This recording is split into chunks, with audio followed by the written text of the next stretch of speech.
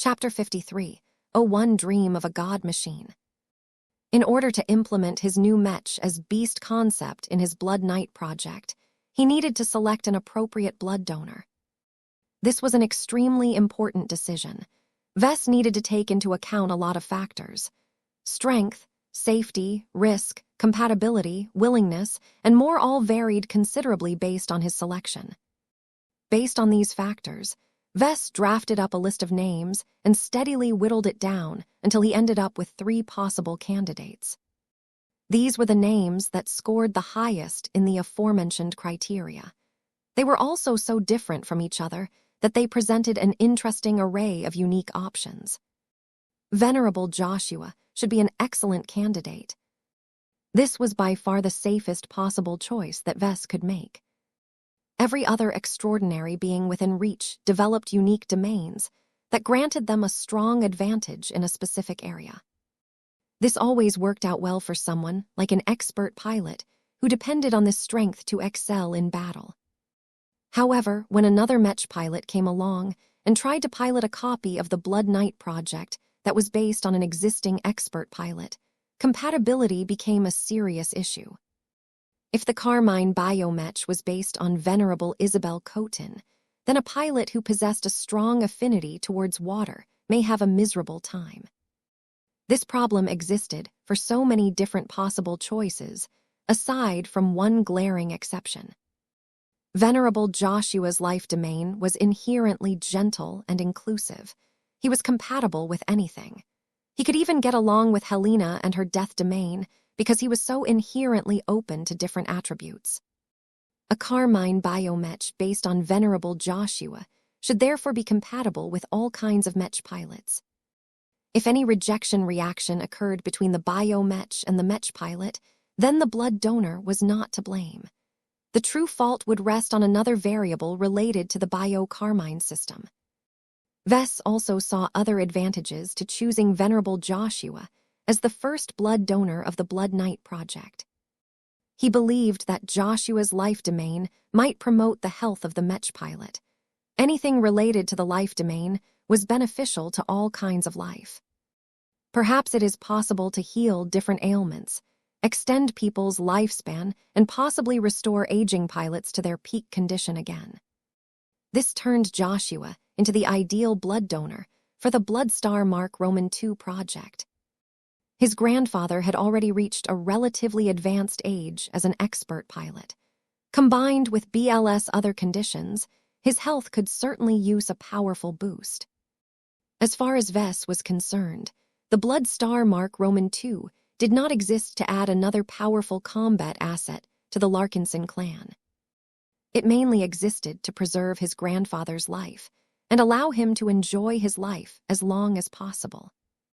Therefore, Vess did not feel any urgent desire to add a lot of combat power to Benjamin's upcoming expert Mech. That was also the downside to using Joshua as a blood donor. His strength came from his versatility. It was difficult to express this advantage in a Carmine Biomech. This was why Vess did not immediately settle on Joshua, despite how many benefits he brought. If Vess aimed to bestow his Blood Knight project with the strongest possible boost in power, then he needed to select a much stronger blood donor. Saintess Ulrika Vraken was the best possible candidate within his reach. Though Vess had yet to request a blood sample from the powerful Hexer Ace pilot, he could already predict that he could use it to design and fabricate the most powerful version of the Blood Knight project. Of course, the safety factor of this decision was also the lowest. The probability of accidents was too great. Compatibility was also a severe issue. Voss predicted that only Hexer Mech pilots could properly bond with a Carmine Biomech based on Saint's Ulrika. It would be even better if they shared other commonalities, such as bloodline. I don't think that any Larkinson can pilot such a Blood Knight project. That was not a big deal when it came to an experimental Mech design. Vess treated this project as an attempt to realize a proof of concept more than anything. It was not a work that was meant to be used in the field, though it would be nice if it could participate in battles without much fuss. Besides, even if the Ulrika Blood Knight was limited to the Hexers, Vess could easily use the Glory Seekers as his test subjects for this risky implementation.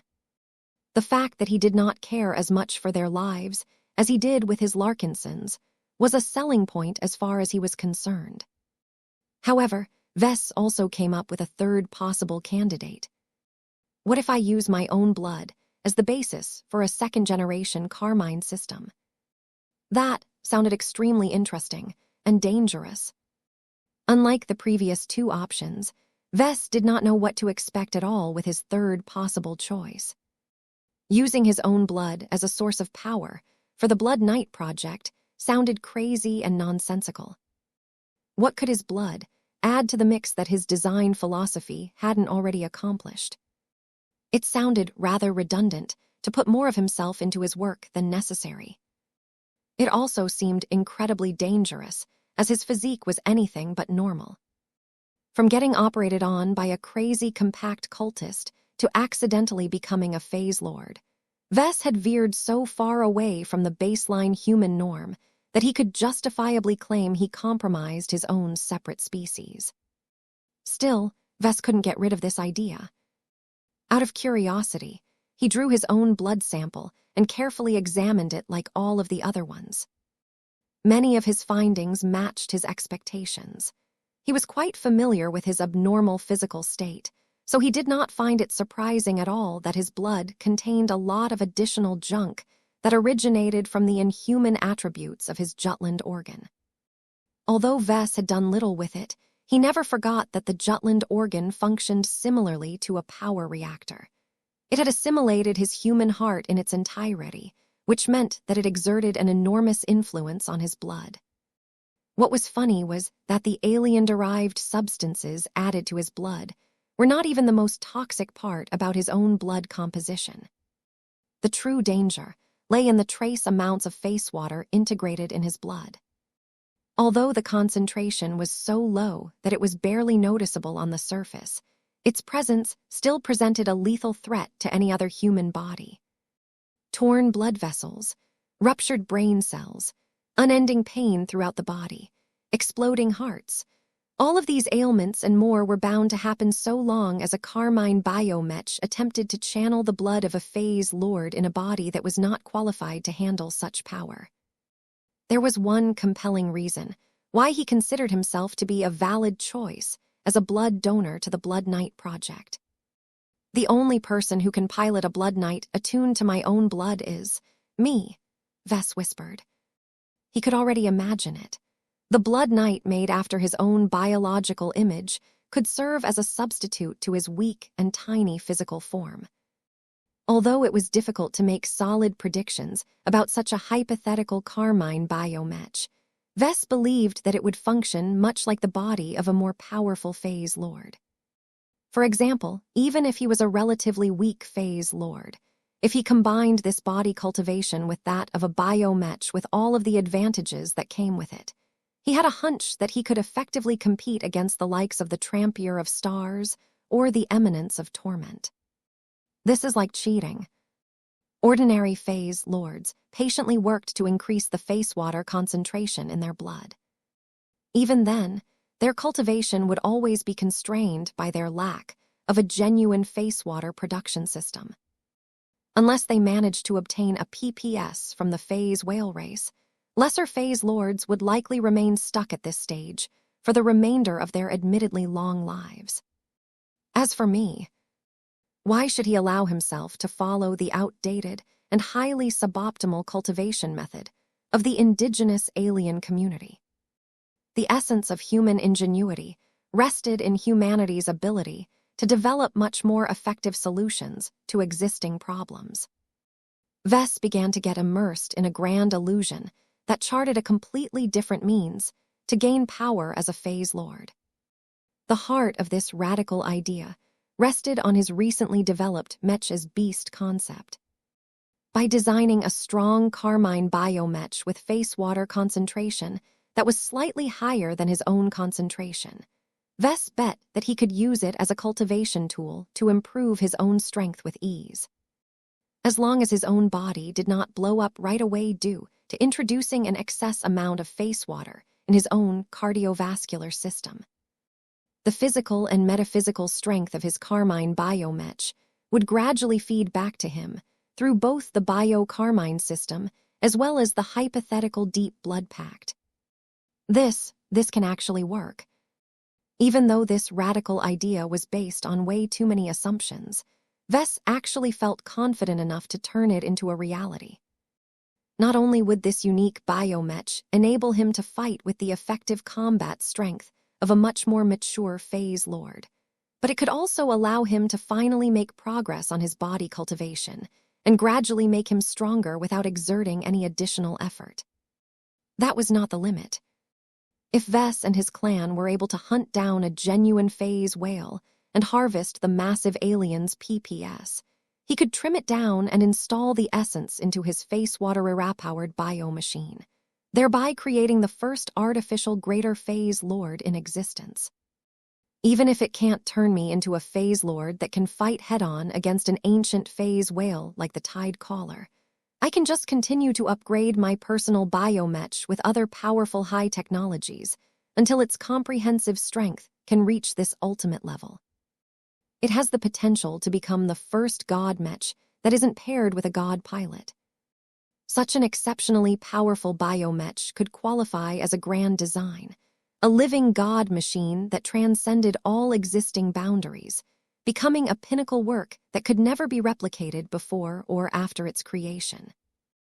In other words, this was a mech design project that could potentially allow him to break past the limits of a master mech designer and advance to star designer. Yes, star designer.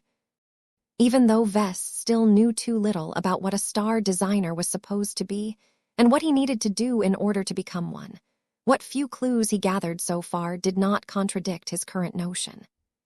He knew in his heart that if he was actually able to pull off this incredibly ambitious grand design to the fullest extent, he would have birthed such an amazing creation that he would have satisfied all of the requirements to becoming a true god. However, was this truly how he wanted to break past the ultimate bottleneck? His enthusiasm faded as he reminded himself of the core tenet of his profession. Mech designers exist to serve mech pilots, not themselves. This design project is powerful, all right, but if it is solely centered around me, then it is not appropriate to treat it as my main goal. At most, I can work on it as a side project if I have enough time. Vess didn't care too much about his status as a phase lord. He never asked for it, and that hadn't really changed. While it would be handy to gain additional power in order to defend himself against the distant threats that the survivalists were spooked about, Vess ultimately did not think he was suited to fight in person. He was a mech designer. Rather than do all of the fighting himself, he should entrust the mech pilots around him to do the fighting in his stead. Vess quietly shelved this crazy idea. As interesting as it may be, he had better things to do with his time. Let's settle for the safest option for the time being. It is better to maximize the success rate by selecting Venerable Joshua as the blood donor for the Blood Knight project.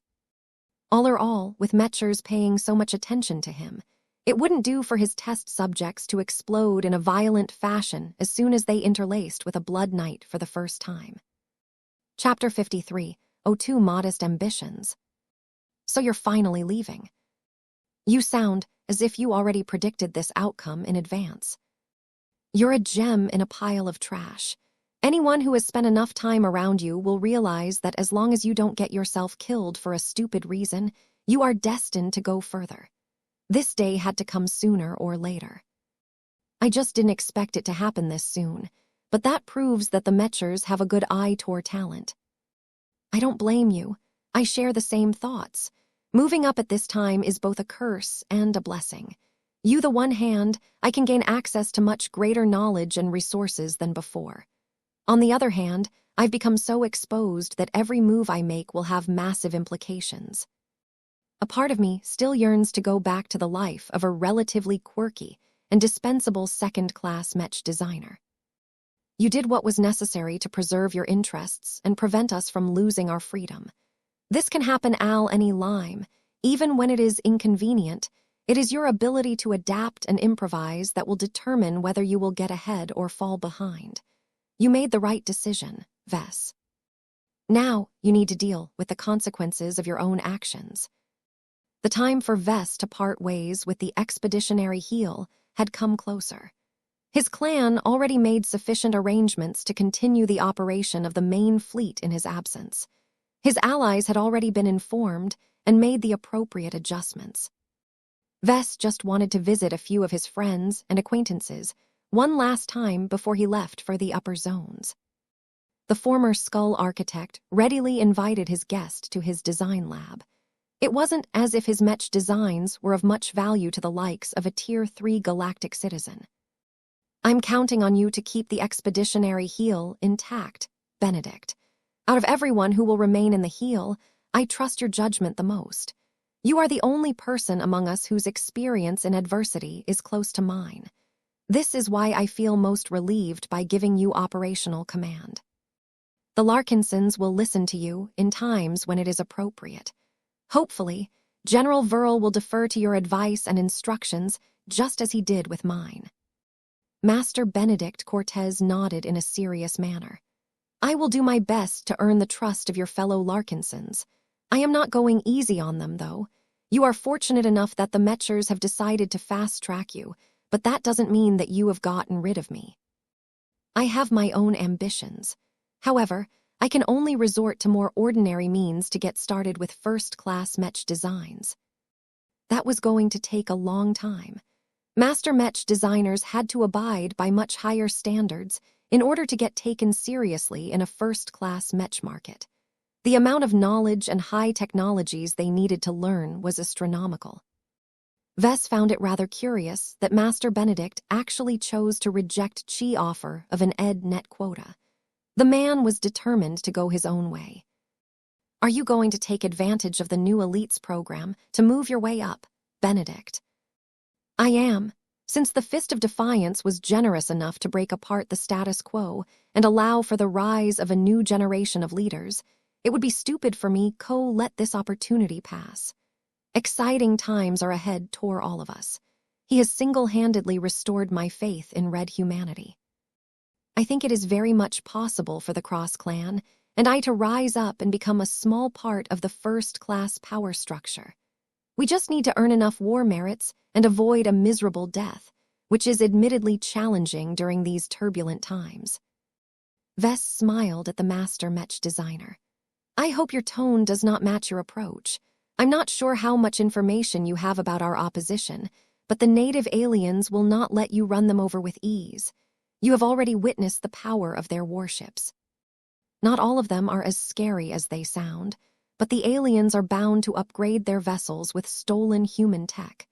Make sure you scout your targets in advance and never let the aliens take you by surprise.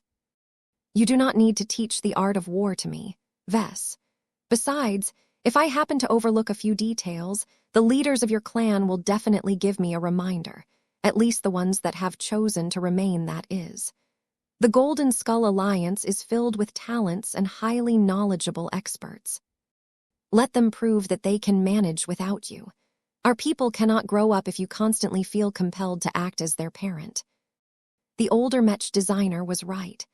Vess frequently felt anxious about letting his clansmen resume the Trailblazer expedition without his supervision, but there was little he could do about it.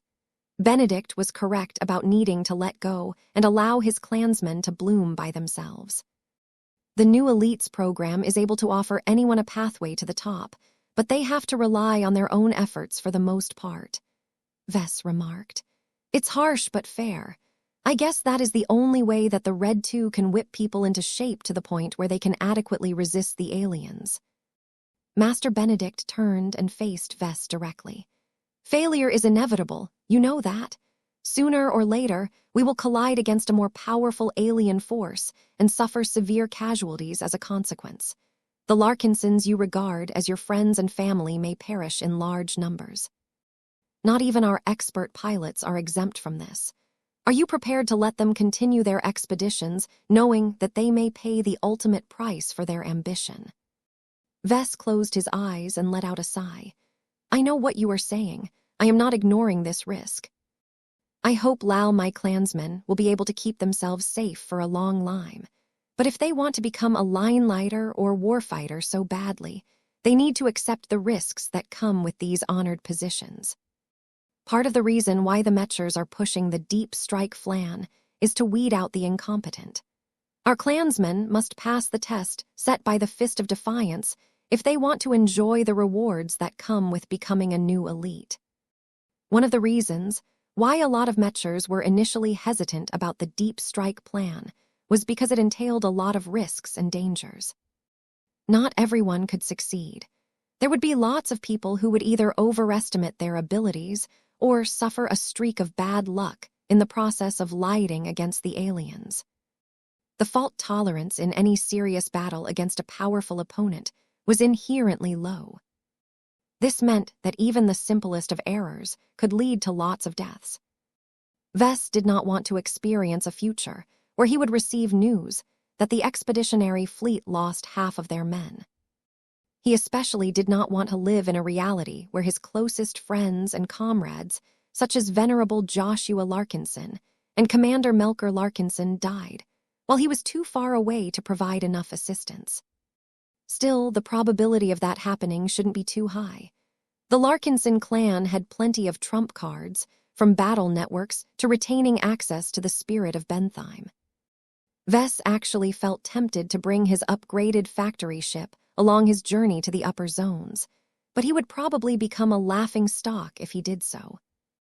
The vessel may have reached quasi-first-class standards, but that was just a fancy way of saying that it was still a second-class capital ship in essence. The first-raters tended to be very snobbish about standards. If Vess wanted to get taken seriously, then he needed to make use of a first-class starship. The Blue Jay fleet of the Red Association was enough to satisfy this requirement for the time being. He could work towards upgrading the spirit of Bentheim to a proper first-class factory ship in the following years. It wouldn't be too difficult to turn her into a ship that wouldn't look too out of place in the most prosperous regions of human space. Much of her hull had already received a lot of high-quality structural renewals in advance. Vess only needed to find a way to upgrade his flagship's power generators, the computer processors, and the superdrives.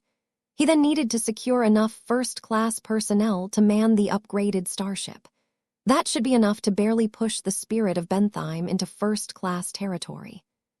So what is the Cross clan's blueprint for the next decade? How do you intend to catch up to me?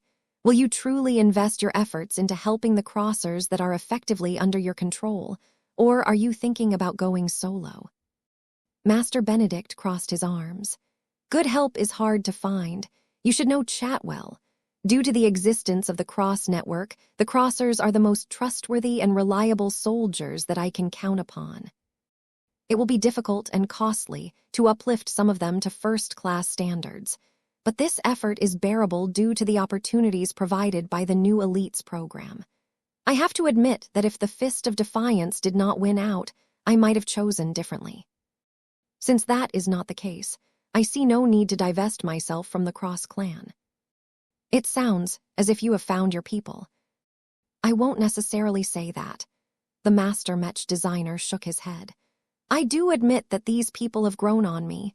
They are obedient and adhere to military discipline. They are skilled and motivated enough to embrace the mechs that I have designed for them. Their patriarch is difficult to manage, but other than the Crossers have potential, especially now that we have entered an age where their martial culture fits with the times.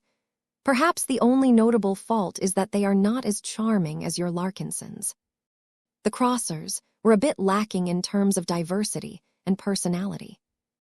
Vess smirked in response. Well, your kinship network is overseen by a spirit derived from a serious ace pilot. My clan is watched over by a playful cat. Aside from that, the rules we set and our recruitment policies have all shaped our organizations in different ways. You should loosen up your clan and widen the pool of recruitment if you want to increase its versatility. I think we shall stick to our current policies. We have our own ways. The two Mech designers talked a bit more. They shared their visions of the future as well as their plans for the coming years. Master Benedict Cortez had already begun to make a bit more progress in developing a viable means for his mechs to power their electronic systems through E-energy radiation. It was quite impressive how he managed to utilize his index system as a springboard into researching a much more powerful version that readily exploited the new circumstances. As long as he worked fast enough, he had a good chance of making a huge contribution to Red humanity. If his work could potentially make conventional power sources unnecessary, then the Mechers would definitely reel him well.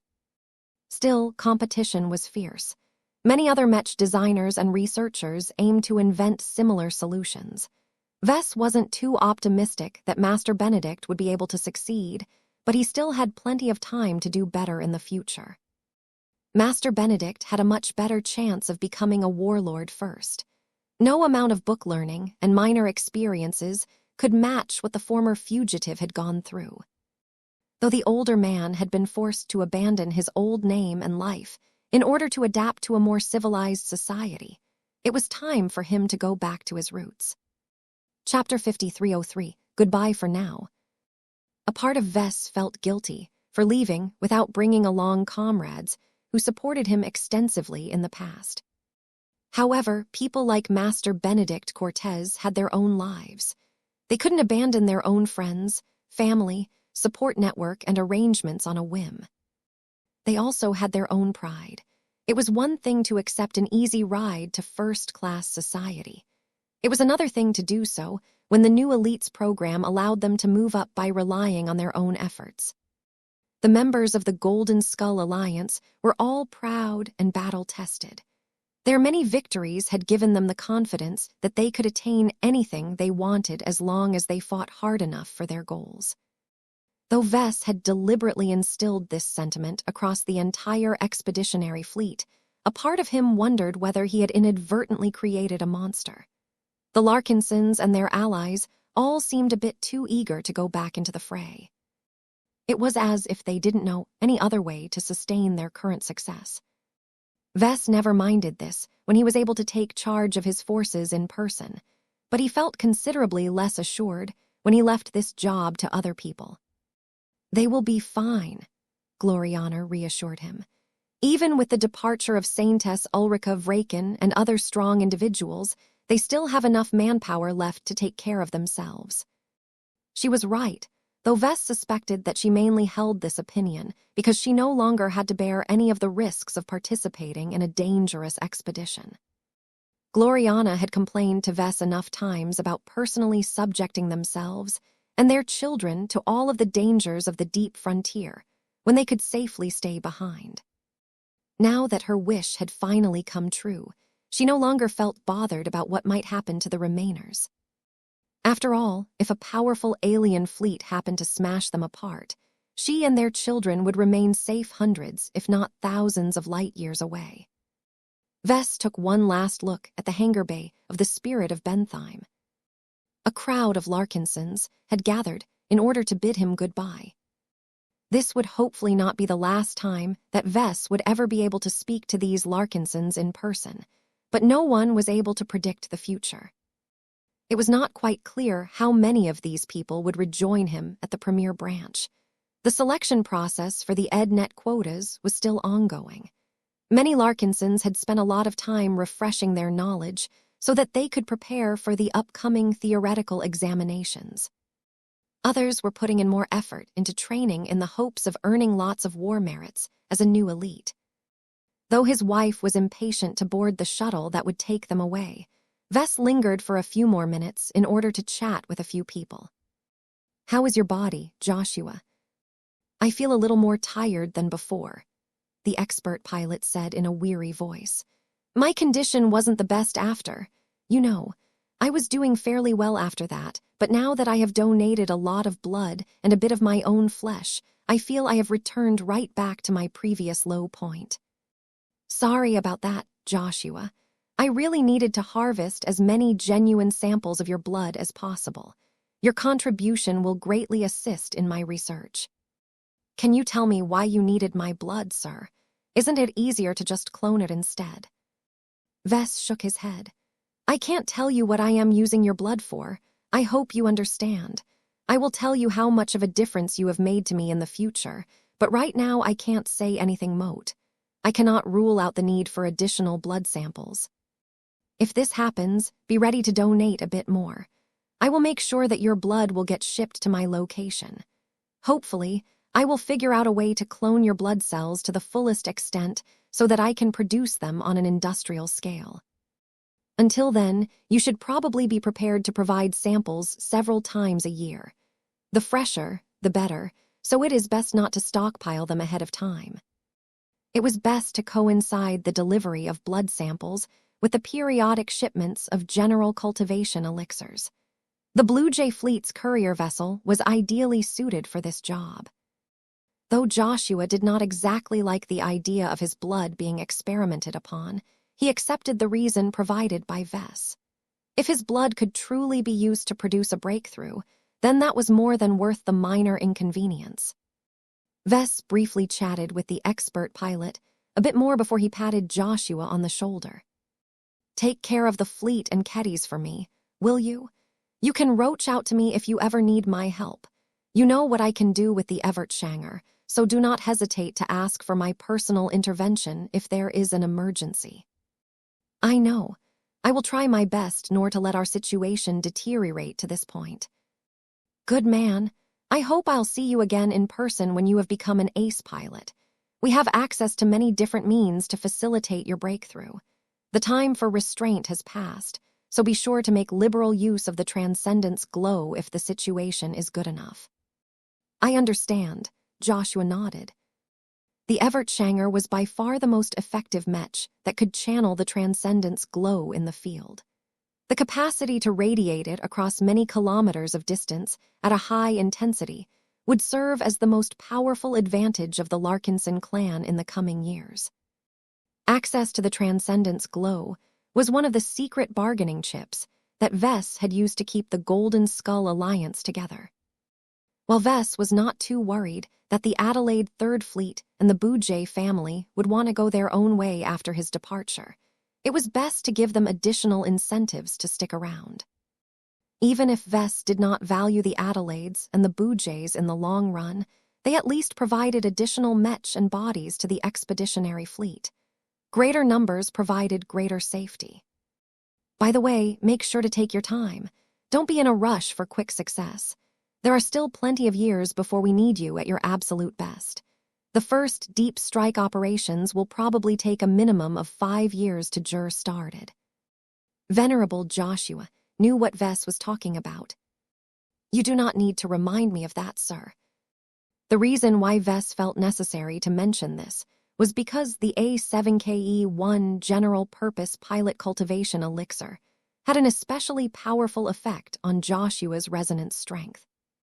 Every other expert pilot who ingested an elixir only advanced their resonance strength by just over 2 lavers on average.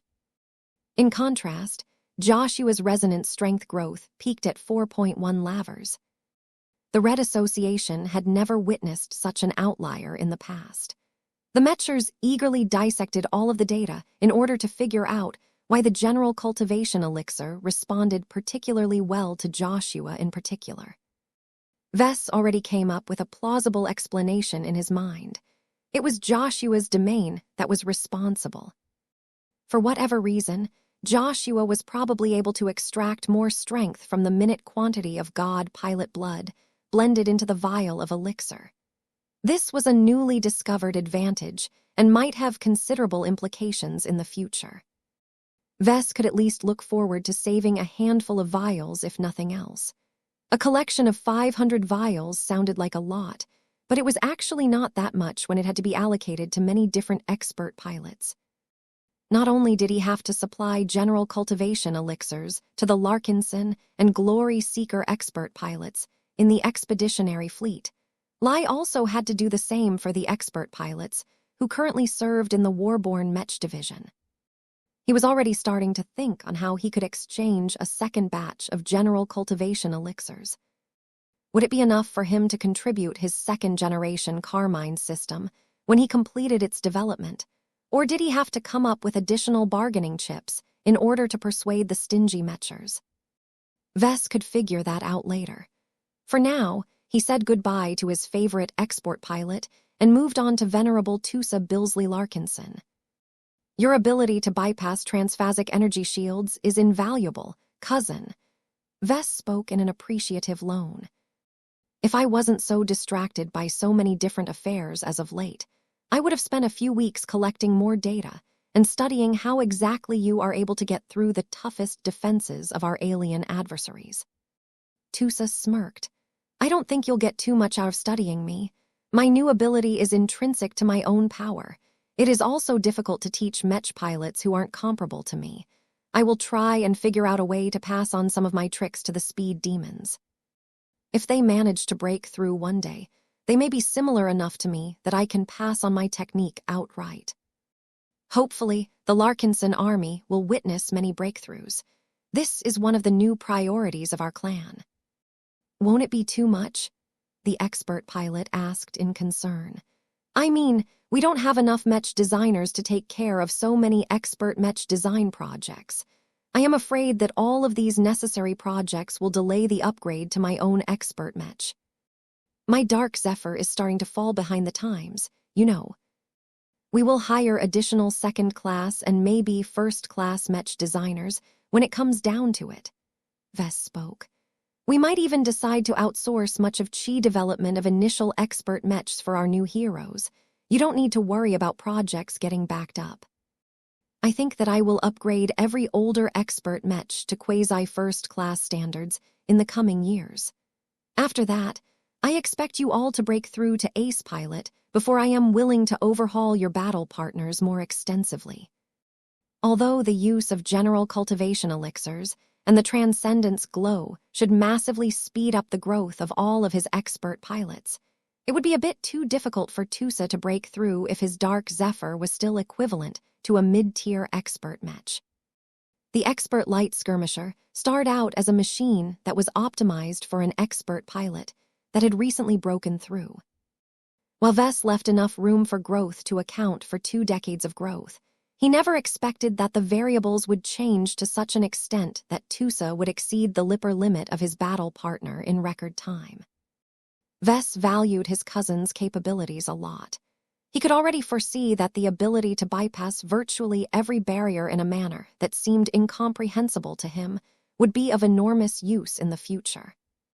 The stronger the enemy, the easier they tell once their defenses had been breached. Every adversary had a weakness. The Dark Zephyr was perfectly positioned to defeat the strongest possible enemies by directly targeting their weak points without fail. This was an advantage that would only grow in value as they encountered more formidable enemies in the future. It would be great if Tusa could tutor additional Mech pilots into developing similar abilities once they broke through in the future. If not, then Vess would just have to make sure that Tusa did not die by making his Dark Zephyr strong enough to survive every possible adversity. Chapter 5304, Anew. Leaving the expeditionary fleet at this junction felt bittersweet to Vess. He always had the notion that he was departing while he had yet to finish the job. It gnawed on him like an incomplete Mech design project. It was in his nature to complete his assignments to his satisfaction. However, this was the right decision to make. Vess already understood the pros and cons. He just found it difficult to reconcile his reason with his emotions. The fleet will be okay, Gloriana quietly said as both of them stared out of the window of the departing shuttle. The spirit of Bentheim and the hundreds of other starships that comprised the expeditionary fleet grew increasingly smaller. In fact, Vess could have teleported to the Tarask in an instant, but he wanted to leave the fleet the old-fashioned way in order to come to terms with this event. His departure from the expeditionary fleet felt like closing a chapter in his life. From now on, he would mainly be dealing more directly with first-raters such as Mechers, Terrans, and Rubarthans. It had always been his dream to speak with them on an equal or a superior footing. Vess did not want to turn away from this just because he felt reluctant to separate himself from most of his clansmen. Vess quietly shook his head and turned around. He needed to get used to spending time away from most of his clan. It would take at least 4 years for the first lucky clansman to graduate from the EdNet and join the premier branch. He had to make do without much of the support and camaraderie that he took for granted after he founded his clan. While he was confident that he could get over this, he wasn't too sure whether his children could get used to this drastic transition to their lives. "Mama, will we go school in the Terran Alliance?" little Marvane asked as he sat on his mother's lap. Gloriana kissed her youngest child on the head. "I am still discussing this with your father. It depends on our schedule. If we decide to stay in the New Constantinople for a number of years, it is not necessary to enroll you into a virtual school. I would much prefer it if you can make friends with Terran children in person. These contacts may serve you well when you have grown up. Are you looking forward to that?" "I like making friends." Aurelia and Andrast paid close attention to this conversation. They interrupted their playtime with their cats to inquire more about this situation. "Will we get enrolled into local schools as well?" "There is no reason to treat you differently, my girls. The original reasons why we tried to enroll you into virtual schools are twofold. First, we expected to reside on a roaming fleet on a long-term basis. Second, we did not have the confidence that any schooling within reach was sufficient enough to meet our standards. Neither of these two reasons are necessarily valid anymore now that we are changing our plan." The children all perked up at this. They roughly understood the difference between physical schooling and virtual schooling. The latter could be just as effective as the former, but the downside was that it was too hard to play with children their age. Even though the hyper chamber did a fantastic job at minimizing the differences, there were still enough barriers to make it awkward to forge true friendships across enormous distances. Vess sighed as he took his seat inside the shuttle. "It would be best if we can stay in the New Constantinople long enough until each of you are ready to enroll into different universities, but that is nor politically viable. If we want to preserve the Larkinson clan's independence, we cannot afford to show too much favoritism to any major human group. We'll probably have to make an arrangement where we will rotate from one first-rate colonial state to another on a periodic basis." He did not really mind this, as he always liked to travel around, but he felt a little bad for his children. Frequent travel would make it difficult for their children to maintain friendships over the years. Already, they were feeling glum about getting separated from the Larkinson children, who resided on the Spirit of Bentheim. Vess believed that the gradual establishment of the premier branch should provide enough relief in the future. Once the Larkinson clan established a serious presence in first-class society, there should be enough trustworthy young clansmen around for his kids to make friends for life. He continued to discuss possible schooling options with his wife until the shuttle had finally reached its destination. The hangar bay of the Tarrasque was actually a lot more cramped for a ship of her size. Much other volume was dedicated towards increasing her direct combat capabilities. This was why she didn't have much room for first-class multipurpose mechs and other vehicles. "We'll be staying aboard this ship for a couple days," Vess gently told his children. "The Mechers are more than willing to give you a tour throughout this vessel. There is a lot of cool and expensive tech inside this hull." That interested the two youngest children in particular. "Can I get inside the cockpit of one of those first-class multipurpose mechs?" Andrast eagerly asked as she held Lucky in her arms. "Meow." "I will see what I can do, Pumpkin," he generously told his daughter. "As for you, Behave. Don't eat anything that you shouldn't. I have already spoken to the Mechers about supplying meals to you. You won't go hungry on this trip." The gem cat looked skeptical, but he did not complain any further. "Can one get close to the big guns of the ship?" Marvane asked next. "I will ask whether that is permissible. Military tech like this is fairly sensitive, so the Mechers might not give permission.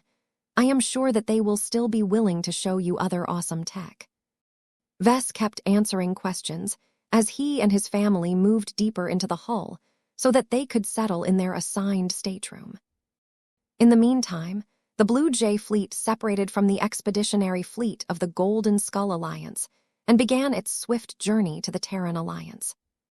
The modern R-ray warships were all equipped with high-quality superdrives, so the journey shouldn't take long at all. The Mechers could even speed up their journey by utilizing their portal jump technology, but the priority was not high enough to justify their use. There was no need to rush to New Constantinople. Later that night, Vess and his family dined with Joshua and a handful of other high-ranking officers of the Blue Jay fleet.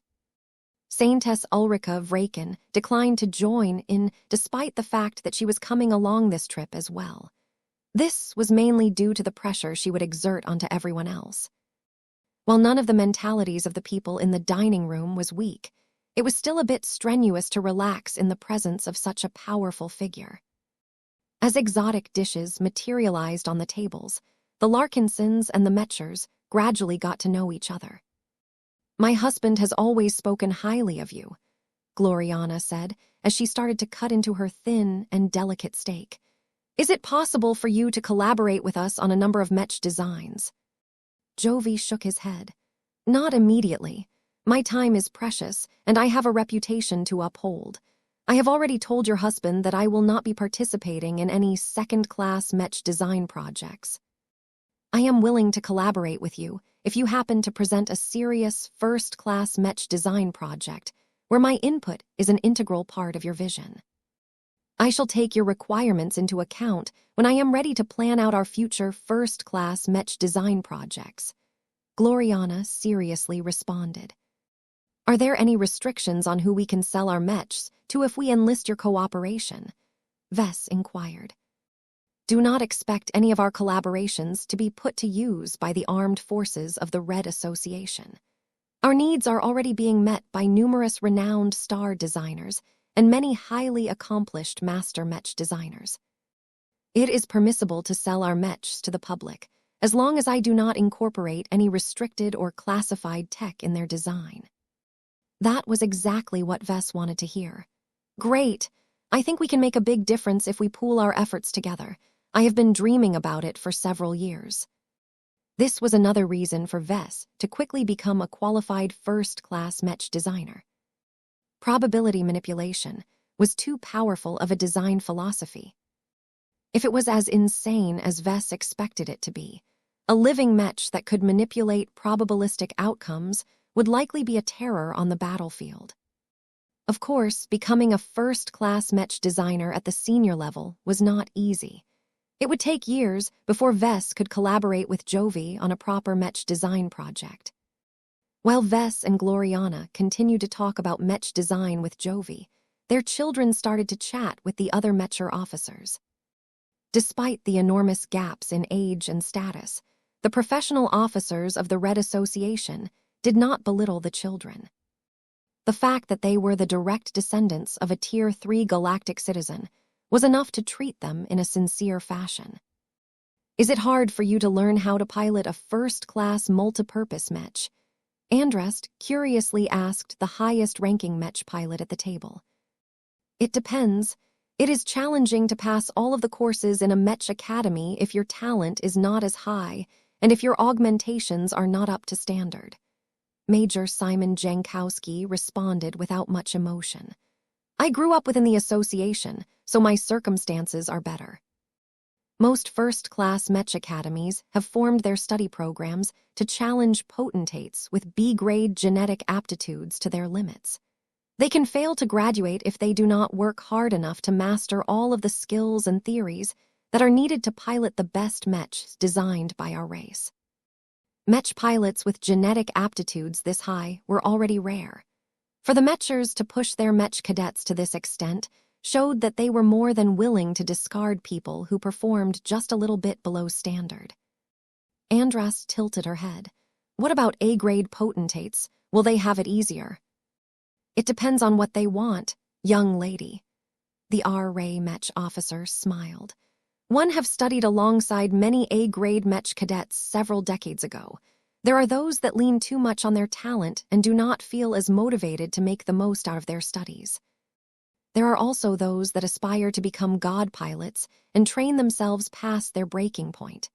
In my personal experience, I have found that neither group of Mech cadets are able to make promising attainments in the future. For example, I outrank the vast majority of the A-grade Mech pilots of my old class on this day.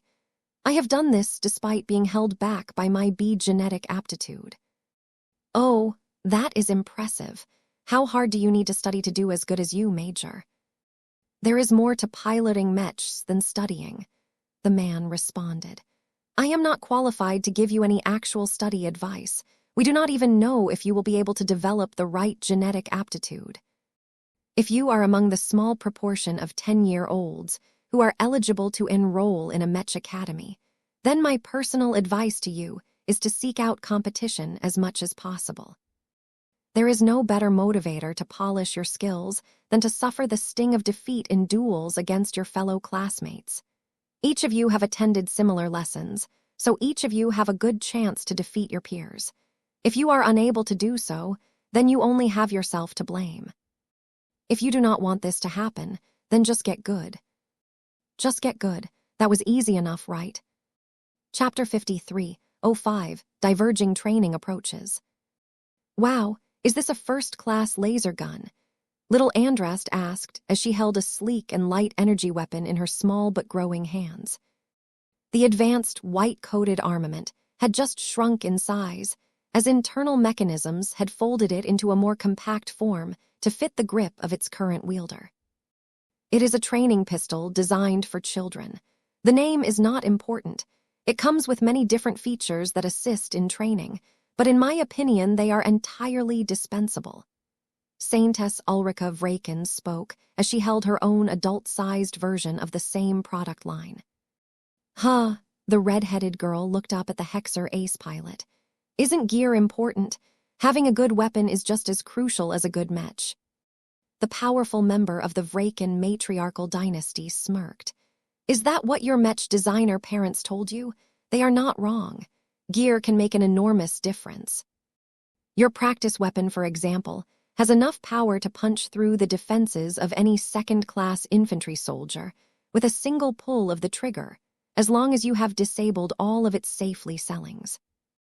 However, if a real fight occurs, I can bet 100% that the soldier in question will gain the upper hand against you, despite the fact that his loadout only cost a fraction as much as that first-class pistol of yours.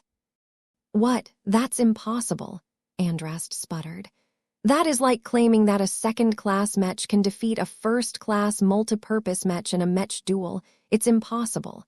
The difference in lech materials is too big. Her current instructor looked anything but impressed at the moment. Tech and materials are indeed important, but you are forgetting about one crucial factor. Any fight between two intelligent living beings is also decided by other factors. Skill, tactics, confidence, motivation, willpower. Differences in each of these areas can mean the difference between victory and defeat. If you want to achieve superiority, it is not enough to rely on your parents to gain the latest toys. You need to maximize your advantages and excel in as many of the aforementioned variables as possible. Only then can you proclaim your superiority over opponents. Andrast already started to soak up Ulrika Vraken's insightful words like a sponge. I understand. Gaining access to better weapons is straightforward. Increasing your skill and such is not as easy. You need to put in a lot of effort into training and maintaining discipline. My swordsmanship tutor taught me that as well. What if I am in a position where I am forced to fight against someone stronger? Not everyone is able to fight the opponent of their choosing. My papa suffered a lot from this problem in the past. He still managed to win, though. Saintess Ulrika crossed her arms. Do not think that you can replicate what your father has done. He is blessed, and he is craftier than he looks. Unlike in those unrealistic action dramas, it is not customary for the weak to defeat the strong. Your father has invented many powerful weapons and other means that have enabled him to crush his enemies. From my perspective, he is not weak at all. He is a wolf disguised as a sheep. Any other predator who thought they could devour a sheep always ended up turning into your father's prey instead.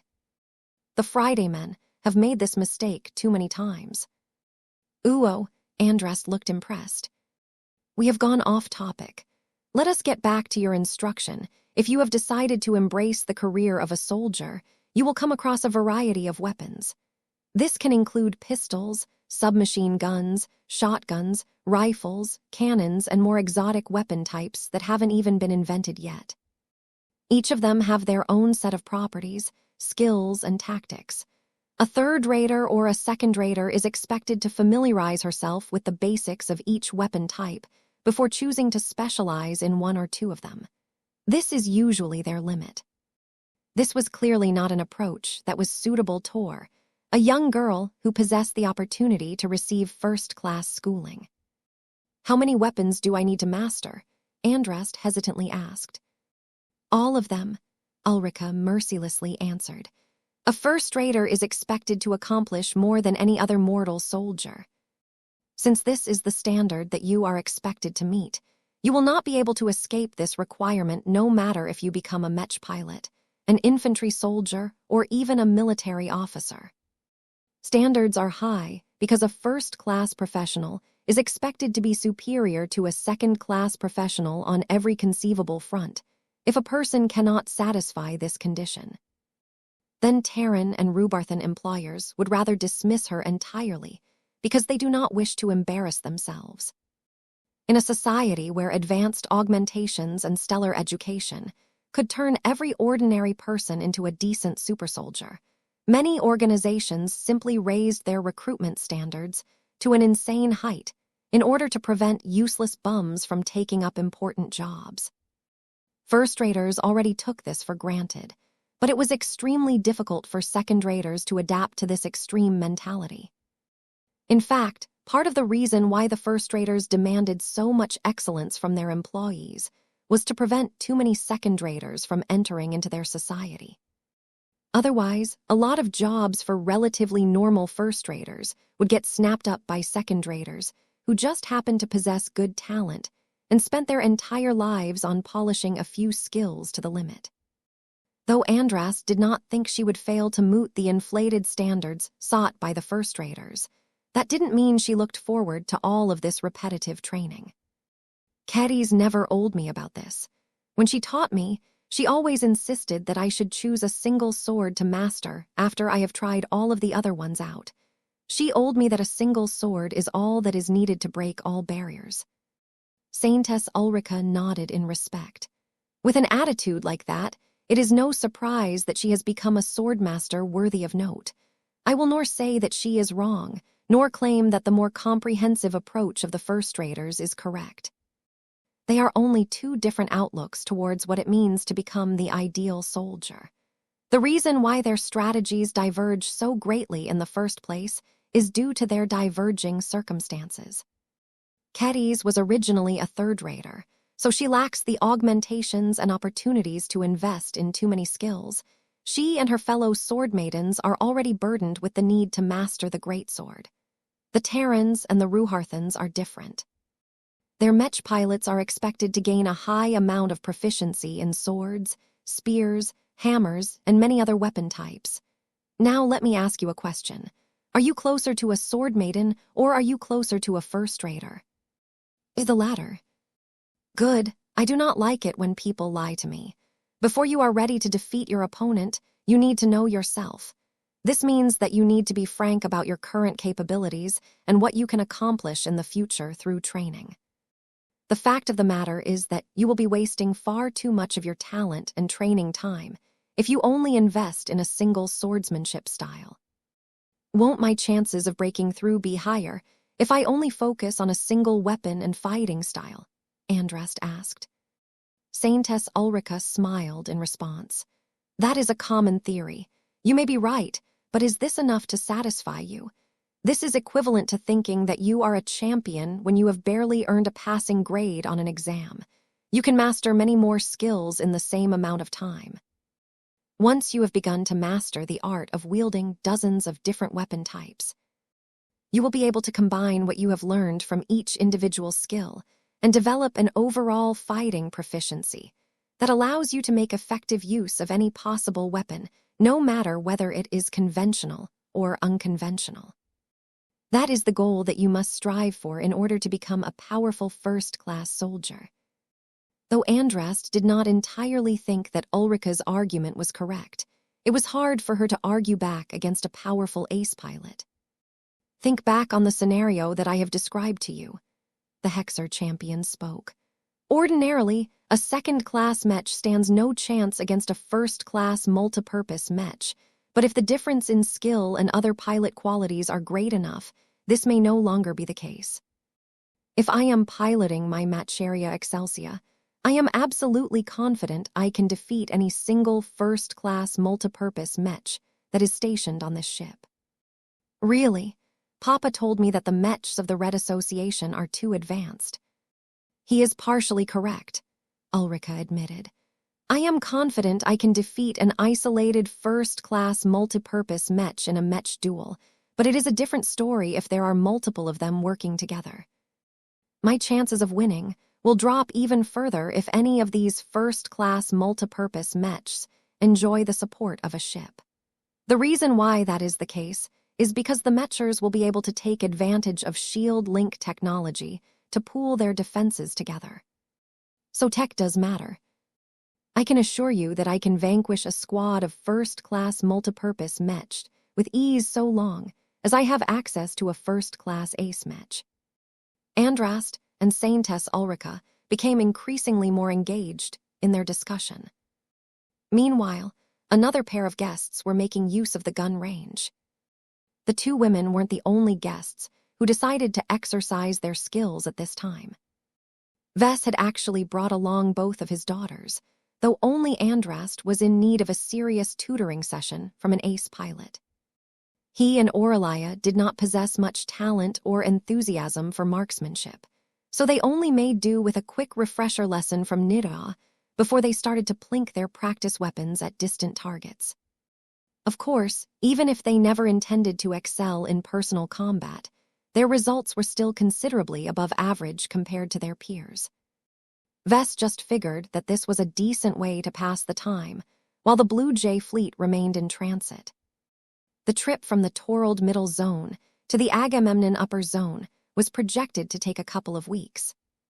This was a remarkably fast travel time, given that the Blue Jay fleet had to make their way out of the territory that was administratively included under the umbrella of the Red Ocean Union and venture deeper into the Terran Alliance.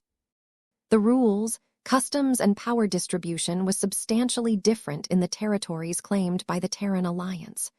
Although the Red Two nominally had the greatest say in all of Red humanity's space, in practice the Terrans called the shots. So long as the people within Terran space did not engage in egregious taboos, such as playing around with weapons of mass destruction or engaging in indiscriminate slaughter, the Mechers and the Fleeters would remain in the background. The first-rate colonial superstates always tried to do everything possible to minimize the presence of their current overlords. Given that the Terrans and the Rubarthans both had the allegiance of several star designers and god pilots, they possessed enough bargaining power to gain a bit more autonomy than usual. Ves was sure that the relationships between the two major power blocks had become even more complicated now that the Red Ocean was functionally cut off from the Milky Way. He hadn't entered the scene long enough to figure out any further nuances. In any case, all of that could wait. He first wanted to make up for his previous absence by spending quality time with his children. Aurelia, do you want to learn a trick? What is it, Papa? Let me show you, dear. Blinky emerged from Ves' head and flew towards the projected target in the distance. Ves lifted up his practice weapon and fired a considerably more accurate burst of laser beams. Aurelia looked impressed. You are so much better than before. Andrast is still better, though. Ves coughed at that. Well, Andrast's genes are optimized for combat. Mine are not. This is why it is handy for me to use my permanent bond with my companion spirit as a targeting guide of sorts to improve my aim. Your sister has no need to rely on this trick, but you don't have the time or talent to become as precise as her. Try it out yourself. Once you have mastered this trick on a stationary target, you can practice it on moving ones. This is considerably harder, as you will have to rely on real skills for this, but you can improve that over time. Okay, Papa. Chapter 5306, The Normal Way. So what is your plan, Vess? I'm not too sure of that myself. I don't have enough information about what I can do these days, and my situation is changing so quickly that a plan can quickly become obsolete the next day. I am just taking this as I go. This is why I still have no idea how long I will stay in New Constantinople. I could be sticking around for a couple of months to a couple of years. Jovi Armalin did not look pleased with this answer. He and Vess had gathered in private again so that the Red Association would have a better idea of what their newest Tier 3 galactic citizen had in mind.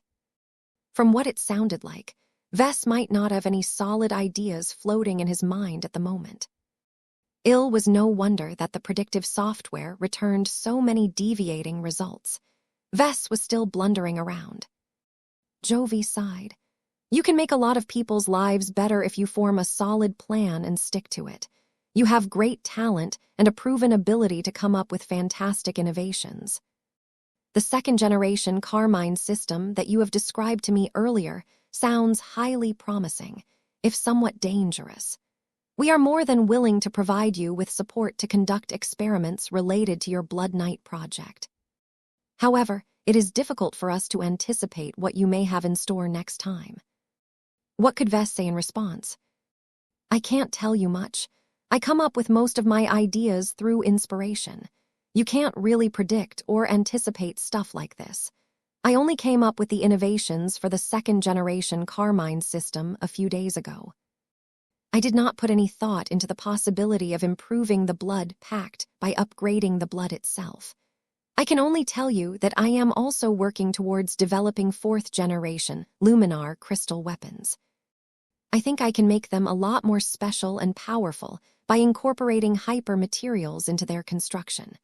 The Gray Lotus and the upgraded Ignitron rifle are prototypical examples of this new design.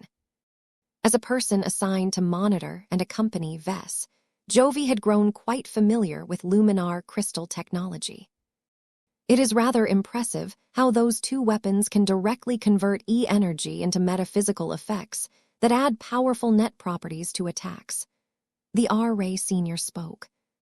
The research team that is still engaged in this alien tech has managed to produce similar results by copying your methods with our own batch of hypers. We have found that not every hyper can increase the threat of a Luminar crystal weapon, but the results are not promising enough compared to what we have accomplished with more conventional alternatives. Vess was still bound by an agreement that he had made with the Red Association about sharing technological advances related to Luminar crystal technology. Although the Mechers would probably steal his tech without this agreement, at least Vess was able to get a lot of valuable data in return. The only problem was that much of the Mechers, who were originally assigned to study this branch of alien technology, resided in the Milky Way. Very few of them had been stationed in the Red Ocean when the Great Severing occurred, which meant that a lot less of them were left to spend their time delving into Luminar crystal technology.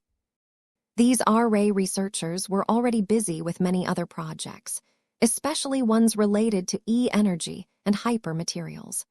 The main priority of the Red Association was to develop new applications that could strengthen conventional technological products. This was why Vess did not expect to receive too much support from the Mechers related to this field. There is more to Luminar crystal technology than what is obvious on the surface, Jovi. I have found that it synergizes well with both E-energy and living mechs. It would be a mistake to dismiss this tech just because it is alien in nature. Sure, there is still stuff that we do not entirely understand, but its power is undeniable, especially now that we have entered a more favorable environment. Now that we live in a time where too many mechs are struggling to penetrate the transphasic energy shields of alien warships, they urgently need access to an affordable means of boosting their firepower. Though Vess made a lot of sense, Jovi shook his head. I know what you mean. Do nor underestimate our research gains in our attempts to improve conventional energy weapons. You will learn what we have worked on to improve the firepower of every Mech in the following months. Some of them are based on face water technology, while others are based on hyper technology. We are already working on combining both, but I am not too up to date on research in this highly promising field. This was important news. Jovi essentially confirmed that the Red Association was ready to announce the next Mech generation in the near future. Everything was about to change once again. This time, the shift in tech would be much more expansive than the introduction of the face water generation. After all, face water remained fairly scarce all of this time. Ordinary people had no way to take advantage of transphasic products. Hyper-technology offered greater promise. A lot of ordinary materials throughout the dwarf galaxy were being transformed into different hyper-materials. Even if much of it was fairly weak and lower quality, they still introduced a lot of new ways for products to derive additional power from E-energy radiation.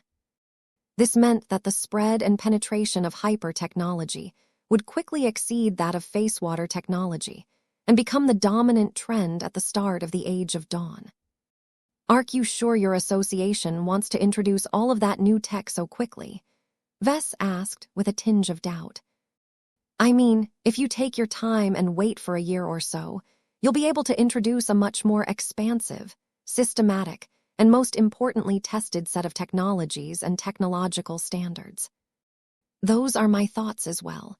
We have discovered that there are numerous risks to working with hyper-materials that are completely new and unfamiliar. It would be better if we can spend more time on verifying the safety and reliability of much of the new tech, but our hand is forced. The Red Fleet doesn't want to wait that long. Even though it seemed that Mech generations had little to do with the Fleeters, this was not the case. A lot of the tech introduced by the Mechers were applicable to both Mechs and starships. Advances in materials, fundamental sciences, and so on did not discriminate between combat platforms. Vess couldn't figure out why the Fleeters wanted to publish their findings sooner rather than later. Why the hurry? Well, we have received word that the Red Fleet is working on a large initiative that must be unveiled fairly soon, Jovi revealed. Part of that initiative also involves the release of tech that is presumably related to the construction of starships and warships. I believe the Fleeters are finally ready to unveil their new frameworks on how to fight enemies that are growing stronger and develop greater powers by the minute. That sounded interesting. The Fleeters had been laying low while the Mechers hogged all of the attention. Thar might change in the near future if the Red Fleet decided to take a more proactive stance in society. Vess and Jovi continued to chat and speculate about the future. Compared to previous conversations, Jovi had become a lot more candid and informative than before. As a Tier 3 galactic citizen, it wouldn't do for Vess to remain uninformed and in the dark about the major developments that were taking place across the new frontier. Vess appreciated these talks a lot. Even if many of the topics had little to do with him, they still painted a broader and more detailed picture of how Red humanity was doing in this new era. The good news was that the recent announcement of the Deep Strike Plan and the new Elites program hadn't destabilized human space all of a sudden. Most people still continued on with their lives as if nothing had changed. Only the upper layer of society had begun to make a lot of preparations for the dangerous operations to come. In addition to that, a lot of forces that were previously involved in ordinary wars and conflicts were preparing to venture to the front lines. Many troops could already earn a significant amount of benefits if they became line fighters right away. The sooner they took part in the defense of human space, the more war merits they would earn. Earning war merits early on was extremely helpful because they allowed forces to strengthen their assets several years before the deep strike operations commenced. By the way, Vess, there is another interesting development that you might want to learn about. Do you remember the time when you had to attend a secret session on Hitman Phase Lords? Vess remembered that all right. The Mechers hadn't given him much choice about that. He still resented that. His rise in status should at least prevent incidents like this from happening again. Let me guess, experiments aren't going well. It is still too early to say, but from what I have heard, you are correct, Jovi said with a sigh. Our researchers have attempted to apply the strange Orvan ritual that you have talked about, but every attempt results in a fatal outcome. I warned you that this would happen. This stuff is too dangerous. You will need to make additional preparations to increase your success rate. Blindly trying to mess with an important piece of yourself in the hopes of becoming a phase lord is foolish. Jovi did not look disturbed. It is all right. Our researchers know what they are getting into. The test subjects should not be anyone important. Many of them actually comprise of Orvan prisoners of war. Since this ritual was developed by this race in the first place, it should work best on them. However, it seems that the method utilized by these aliens is too unreliable. It mostly has to do with qualifications, I think, Vess said. The vast majority of Orvans are part of the lower castes of Orvan society. Their names are shorter and their growth circumstances are much poorer. It is the higher caste members of the Orvan race that you should target. These fellows are stronger and more developed. This gives them a slightly higher chance of success. Out researchers have the same idea.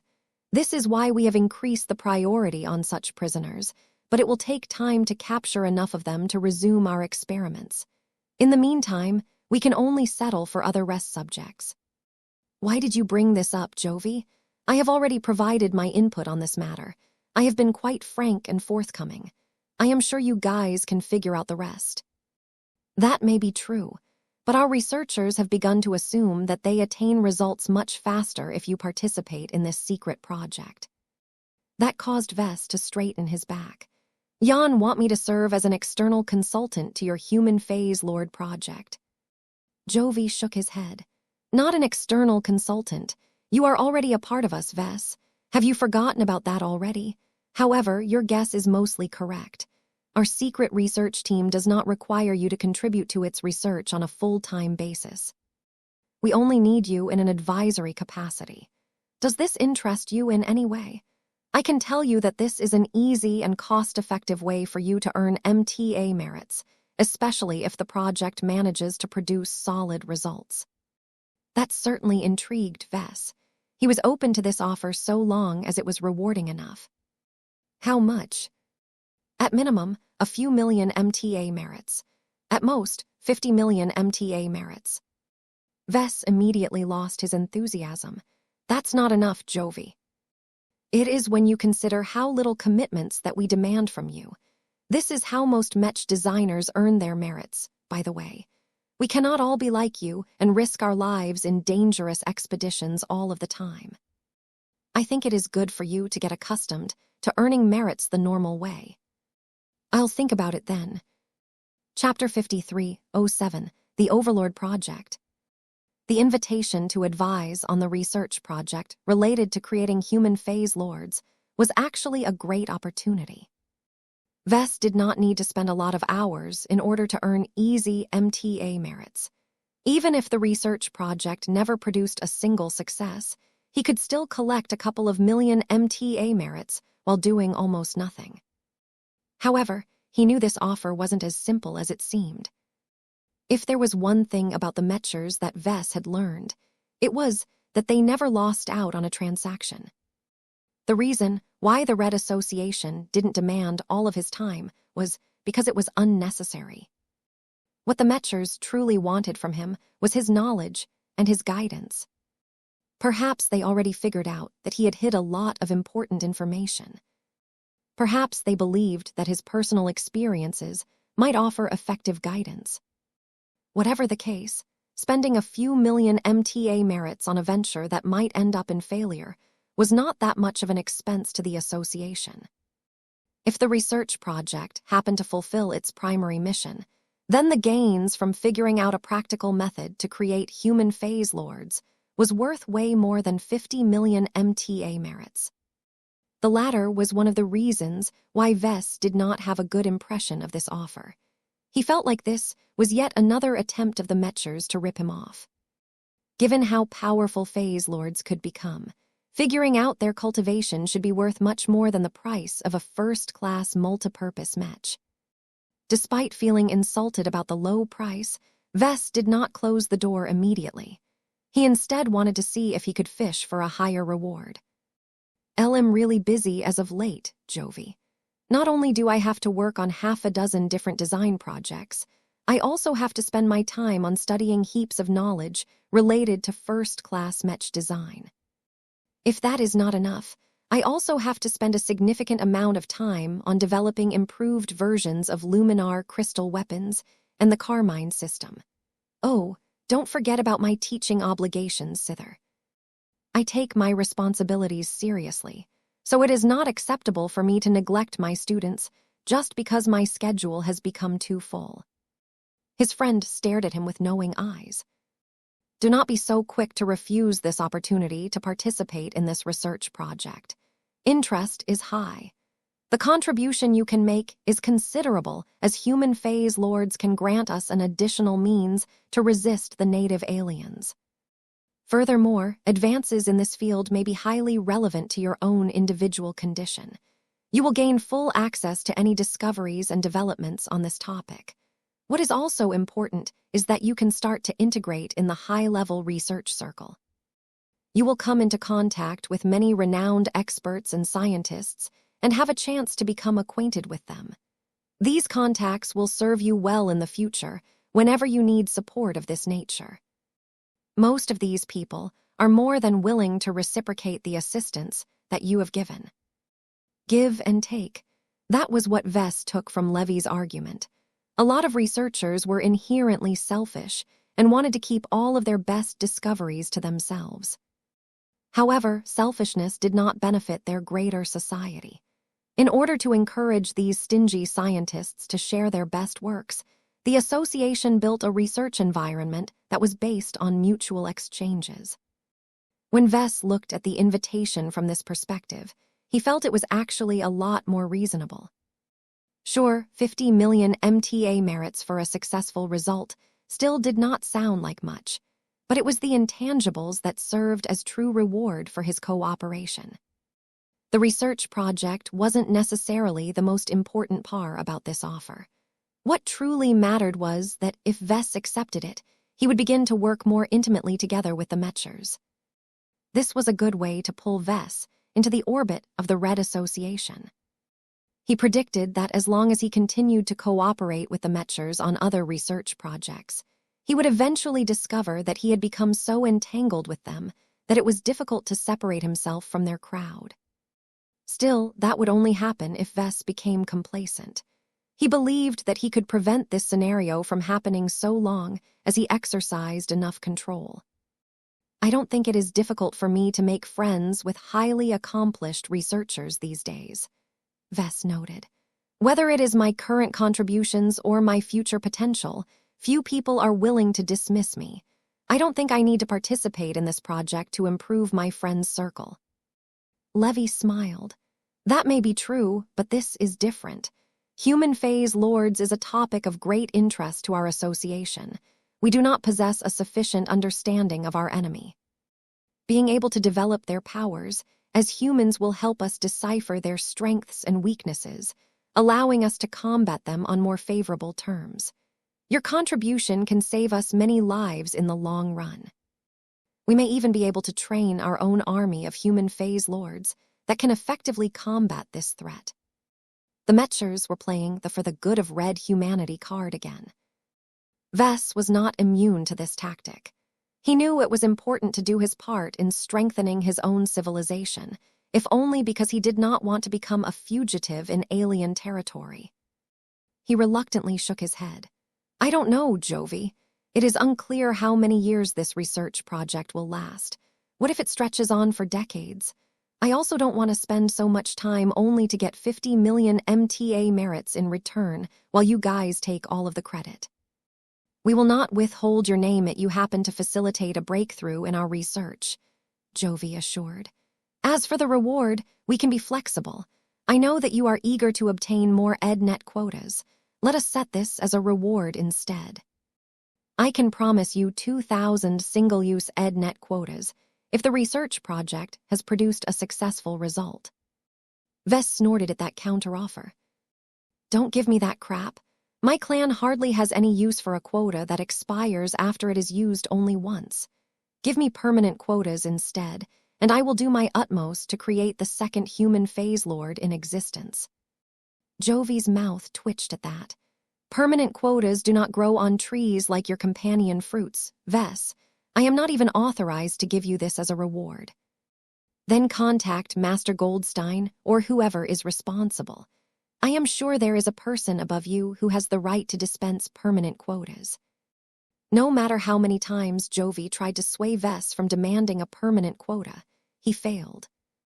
Vess took a strong stance because he wasn't actually that much interested in participating in this research project. The other benefits that Jovi mentioned so far sounded interesting enough, but that was far from enough to trade for his services. The only unique reward that the Red Association could offer was EdNet quotas. None of the other major human powers were able to promise anything comparable.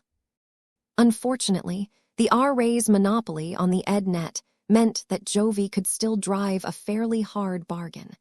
It was nor as if Vess could go to a competitor. The two Mech designers continued to negotiate for a while until they finally hashed out an agreement. Jovi eventually let out a tired breath. I'm not allowed to go higher than this, Vess. Our final offer is 5 permanent EdNet quotas upon failure and 100 permanent EdNet quotas upon a complete success.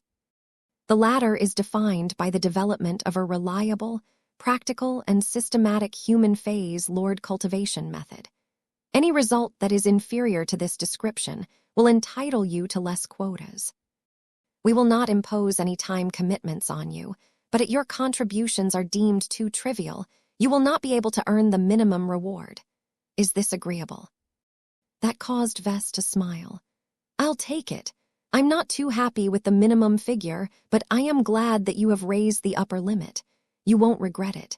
If you happen to require my assistance on other important research projects, please be ready to offer further permanent EdNet quotas. I am sure I can squeeze a bit more time in my schedule on an extra obligation. I'm not sure if our association is ready to deal with you so soon again. As I have told you before, the EdNet is a service that is permanently in high demand. Each reserved quotas adds another logistical burden to us. Permanent quotas are worse as the total cost of letting an unknown quantity of people make use of them in perpetuity is astronomical. Vess wasn't fooled. Don't sound so pathetic, Jovi. The Red Association is still one of the most powerful and wealthy organizations in this dwarf galaxy. You guys will gain access to even more resources if we are able to turn this war around. The burden imposed by these permanent quotas is trivial compared to the immense amount of value that your star designers can provide. Besides, the value of developing a viable human phase lord cultivation method is worth way more still. It was not quite clear which side managed to gain the upper hand in the end. It was difficult to weigh the value of such matters. Though neither side was completely happy with the deal, they were at least content that they did not lose out too badly. By the way, don't forget about adding in a clause in the contract that allows my clan to make unrestricted use of it, Vess reminded his friend.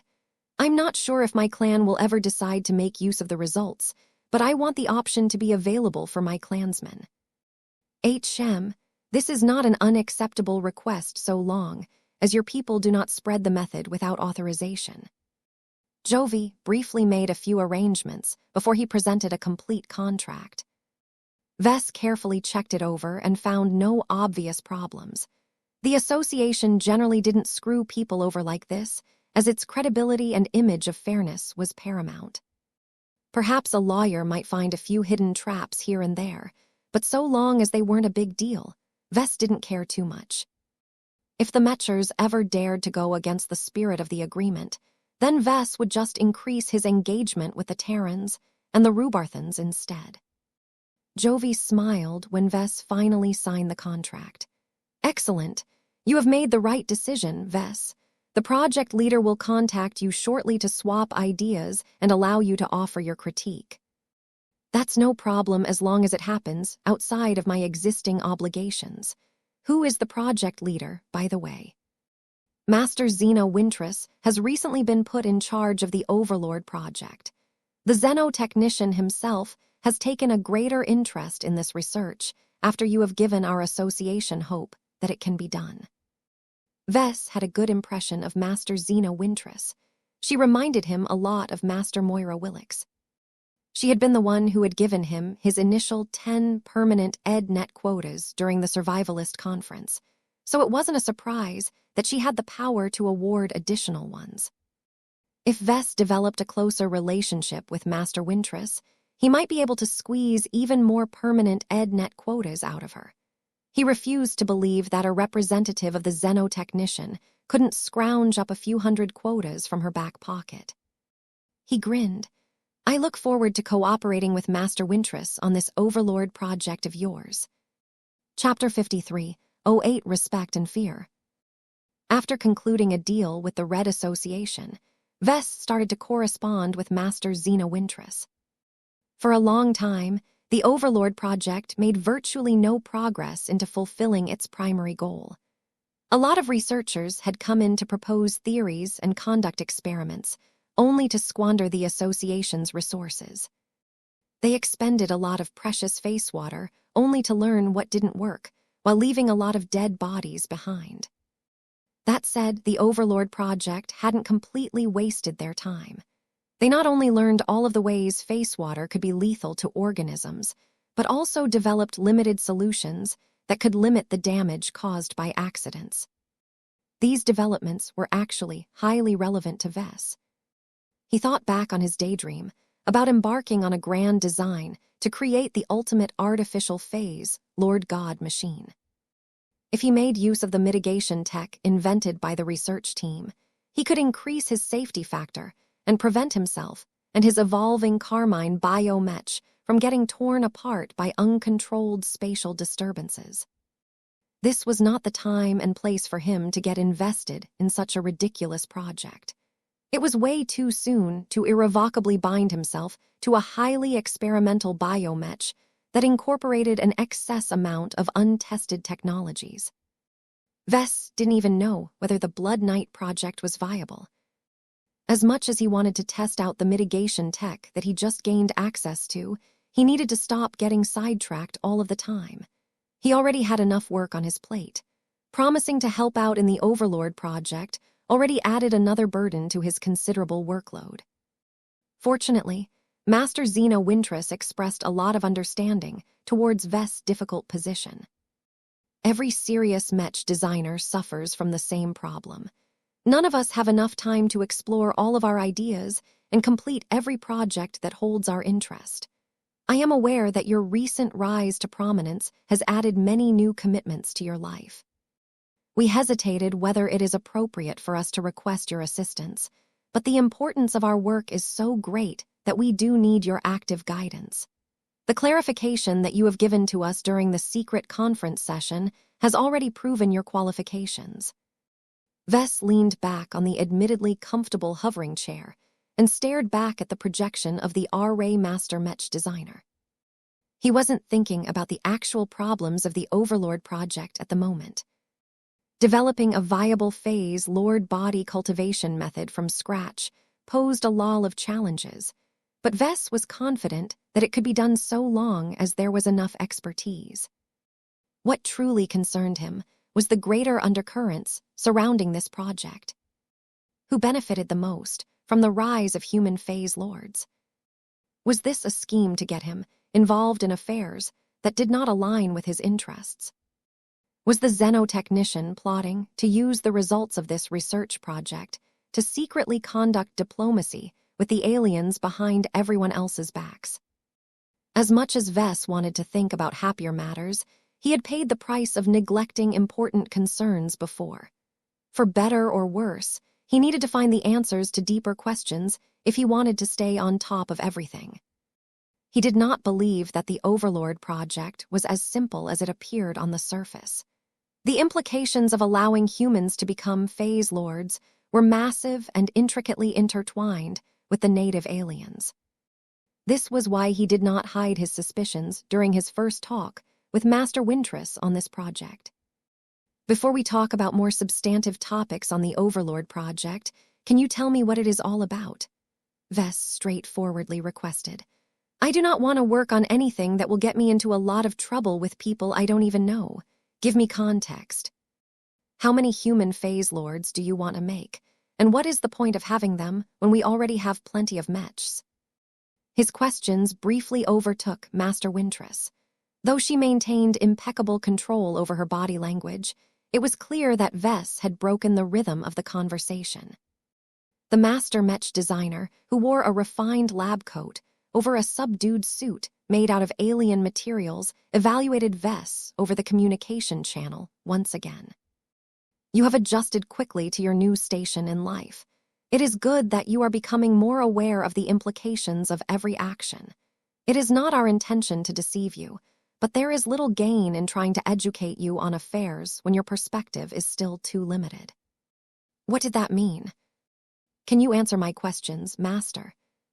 Please be patient, Professor Larkinson. I am in the process of increasing the security of this communication channel, but there are limits to what I am able to accomplish under the circumstances. I am unable to divulge particularly sensitive matters, but I should be able to provide partial clarification. Is that acceptable? Vess sighed. It will do. Let me ask you this, then. Is the effort to create human phase lords an attempt to bring the diplomacy plan back from the dead? That caused the R-Ray Master to express a bit of mirth. This is not a conspiracy to undermine the Deep Strike plan. The Fist of Defiance has won the competition. The Xenotechnician has no desire to renege on his promises. That said, human phase lords may be useful in conducting diplomacy in a future phase of war. You see, not every war ends with the total defeat or annihilation of the losing side.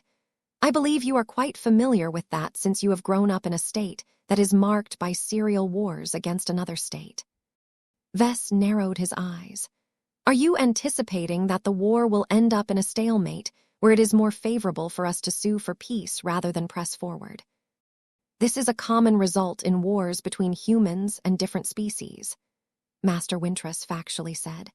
Unless either side possesses the will to fight on and the resources support enormously draining military campaigns, it is usually better to demand a temporary or permanent end to hostilities. You should be well aware of the great disparity in numbers and resources between red humanity and the native aliens. Even if the Deep Strike plans allows our civilization to even the odds, it is not realistic to expect that we can turn the odds even further in our favor. Her logic was sound. Red humanity was the definite underdog in this fight. Gaming parity was relatively doable, but to go even further and build up a decisive advantage was a lot more difficult, especially when previous efforts already drained a lot of resources. I am not sure whether the Fist of Defiance is happy with this outcome, Vess retorted. If he is as stubborn as I think he is, then he will not settle for anything less than a total victory. It is in his nature to substitute reality with his own will. However, this war is too great for that.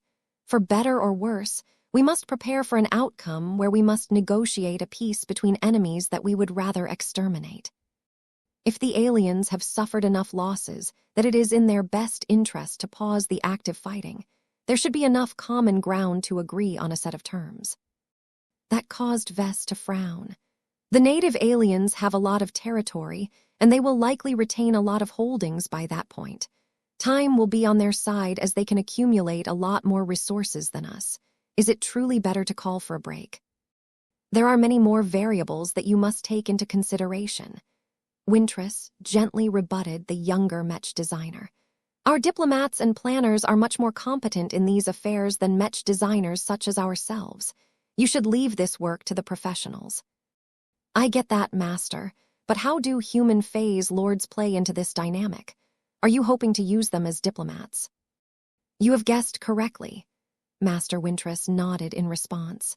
As you should know, the diplomacy plan hinges on the cooperation of the cosmopolitan movement. Ever since we have effectively rejected their outreach, the cosmopolitans have developed a grudge against us. It does nor appear likely that we can solicit their cooperation again. Even if we can, we are unable to believe in their sincerity. You were right when you addressed the delegates. The cosmopolitans are too unreliable to pin our hopes upon. If we want to secure our objective, we must rely on ourselves. Vess widened his eyes. The pieces finally fell into place. Since the cosmopolitans can't act as mediators anymore, you are hoping to present a bunch of human phase lords to make contact with the leaders of the other side. Since phase lords are a major part of alien culture, the ones from our race have a much better chance to earn the respect and admiration of the aliens. It is not just that, Professor Larkinson. Let us flip this scenario. How do you think we shall respond when the Orvans present their own version of God Mechs and God pilots one day? How much of an impact will that make on our society? Everyone will react with shock, Vess gasped. They will become horrified. If the aliens have managed to duplicate one of our greatest advantages and symbols, Rod humanity will suffer an enormous psychological blow. Master Wintress smirked. Do you see now why the Overlord Project is so significant? The unveiling of human phase lords has the potential to damage the morale of our adversaries and instill fear in their hearts. While there is a possibility that some of them will be prompted to fight even harder, others will begin to doubt the wisdom of persisting in their aggression. Aside from that, your earlier description is correct. The alien leaders will be much more inclined to hold substantive thoughts if we dispatch our own version of their gods. If this was the case, then Vess actually felt a lot better about the Overlord Project. It was not just about fulfilling people's power fantasies. Real progress translated into better possibilities to preserve red humanity. Although Vess did not like the sound of stopping the war before any side had collapsed, it was unrealistic to expect red humanity to vanquish over all of the native aliens in a single go. It may take multiple wars interspersed with years spent on recovery before one side finally managed to finish the job. It may be that people like the xenotechnician were content with suspending the war between red humanity and the native aliens. If they regarded the unknown but overwhelming enemies from Messier 87 as the actual threat, then it may be more advantageous to keep all of the natives of the Red Ocean around. After all, once the aliens from M87 finally made an appearance, the war for supremacy in the dwarf galaxy no longer mattered anymore. Though Vess fully understood the logic behind these preparations, he couldn't help but feel it went against the spirit of what the Fist of Defiance and his growing base of supporters were working towards. Vess himself did not want to live in peace alongside aliens who had no qualms about wiping out every red human. How can they possibly live in harmony when they both wanted to claim Chi Red Ocean for themselves? He inwardly shrugged. This went way over his head. Master Wintress was right. Vess should leave these issues to the professionals who were much better equipped to handle them. How the Red Association intended to manage the war was not his business. Leaving aside all of these diplomatic and geopolitical considerations, the Overlord Project was pretty noble in itself. Making red humanity stronger by giving people access to a new power system certainly wouldn't hurt in a time where everyone desperately yearned for greater strength. Chapter 5309 Goals Align. In the context of the Deep Strike Plan, the Overlord Project is yet another effort to increase the high-level combat power of our civilization. There are powerful aliens among the opposition that cannot be defeated by relying on quantity alone. The projection of Master Xena Wintress patiently explained to the newly instated advisor and consultant. Isn't that what God Mechs and powerful battleships are for? I mean, I can understand how cultivating human phase lords can make a difference, but there is so little time that the war will probably be decided long before any of our homegrown body cultivators can reach the top. That caused the RA Master to smile. But that is what is special about the Overlord project. It is true that it can take many years for typical phase lords and phase whales to increase their face water concentration, but they can employ shortcuts to accelerate their progress. Many of them rely on absorbing face water as well as other materials obtained from external sources to grow stronger in a shorter period of time. In addition to that, it is possible to leapfrog their progress by implanting face water organs from other sources. That caused Vess to jerk in his seat. Wait, is that what you Mechers have been trying to accomplish whenever you capture a phase whale? Vess thought back on the expeditions where he somehow bumped into a phase whale. Whether the enormous alien was mutated or nor, the association always swooped in order to study the hell out of the biologies of those powerful beasts. As I have stated earlier, knowing our enemies is crucial to winning this war. We have conducted enough examinations on the bodies of a variety of phase whales, unclean whales, and other miscellaneous phase lords to develop a basic understanding of their growth processes. What we are particularly interested in is the fact that the cultivation of phase lords can be sped up at an enormous rate, so long as there is an abundant supply of relevant resources. This makes it possible for us to rapidly transform a select number of human candidates into greater phase lords. If one of them is particularly talented and qualified, we may even be able to produce an ancient phase lord. If this can be done in 20 years or less, then we can change the balance of power in the Red Ocean. That was an enormous ambition. Vess wasn't too sure whether it was possible to produce a sizable batch of human phase lords in such a short time frame. Cultivation had to be done step by step.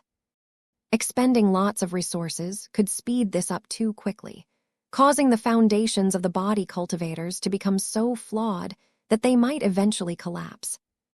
Aside from that, Master Wintress mentioned an unfamiliar phrase that caught Vess' attention. Ancient phase lord. That is our label for a hypothetical phase lord who has grown to become the equivalent of an ancient phase whale. The intelligence that we have collected from the indigenous aliens indicate that such a powerful being has yet to arise, but that it is possible for a greater phase lord to attain this level of strength. The reason why it has never happened throughout the long history of the Red Ocean is because we speculate that it requires the implantation of the enormous organs of an existing ancient phase lord. That made a lot of sense. Aliens outside of phase whales were naturally deficient in this special body cultivation method. They only managed to get started on this because they were too fixated to quit and develop more suitable cultivation methods for themselves. The phase lords that emerged as a result of their strong determination to become physical gods needed to make up for their inherent inadequacies by borrowing the strength of real phase whales. Theoretically, if the aliens could do it, so could humans. The carcasses of ancient phase whales should be especially valuable for this purpose, but obtaining them was easier said than done. No native alien had the guts to confront and kill an ancient phase whale. These were the oldest and strongest of the descendants of the elder gods. Fighting them was not only far too difficult, but also a religion's taboo in alien society. This was not a subject that the Overlord Project should be focusing upon right now. Red humanity hadn't even managed to develop a reliable method to get humans started as phase lords. It was much more important to complete the first steps of a phase lord body cultivation method than to think about the last stages. You are not required to work with us right away. We are still in the process of collecting information from our growing archives of ancient knowledge, Master Wintress explained. We have found that your advice that we should treat the development of a phase lord as a body cultivation to be remarkably useful. While none of our knowledge repositories has lied any method to face water, our specialists have accumulated a large amount of relevant expertise in this broad area. We expect that they should soon be able to compose the basic framework of a systematic body cultivation method. Our biotech researchers and face water experts should be able to supplement the model even further. That sounded like the right approach. Even though the Mechers had been following the wrong direction for years, they were not incompetent by any means. They just lacked enough information and direction. Now that they made up for both shortcomings, their progress and efficiency had become remarkably better, especially now that a top master Mech designer such as Xena Wintress had been put in charge. It sounds like you guys are already managing fairly well by yourselves. Vess spoke in an impressed tone. Do I even need to provide my feedback, all?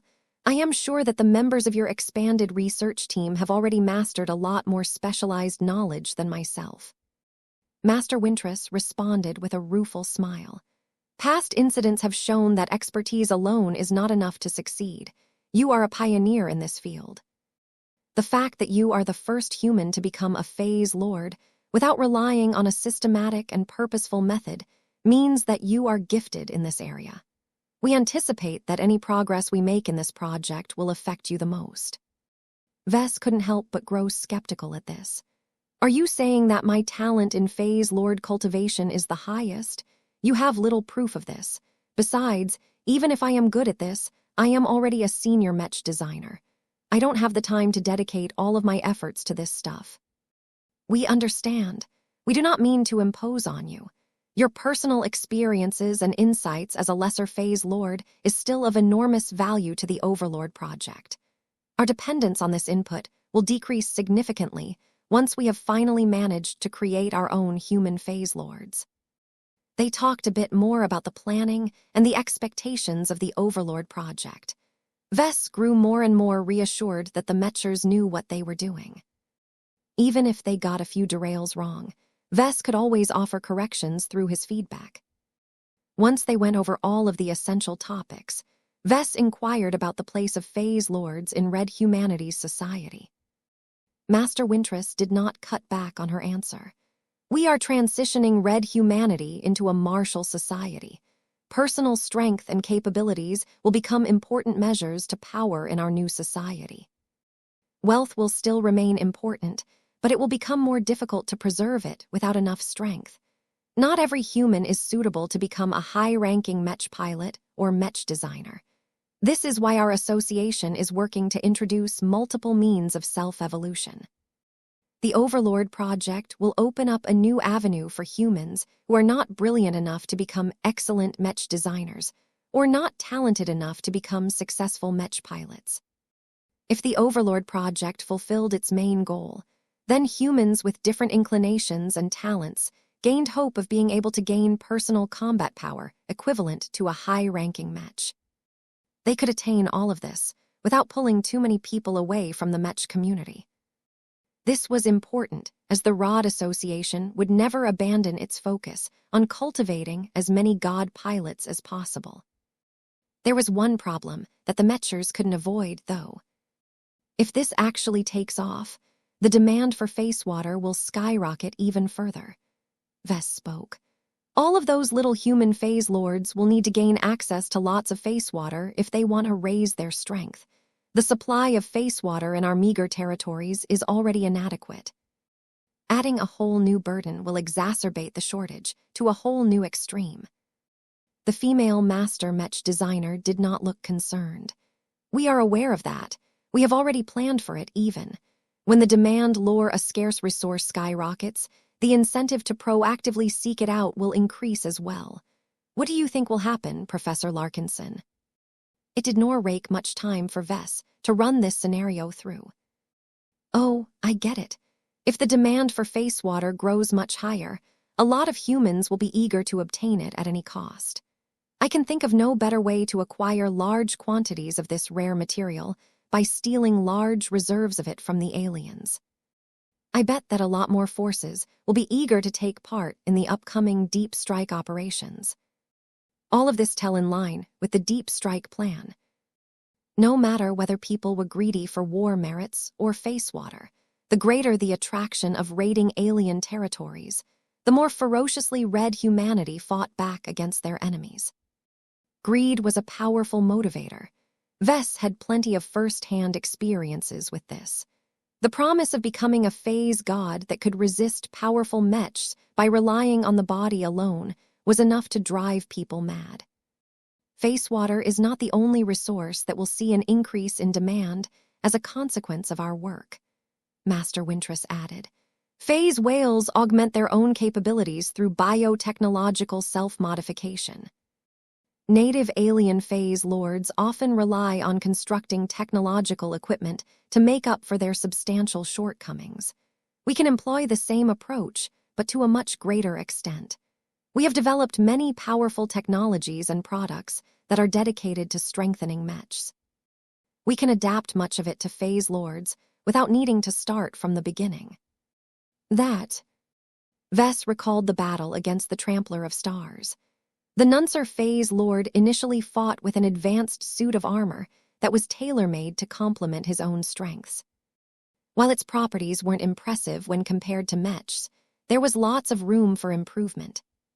He couldn't help but think about the original purpose of the metal scroll.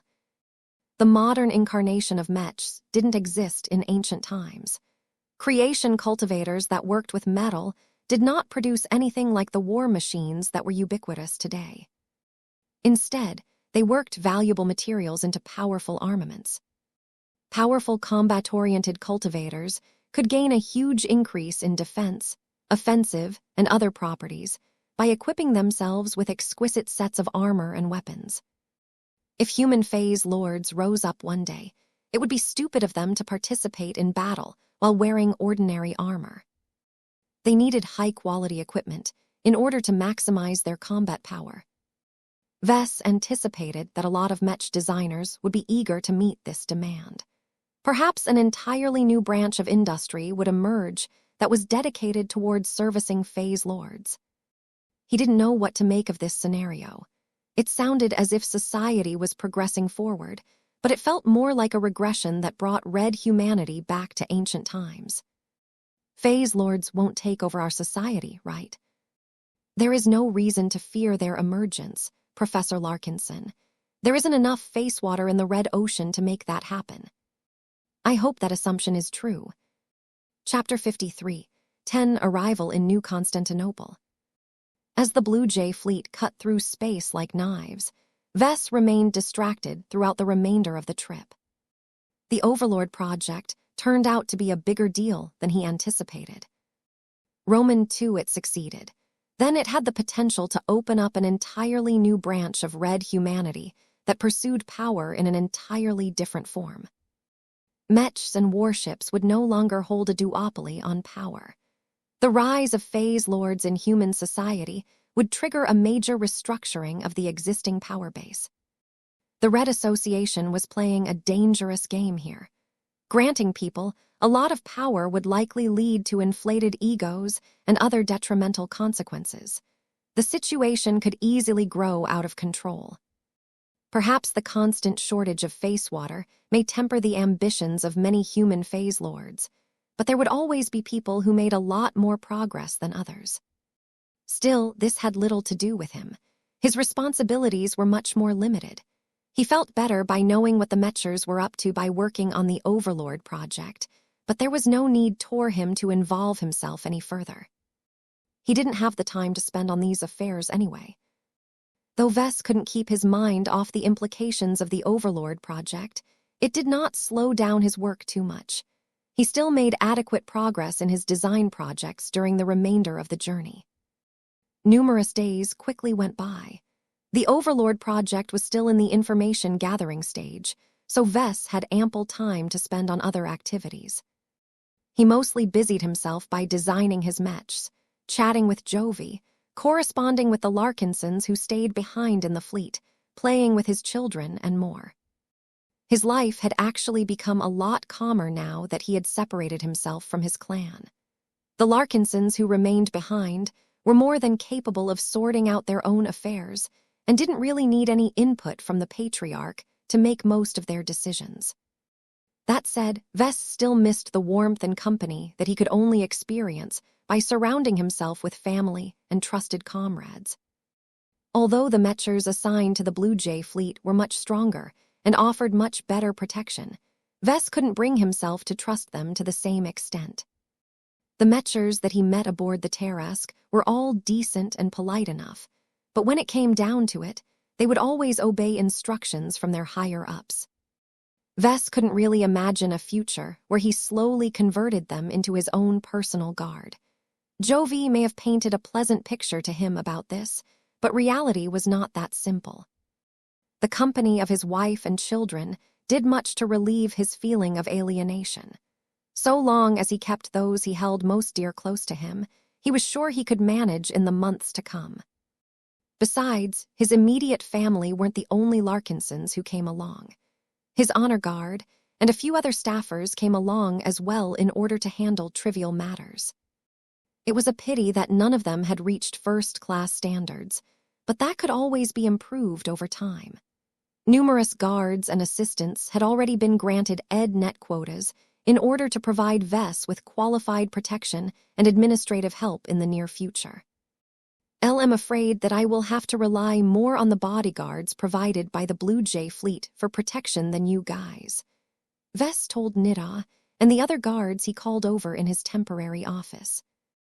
None of the battle criers, who had pledged their lives to guard the Patriarch, looked pleased with this announcement. They were professional enough to accept this assessment, though. The cold, hard truth was that they simply weren't able to defend their principal against first-class threats. Ves waved his hand. I'm not blaming you for this. I've been moving far too quickly as of late. There isn't enough time for all of you to keep up, especially when many of you were originally third-raters. While a part of your unit is preparing to undergo EdNet training, I still want the rest of you by my side. I trust you guys the most, and in my personal experience, it is always better to have familiar people by my side. Are you certain whether that is wise, sir? Nida spoke up. Some of our equipment has reached quasi-first-class standards, but that will not amount to much in Terran space. Our training and skills are also woefully inadequate. That is why I have requested the Blue Jay fleet to provide you all with customized first-class guard infantry equipment. I have emphasized the need to keep them as simple and solid as possible to reduce the difficulty of operating them. Even then, you will be required to undergo significant training in order to make use of all of the functions without relying too much on AI systems. Once you have completed this crash course in operating simplified first-class gear, your presence in the field won't be a detriment anymore. I think that was the most he could do for them. They needed to learn way too much to operate more advanced technological equipment, and that couldn't be done in a few months. While it was technically possible to make them effective right away by relying on highly automated systems, Ves disliked this option even more. There was no difference between doing this and relying on a bunch of armed bots for protection. Any enemy that was highly proficient in technology could hack or sabotage them, causing the stupid AIs to turn against the person they were supposed to project. Too many incidents like this had occurred in humanity's lengthy history that nobody was stupid enough to put their lives in the hands of automated protection these days. This talk was one of the many necessary adjustments that Ves had to make in the wake of all of the changes. We will do our best to perform our duties in spite of all of the difficulties, Nida promised. Good. I believe you can become much stronger once it is your turn to undergo EdNet training. I will make sure there will be plenty of quotas available for that. For now, it is best if you focus on protecting me from threats that the goons from the Red Association are less equipped to handle. I trust in their ability to protect me against all kinds of conventional threats, but there is plenty of weirdness out there that can't be defeated by relying on straightforward means. You will need to step in if that happens. That caused Nida to frown yet again. We don't have the necessary skills and equipment to handle this responsibility. The Mechers cannot provide us with what we need, at least in the short term. Don't worry. I will spare a bit of time in a workshop and fabricate individual pieces of equipment for all of you. That reminds me that my unending regalia is due for an upgrade as well. Its performance is no longer adequate in the upper zones. He needed to do this sooner rather than later. Ves felt much less comfortable now that he had left the middle zones and entered a much more dangerous society. One of the downsides to rising up so quickly was that Vess had stepped on a lot of people's toes. He couldn't rule out the possibility that people would make an attempt on his life because he threatened their interests. He had already learned from Master Xena Wintris that the cosmopolitans hated him especially. Vess went back to work after he concluded this little talk. Time continued to pass until the Blue Jay fleet finally arrived in the new Constantinople system. The Terrans had made ample preparations for his arrival. As Vess and his wife stood in the front of an observation chamber, both of them stared out in the void of space, where overlays started to light up many different symbols that signified artificial objects and stellar objects. The new Constantinople system was the capital and the economic heart of the Ristan territory, which essentially functioned like a semi-autonomous state within the Terran alliance. The Devos, ancient clan called the Shots in the Ristan territory. The new Constantinople system was also under its control. The Devosans had spent the last weeks reinforcing the defenses in the port system. This turned out to be necessary because a lot of Terran vessels had utilized their superdrives to race towards New Constantinople in the hopes of establishing contact with the hottest Tier 3 galactic citizen to hit the scene. Despite all of the reinforcements, it was difficult for the Devosans to hold back all of the eager opportunity seekers. Fortunately, Vess and his staff had already corresponded with the Devos' ancient clan. As much as Vess saw the advantages in making lots of new friends among the Terrans, most of these relationships would remain shallow and worthless if they weren't backed up by serious mutual commitments.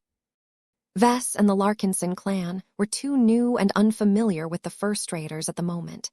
FT was not wise to dive into the deep and get entangled in relationships that ended up becoming burdens rather than boons. For now, Vess had already made a decision to limit most of his interactions with the Terrans to the Devos and Strian ancient clans. This was not fair to all of the other ancient clans that were just as powerful and influential, but it couldn't be helped. The Terran Alliance had inherited the Greater Terran United Confederation's lack of reverence towards a supreme authority. There was no single group that could represent the interests of every Terran. In any case, his clear request meant that Vess should have a relaxing time while he stayed in the new Constantinople system. Even if other Terran groups wanted to do business with Vess, they would have to convince the Devosans or the Strians to mediate on their behalf.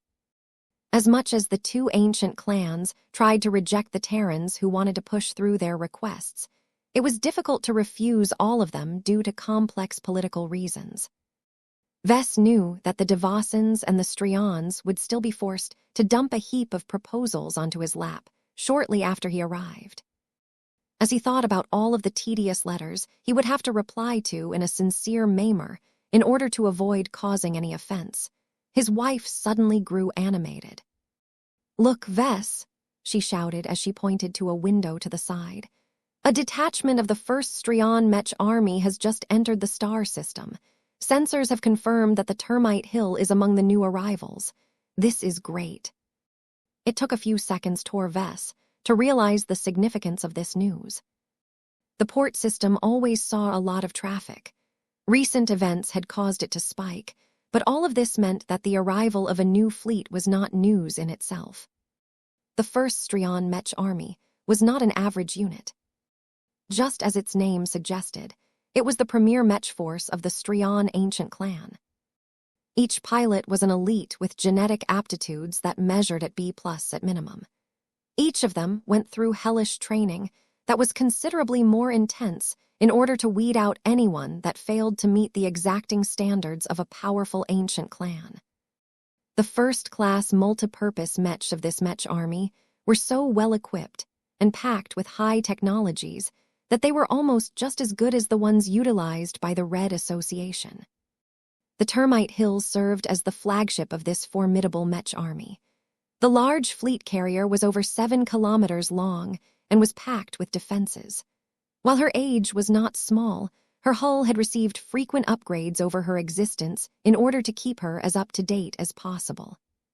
There was one more aspect about the Termite Hill that caused Vess to almost freeze. The proud fleet carrier happened to be the seat of power of a famous ace pilot known as General Axeler Strion. Chapter 53, 11 A Concerning Pattern. Ves had hastily said goodbye to his wife and quickly made his way back to his temporary office in order to handle this sudden crisis. Damn it! Why hadn't he been told? How come a leader as important and high-profile as General Axeler Strion decided to randomly set aside his many obligations and make an unannounced visit to New Constantinople? This didn't make any sense. The Great Severing only happened a few months ago and still produced a huge amount of ripple effects. In the dawn of a new age where all of the god pilots had disappeared in order to conduct a super-secretive operation, every ace pilot was needed to defend the most important colonies in human space. Powerful leaders and champions such as General Axeler Strion absolutely couldn't afford to leave the core colonies of their clans unattended. Who knew whether the native aliens would launch a deep strike operation on their own in order to cripple the greatest strongholds of red humanity? For whatever reason, General Axeler disregarded this important responsibility and set off for a star system that was located in the turf of another ancient clan. It did not take any effort to figure out why this famed and powerful Terran leader traveled all the way to the New Constantinople system at this sensitive time. He has come for me, Ves concluded. This realization generated a torrent of emotions in his mind. It had been a long time since he had gone through that short but highly memorable mastery experience. From starting out in a drug-addled mind to cheering Axeler on, as the hapless pilot utilized the newly materialized Ouroboros to defeat a genuine first-class multipurpose Mech in an arena duel, Ves gained a lot from his brief exposure to high-level Terran society. Although Ves had been enormously impressed by the power of the Terrans and the status of General Axeler Strion in present times, that did not mean he wanted to meet this mastery host in person. Not again, he groaned. What was it with those annoying mastery hosts? Why couldn't they respect his wishes and leave him alone so that they could live their merry lives in peace? First it was Rian Auden, the former idiot dwarf turned self-proclaimed emperor. Next it was Divine Irene Mox, the pilot who was fated to become the destroyer of worlds. Now it seems that General Axeler Strion himself wanted to take his turn to reunite with the Mech designer, who had inadvertently transformed his entire life. What was next? Would Alois Pelican show up out of the blue in the future? That would be crazy. Leave me alone. Didn't they get the message that Ves wanted nothing to do with them anymore? Their initial contact with each other was supposed to be a one-off event. As far as Ves was concerned, he engaged in a transaction with his mastery hosts. They all had their own problems, which Ves conveniently solved. In return for services rendered, he gained the opportunity to see the Mech pilots in action, thereby gaining valuable first-hand insights in the complexities of controlling powerful war machines. That was supposed to be the end of this transaction. Ves most emphatically did not extend the contract or provide any after-sales services. They shouldn't even find out about him in the first place. Ves never wanted these powerful and dangerous fellows to insert themselves into his present life. Not only would every point of contact reveal the extremely sensitive secret that Ves possessed the capacity to travel back in time, but his former mastery hosts could also utilize their knowledge to blackmail him if they found out the truth. What did I do to deserve this crap? Can't you leave me alone?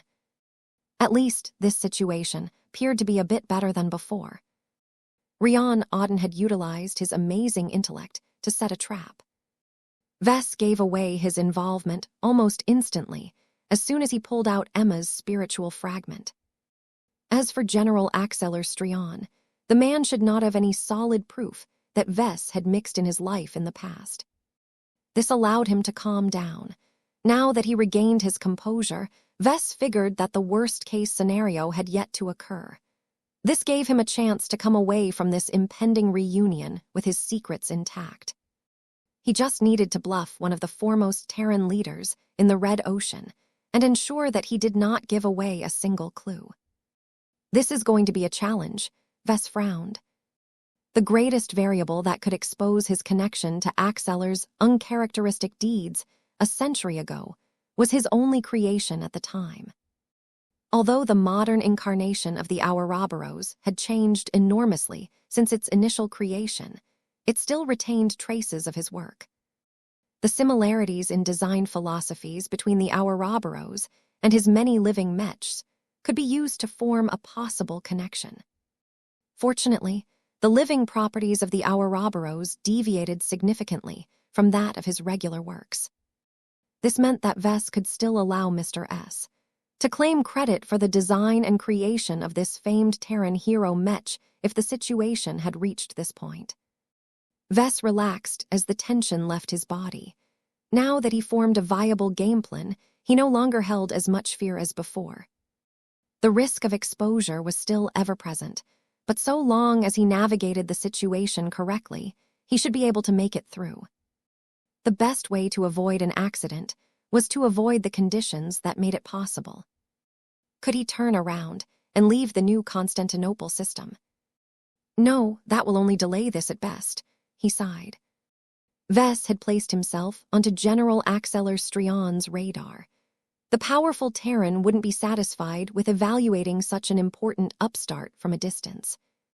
This was especially the case when Vess had offered to take in his granddaughter as his personal student and disciple.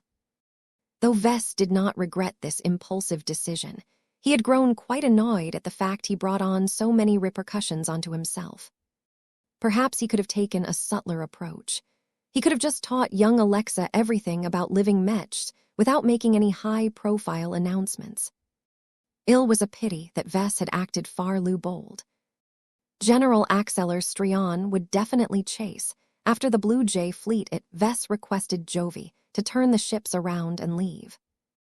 Vess understood that this reunion couldn't be avoided. He needed to get it over with so that he could get on with his life in peace. He contacted his assistant. "You called, boss. Have you noticed the latest high-profile arrival?" "Who hasn't?" Gavin sardonically spoke. The regional news portals exploded with this story almost as soon as the first censors picked up the arrival of the Terman Hill and her escorts. "I have barely begun to coordinate with the DeVos ancient clan about arranging a grand reception with the leader of the new Terran Federation movement. The Terrans are really strict about matters like this. The initial meeting between a domestic Tier 2 galactic citizen and a foreign Tier 3 galactic citizen has to follow a heap of protocols, many of which I haven't even heard of. It will take time to organize the reception, especially when the general had nor seen fit to give the Devosans any warning of his arrival." Though Vess had too little exposure towards the Terrans, they were indeed sticklers about sticking to old and cumbersome traditions. Their heritage was so old that they adopted a lot of ceremonies over the ages. Vess did not mind this at all. Any delay granted him more time to prepare for the inevitable reunion. "Continue to work together with the Terrans. Make sure you don't get rolled over by them, Benny.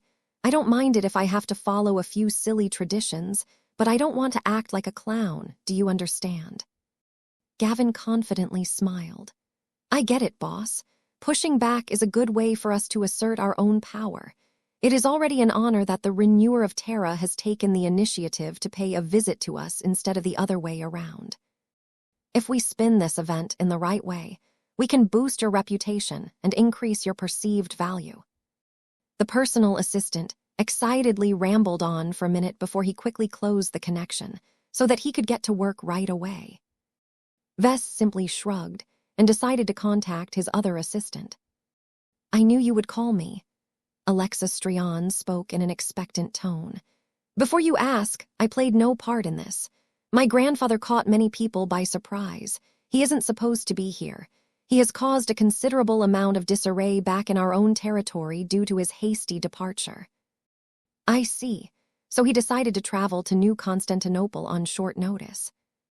Leaders such as General Axeller rarely acted on impulsive decisions.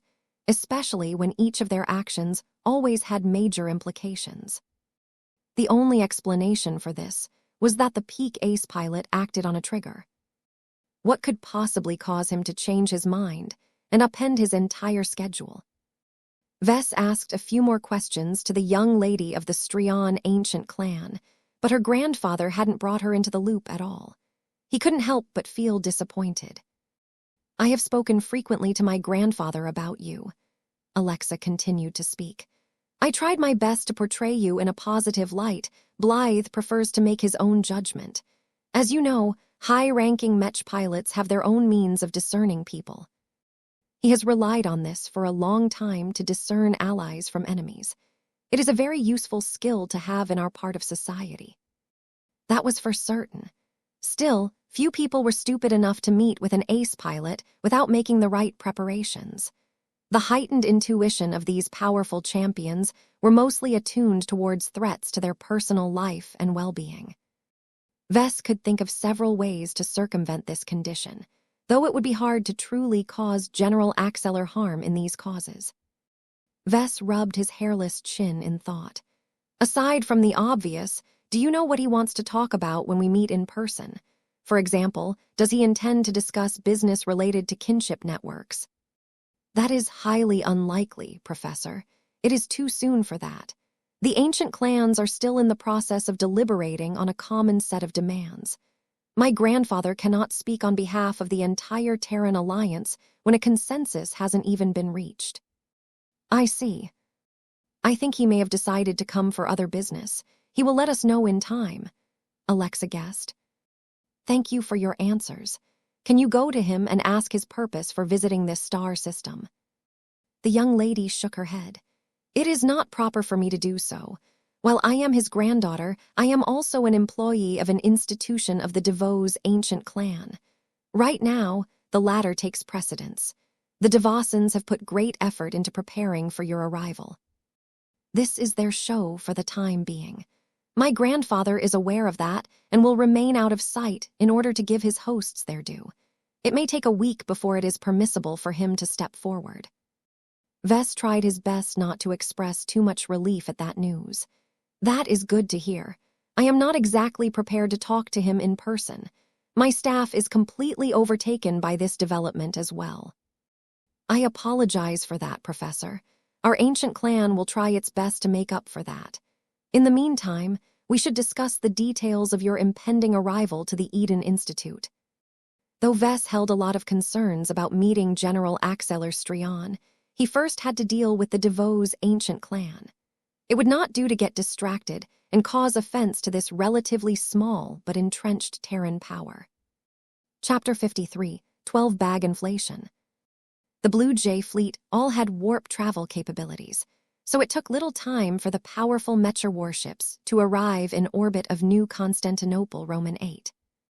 As Vess looked down on the beautiful globe from a considerable height, he wondered whether he should stick to his original plan and stay here for the long term. He certainly made steps to do so. He gained an entire first-class military outpost in a trade when he attended the conference. He already made a deal with the Terrans to deconstruct it and move all of the pieces back to New Constantinople. This was an expensive and cumbersome process, as the cost of shipping bulk materials had risen considerably. The transportation of expensive materials and components needed to be covered by an escort at all times in order to deter any sort of interception. What mattered was that Vess would be disrupting a lot of plans if he decided to leave shortly after his arrival. I guess I'll stay. There was no compelling reason to leave the New Constantinople system, other than the fact that he did not want to reunite with General Axeler Strion. Once Vess managed to get past this ordeal, his life in the months to come should proceed a lot smoother. He decided to reserve his judgment and see how the next few days would unfold. An hour passed by as various parties made a lot of preparations. The arrival of a rising star was treated as a big event in the Terran Alliance.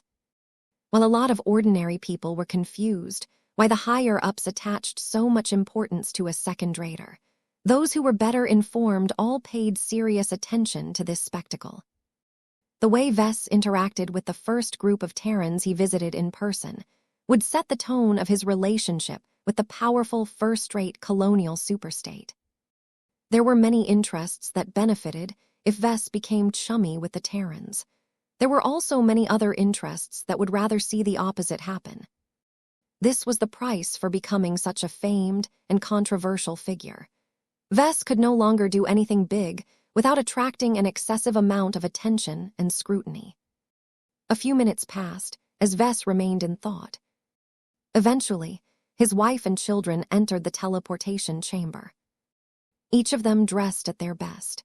The Mechers had done a good job at fitting them with refined outfits that would not look cheap or tacky to Terran sensibilities.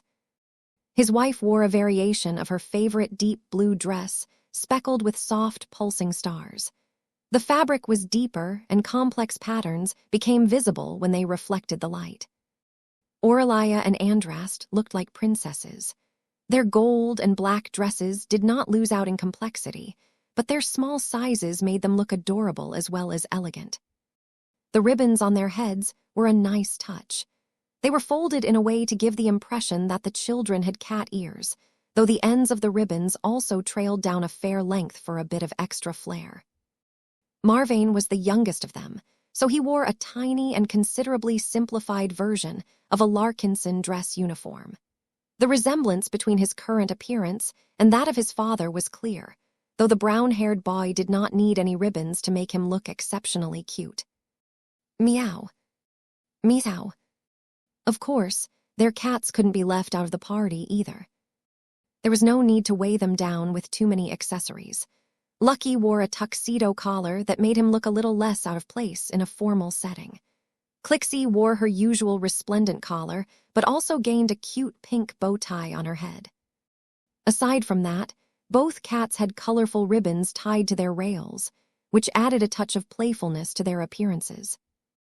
"Make sure to behave and keep an eye on our children, all right?" Vess addressed his two pets. "I don't want to impose too many rules on you, but make sure not to do anything that will cause the Terrans to think less of us. It is best if you act cute and win the hearts of our audience with your impeccable charm." Meow. Meow meow.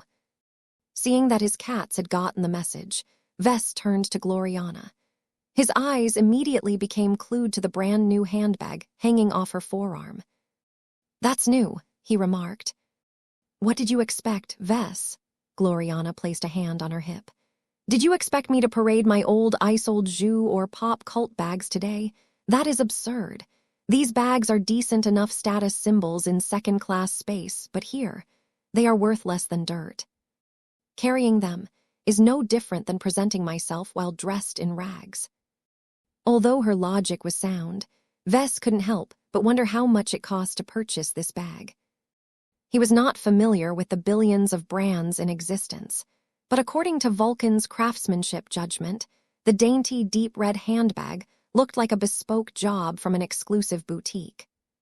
Although the artisan had tried to be restrained in the design of the bag, the materials were all natural, hand-processed, and devoid of any but the tiniest flaws that couldn't be removed without resorting to industrial means. This caused the relatively conservative design to exude a refined sense of personality. Vess could even sense that this touch was feminine. Apparently, the craftswoman was very good at her job, because the handbag had become a masterwork product in the end. "How much does this bag cost?" Vess asked in a suspicion's tone, even as he formed his own estimate. 5 million MTA credits. What? That is 1/40th the price of a high-quality, first-class, multipurpose Mech. Where did you get the money to buy a bag that expensive? PFF. Do you think this is expensive, Vess? Your taste is too poor. It is only average to the distinguished figures that we are about to meet. Even so, how can you possibly get a masterwork handbag that is so expensive? Did you waste your precious MTA merits on this frivolous purchase? This bag costs many times more than the total price tag of all of the designer baby formulas for our children. Gloriana shook her head at him. "I do not own this bag, if you must know. I conveyed my handbag problem to one of the Terrans on the surface. This young teaching assistant of yours has graciously loaned this bag to me. I shall have to return it once the public spectacle has passed. Oh, that sounds all right. I expect you to compensate me by purchasing a proper bag of my own while we are staying in New Constantinople. His wife continued. I cannot keep borrowing bags from the Terrans, and it is beneath my new status to go without one. The advantage of stopping in a Terran port system is that there are many shops in the main commercial districts that sell adequate enough products. We should go shopping as soon as you have completed all of your immediate obligations. What? No, that's way too expensive. His wife shook her head in disappointment. You have yet to adjust your mentality. You are not a second-rater anymore, Vess. It is much easier for you to earn millions of MTA credits than in the past. It should take little to no effort for you to raise the required sums. Even if Jan are having difficulties, you can easily apply for a loan. Any bank will be happy to receive you as a client. Vess' expression had gone flat. You only borrow money in order to fund essential investments or cover serious business expenditures. I seriously do not think that you are supposed to take a loan just to squander it all on luxury purchases. This is not a luxury purchase. This is an essential investment that improves our impression of the Terrans. I don't think the Terrans are shallow enough to base their entire impression of us by looking at the bag that you happen to carry around. You don't understand. The two continued to argue with each other until they finally received a notification of an impending teleportation event. Both husband and wife quickly regained their composure and made sure they looked impeccably presentable. While Vess preferred to descend onto the surface of New Constantinople by riding a shuttle, the risks were way too great. Riding a shuttle in the air gave too many opportunities for powerful enemies to intercept it from many different places. From a security standpoint, it was best to skip the journey and just arrive at the end destination right away. For various reasons, it was not suitable for Jovi Armalin and Saintess Ulrika Vraken to accompany Vess and his immediate family. While the Mechers had already teleported a few units of guard infantry and first-class multipurpose Mechs, few people cared about them as they served a boring but necessary function that had little political implications. Though the Terrans didn't like Mechers showing up on their turf, Vess strongly insisted on their presence. He had learned his lesson too many times to grow complacent. Who knew whether the Terran guards would turn against Vess or abandon him for whatever reason? Although Vess did not trust the Mechers that much more, they at least belonged to a different group, which meant they added a lot of redundancy. Still, in order to guard himself against the powerful high-tech weapons that were regularly employed by first-raters, he had opted to wear his galactic citizenship badge. It was not only a real status symbol that carried much more weight than a trivial handbag, but also offered a huge amount of protection despite its compact design. The emergency 5-use teleporter embedded in the object could save him from the vast majority crisis. Its range was so impressive that it could easily teleport him back to the Blue Jay fleet in high orbit. Vess inspected his equipment one more time before he nodded in satisfaction. Ready. His entire body seemed to melt, only to reform onto a red carpeted surface in an entirely new location. Just as Vess became preoccupied with the different air and smells, a large crowd of people cheered as they reacted to his arrival. Vess had showed up in the middle of one of the expansive gardens of the campus of the Eden Institute. A large crowd of students, who all wore their assigned uniforms, looked incredibly enthused to greet the arrival of the most famous professor of their institution. Of course, aside from tens of thousands of students, the crowd also featured plenty of other people, though the Eden Institute had made sure to limit their numbers. From professors to high-status visitors who came from afar, even the adults displayed varying degrees of approval towards Vess. A familiar figure rose up in the air and flew closer until she settled down in front of Vess. The 310-year-old master Mech designer, wearing a ceremonial suit and robe, made a dignified but sincere bow. Welcome to the Terran Alliance, Professor Vess Larkinson. The Eden Institute of Business and Technology is honored to receive you and your family. Every citizen of our colonial superstate is grateful to you for doing your part in preserving our culture and heritage from those who conspired to erase them both. We consider you to be our savior, so we have ensured you will receive a reception that is commensurate with your deeds. Is there anything you would like to say to our Terran population? Though much of this had already been planned in advance, Vess was still overtaken by the scale and the emotions of this event. Fortunately, this was not the first time that Vess had been put in this kind of position, so he quickly took control of his racing emotions. He raised his arm towards his audience and kept his words simple. Thank you for allowing me to be in your company. I come here as a guest in order to experience the famed hospitality of your superstate. I look forward to experiencing your culture and forming new agreements with local business partners. Though his speech was bland, it was more than enough to arouse another cheer of appreciation from the predominantly adolescent crowd. Chapter 53, 13 in Control. Although Vess requested the Terrans to make the reception ceremony as subdued, small-scale, and restrained as possible, his hosts had a very different interpretation of what that meant. The Terrans were steeped in ceremony and traditions. Everything from the length of the carpet to the various greeting rituals had thousands of years' worth of weight to them. That made it difficult for these people to deviate from these steps. While it was not a big deal to make minor deviations, any enemy or rival could easily exploit any major break from the established script.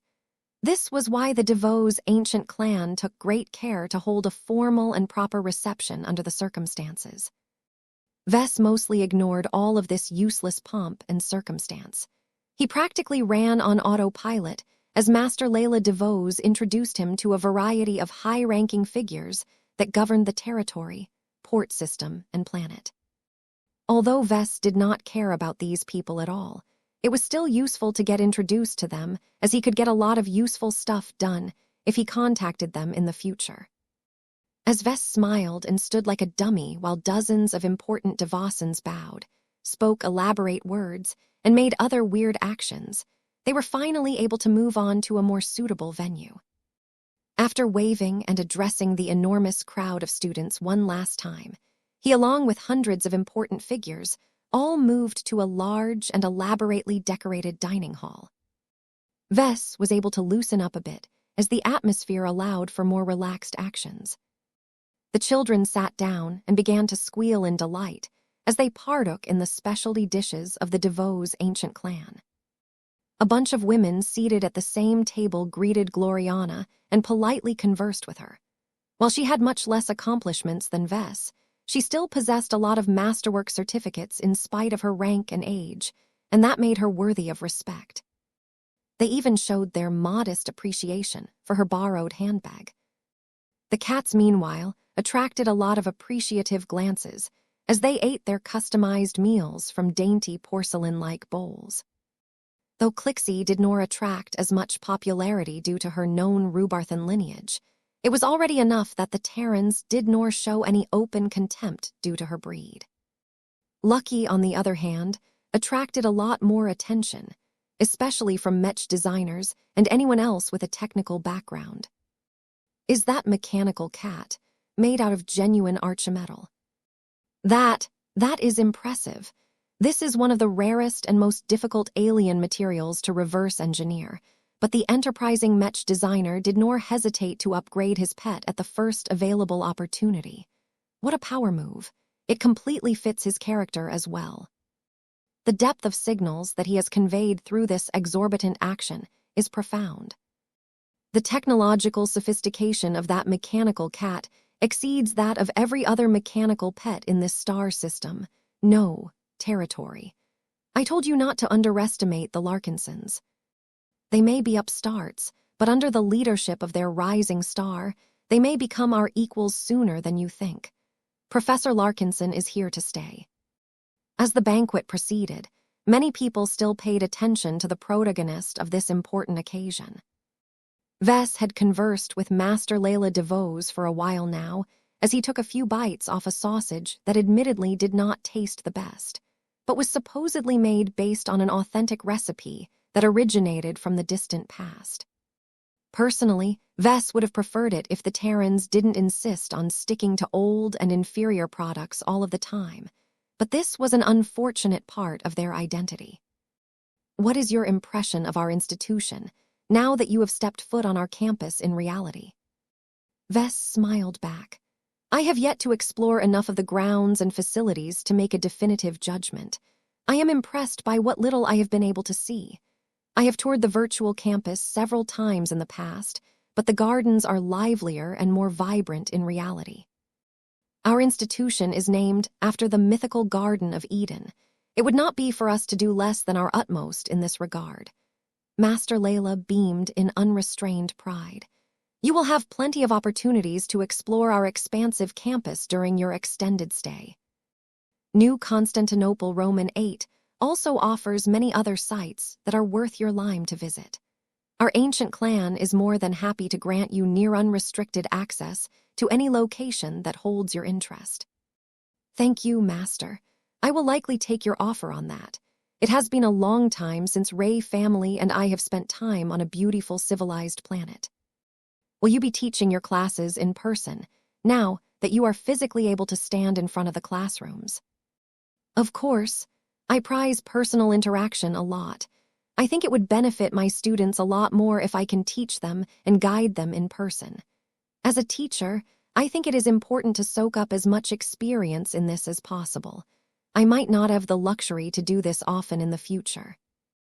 What I will gain from here will shape my approach towards teaching for the rest of my life.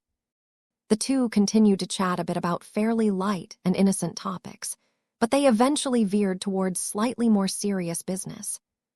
Do you have any intentions to settle on our planet and apply for Terran citizenship?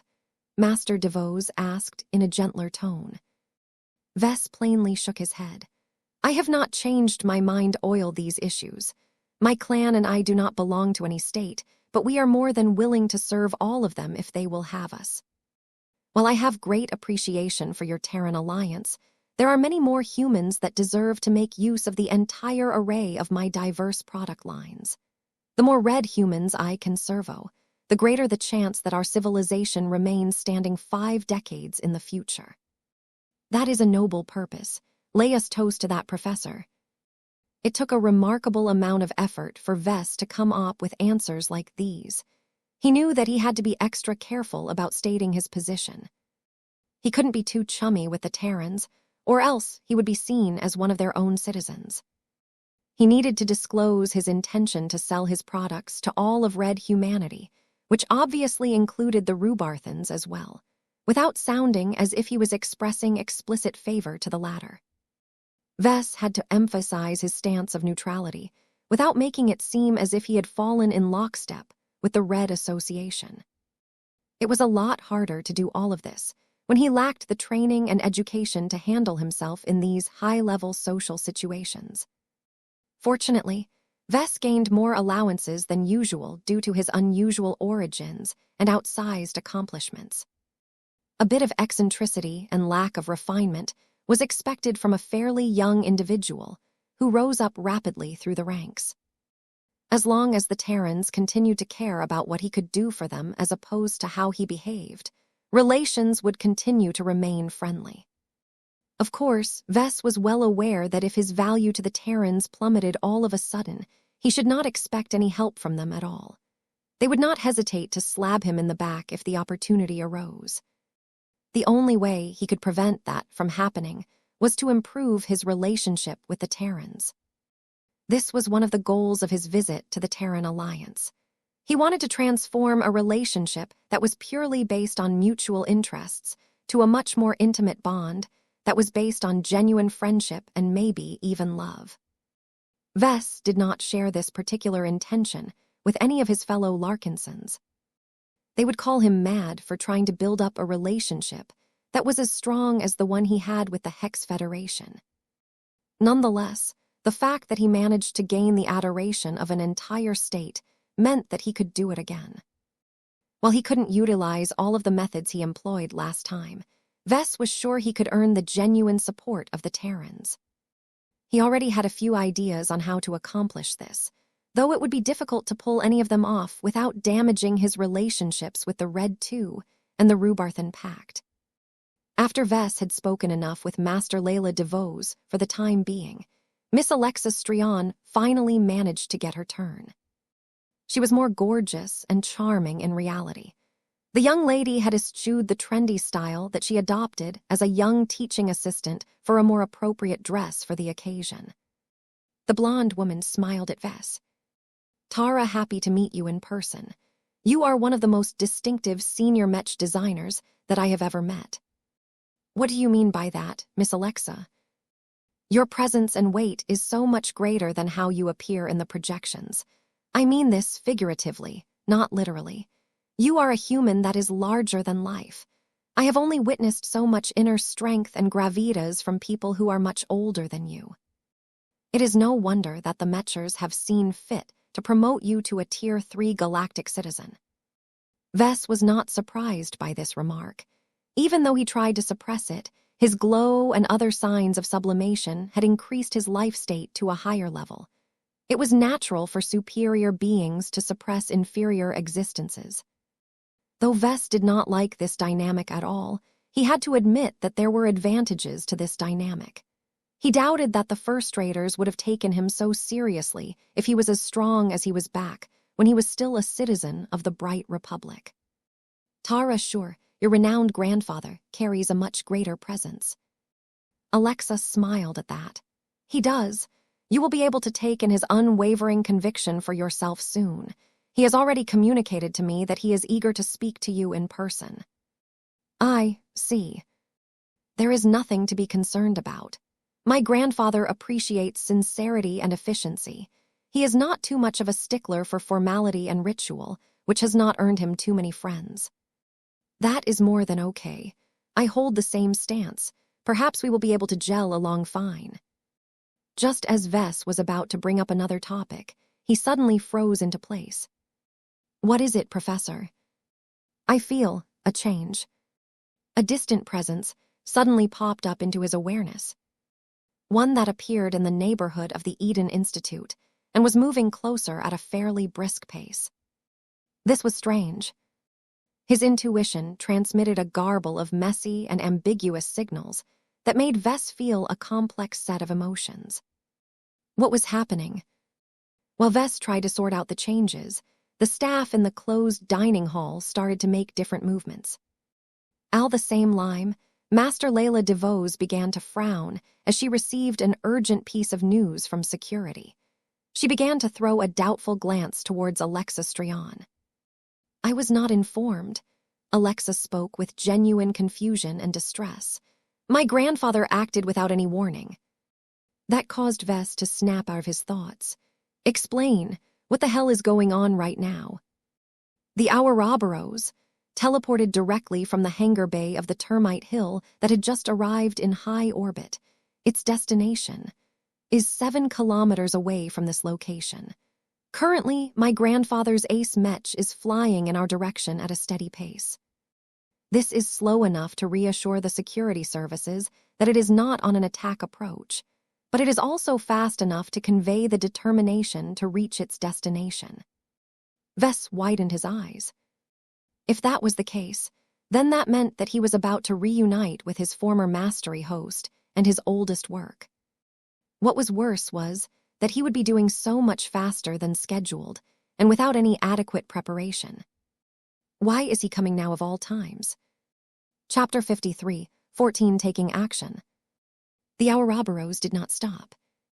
Ever since it teleported from orbit to the surface of the planet, the powerful ace Mech, whose individual combat power was superior to every other Mech on the planet, instantly put the DeVos ancient clan on guard. Although it was unthinkable for the Ouroboros to open fire and lay waste to the property and citizens of a Terran territory, the chance of accidents was not zero. So long as the slightest probability of violent incidents existed, the Devosans needed to go on high alert and stop any disaster from escalating out of control.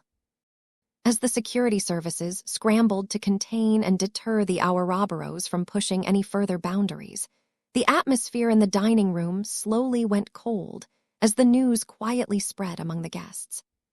What is the Strian ancient clan doing? It is important for us to form a united front in the eyes of foreigners. The Strians are completely stepping on the dignity of the Devasens here. I wouldn't be surprised if a minor grudge war broke out as a result of this insult. It makes no sense for the renewer of Terra to crash this soiree. The Strians and the Devasens have little cause for conflict, and they cannot afford to make enemies with each other. Is a third party responsible for instigating this incident? Rumors continued to flow through the lips of the deep-thinking Terrans who were accustomed to thinking this way. Every action at this level conveyed a lot of meaning. Even Vess grew utterly confused. Had General Axeler Strian lost patience? Was he unwilling to wait for a week until he finally got to meet with the Mech designer who wanted to teach his granddaughter? Whatever was going on, the Ouroboros continued to advance unabated. He did not need to catch sight of the powerful ace Mech to determine this. He could feel it in his spirit.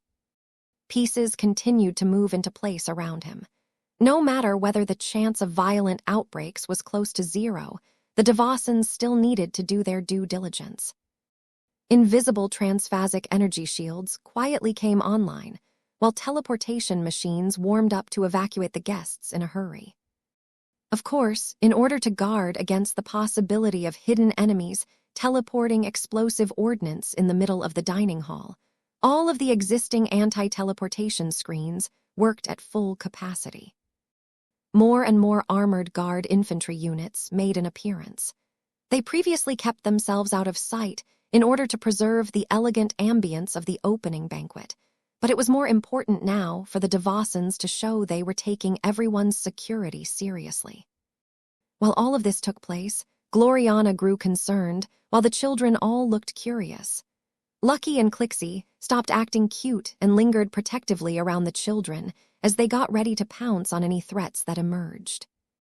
"What is happening, Papa?" Marvane asked. "The Terrans are having coordination problems," Gloriana answered as she lifted her boy into her arms. "The Strians and the Devasens both want to talk with us, and they cannot agree on who goes first." The boys looked confused. "That is stupid. Can't they settle the order by running a random number generator?" "The Terrans are too stubborn and old-fashioned for that, my dear." While Gloriana was probably nor wrong, Vess felt there was a lot more to this unexpected incident than that. If General Axeler Strian urgently wanted to speak to Vess, he could have at least waited until the banquet had concluded in order to secure a meeting under more discreet circumstances. This was entirely different. Landing a peak ace Mech on a populated planet governed by another ancient clan, without following any of the protocols, was a clear and naked provocation. Even if General Strian had no intention of causing offense to the DeVos ancient clan, his actions could still be interpreted as one, and that was what mattered the most in Terran society. Despite all of the requests and warnings transmitted to the Ouroboros, the powerful ace Mech continued its advance without slowing down. Its pace remained constant, and no amount of barrier or obstacle could stop its inexorable flight. In fact, the DeVos ancient clan had yet to put any transphasic energy shields in the ace Mech's path. If General Strian acted too stubbornly and actually broke through the shields by force, then that would constitute an offensive act. This would definitely escalate the sudden conflict between the two ancient clans, and this was not what their leaders wanted to happen. This was why the Devasan Mech that had been stationed on the campus only shadowed the movements of the Ouroboros up until this point. During this time, Master Layla DeVos and Miss Alexa Strian both engaged in frantic communications with different parties. They not only communicated privately with each other through an encrypted short-range channel, but also contacted their own organizations for updates, clarifications, and instructions. From the tense and uneasy air that surrounded the two representatives of the relevant ancient clans, it did not look as if they were able to come to a resolution. Vess let out a sigh as he made his own decision. He had already contacted Major Simon Jankowski of the Blue Jay Fleet. Though the first-class multipurpose Mechs under his command were completely outgunned by the Ouroboros, their appearance was enough of a guarantee that the Terrans would not come to blows against each other on this location.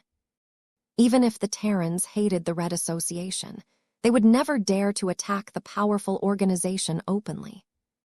Any party that did so would immediately get disavowed by all of the other Terrans. Vess also did not sense any sort of danger or malice from the approaching Ouroboros. This gave him the courage to act boldly. He suddenly stood up, causing the Terrans seated at the main table to direct their attention towards their guest of honor.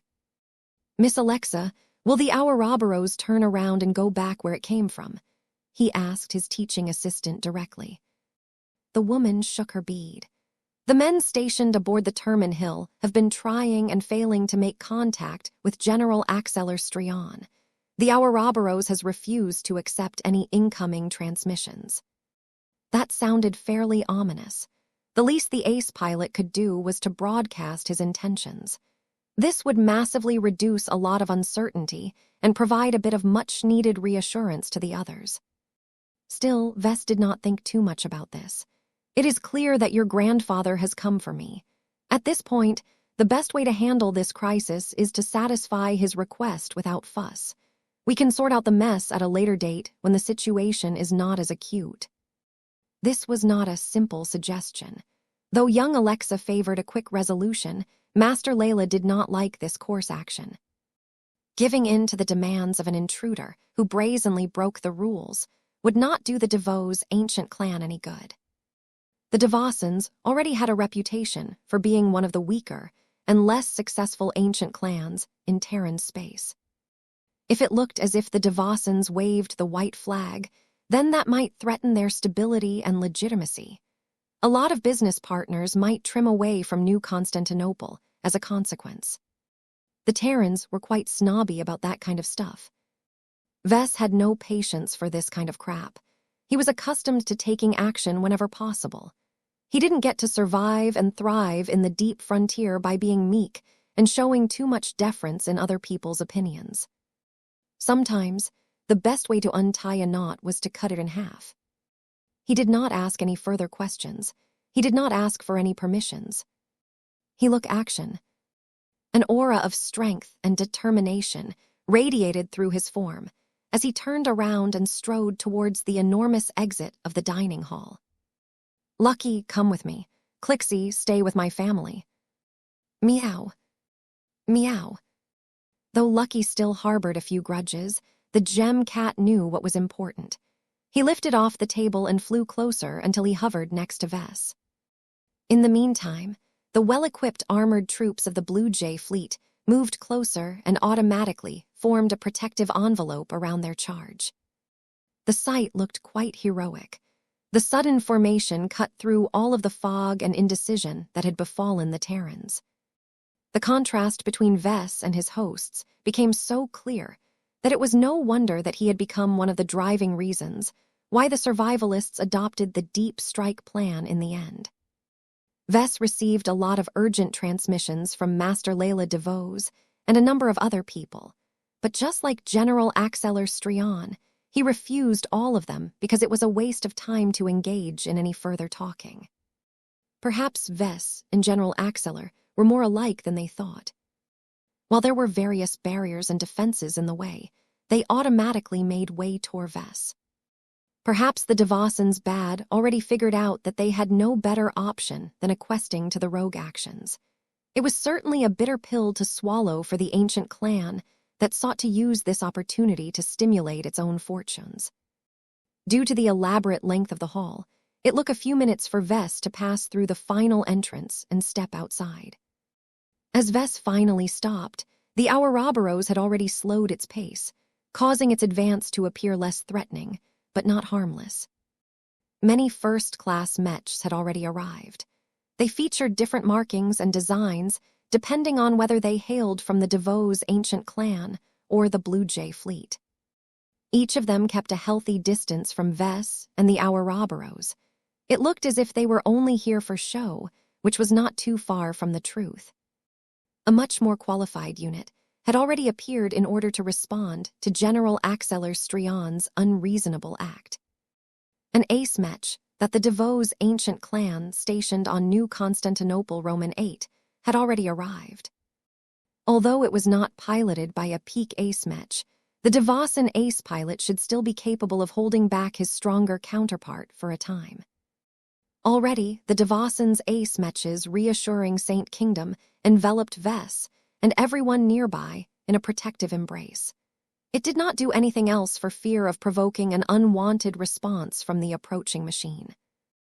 As the Ouroboros finally reached a distance of around 200 meters from the entrance of the dining hall, the powerful machine ceased its advance. It hovered motionlessly above the ground, as its powerful optical sensors appeared to focus directly onto Vess. A connection seemed to spark between the two. Vess could feel a growing sense of longing from the distorted living mech that seemed to possess a strong but incomplete consciousness that reminded him a lot of a non-sentient pet. The Ouroboros did not appear so threatening when Vess looked at it from this perspective. It felt much more like a massively oversized horse in this regard. Both Master Layla DeVos and Miss Alexa Strion had eventually followed after Vess and stopped by his side. Their expressions turned much graver than before as they pulled Vess into a private and highly secure communication channel. "We just received word back from the Termite Hill," the young lady transmitted. "The crew of the fleet carrier has been caught by surprise as well." The Ouroboros should have remained dormant at this time, but instead it spontaneously activated before utilizing its high-powered teleportation system to forcibly appear next to the Eden Institute. "Right now, my grandfather has just been pulled from his deep meditation session and is scrambling to take charge over this unfolding crisis." Vess grew confused. "What are you talking about? Why is your grandfather trying to contain the chaos when he sparked it in the first place?"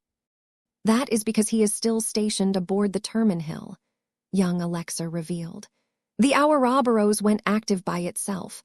All of the actions that it has undertaken so far are apparently the result of autonomous decision-making.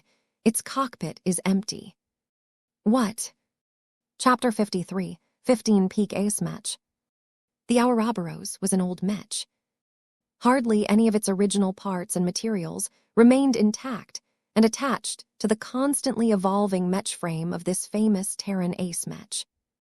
As Axeler Strion steadily grew up and matured into an increasingly more formidable mech pilot, his chosen machine could not be allowed to remain stagnant. This was why the Strion ancient clan assigned numerous highly reputable and competent mech designers to repair, modify, and most importantly upgrade the Ouroboros over the years. It had been difficult for Axeler to insist on piloting the same mech on a continuous basis over the span of an entire century. Since the first time he piloted it in a mech arena and won a glorious victory against a much more conventional first-class multipurpose mech, Axeler had fallen in love with the Ouroboros. Though the talented Terran pilot had most certainly piloted other well-designed and well-constructed mechs after his initial ride with the Ouroboros, he never felt satisfied with the machines designed by other mech designers. No matter how good they were, they could never replicate the feel and responsiveness of the original Ouroboros. In the first decades of his career as a proper soldier, his odd preference for sticking to the same first-class hero mech that he debuted in the arena attracted a lot of ridicule. His fellow Terrans didn't understand why he wanted to go back in time and stick to a mech concept that had become outdated a long time ago. Extreme miniaturization technology enabled every first-class mech to stuff itself full with a dozen different weapon systems, each of which were not weak. Nonetheless, after Axeler Strion defeated numerous challengers and proved his strength in many different occasions, those words of criticisms increasingly grew quiet. It didn't matter if Axeler covered his mech in a pink coating or applied a curse word onto its chest. As long as it remained strong enough to defeat other first-class multipurpose mechs, nearly anything was permissible. As Axelar Strion continued to demonstrate his brilliance and broke through his bottlenecks, his seemingly archaic hero mech gradually turned from an object of contempt into an iconic symbol of power. Nowadays, no Terran dared to mock the hero mech type anymore. The Renewer of Terra had single-handedly raised the respect of this archetype in Terran space. He even set an example for many other Terran mech pilots, particularly those with inferior genetic aptitudes. Compared to the overly complicated first-class multipurpose mech, the much more simpler loadout of hero mechs allowed inferior mech pilots to still exercise a lot of control over their machines. Unfortunately, none of the Terran-designed hero mechs that emerged after the rise of the Ouroboros had managed to attain the same level of success. On one hand, these imitators were not as talented or well-trained as General Axelar Strion. As a scion of an ancient clan, Axelar's education and training were both excellent. His genetic aptitude barely made it into the A grade, but that was also enough to separate himself from the much more numerous Terran pilots with B-grade aptitudes. On the other hand, the Ouroboros was an exceptional machine from the beginning. Even though the Strion ancient clan increasingly invested more in its upgrades, there were many other Terran groups that could adopt the same approach. Nonetheless, the Ouroboros had always stood head over shoulders over these would-be challengers, because it possessed unique properties that could never be replicated by other mech designers. It was alive. Although this trait only made Axelar feel good and more attuned to his machine in the early years, the advantages of piloting a living machine became increasingly more significant over time. After being upgraded many times and being subjected to decades' worth of willpower baptism by one of the powerful and renowned ace pilots of the Terran people, the Ouroboros had transcended the boundaries of a machine that could be made in an instant in a mech workshop. This was why no one who was present in front of the opulent dining hall of the Eden Institute suspected that the Ouroboros was unmanned at this time. Even if the powerful ace mech did not radiate a characteristic domain field at this time, most Devasans and Mechers assumed that it was because General Axelar Strion wanted to avoid any unnecessary aggression. The Ouroboros still exuded a strong and intimidating presence, even if it was active on its own. Its aura possessed a mixed quality of concepts that hearkened towards both creation and destruction. Much of it happened to echo the presence of General Axelar Strion himself. This was not a surprise to Vess, the living mech that had steadily grown and fed off the feedback from its powerful ace pilot. It had worked and fought together with its pilot for so long that the machine had taken after his image. At this time, everyone still remained nervous. The knowledge that the Ouroboros was active but unmanned did not relieve the concerns of those who had been informed. While the Ouroboros should theoretically be a lot weaker as a result, the machine was packed with so much power that it could still do a lot of damage. There was a clear and present difference in quality and power between the Ouroboros and the ace mech dispatched by the Devasans. Even though both machines were exquisite masterwork mechs, their power and sophistication were too far apart. General Axelar Strion was the standard bearer of the Strion ancient clan. As its strongest pilot and military officer, he was able to receive much more investment than normal. His strength as a peak ace pilot that could initiate the mech-body merger process at any time also enabled him to wield and exert control over much more powerful mech systems than usual. As such, the Ouroboros had not only received a few powerful upgrades that were usually applied to god mechs, but also received the utmost care and attention of a star designer. Numerous different mech designers had been put in charge of the Ouroboros over the years, but the latest and most powerful one was undoubtedly Syntha Elkron, otherwise known as the Grand Mender.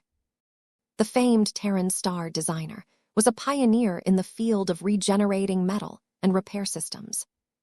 She invented many different specialized solutions meant to make first-class mechs last longer in the field by allowing them to repair their own damage with remarkable effectiveness. Any mech design that she designed in person became nearly as indefatigable as zombies. Attacks that only partially penetrated the defenses of her mechs only temporarily inconvenienced them as they regenerated back to peak condition in a short amount of time. The Ouroboros was no exception in this regard. Its defining feature, aside from its living qualities, was its world serpent system. This high-minded name stood for an extremely rapid regenerating armor system that could practically produce new armor plating even when a powerful attack had not yet ceased. Its synergy with the creation domain of General Axeler Strion and the Ouroboros was fantastic, allowing the Grand Mender to maximize the speed and efficiency of her signature technology. There were very practical reasons why the Ouroboros put so much emphasis on the world serpent system. The first was because the Ouroboros needed to compensate for its lack of armament diversity. The fact that it was a hero mech that only had access to 2 external weapon systems was a serious constraint. Axeler encountered too many situations where opposing mechs exploited this vulnerability and entered into many destructive exchanges of attacks with the hero mech. However, the lack of weapon systems also conveyed the Ouroboros with a powerful advantage. Its mech frame featured a lot more capacity for other purposes, allowing for the Grand Mender to design a significantly more powerful and advanced defensive layout.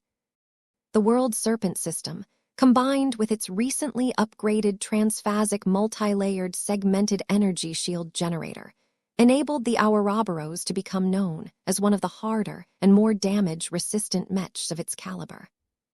This granted the Ouroboros a much more substantial damage buffer, enabling it to weather any kind of storm and, more importantly, keep its valuable pilot alive. Perhaps other rising champions in Terran space were able to attain more success over their careers, but their chances of meeting a fatal end were much higher due to the inferior defenses of their first-class multipurpose mechs. There was always a price to integrating too many weapon systems in a mech frame. In any case, the other functions of the Ouroboros were significantly better on average as well. The hero mech was able to dedicate more space, energy, and other resources to its flight system, its minidrive, its communication systems, its ECM systems, and more. Even if few of them sounded exciting, the clear and noticeable performance gap had granted the Ouroboros quite a few advantages in different situations. As Vess continued to observe the mech frame of the massively evolved and upgraded Ouroboros, he understood why General Axeler Strion and his ancient clan turned to the Grand Mender. The Renewer of Terra had always insisted that the Ouroboros stick to the purest interpretation of the hero mech archetype, which meant that it only ever wielded 2 weapons, no more, no less. Naturally, this meant that its weapon systems had to be the best that the Terrans could make for an ace mech that was already powerful by itself. The Ouroboros exchanged or upgraded its older weapon systems for newer ones numerous times as my grandfather grew stronger. Miss Alexa noted as she gazed at the familiar machine with great affection. The current loadout consists of the Apocalypse Sword, a Tier 2 Destroyer Sword, and the Genesis Rifle, a Gossar antimatter rifle. In the hands of my grandfather and his machine, this is enough to defeat almost any opposition. The Genesis Rifle was arguably the simpler of the 2 weapons. It wielded the power of creation by firing beams of shielded antimatter particles. Anything it impacted got annihilated, thereby generating enormous amounts of energy that usually produced extremely powerful explosions. In fact, it was overkill for the Ouroboros to fire antimatter beams all of the time. They were only really reserved for the strongest adversaries. Against weaker and less resilient targets, the Genesis rifle could switch to a secondary fire mode that enabled it to fire weaker but much more versatile laser beams in many different ways. The Apocalypse Sword turned the Ouroboros into a close-ranged nightmare. The Tier 2 destroyer weapon was a big deal in human space. Destroyer technology had sounded fascinating, but inscrutable to Vess in the past. It wasn't until his status improved so much and gained access to much more exclusive repositories of information that he learned what this tech was all about. Destroyer technology had long been regarded as exclusively Terran, due to the inability for the Rubarthans or anyone else to replicate, imitate, or substitute its characteristic weapons. This was an amazing feat, considering how many star designers and other powerful researchers had tried to crack this puzzle. The reason why the Terrans had always been able to maintain perfect control over their tech was because of its principal working mechanism.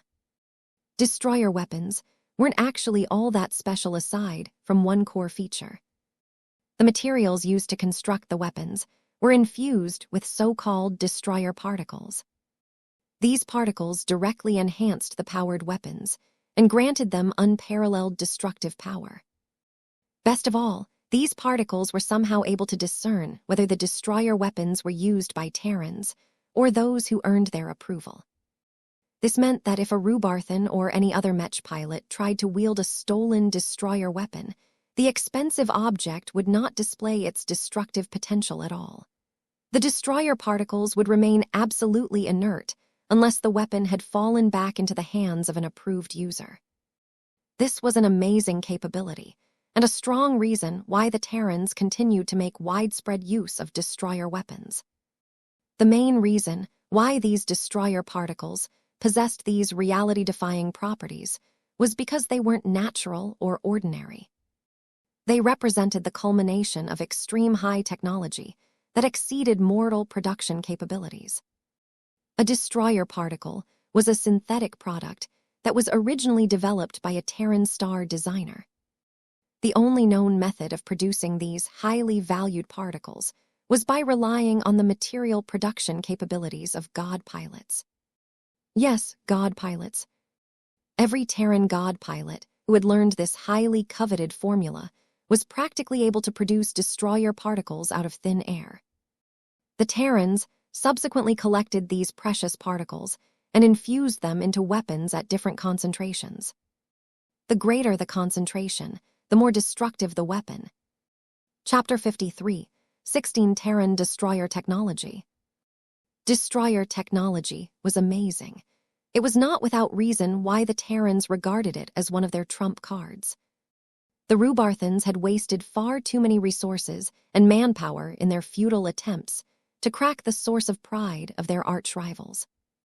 The fact that none of these attempts had succeeded over the centuries was a testament to the excellence and the extraordinary nature of destroyer weapons. Naturally, General Axeler Strion had fallen in love with these extraordinary weapons. There was little reason for him to switch to other weapon types, even if they possessed their own set of advantages. The main reason why the Ouroboros had always been paired with a destroyer sword, as its melee armament, was because it synergized well with its domain. Destroyer technology was able to evoke the power of destruction in a much purer manner than other forms of weapon tech. This allowed General Axeler Strion to resonate extremely well with destroyer swords, enabling him to inflict significantly more damage with an attack than other Mech pilots. As such, the Ouroboros always wielded the same kind of sword over its long and eventful lifespan.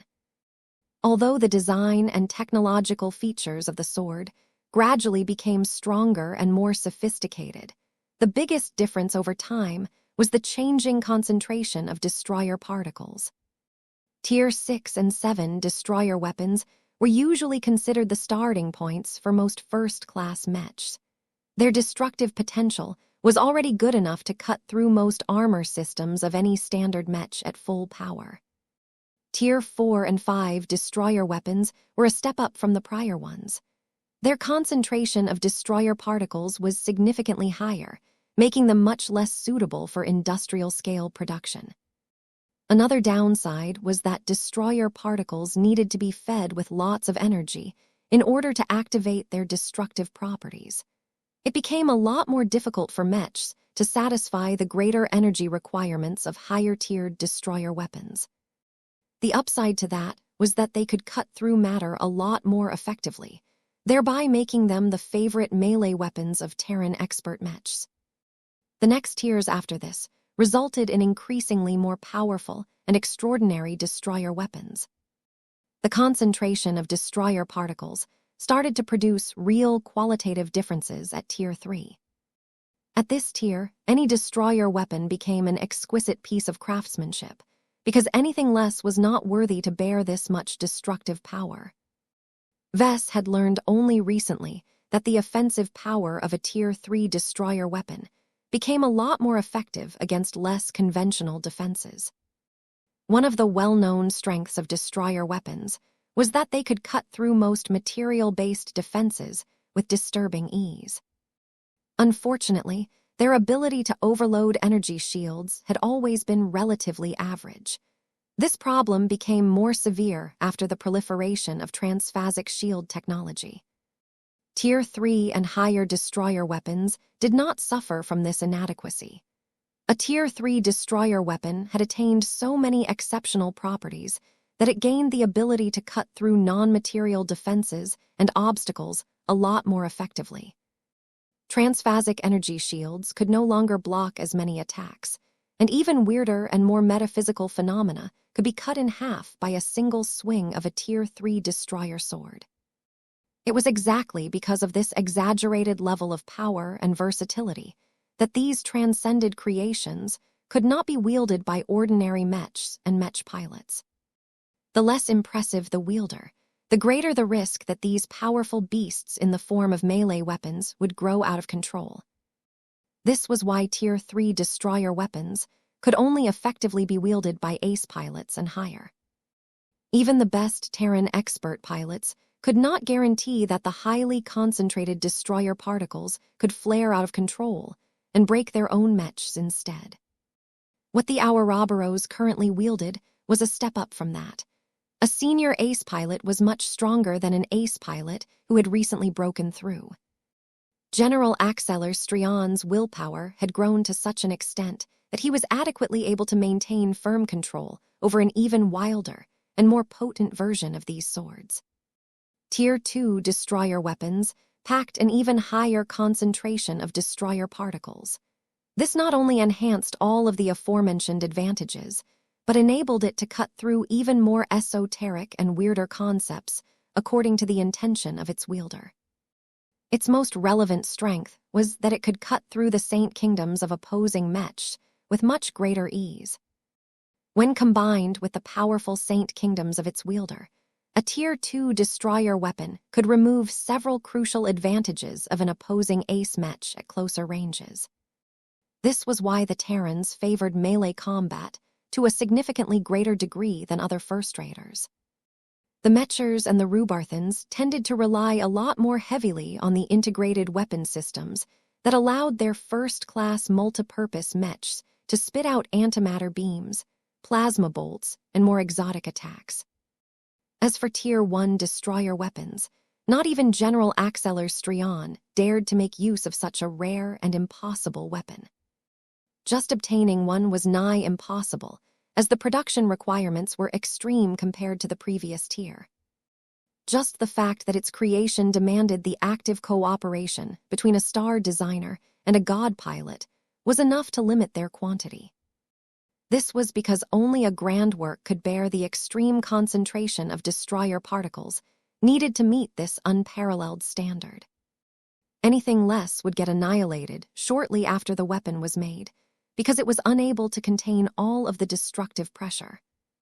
It had always been the dream of many Terran ace pilots to receive the honor of wielding these unique and legendary weapons. Unfortunately, no matter how much they pushed their resonance strength, once they hit their ceilings, they still felt short of being able to control a Tier 1 destroyer weapon. This was why the Ouroboros was still equipped with a Tier 2 destroyer sword, despite the fact that Axeler and the Strion ancient clan could afford a better product. That did not mean the Apocalypse sword was a disappointment. The strong willpower of a peak ace pilot who possessed a highly developed destruction domain had transformed it into a relic that did not disappoint its name. This had great consequences to anyone who got too close to the Ouroboros while it had drawn its melee weapon.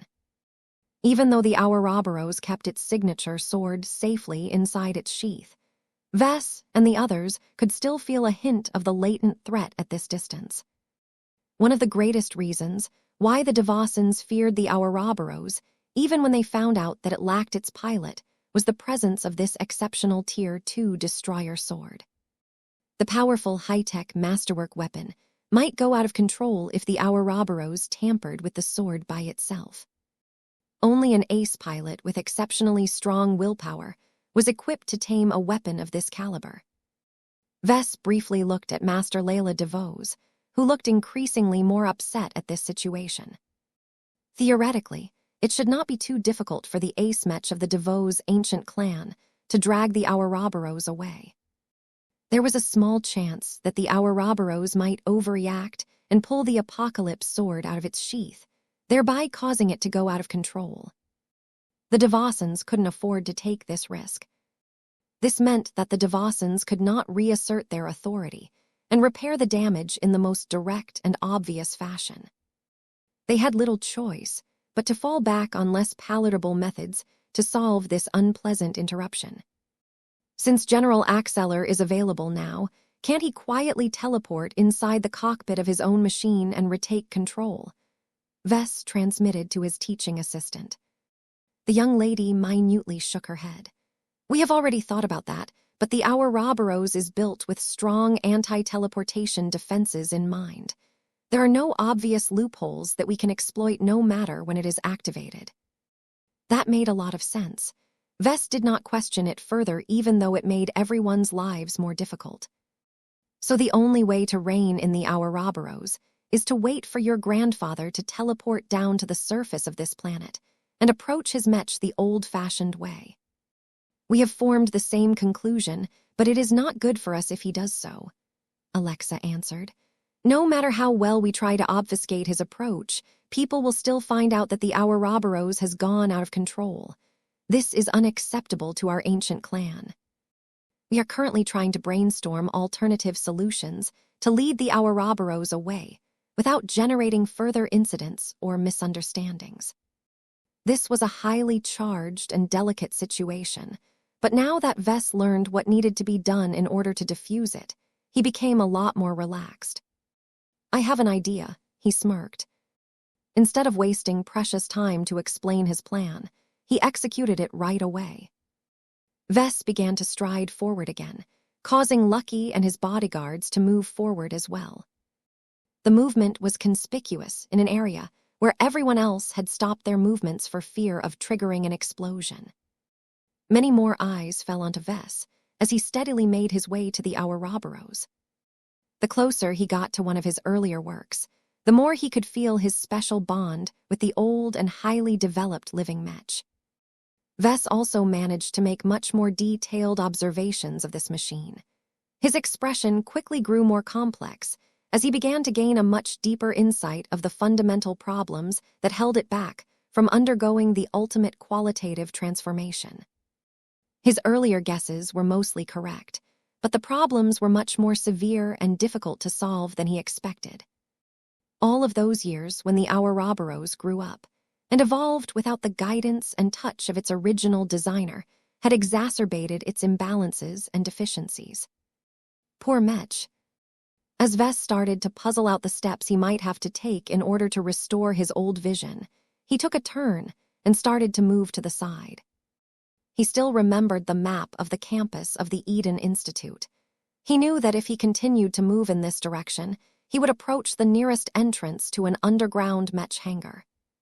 The underground hall usually stored the first-class multipurpose mechs fabricated by mech design students in their final years.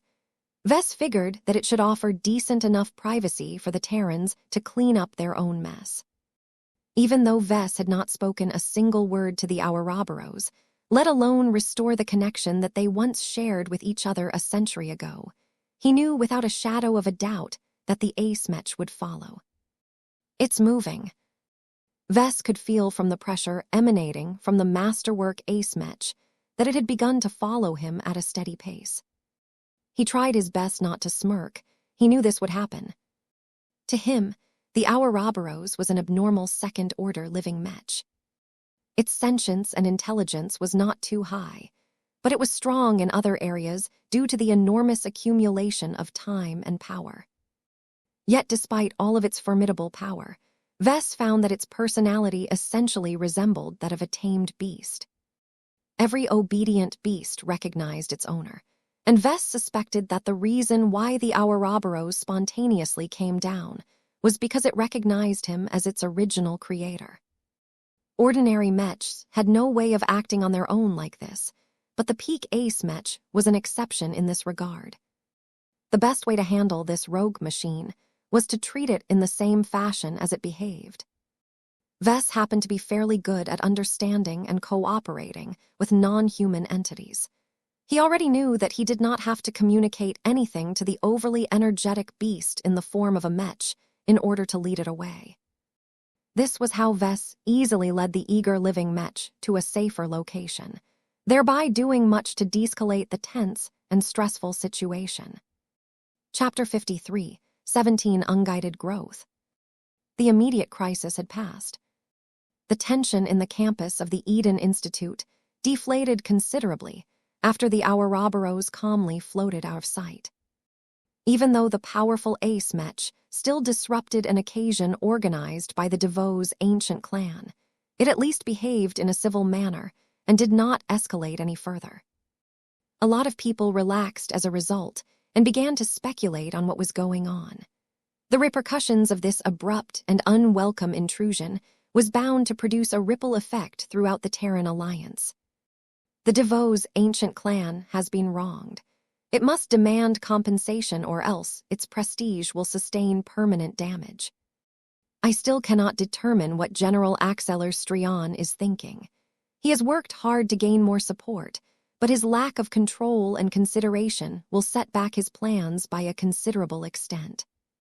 There has to be a reason why the general has chosen to break so many rules in order to make contact with Professor Vess Larkinson. What is it about this second-class mech designer that makes him so desirable? I do not know the answer to this question, but it certainly does not hurt to establish a relationship with him. We must grasp the opportunity before us before we lose this chance forever. The Terrans who witnessed or heard about this incident drew many conclusions from this event. Few, if any of them, guessed that the Ouroboros had actually been operating unmanned and without direction all of this time. Neither the Devosans nor the Strians were eager to spread this particular story, so they employed subtle measures to ensure that the prevailing conversations never touched this area. In the meantime, the leaders from both ancient clans had already scrambled into action. Their negotiating teams were furiously trying to find a way to heal the cracks in their relations and find an amicable way to solve this unwelcome incident. The Terran ancient clans all had a well-deserved reputation for stability. They strove to maintain it above almost every other priority, so as long as this was under threat, they could become quite motivated. Fortunately, Vess had stepped in and diffused the crisis in a clever way. From an outside perspective, he had simply presented himself to General Axeler Strian and quietly proposed to open up a dialogue in a more private setting. Though the Devosans hadn't done anything of note, they did not show too much weakness either, so they managed to avoid the worst-case scenario. This result produced enough of a basis to find a resolution that reluctantly satisfied both ancient clans. None of this mattered to Vess at the moment. As soon as he reunited with the Ouroboros, his nature as a mech designer immediately took over. He forgot about almost everything and became completely obsessed with studying the growth and evolution of what could arguably be his oldest living mech that still existed to this day. The wonders of time travel enabled a mech designer who was only over 40 years old to get in touch with a work that was over a century old. This was an incredibly unique and valuable opportunity to any mech designer, but it was 10 times more attractive to a mech designer whose design philosophy centered around growth. Vess had designed and fabricated many Mech over the years. Each of his works already became remarkable from the start, and a few of them even came into existence as a third-order living Mech right away. Yet no matter how clever or how many interesting features his living Mechs possessed, they were still newborn in mind and spirit. This did not bother Vess. What truly mattered was that each of them had the capacity to evolve and grow in so many different ways that they could vastly exceed their existing limits as long as their growth conditions were favorable enough. The reason why the Ouroboros held so much attraction to him was that it had not only grown for so many years. What also mattered was that many of the other variables that played a part in its growth were close to ideal. It was paired with a talented Mech pilot that grew rapidly until he reached the threshold to becoming a god pilot. General Axeler Strion also possessed a lot of affection for the Ouroboros and spent as much time with it as he could manage. The growing Ace Mech received regular repairs and upgrades courtesy of some of the best Mech designers of the Terran Alliance, especially in its later years. The fact that the Grand Mender herself had agreed to work on the Ouroboros in a way that carefully preserved its original character had been especially fruitful. Under all of these favorable conditions, the Ouroboros should have gotten a lot closer to ascending to another layer of existence. It's so close, but that is not enough. Perfection demands more. Vess looked at his old work in regret, as his observations essentially confirmed the reason why the Ouroboros failed to bridge the final gap. Its weak foundation was the root of its problems. The lack of balanced growth and development during its lengthy operation period exacerbated its flaws. Now, the problem had run so deep that it required far more than a simple fix to restore the Ouroboros. Vess felt a pang in his heart. If he had been available to adjust the Ouroboros over the years, he could have solved much if not all of its inadequacies. He could have at least given Axeler Strion and his Terran Mech designers valuable pieces of advice so that they could solve the problems by themselves. May I come closer? The Ouroboros eagerly nodded its twin heads. This was enough for Vess to lift off the air and come dangerously close to one of the most powerful Mechs in the entire Terran Alliance. It was hard to find any other Mech within the Terran superstate that was more powerful than the Ouroboros. No one aside its pilot dared to get close to the machine because it had too many ways to kill people by accident. From the overpowering spiritual pressure emanating from the second-order living Mech to the latent fluctuations of its infamous Apocalypse Sword, a highly developed Ace Mech that was designed to defeat anything short of God Mechs was not a teddy bear. Nonetheless, Vess held such complete trust in the Ouroboros that he approached the machine without fear. Aspects about the old living machine that had long been buried deep within its psyche had risen to the forefront after making contact with Vess once again. The ties between them were undeniable. Both of them had undergone so many changes since their last contact, but that did not prevent the maker from recognizing his product and vice versa. This was a magical sensation, and one that was utterly valuable and precious to Vess.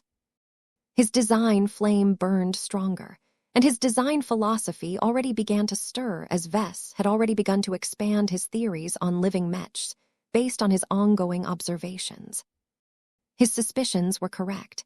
The Ouroboros was a goldmine for studying the later growth stages of his living products. Even if its flaws prevented Vess from collecting too much relevant data, there were still many commonalities between the Ouroboros and his contemporary works to form broad inferences. Vess practically blanked out for a few minutes as his entire mind and spirit became preoccupied with processing the rich and priceless data. It was as if he was reaping the rewards for conducting a longitudinal study that spanned across an entire century. While many other researchers, such as Master Moira Willix, were forced to spend many decades, if not centuries, of their precious time to conduct similar studies, Vess essentially skipped all of the waiting and obtained the raw results right away. Of course, the data and conclusions he was able to derive from the Ouroboros was not as detailed and complete due to the inability to take precise measurements. But this was not that big of a deal. As a living Mech, the Ouroboros possessed the capacity to remember past events. It still retained a decent amount of data on its past conditions. Vess could easily access it simply by conveying a request to the living Mech. Perhaps the Ouroboros would never reveal its own secrets to other people, but Vess was an exception. How can its own progenitor possess any ill intent towards its own product? Of course, the Ouroboros may be eager to reunite with its maker, but as a long-lived machine, it was anything but naive. It was because Vess did not hesitate to bear his own spirit to the Ouroboros that the living Mech felt relieved to extend its full trust to its progenitor. Though Vess assumed a lot of risks by exposing his spirit to another entity, he did so without hesitation because his living Mechs weren't like other people. Aside from that, Vess also did not found the Ouroboros to be a threat at all, because the machine was clever enough to recognize that its maker may be the only person who could solve its inadequacies. If the Ouroboros was not able to resolve its flaws, it could never reach a higher life phase, thereby preventing the machine from realizing its ultimate goal. This overpowering interest ensured that the Ouroboros would never dare to cause harm to its original maker. It may even take the initiative to protect Vess from all other threats. Vess found this situation rather absurd. He somehow managed to gain the affection of a weapon of mass destruction in the form of an ace Mech. It became more difficult for him to treat it as anything other than an oversized mechanical pet. This impression strengthened his desire to solve the root of the old living Mech's problems. This was easier said than done. His expression grew pained when his eyes drew towards the Apocalypse sword and the Genesis rifle. These weapons are part of the problem, do you know that? They're far too destructive, and it appears that your pilot has not been able to restrain himself. The powerful living Mech conveyed a feeling of regret. The Mech shared the same opinion, but it was a pity that it had taken too much time for it to grow smart enough to become aware of its faults. What held the Ouroboros back was that it had veered too much from its original vision. Vess named it after the serpent of creation and destruction for good reasons. The machine was supposed to embody both domains in equal measure and keep them in perfect balance in order to derive greater synergies that resulted in more powerful outcomes. Though Vess had been a lot less knowledgeable and competent at the time, his core vision for the Ouroboros was still sound and viable enough to bestow it with unlimited potential. Unfortunately, the requirements to realize all of that potential were also incredibly strict. For a long time, General Axeler Strions utilized the Ouroboros as a combat machine without too much further thought on how it would affect his growing machine. It was in people's nature to treat Mechs as combat assets. Their entire purpose revolved around destruction, so as Axeler continued to pilot his living machine, he frequently engaged in combat in various forms. Whether it was duels against other powerful Terran Mechs or more destructive battles that were carefully controlled by the Terran ruling groups most of the time, Axeler and his Ouroboros made their names by sowing more destruction than their rivals. As the duo became more successful, the design team assigned to the Ouroboros regularly updated its armament with more powerful and destructive weapons. Since the hero Mech could only ever wield two primary armaments, the Terran Mech designers always did their utmost to maximize the lethality of the Mech sword and Mech rifle to the greatest possible extent. Years of frequent fighting had distorted the growth of the Ouroboros and caused it to veer off balance. The consequences of those many eventful decades became obvious to this day. The destruction domain of the Ouroboros had become dominant. Its neglected creation domain received considerably less room for development and had been squeezed into an uncomfortable corner. How can Axeler allow this to happen? The Ouroboros ratted out its pilot without hesitation and readily conveyed the answer. It turned out that Axelar had become intoxicated with the destructive combat power of his own living Mech. The more the Ouroboros leaned towards destruction, the greater its offensive power. This was the basis of Axelar's success over the years. If his destroyer sword hadn't become so much more powerful than the ones wielded by his rivals, it wouldn't have been easy for Axelar to grow to become one of the top leaders of the Terran Alliance. Unfortunately, everything had a price. Axelar's decision to prioritize short to medium-term gains had sabotaged his long-term future. The imbalance in his powerful ace Mech had become so severe that not even Vess could correct it by making straightforward adjustments to its highly distorted spiritual foundation. The Ouroboros had become too old and strong. It had partially transcended its original nature as a living Mech. It had morphed into a different kind of entity that was much stronger, but also much more difficult for Vess to change at his current rank. Chapter 53, 18 Vess the Deadbeat Parent. The long and storied history of the Ouroboros unfolded like a tapestry to Vess. The strong spiritual connection between them allowed the maker and product to exchange words, meanings, images, and even heartfelt emotions with each other without any barriers in the way. This was a magical form of exchange that was not only fast, but also highly efficient, especially when the two parties were considerably advanced as far as entities were concerned. Best of all, it was completely impenetrable and impossible to intercept, especially at close range. Vess did not have to worry about the Terrans or the Mechers stealing any of his valuable secrets, so he did not hold back whenever he communicated back to his old creation. As he studied the gradual development of the Ouroboros over time, he noticed that as General Axelar Strian eventually realized his mistake as he approached the peak of what an ace pilot could become. It was not as if he understood that he had altered the character of the Ouroboros through his actions. He interfaced with it so many times that he had become highly familiar with his machine. However, he never held onto the mindset that he had to preserve all of its character and traits as much as possible. This was fairly normal. A Mech that used to be hastily designed was not a proper machine to begin with. It contained so many technical deficiencies that the Strian ancient clan had to commission a lot of Mech designers to upgrade it and raise its performance to a satisfactory level. Besides, since Axelar was not the true designer of the Ouroboros, how could he understand the full intentions behind its creation?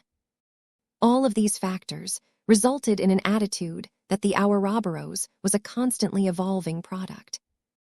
The direction of its growth did not matter at all so long, as it became stronger and more effective in the end. Axelar even embraces the greater emphasis on destruction, because that was what he and his clan obviously needed from his battle partner. The Ouroboros was not an industrial Mech.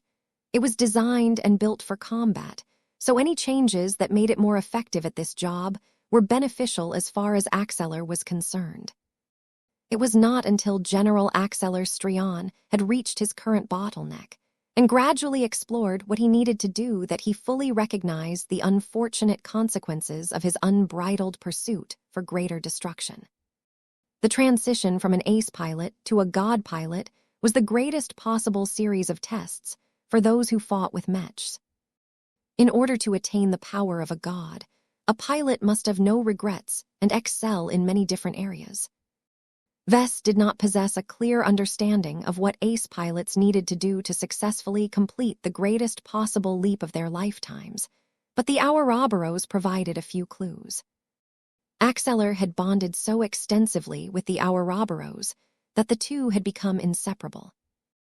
This meant that the state and condition played an outsized role in Axelar's evolution. It was impossible for the Terran ace pilot to make further progress by exchanging the Ouroboros with another ace Mech that possessed a much better foundation. This meant that Axelar had no choice but to perfect his existing ace Mech, but due to the design choices that Vess had made a long time ago, it became insanely difficult to satisfy this essential requirement. A misalignment existed between my original vision of the Ouroboros and Axeller's own interpretation of his living Mech. Vess concluded. This divergence in opinions has gone on for so many years that minor differences have accumulated into a vast gulf between ideal and reality. When Vess initially designed the Ouroboros, he did so by occupying Axeller's body. This caused him to entertain a few odd and unusual ideas. One of them was that Vess designed the Ouroboros as a child between himself and Axeller. Vess was the mother and the creator who breathed life into the hero Mech. Axeller was the father and the destroyer who fulfilled the purpose of his new battle partner. The best possible way for the Ouroboros to preserve its original duality between creation and destruction was to grow up under the care of both of its parents. That did not happen. Like a child that only grew under a single parent, the Ouroboros had grown continuously for a century under the care of its father. Meanwhile, Vess was like a deadbeat mother who completely disappeared from the scene and deprived his child of the motherly care that it deserved. It was no wonder that the Ouroboros grew up in a distorted fashion. Vess never thought about all of this stuff at the time. He always treated the Ouroboros as a temporary product that Axeller would eventually toss aside once he had outgrown this poorly designed machine. How could Vess have known that Axeller not only fell in love with this rickety hero Mech, but also managed to advance all the way to a peak ace pilot with the help of its sole battle partner? If Vess had known about this in advance, he would have given Axeller extensive instructions to ensure that he properly guided the growth of his chosen machine. Not every living Mech was destined to become all-powerful as they grew older. They could take the wrong turns or become victims to mistakes. The impossible moat that blocked the subsequent evolution of the Ouroboros was undeniable proof that relying on age alone was not enough. What a terrible mess. The good news was that Axeller did not remain stubborn enough to exacerbate the problem further. He instead respected his living Mech's wishes and sought to reverse the ongoing trend. The Strions had made the right moves. They not only contracted the services of the Grand Mender at great cost, but also requested her to infuse the Ouroboros with her extensive design applications, but not to the point of destroying everything that made it alive. Each and every specification added another burden to the star designer, but General Axeller Strion gritted his teeth and pushed through because he understood it was the only way to save the Ouroboros. Vess swept his gaze from top to bottom. The World Serpent system that the Grand Mender had specifically developed for the Ouroboros had indeed done much to counteract the previous trend. The fact that it occupied such an extensive blueprint in the Mech frame meant that its regenerating properties deeply affected the character of the Ouroboros. However, even though the Grand Mender had tried her best, she didn't exactly have what the Ouroboros needed. Her domain was not actually based on creation, but rather restoration. Her title signified her dedication towards facilitating the restoration of products that had already been produced. She worked hard to make existing Mechs last longer so that they preserved the lives of their pilots. This was her chosen strategy to fulfill her purpose as a Mech designer. This was why the World Serpent system and the other repair systems failed to solve the problem. They only slowed the deterioration at most. Vess turned his gaze towards the Apocalypse sword once again. Axeller's love for destroyer swords was one of the chief causes of the current imbalance. The more Axeller grew as a pilot, the higher the tier of destroyer weapons he was able to wield. More powerful tiers of destroyer weapons made it a lot easier for Axeller to vanquish over stronger opponents, so he never held back on upgrading whenever the opportunity arose. This was normal behavior, and it wouldn't have been an issue if he piloted any other Mech. Unfortunately, this approach was anything but ideal for a living Mech that worked best when it was in a state of balance. It would have been better if Axeller settled for a plasma sword or something. Vess grumbled. Destroyer technology was too unreasonable. It was a form of extreme high technology that broke the rules because it could not exist without relying on the reality-defying powers of a god pilot and a star designer. Mechs could still be designed and produced by mortals, but destroyer weapons were essentially godly creations at their core. Long-term contact and exposure to destroyer particles meant that it became a certainty for the Ouroboros to develop a bias towards destruction. It was too late to disassociate the two from the other. General Axeler Strion belatedly learned that his love for destroyer swords had contributed enormously to the problem, but they had become nearly inseparable to the Ouroboros by this time. Since destroyer swords had become a core part of the current machine's identity, switching to a plasma sword would do more harm than good. Besides, Axeler probably wouldn't be able to bear it either. He had wielded this powerful weapon type for so long that it had become a part of his nature as well. Axeler is another contributor to this problem. If the ambitious Terran ace pilot wanted to make the ultimate leap, he needed to merge with his battle partner. The greater the differences between the two, the harder it became to make this happen.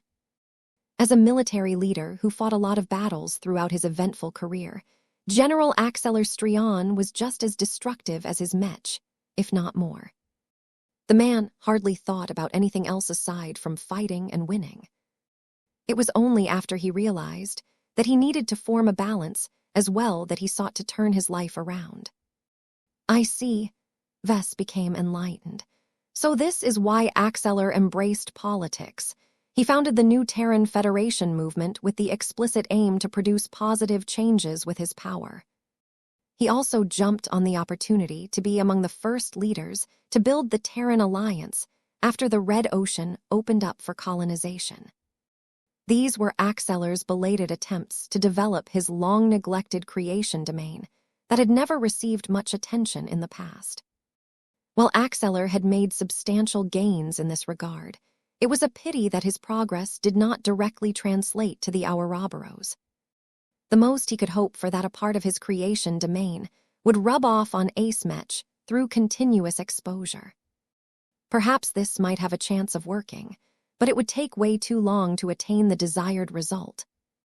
Axeler needed to counteract so much damage that it may take half a century or more in order to completely align himself to the Ouroboros once more. Vess shook his head. This will take way too long. Both Axeler and the Ouroboros had become desperate for a golden bullet. They wanted to correct their respective mistakes and imbalances in the fastest and most effective way possible. This completely explained why the Ouroboros regressed into an eager puppy after reuniting with its long-lost parent. The living Mech bore no resentment at being abandoned by Vess. Its congenital defects had caused it to remain stuck as a relatively simple second-order living Mech. The Ouroboros might not have reacted so gently at Vess if it had been a third-order living Mech. The living Mech's thoughts were quite simplistic at this time. It knew that it was damaged, and it knew that its progenitor may be the only Mech designer who could make it right again. Professor Larkinson, a voice called down below. Miss Alexa Strion had entered the hangar bay a few minutes ago. She had respectfully kept her silence in order to give Vess enough space, but she just received a notification that compelled her to speak. What is it, Alexa? My grandfather has teleported to the surface after our clan concluded a preliminary agreement with the Devossans. He is on his way here. It is best for you to leave. The DeVos' ancient clan still wants to have you first, and our clan has agreed to give the injured party priority for the rest of the week. Understood. I need to think anyway. This powerful Mech has given me quite a few surprises. Chapter 53, 19 The Responsibility of a Mech Designer. Vess did not reject the arrangements made by the Strion and the DeVos' ancient clans because he was not eager to meet with one of his former mastery hosts. He also did not want to speak with General Axeler Strion without sufficient preparation. The huge amount of information and insights he gained from his extensive examination and exchange with the Ouroboros had given him a lot of food for thought. Vess had only been able to conduct a superficial analysis of the state of the Ouroboros for the time being. This was far from enough to talk about the Ouroboros in a more productive and helpful fashion. He needed to spend a lot more time on analyzing the exact deficiencies of his old work and figure out effective means to unlock its potential. It might already be too late to undo all of the damage, but Vess believed he should be able to develop other solutions that could help the Ouroboros unlock the shackles that were holding it back. As Vess left the underground hangar and rejoined his family, the evening banquet had already come to a close. The Devosons clearly understood that it was no longer suitable to entertain their guest of honor any further, so they told Vess to take a good rest before they returned the next day. This was more than fine for Vess, as he remained almost fully engaged in his latest preoccupation.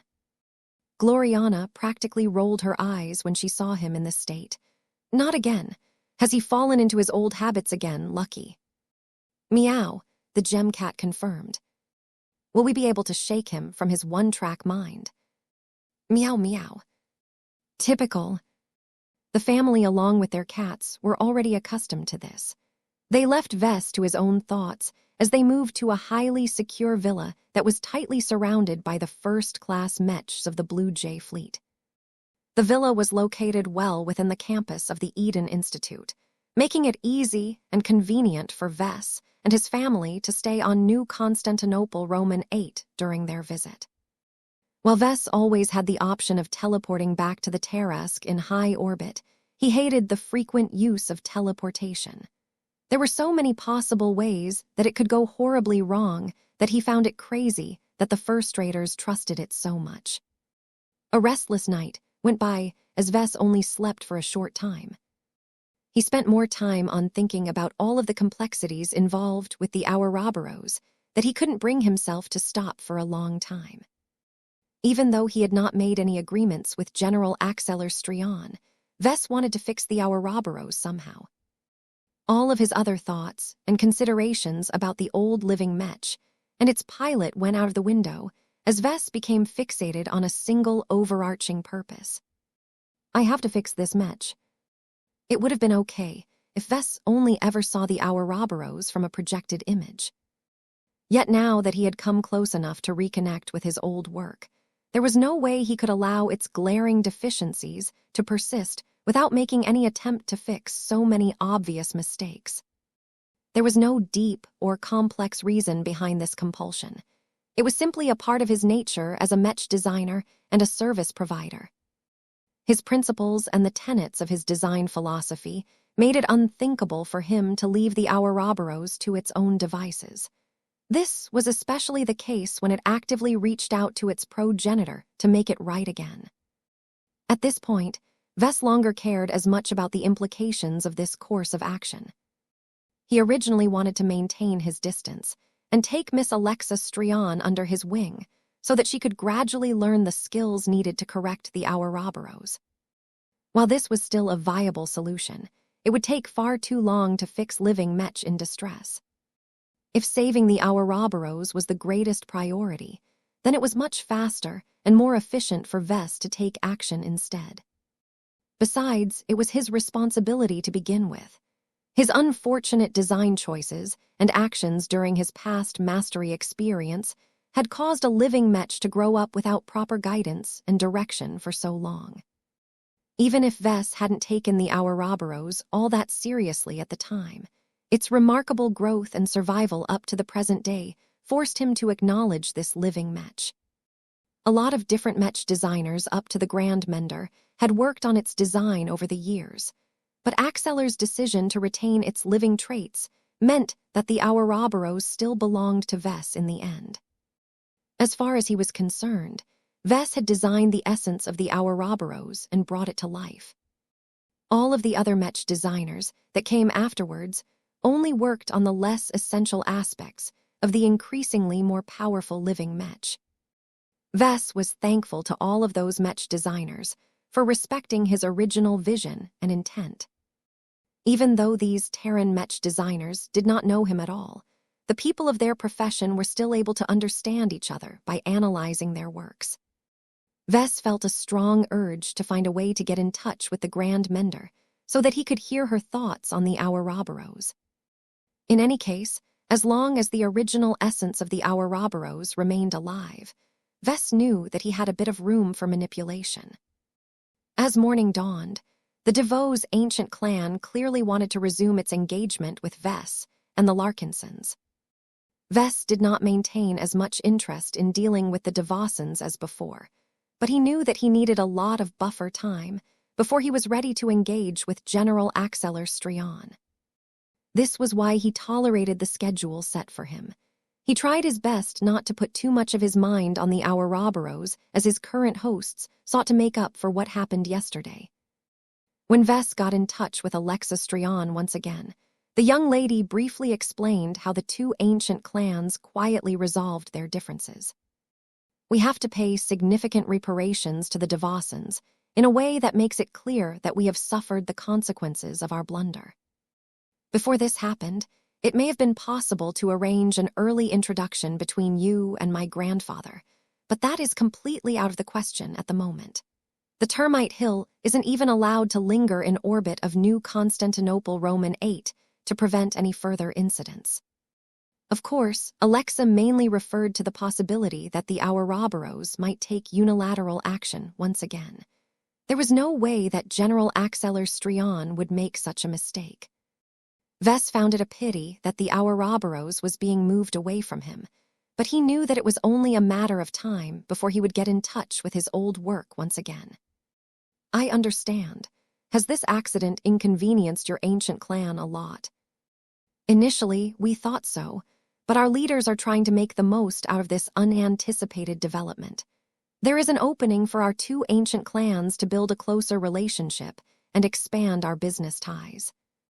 With the war against the native aliens heating up, it has become increasingly more important to expand our base of support. With this incident as an impetus, we can make extensive gains by cooperating with the DeVossons. It is just that the other party will profit more from this due to our mistakes. This was how the Terrans preferred to solve a disagreement. Neither side wanted to deepen their animosity towards each other, as that would only drain their resources for no good reasons. Since it was in their best interest to cooperate with each other instead, the Terrans were able to set aside any impulsive ideas and work towards a more desirable resolution.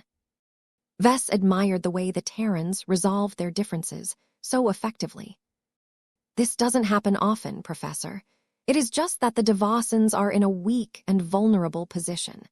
Their ancient clan is not strong to begin with, and the new age has put them in a particularly precarious position as the Agamemnon upper zone is too close to the front lines. In other words, the DeVossons were much more desperate for allies that could back them up in the difficult times ahead. It was easy enough to understand how the DeVos' ancient clan benefited from a closer partnership, but what about the other party? How does your clan benefit from this outcome? I cannot divulge the full details, but I can tell you that our clan seeks to build a coalition among the Terrans.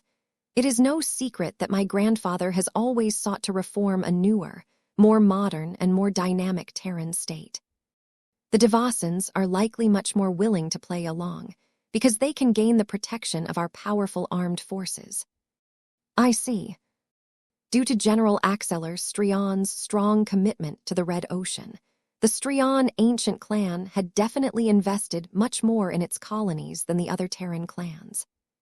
The first Strian Mech army at full strength was one of the strongest backbones of the Strians in the New Frontier.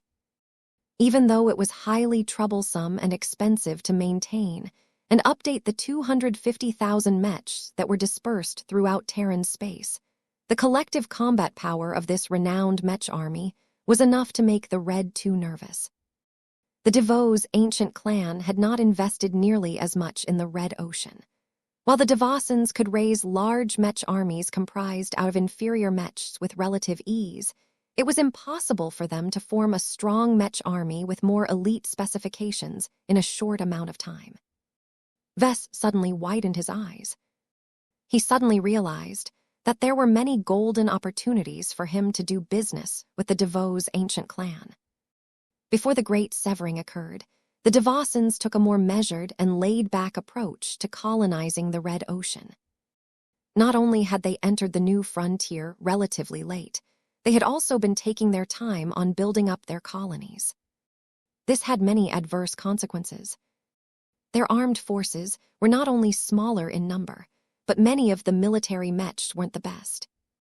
Their population was lacking in comparison with the other ancient clans. The Riston territory was smaller and did not offer as much resources. There weren't enough elite Mech academies and other educational institutions to meet the demand of the armed forces in the future. Ves had always held the image that the Terran ancient clans were all so powerful, thorough, and meticulous in their actions that they hardly ever needed any outside help. This might not be wrong back in the Milky Way, but it was substantially different in the Red Ocean. This was the new frontier. This was a place where Ves felt much more at home than all of these stuffy and high-minded Terrans. Ves suddenly sharpened his eyes. "Alexa." "Yes, Professor. I would like to receive your rundown on the state of the DeVos ancient clan," he said with renewed purpose. "You don't have to share any dark secrets about the Devasins to me, but I would like to receive more extensive information than what I can gain through common channels. I will consider it a favor if you satisfy this request." Alexa Strion was smart enough to guess what Ves had in mind. She paused in thought, as this was not the kind of matter that she could decide on the spot. A dozen or so seconds passed before she eventually nodded. "My grandfather has just given me permission to do so," the young lady responded. "This is a time where the Terrans must come together as much as possible. If you can meet the needs of the Devasins and earn their trust, then that will facilitate greater trade and cooperation in our region of space. Perhaps it is good for a third party to come in and shake up the status quo in advance." Ves grinned at that. "I like the way you think." Even though Ves and Axeler Strion had yet to meet in person, they had already formed a tentative blueprint of cooperation, all without speaking directly with each other. Chapter 53, 20 Dire Straits. The commotion died down after that eventful first day. Although the Devasins incurred a lot of ridicule in the Terran community, they quickly and deftly diffused the crisis by using this incident to establish greater cooperation with the Strions. The two ancient clans were quite different from each other. Their varying degrees of investments and commitment to the Red Ocean had caused their strength and accumulation to diverge enormously from each other. If the Red Ocean still retained a connection to the Milky Way, then the Devasins could still transfer a lot of funding and assets from their home territories. Unfortunately, the unexpected transition of the Age of Dawn had caused this crucial link to disappear, so the Devasins assigned to the new frontier suddenly found themselves stuck as one of the smaller sharks in the pond. While an ancient clan still possessed far more capital than an ordinary clan in the Terran Alliance, that did not change the fact that the Devasins had much less fault tolerance than their peers. What was worse was that, because they entered the Red Ocean rather late, they had little choice but to settle their colonies in a place like the Agamemnon Upper Zone, which was positioned closer to the center of the dwarf galaxy. The Terrans did not consider this to be a disadvantage in the past. After all, so long as the pioneers retained access to an active transportation channel to the Milky Way, it was inevitable for humanity to push the native aliens out of their own core territories. The DeVos ancient clan and other latecomers were not only able to take advantage of a better developed infrastructure in the Red Ocean, but could also occupy colonies that were located in relatively richer and more promising regions. However, whether a condition was beneficial or detrimental depended on the circumstances. Red humanity had turned from a domineering invader into a stranded group of exiles. The sudden change in fortune caught everyone off guard and prevented parties, such as the DeVos ancient clan, from calling in further support. This had great implications for the Terran Alliance. The lack of buildup in the early years did not seem to matter at first, but suddenly gained great significance. With all of the changes that had taken place, The DeVos ancient clan, who previously regarded itself as one of the alphas of the Terran superstate, suddenly became the most vulnerable big fish on the chopping block. Not only was the Riston territory too small, too far forward and too underdeveloped to adequately defend itself against future alien incursions, the armed forces of the DeVos ancient clan also weren't numerous or elite enough to take sufficient advantage of the new elites program. The Terran Alliance owes a large amount of gratitude to the Fist of Defiance for enacting a plan that allows us to retain our culture and heritage, Alexa Strion explained to Vess. However, the God Pilot has made it clear that only the strongest wolves among us have the qualifications to enjoy this right. Every group must nurture at least one high-level warlord to fend off challenges and retain the right to hold a large amount of territory. This is not a concern to my own ancient clan, but the Devosans have started to sweat ever since the implications became clear. Alexa plainly laid out the crisis that had befallen the DeVos ancient clan as she sat in front Vess, inside the guest Villa's lounge. Lucky calmly rested on her lap, causing her to frequently get distracted by his mysterious and alien archimetal construction. Meow, the gem cat yawned as a delicate hand gently rubbed his metallic back. The young lady had never met a mechanical pet this wonderful or magnificent. Lucky's design did not match the style of his owner, and few people understood architect well enough to be able to create such a small and sophisticated technological marvel. Who created Lucky? Who upgraded him to his current state? Was it the xenotechnician, or was another highly competent master Mech designer behind Vess? Alexa did not allow her speculations to distract her from her current task. In conclusion, the Devosans are most affected by the struggle for survival. They cannot retreat from the Agamemnon upper zone because there are no promising star systems available anymore in the other upper zones. The loss of territory, population, and resources will destroy so much of their remaining foundation that they will lose the qualifications of an ancient clan. They can only regress into a lesser clan and lose all of the rights and influence that came with their prior status. This was an enormous shame and a death knell to the Devosans.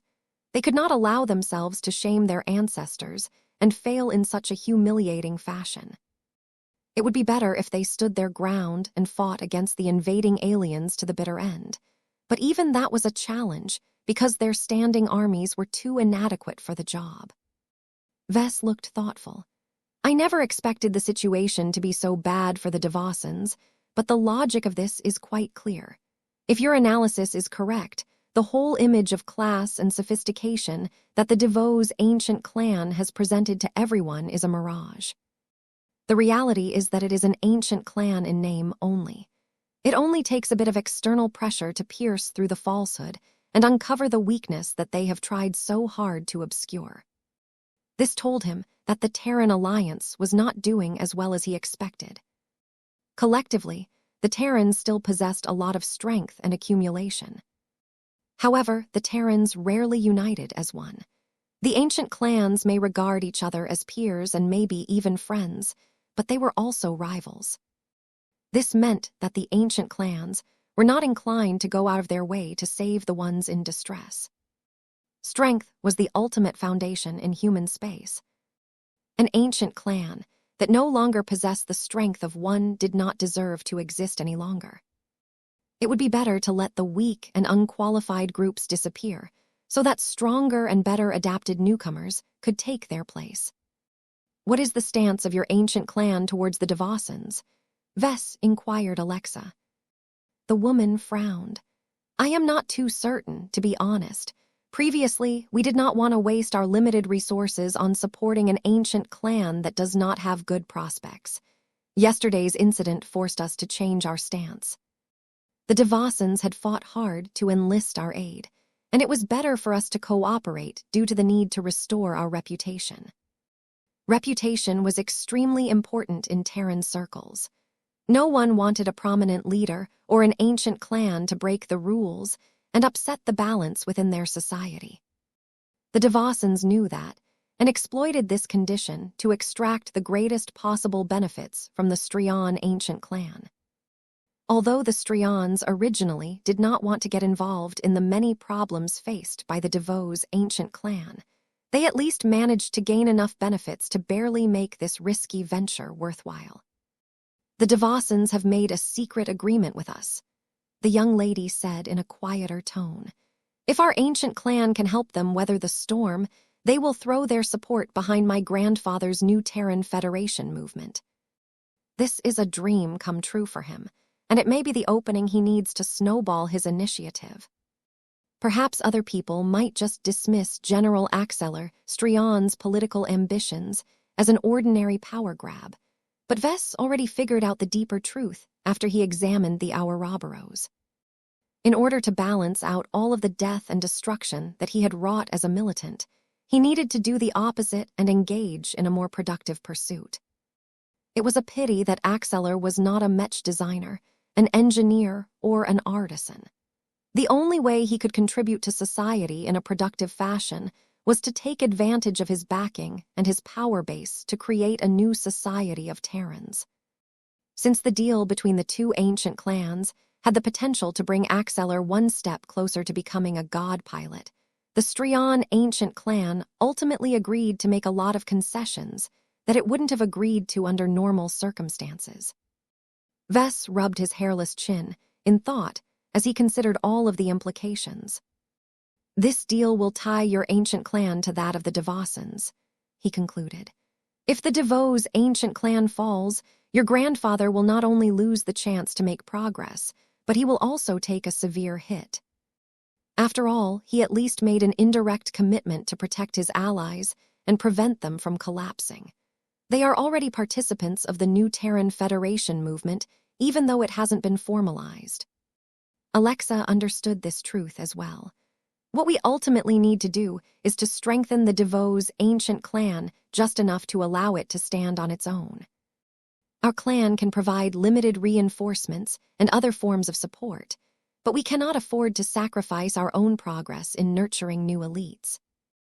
Are you hoping that I will cooperate with the DeVossons and employ my own means to strengthen their troops? The young woman nodded. "Your solutions are known to be far more cost-effective and less resource-intensive than the alternatives. This is exactly what the DeVossons need in this dire time. In the following days, they will do their best to charm you and solicit greater cooperation from you. However, they will not allow you to dictate your terms. Their situation may be dire, but their pride and their cognition has not fully caught up to their current status." "I see." Vess kept this in mind as he thanked Alexa for her valuable insights.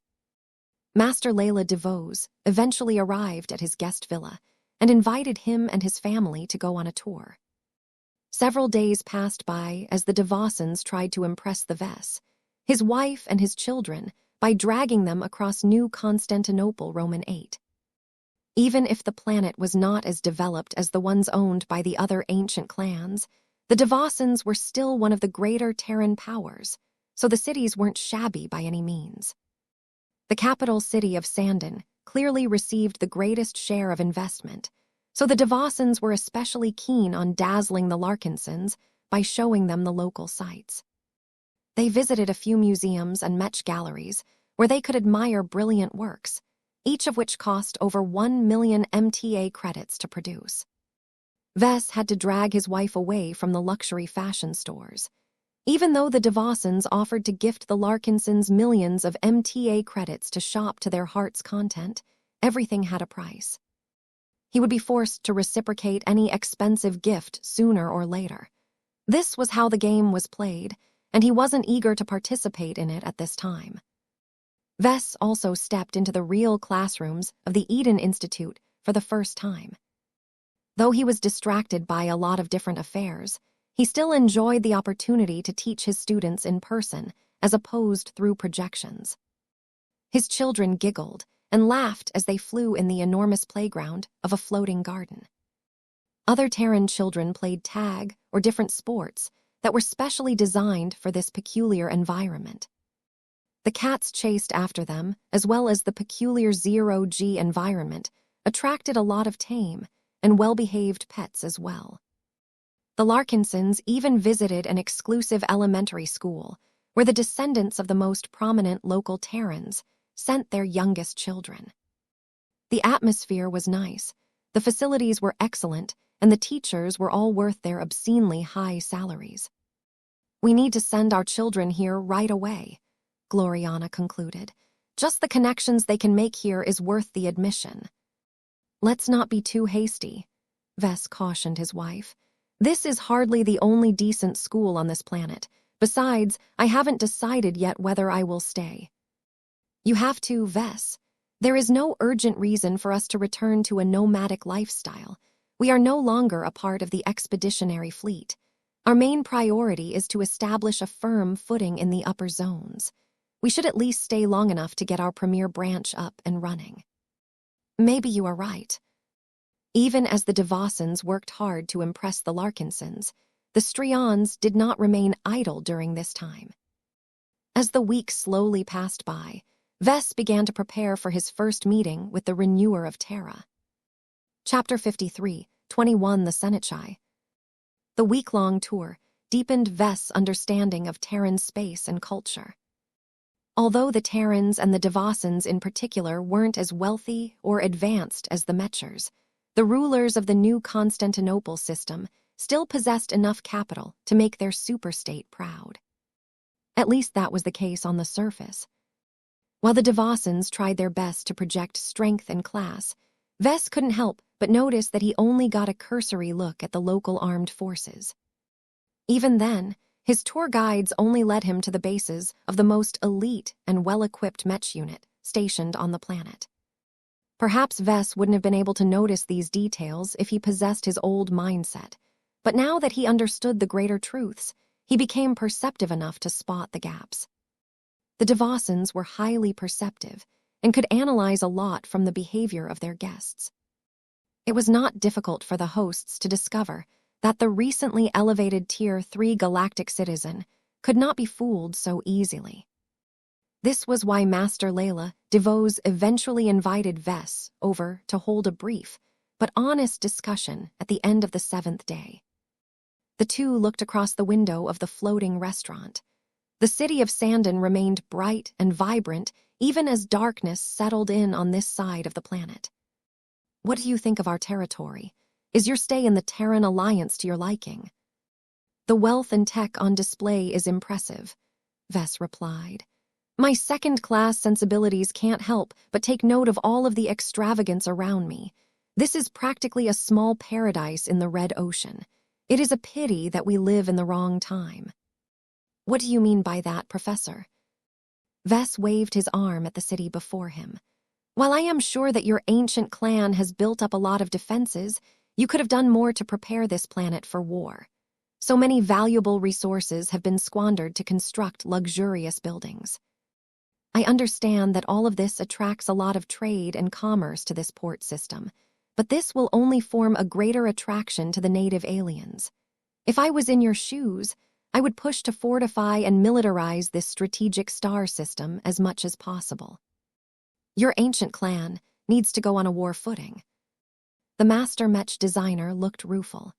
"Numerous people have voiced the same proposal, but it is not that simple for us to change tack. We are constrained by too many factors. These changes normally take place over years or decades. We are more concerned with upgrading and expanding our Mech units." In other words, there was not enough resources and political will to push through the difficult decisions needed to respond to the crisis. Vess shook his head in disapproval. "The Age of Dawn is an age where warlords will become the dominant players of human society. It takes more than spending money to raise powerful enough Mech units that can survive in an increasingly more hostile dwarf galaxy." "I am aware. I have listened to your frontier wisdom lectures. We are open to other solutions." This gave Vess to present a few proposals to test the willingness of the DeVos ancient clan to do business with him and his clan. It was not appropriate for Vess to offer a kinship network, as this was a matter that the Terran Alliance preferred to address as a whole. He couldn't offer anything related to companion spirits or the Carmine system because of the restrictions imposed by the Red Association. That left Vess with few means to help the DeVos ancient clan. Nonetheless, he still possessed enough innovations to attract the Devosans. Out of all of his suggestions, Master Layla indicated a bit of interest towards one of them in particular. Your training Mech have gained great appreciation in the middle zones, the woman spoke. While the unclear principles of your MSDS is of significant concern to us, I do not believe we have the luxury to let our caution hinder our efforts to improve our forces. How well is your MSDS able to simulate first-class combat? Quite well, Vess confidently replied. The realism of my MSDS is unequaled. This is not an idle boast. Everyone who experienced it in person has said as much. While we have yet to give any first-class Mech access to the MSDS, it is not difficult to fully simulate the performance of any standard Mech model in a short amount of time. The master Mech designer nodded in appreciation. We have already collected a large amount of information on your training Mechs and the special training system that you have invented for them, but we will need more than that to make a major decision. If you can supply us with additional information that is relevant to us, it is not impossible for us to conclude a business deal within 3 months. Vess was waiting for this. He understood the value of his MSDS quite well. If he handled this negotiation well enough, then the resulting deal may serve as the first proper anchor of the Larkinson clan in the upper zones. He had a short but fruitful talk with the master Mech designer after he transmitted an information package that he had already prepared in advance. Even though Vess strongly believed in the benefits provided by his MSDS, he could not guarantee whether the Devosans would be willing to adopt it in the end. That was not a problem. Vess still had other ways to be of service to the DeVos ancient clan, and that was before he had completed his promotion to a first-class Mech designer. After he finally concluded his evening talk with Master Layla, he retired for the evening in order to get ready for the next day. When Vess woke up the next morning, the atmosphere around him had changed. The DeVos ancient clan had its turn with Vess. Now was the time that the Strian ancient clan was allowed to approach him next. Due to the unfortunate incident related to the Ouroboros, General Axeler Strian had become persona non grata on New Constantinople Roman 8. The Devosans didn't dare to let him, or his potentially uncontrollable ace Mech, approach the surface of one of their most important planets. This forced Vess and the Strians to schedule their introductory meeting off-world. Holding the meeting on the Terrask seemed obvious, but neither side wanted to talk on a warship that was under the complete control of the Red Association. This was why Vess agreed to meet on a small and relatively neutral space station that the Strians had rented for a period of time. Before Vess arrived, the Larkinsons and the Strians had worked together to prepare for this important meeting.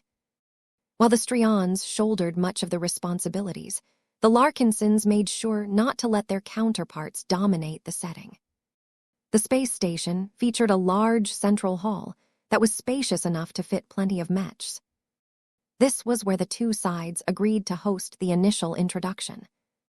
Banners that represented both the Larkinson clan and the Strian ancient clan hung from above. Living Mechs hailing from the Larkinson clan stood on the opposite side of an imposing row of first-class multipurpose Mechs that belonged to the powerful Terran clan. Two different delegations of people stood on opposite sides of each other. The staff of the Larkinson clan was considerably smaller and less skilled than its Strian counterpart, but that couldn't be helped. Even the heads of the respective staffs became glaringly obvious as they moved to the middle and shook each other's hands. It is an honor to meet with you in person, Senechai. The considerably larger and older man responded with a modest smile. We look forward to meeting with your talented patriarch. There is no need for you to call me by my title, Mr. Newman. You may call me Benny. That evoked a peculiar reaction from the Larkinson. Gavin did not possess perfect control over his expressions, so the elder who had served the Renewer of Terra for over a century picked up plenty of information during this brief interaction. "It is best if we maintain proper decorum, Elder Smith," Gavin ultimately said. "Given the incident that occurred a week ago, it is not wise for us to deviate from established protocols." The lifelong servant of General Axeler Strion shook his head. "That may be true when we are among strangers or rivals, but I can assure you that the relationship between our clans will be different. Call me Benny." "Very well, Benny," the much younger assistant squeezed out of his mouth. Gavin Newman had grown considerably since Vess initially hired him back in Cloudy Curtain. He worked diligently throughout the years and studied hard to keep up with the growing complexity of his work. Even so, his third-class roots could only take him so far. Without extensive augmentations, there was no way he could serve as a competent assistant to a notable and highly influential first-class Mech designer. This was why Gavin had started to expand his staff and hire much more competent assistants that could undertake much of the actual work at this level. Still, delegation could only take him so far. He would have to make use of an Ednit quota if he wanted to remain useful in his current capacity. Compared to the relatively underwhelming personal assistant of the patriarch of the Larkinson clan, the man standing opposite to Gavin was entirely different. As General Axeler Strion rose to prominence, the people around him benefited as well. His chief bodyguard and assistant had long surpassed his prior rank and position as a retainer. With the support of his patron, Benny Smith-Strion not only married into the Strion ancient clan, but also became one of its elders, enabling him to vote on its future direction. As Axeler Strion grew more influential, it was his subordinates who became responsible for executing his vision. Benny became so instrumental in taking charge of these affairs that he eventually became known as the seneschal of the Strion ancient clan. This archaic-sounding position did not exist to the ancient clan in the past, but Benny's contributions had been so large that the Strions created a new tradition just for him. This was the greatest honor of his life. Even though Seneschai Benny already amassed enough power and influence on his own to take up a more direct leadership position, he had never left General Axeler's side. As far as the Seneschai was concerned, he would always remain Axeler's assistant. Gavin Newman obviously did his homework. He admired the Seneschai and dreamt of making the same attainments. However, Gavin's confidence dropped when he considered his lack of qualifications. He was far worse than the Seneschai back when the Terran was of the same age. Could Gavin remain useful enough to Vess to stay in place, or would he get replaced by a more qualified assistant in the coming years because he couldn't keep up anymore? He couldn't let that happen. The comparison between himself and the Seneschai did not depress him in the end. Instead, he acted like a Larkinson and developed the ambition to catch up and surpass his first-class counterpart. The time had finally come for the meeting to commence. Both sides just received a notification that Vess and General Axeler had teleported to their own sides on the space station. The leader of the Strion ancient clan entered the central hall first. He did not come by himself. The large double doors slid open in order to make way for the most powerful Mech in the star system.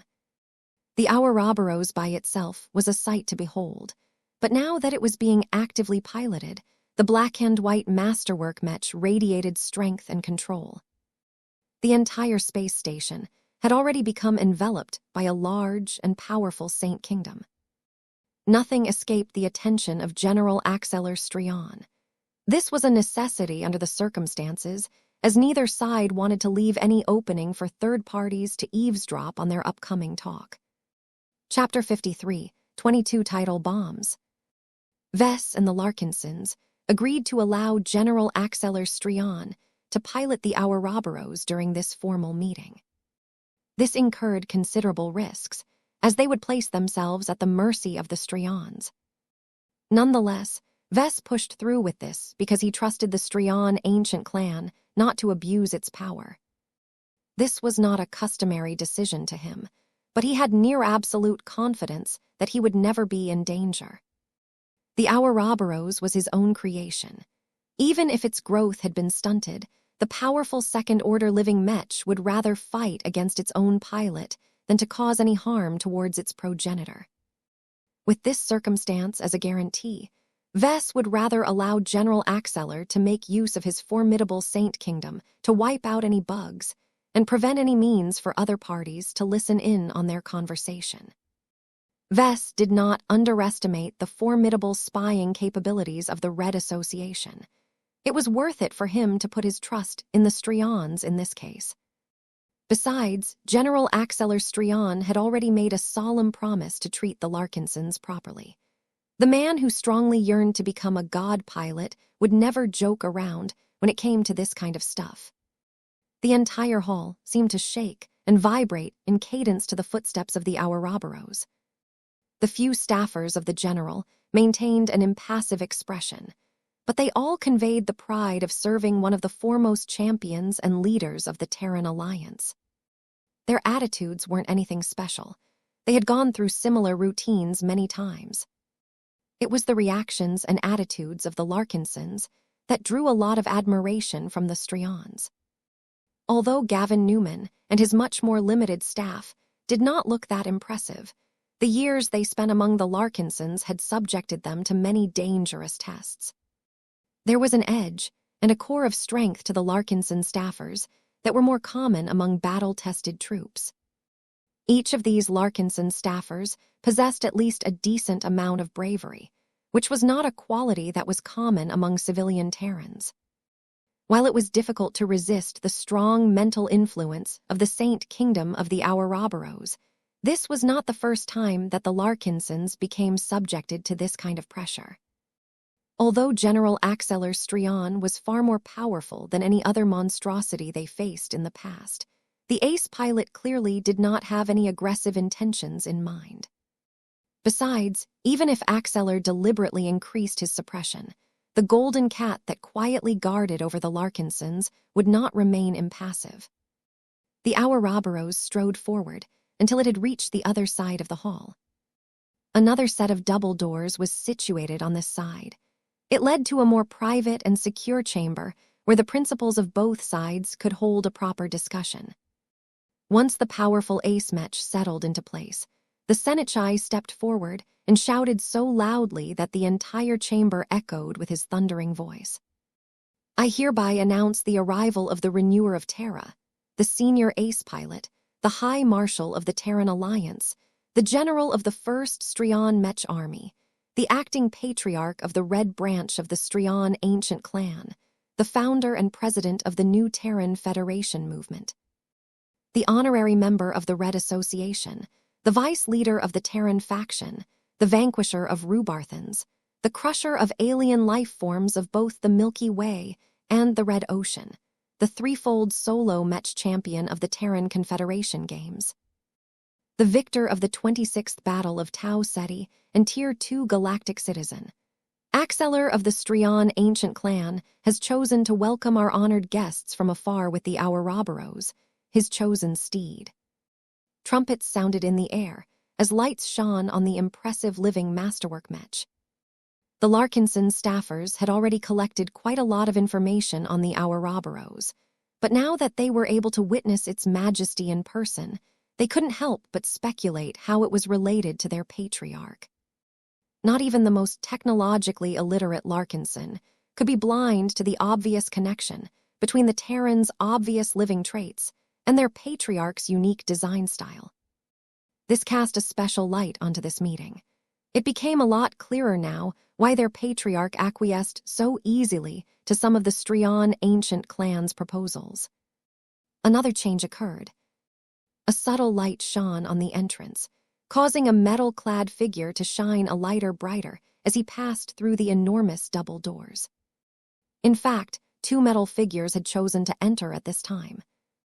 Since General Axeler Strian entered this venue while riding his steed, Vess felt it was appropriate for him to wear his unending regalia rather than his dress uniform.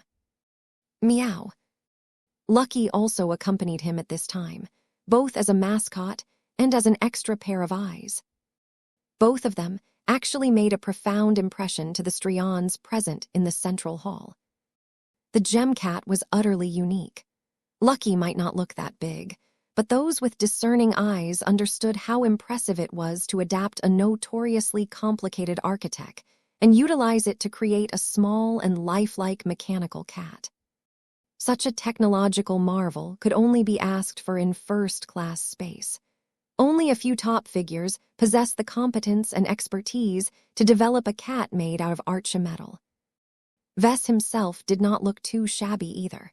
Much of the tech of the unending alloy was only second class, but the materials and design were clearly exceptional. The combination of unending alloy, which acted as a special form of hypermaterial, and Vess' distinctive design style resulted in a powerful form of synergy that caused the suit of combat armor to radiate the power of life. If that was not enough, Vess also chose to loosen his restraint and radiate his own glow, thereby making it seem as if he was a deity that could create life out of nothing. An ordinary audience might look at Vess and become impressed without any complicated thoughts. Few people understood the significance or the possibilities that Vess had at his disposal. The Strians were different in this regard.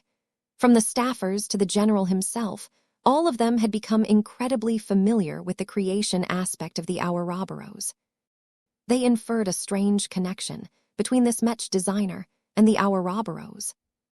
Even if none of them seriously thought that this 40-something-year-old Mech designer had actually designed the original Ouroboros, they already began to entertain many possible ideas.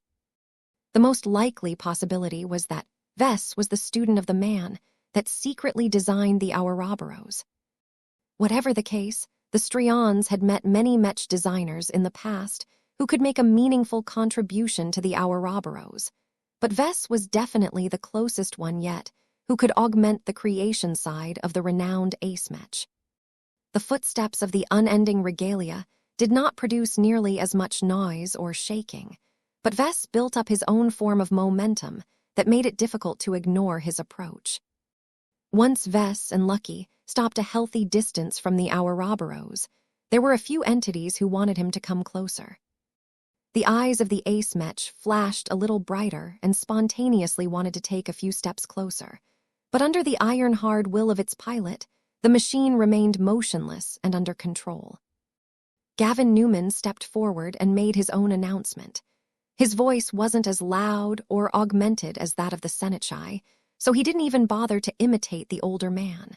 It was enough for him to do his job without stumbling over his syllables. I hereby announce the arrival of the Devil Tongue, the senior Mech designer, the eightfold masterwork Mech designer, the founder and patriarch of the Larkinson clan, the founder and galactic pioneer of the Golden Skull Alliance, the founder of the Larkinson Mech Corporation, the founder of the Creation Association, the founder of the Open Consortium, the honorary member of the Red Association, the voting delegate of the Survivalist faction, the former associate of the Transhumanist faction, the supreme son of the Hex Federation, the senior contributor of restricted technology, the vanquisher of Friday men, the destroyer of states, the punisher of dwarves, the crusher of native aliens, the breaker of alien battleships, the scourge of phase whales, the hunter of exobests and astral beasts, the defeater of tyrants and Tier 3 galactic citizen.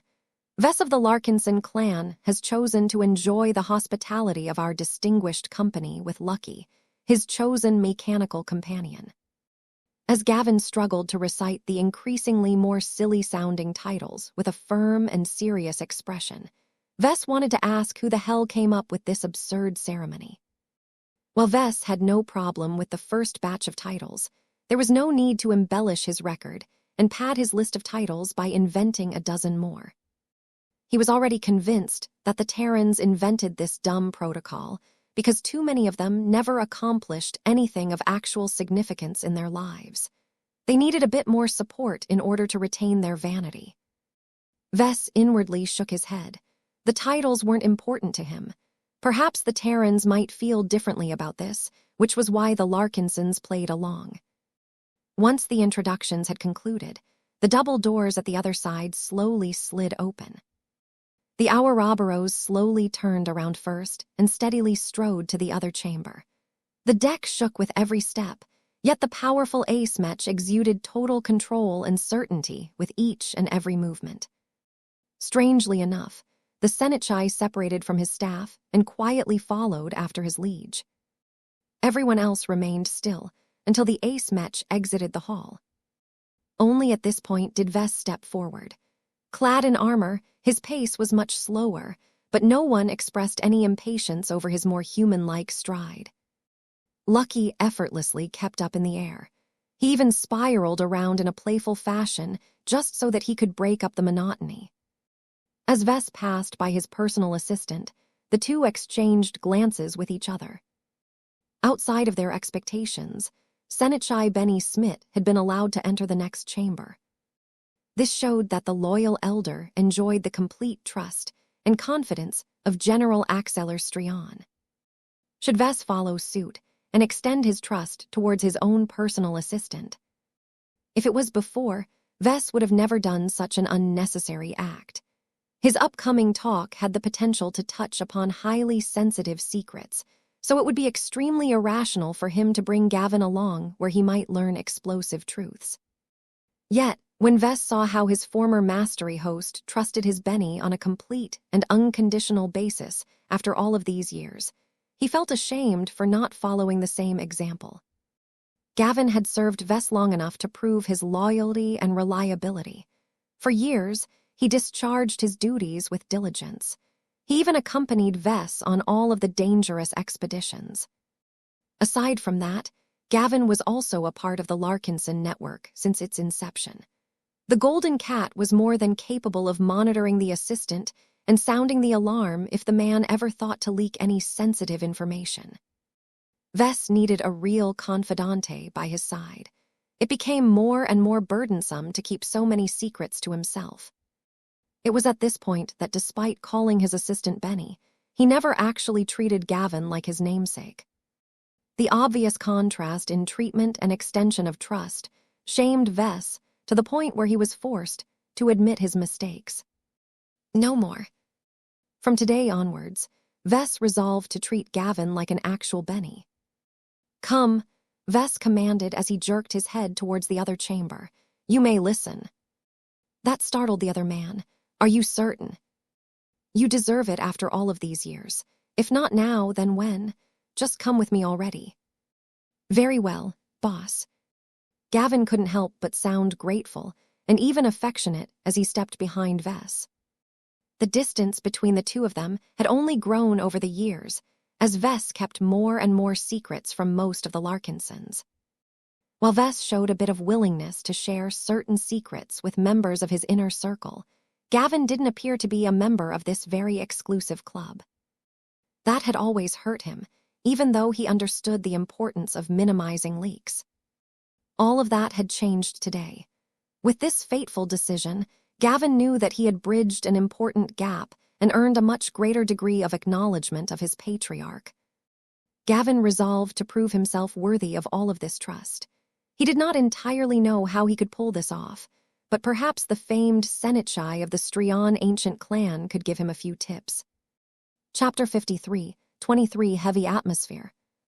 The central chamber was cylindrical in shape and occupied the center of the rented space station.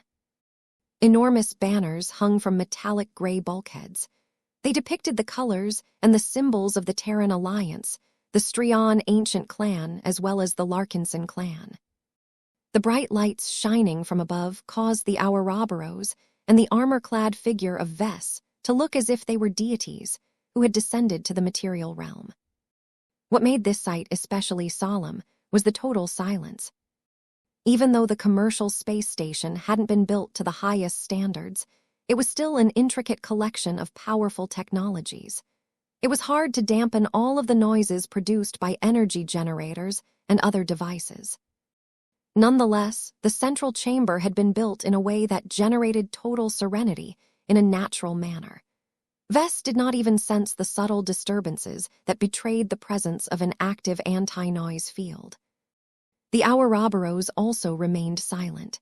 Its tech was so advanced compared to a typical second-class Mech that its parts were on another level. For example, the zero-point energy reactor that supplied seemingly endless energy from another dimension was virtually inexhaustible and uninterruptible. Even if the Terran Alliance did not have access to as many high technologies as the Mech Trade Association, its foundation as a superstate was not for show. The Strions possessed enough strength and clout to gain access to such an impressive piece of peak technology. A part of Vess felt incredibly proud and gratified to see the Ouroboros grow to such a strong machine. Even if he hadn't touched it for over a century, it was still his work at heart. Once he had created it, the Ouroboros lived its own life according to the whims of its battle partner. Though its journey had been bumpy to the point of making plenty of mistakes, the Ouroboros had experienced much of the ups and downs that defined a rich and eventful life. As Vess stood in front of the powerful masterwork Ace Mech that was equally coated in white and black, he was able to appreciate its growth and essence even more. The biggest difference from his previous examination was that General Axeler Strion actively piloted his machine this time. This filled in a lot of gaps that completed the ensemble between man and machine. The Ouroboros and its lifelong partner had completely adapted to each other. It didn't matter if the two hadn't established a blood pact.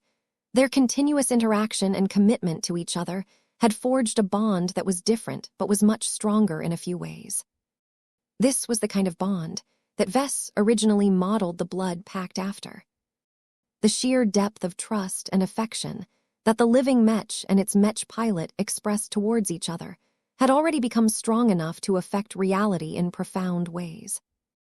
While Vess was sure that General Axeler Strion hadn't formally initiated the Mech-body merger process, he and his living Mech had already worked together so much that they already exhibited some of the traits of Operation Union. It was amazing to see how extensively his child had grown.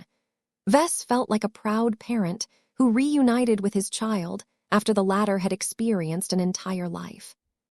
Of course, Vess also felt a pang of pain in his heart for being absent during his creation's entire journey. General Axeler and his living Mech made so many mistakes in the past that could have easily been prevented or mitigated if they received proper guidance. Seeing the Ouroboros grow to such an impressive point, only to fall short due to the consequences it had incurred, was extremely painful to Vess. It was like seeing a masterful painting that could be revered and immortalized through the ages, only for it to get marred by a few ugly stripes left by a bunch of vandals. All of his sensibilities as a Mech designer screamed at him to do whatever it took to fix the Ouroboros and enable it to attain a higher degree of perfection and craftsmanship. Vess could feel it. The factors that enabled the Ouroboros to grow to this point had brought it close to a grand work. He had never seen a Mech that was more transcendent and perfect than this exquisite machine. The Grand Mender definitely earned much of the credit for bringing out the strengths of the Ouroboros in such a magnificent way, but the fact that it was an old and seasoned living Mech definitely contributed a lot to its development. Vess really couldn't allow his work to remain so blemished for the rest of its existence. If he did nothing in the face of the current state of the Ouroboros, then this would be an intolerable stain to his professionalism and a regret that would always haunt him for a long time. As Vess became increasingly more upset about the defective state of the Ouroboros, a mature and masculine voice finally called out from the active machine. "Professor Vess Larkinson, we have finally met. I have heard much about you from many different sources, my granddaughter included. None of the people that know you on a personal basis have described you as dull or average. Seeing you in the flesh confirms that their praises are not off the mark. You feel it, correct? You can feel the imbalance in my Ouroboros." Vess nodded. There was no way for him to lie or obfuscate this particular point. An ace pilot who was just as strong as the mace of retaliation possessed extremely keen intuition. What made General Axeler even more difficult to deceive was that he was actively interfacing with his Mech at the moment. The Ouroboros massively amplified the strength and reach of his Saint Kingdom. Its hidden potential also came out, enabling Axeler to impose his will on his surroundings to a much more extensive degree. Vess could clearly feel the general's enormous willpower descending on him, scrutinizing him from every angle. He already experienced this sort of pressure from Emma. Axeler's willpower clearly couldn't match up against the Destroyer of Worlds, but the difference here was that Vess had stepped in close proximity to the pilot while he was actively interfacing with his machine. Right now, the famed Terran leader took advantage of his strength to evaluate the Mech designer, whose design philosophy resonated with the Ouroboros in a strong and obvious way. Seconds passed by as both sides fell into silence. They were still at an exploratory stage. Just as General Axeler was able to glean a lot of information from a Mech designer that had approached the center of his mighty Saint Kingdom, Vess collected information about the pilot by making observations from a spiritual perspective. Everything produced traces. The powerful Saint Kingdom was the most direct and honest manifestation of General Axeler's willpower. The ace pilot practically bared his entire heart and conviction to those who were capable of appreciating them, such as Vess. Lucky began to squirm in the air as General Axeler did not ignore him either. The Renewer of Terra had encountered a lot of amazing tech over his years, but there were many aspects about the gem cat that were indecipherable or completely obscured from his sight. Meow. Even so, Lucky was just a cat. The Ouroboros was far more impressive on a comprehensive basis, so Axeler felt no need to intensify his observations. The pilot eventually broke the equilibrium that had settled in the chamber. "Let us speak frankly with each other. Can your man over there be trusted?" General Axeler clearly referred to the presence of Gavin Newman. Ever since the assistant entered this solemn chamber, he tried his best to remain stable, but he was not that good at doing so. The pressure emanating from the Ouroboros, along with the highly sensitive nature of this meeting, was threatening to overwhelm the poor man. Vess briefly turned to Gavin. "He can be trusted. I am sure of that. He might not understand everything, but that may change in the future." The Ouroboros minutely bent its head. "I can respect your decision and attitude. Very well. He may stay and listen regardless of what we say to each other today. You will not be able to undo this choice if you happen to regret it later."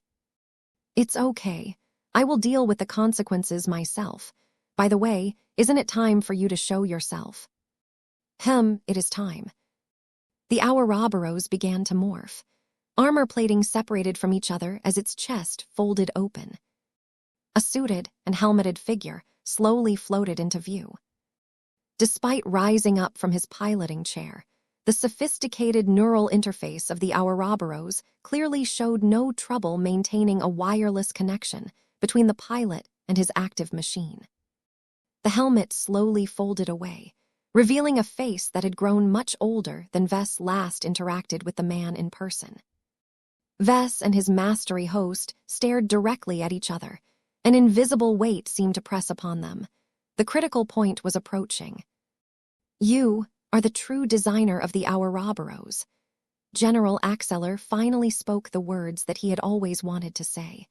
"I used to be much more ignorant in the past. I bragged about designing this great machine without knowing that I was spreading falsehoods. It was only later on that it became clear that I could have never designed this unique work. It was not me who designed my only Mech, but you. Am I correct?" Vess tried his best not to radiate any alarm or resignation. Even if Axeler threw out this accusation in his face, that did not mean the ace pilot could be certain whether this was true. "I do not know how you managed to come to this conclusion." Vess coughed. "If you haven't already noticed, I was born 60 or so years before the design and creation of your ace Mech. I think you should understand the logic of your statement." This was as much as Vess was willing to say. He feared that might give away too many clues if he mentioned more details. The formidable salt-and-pepper-haired Terran began to frown. He turned towards his lifelong servant next. "Benny, give me your analysis." "With pleasure, Master Axeler. The robed elder responded. The man began to activate various different projections. Vess almost widened his eyes as he saw a bunch of familiar scenes. The archival security footage displayed a much younger version of Axelar's Strion moving and acting with purpose. From issuing instructions to Benny to manipulating the auto designer program with increasingly greater familiarity, it turned out that the Strions had always stored this footage. Benny then proceeded to project other scenes. These ones showed Axelar in his more regular state. The footage depicted him in a state of heavy intoxication, as well as the times when he was completely sober after winning the Mech duel that had been the start of his turnaround. A highly advanced analysis program that came online. It quickly began to pick apart the body language, the speech patterns, and countless other different social data points. 100 years ago, I observed radical changes in my charge. I initially suspected that he had been compromised by one of our many rivals. Benny spoke in a clear and factual tone. I immediately alerted my superiors and observed Master Axelar with great care. I received orders to not intervene so long as he did not act detrimental to himself or our clan. It came as a surprise to all of us that Axelar not only showed clear signs of being controlled by another person, but that he also acted in a manner that is completely beneficial to him. This has drawn our curiosity and made us decide to observe further. Vess completely froze as he realized that the Terrans were way too perceptive about this kind of stuff. From the first few seconds since he wrestled control over Axelar's body, he already set off a lot of alarms. After extensive examinations during and after this event, we concluded that Master Axelar was not controlled by another personality of himself. Our conclusions have led us to believe that an external third party took control over his body. The question then becomes who is responsible for making Master Axelar behave so differently. We spent many decades tracking down the possible culprit, but we have never found any match. While we did not stop this demanding search, we slowly lowered its priority until it became a routine background process. This nearly forgotten process produced an unexpected match. Benny waved his hand once again. A pit of dread settled in Vest's stomach as he already guessed what might show up next. The projections showed much of the public footage of Vess over his career. From his starting years in the Bright Republic to his most recent public showings on New Constantinople Roman 8, the Strion ancient clan collected huge amount of data. The same analysis program ran through this new set footage. It quickly produced clear matches between Vess' mannerisms and that of the younger Axelar during the brief period when he was controlled. The data does not lie, Benny spoke. From the moment I studied your behavior in all of your footage, I recognized the familiarity. Seeing you here confirms our hypothesis. As impossible as it may sound, you are the original designer of the Ouroboros. Vess stood frozen as the Seneschai presented irrefutable evidence of his meddling. Chapter 53, 24 Deep Secret. As Benny explained his analysis that led to a shocking and arguably impossible conclusion, the Larkinsons became stunned. While Vess was aghast at how much the Strions had been able to figure out with the data that they had on hand, both Lucky and Gavin couldn't believe what they were hearing. How could Vess design a Mech a century ago when he wasn't even born at that time? In fact, his father hadn't been born at that time either. When the Ouroboros first came to life, his grandfather Benjamin was probably in his diapers. How could a Mech designer, who did not exist during this time, possibly design a Mech? It made no sense. Yet as Lucky and Gavin continued to listen to Benny's plain but compelling analysis, they began to entertain greater doubts. The clues all fell into place. When they saw how the younger Axelar talk and move, even they would be forced to admit that the Terran Mech pilot resembled Vess quite a bit at the time. There were too many mannerisms and speech patterns that clearly deviated from that of a meticulously trained and educated scion of the Strion ancient clan. It was irrefutable that a different individual managed to take charge of his body. The real challenge was to tie Vess to Axeller. It was not enough to make an accusation. The Strians needed to provide strong and incontrovertible proof that a Mech designer had somehow done the impossible and designed a Mech before he was born. It turned out that this problem was not that difficult to solve. I have studied the footage of Master Axeller when he was compromised to the footage of you, Professor. Benny spoke with total confidence. The analysis that I have presented to you is only a fraction of all of the calculations and pattern matching that I have performed in my head. My brain is highly augmented and much more digitized than the norm. The evidence overwhelmingly points to the conclusion that should not be possible, yet is somehow true. Inviting you here so that I can observe you in person in closer proximity is the final proof that we have sought to finalize our judgment. If my confidence level was 95% before this day, then it is 99.99% at this moment. Vess wanted to twitch, yet he feared that would only push that confidence level even higher. He messed up big time. He never really thought about it, but how could the Terrans possibly be blind enough to miss so many drastic deviations among themselves? What was worse was that Axeller Strian was not an ordinary Terran. He was a scion of a Terran ancient clan, and that was a big deal. The Mechers weren't the only people who had a penchant for monitoring everything. The Terrans could be just as bad, and the Strians clearly kept a close eye on all of their descendants. In fact, Axeller's chief body and assistant was the main person responsible for this duty. Benny Smith was specifically trained to spot this kind of suspicious activity. Vess had not made it difficult for the Strians at all to detect that Axeller acted completely outside of his established pattern. Perhaps the Strians had stationed an elite team of operatives nearby. As long as Vess did anything that threatened Axeller's safety, Benny and the operatives would instantly move into action. The Seneschai was not finished his story. After providing overwhelming proof that Vess' behavior matched that of Axeller during this life-changing incident, Benny proceeded to play a recording of the Auto Designer program. Vess instantly recalled this old and simplistic design interface.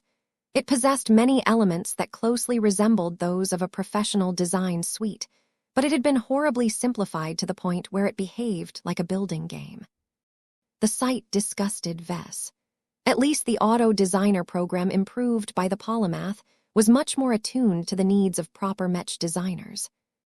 As the recording of the Auto Designer program continued to run, the initial version of the Ouroboros slowly took shape before everyone's eyes. This is the second major piece of proof that ties you to this incident. The Seneschai spoke. The skills, style, design choices, and approach towards the technology at the time are wholly inconsistent to Master Axeller's past usage of the Auto Designer program. Not only that, but the design approach is wholly inconsistent with that of a first-class Mech designer. We have developed a strong suspicion that the true maker of the Ouroboros was either a third-class or second-class Mech designer. There are many third- and second-class Mech designers, Vess retorted, though his pushback was likely in vain. In addition, my design style and design philosophy may be rare, but you should know quite well that the Mech community is too vast. It is not impossible for other Mech designers to apply similar methods, especially when they are teacher and student. We have already considered the possibility that the designer of the Ouroboros is your teacher, but the previous evidence that we have shown has already made that unlikely. Benny shot back. Aside from that, the design approach to the Ouroboros matches your early works disturbingly well. This is not only my conclusion, but that of a respected master Mech designer of our clan. A new set of projections appeared that not only showcased direct visual comparisons between the Ouroboros and Vess' many Mech designs, but also contained a lot of annotations of a highly knowledgeable expert. Although Vess hadn't been completely stupid and designed the Ouroboros exactly according to his style, he recalled that he hadn't been as careful as he should have been at the time. Vess never imagined that a sloppy auto-designed hero Mech would actually be appreciated to the extent that it had grown to become one of the most powerful and renowned mechs in Terran space. This massive oversight was the root cause why he had not put up his guard. He worried about other problems and never thought about how the Terrans could use all of the evidence he left behind to wait an entire century just so that they could finally trace the culprit. Vess admired the Strians for their enormous patience and their persistence. At the same time, he would have preferred for the Ouroboros to get scrapped and the Strians to forget about what happened so that they could never arrive at this shocking conclusion. As Vess quickly skimmed over all of the technical analysis of the similarities between the Ouroboros and his many existing products, he couldn't even bring himself to deny the truth at this point. Mech designers understood each other the best. The complications produced by the auto designer could not hide the definite connections between the Ouroboros and his other living mechs. Benny even projected the only other serious hero mech that Vess had designed in his own name. Vess took a few steps back as an enormous projection appeared right in front of him. The shape of a very familiar green expert mech rapidly took on definition. Benny had projected an extremely detailed and properly scaled image of the Evertshanger. According to our expert, your Evertshanger has numerous traits in common with our Ouroboros. It can even be determined with a high degree of confidence that the design of the Ouroboros has preceded the design of the Evertshanger. The latter contains numerous similar design elements that are more advanced and refined compared to its predecessor. We can conclude that you somehow inhabited Axeller's body before you designed an expert hero mech for your clan. As Vess tried to muster up a response to this highly apt analysis, Gavin and Lucky already made their own judgments. Meow, Lucky betrayed Vess with his confirming nod. Even a cat could see the similarities between the Ouroboros and the Evertshanger. Though Gavin possessed better sense than to issue his own response, he privately agreed with Lucky that the two living mechs were most likely designed by the same person. General Axeller Strian himself issued his own verdict. I have piloted the Ouroboros over many years. I have grown familiar with almost every element and quirk of its original design. I believe it is not wrong for me to claim that I am your oldest client, Professor Larkinson. I know what I am looking at when I examine your famed living mechs. It is easy enough for our clan to order a copy of every mech sold by your mech company. I already confirmed the relationship between my old machine and your more modern products. The Ouroboros released a whistle noise. Axeller smirked. My steed can clearly recognize its own siblings. Even if your pacifiers, your ferocious piranhas, and your other living mechs are clearly more advanced, my Ouroboros is discerning enough to recognize they possess the same signature as its true designer. It is regretful that you did not see fit to bring your Evertshanger with you. My machine is eager to meet with its little brother. Vess took several deep breaths as he tried to adjust his mentality. He received so many shocks that his resistance had crumbled. The Senechai and the Renewer of Terra were simply too damn good at this. Vess didn't understand it at the time, but now that he had much greater exposure to first raters, he knew that he had made far too many mistakes during that sloppy mastery experience. What happened today was the consequence of his own actions. Vess had no one else to blame but himself. Ignorance was no excuse for the fact that Vess foolishly intervened directly with the life of a prominent and carefully monitored first rater. Vess should have quit that mastery experience as soon as it became clear he ended up in the mind of a heavy stimulant abuser. So what if he squandered his points? He could always earn more and save up for another mastery experience next time. Unfortunately, Vess had been so eager to earn his money's worth and salvage the disaster that he had befallen that he changed history forever, and not in an elegant way. Okay, Vess glumly said. You got me. It is clear to me that you have already settled on the answer. Nothing I say can shake your conclusion. I might as well come out and say it. I designed the Ouroboros. You have been piloting one of my works all this time. Though Vess did not like it that the worst-case scenario had occurred, a part of him felt, unburdened by this admission. Every lie and every secret weighed down his heart. Vess had always felt bad for deceiving Axeller and his assistant. What frustrated him more was that he could never take proper credit for designing the Mech that had served his client extremely well. The significance of this relationship was huge to a Mech designer like himself.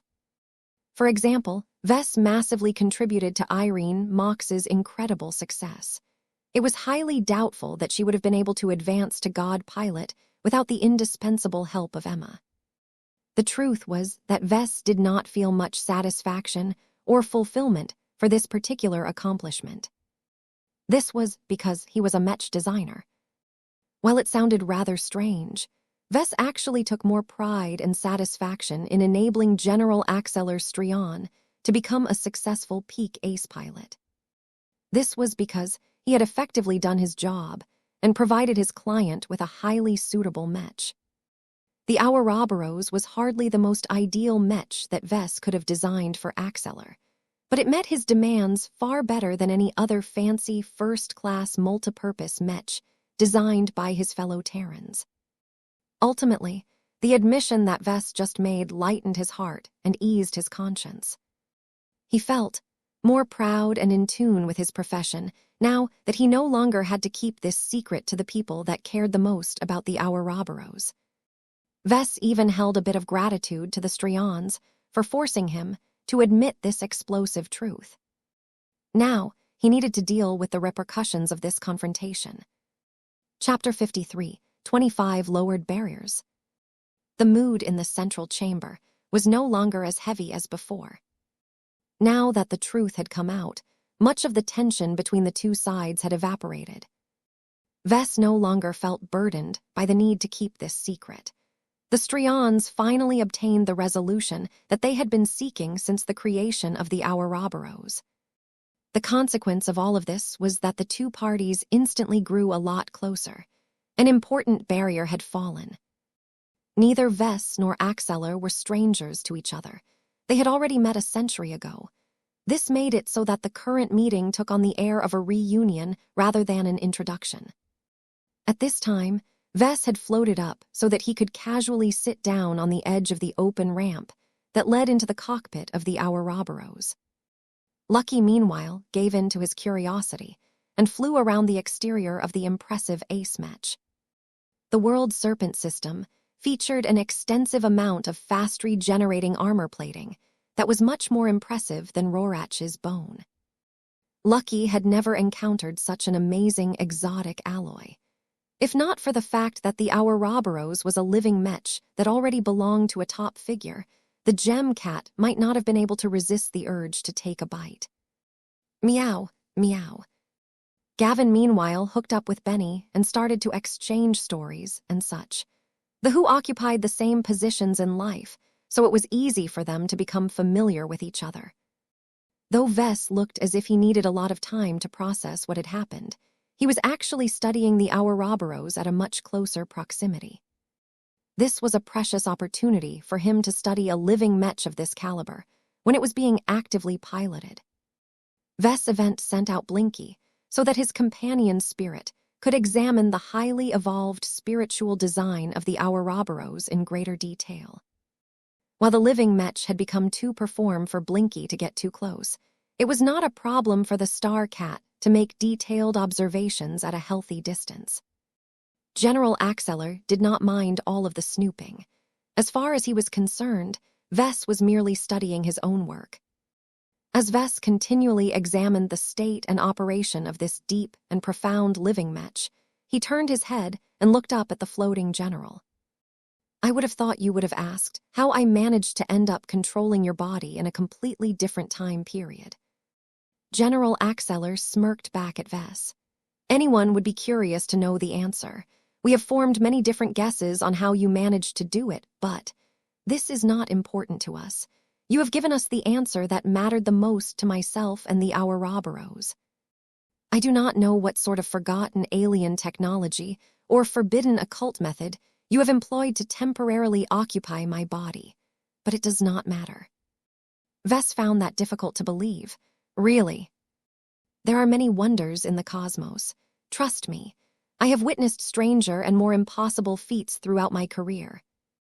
As one of the martial leaders of the Terran Alliance, as well as the much larger Greater Terran United Confederation, I have been privy to many secrets, far more than a man of your station can know. What you have been able to do is amazing, all right, but I assume that you cannot displace yourself in time on an unrestricted basis.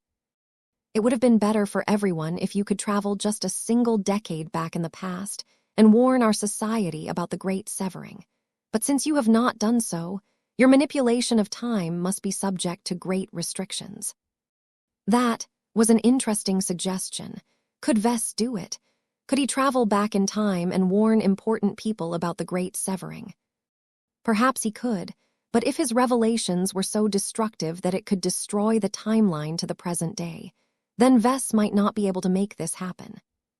There had to be restrictions to this kind of stuff.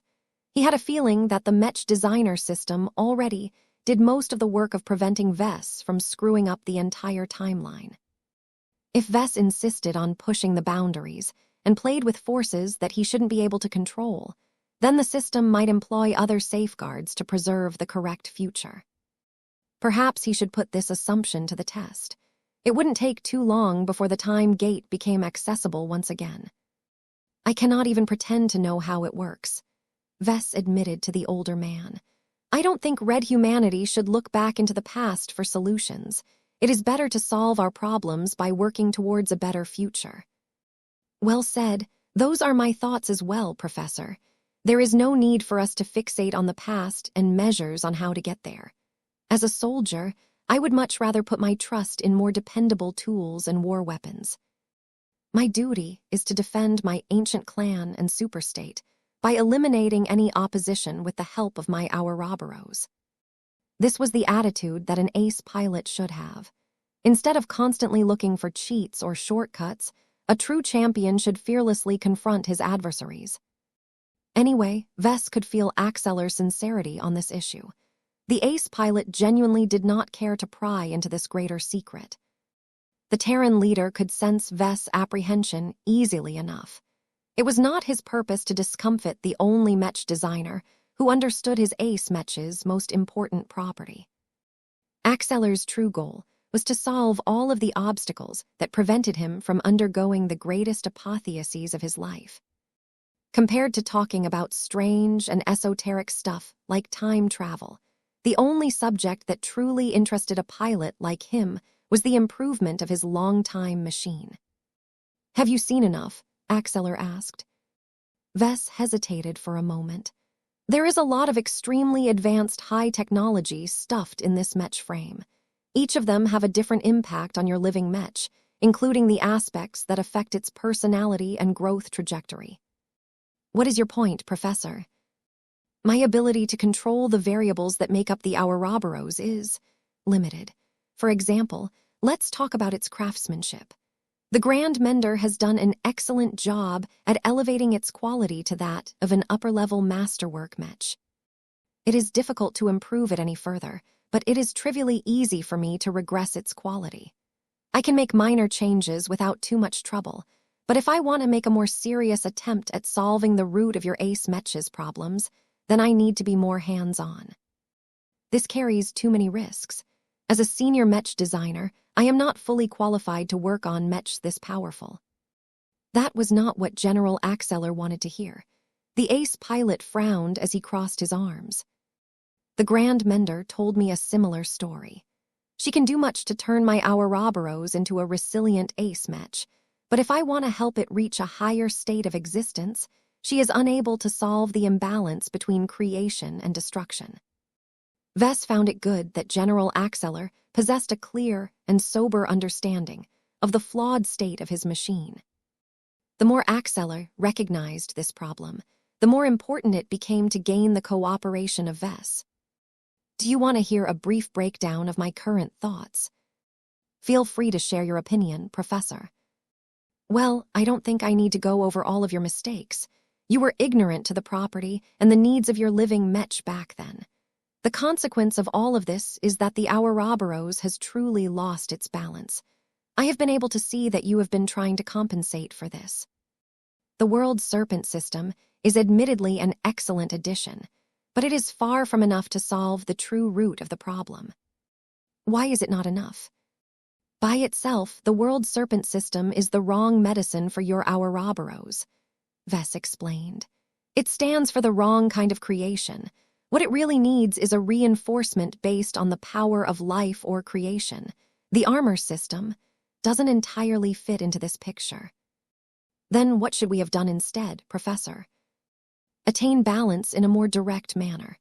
I coded the Ouroboros where one side is black and the other side is black. It represents the duality of my work and the synergies of both sides working together. A more thematic solution is to design two separate armor systems, one based on regeneration and one based on counterattacks or whatever. You can apply them on the left and right sides to match the dichotomy between creation and destruction. General Axeler didn't know what to say. Even I am aware that this is technologically different to develop, especially for an ace Mech as strong as mine. Do you have a more practical solution? I have a hunch that you are not without other options. Vess slowly nodded. If I can tamper with the intangible design of your Ouroboros, it is possible for me to reform and reset certain stuff that can help your living machine return to a semblance of its old balance. The issue is that I probably don't have the strength to enact these changes. Due to its age and constant exposure to your feedback, your living Mech's less tangible aspects have grown far too strong for me to control. I might not be able to get close enough. Even if I do, I may not be able to exert myself to implement the changes that I could have applied with ease on my younger living Mechs. The pilot rubbed his suited palm against the side of his cockpit. The Ouroboros was listening as well. The living Mech was just as desperate for a solution, if not more. What do you need to do to put you in a better position to repair my Ouroboros? Vess smiled a bit. He had an entire week to think over the dire state of his old work. He did not spend all of that time in vain. There are 3 possible answers that I can think of. The most direct one is for me to break through to Master Mech Designer. I am not sure if I will become strong enough to work on your Ouroboros, but it will at least put me in a better position. Axeler immediately shook his head. Rejected. The time it takes for you to realize your design philosophy can probably be measured in decades. The second answer is to weaken your Ouroboros. If you are willing to throw away decades' worth of growth and accumulation, I can excise many of the intangible aspects that bias your machine toward destruction. If done well enough, it will bring your machine back into balance, but it may also revert your living Mech to a weaker and earlier state. Also unacceptable. These years of growth represent the records and memories of our service over the years. My Ouroboros will become unrecognizable if I allow you to lobotomize it. I would rather leave it stuck in its current state than to lose my friend. Vess was gratified to hear that Axeler truly loved his living Mech.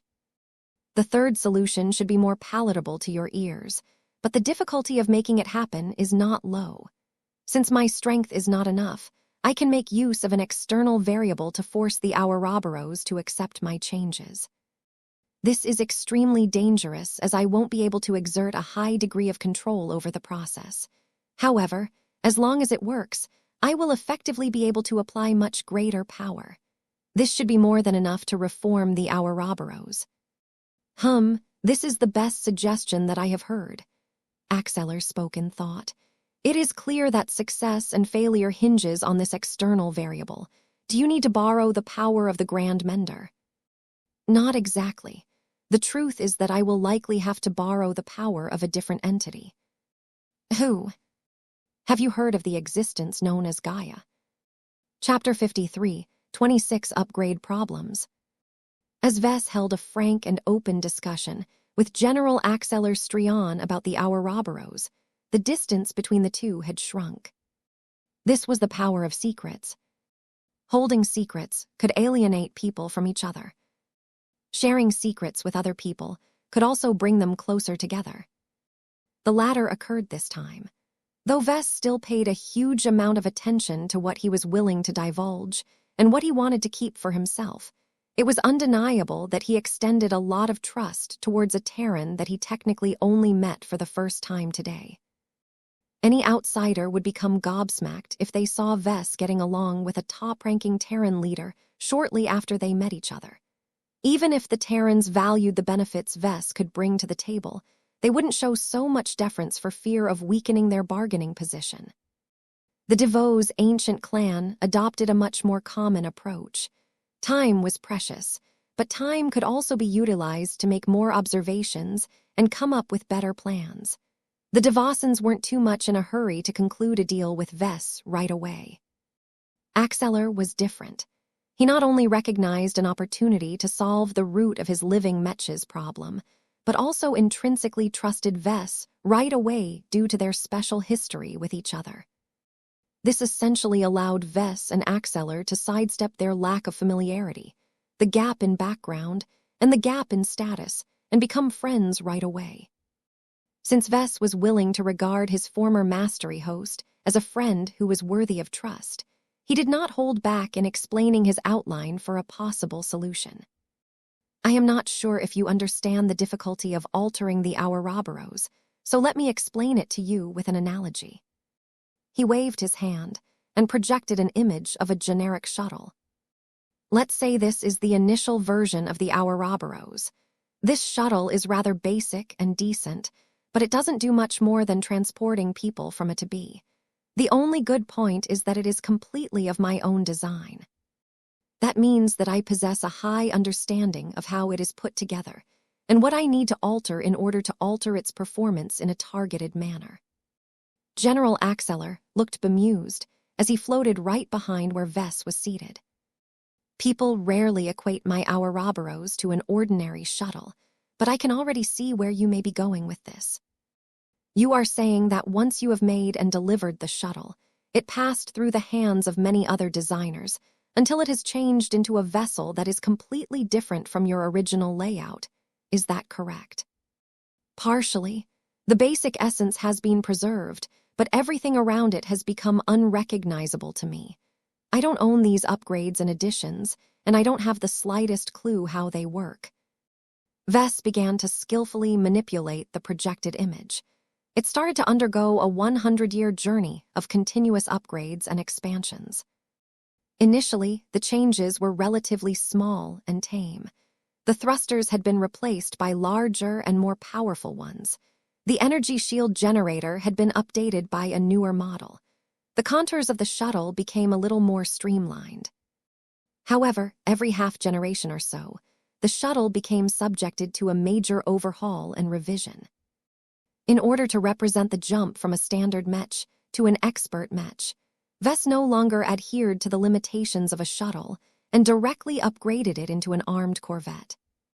This was a massive transformation, and one that made little sense under ordinary circumstances.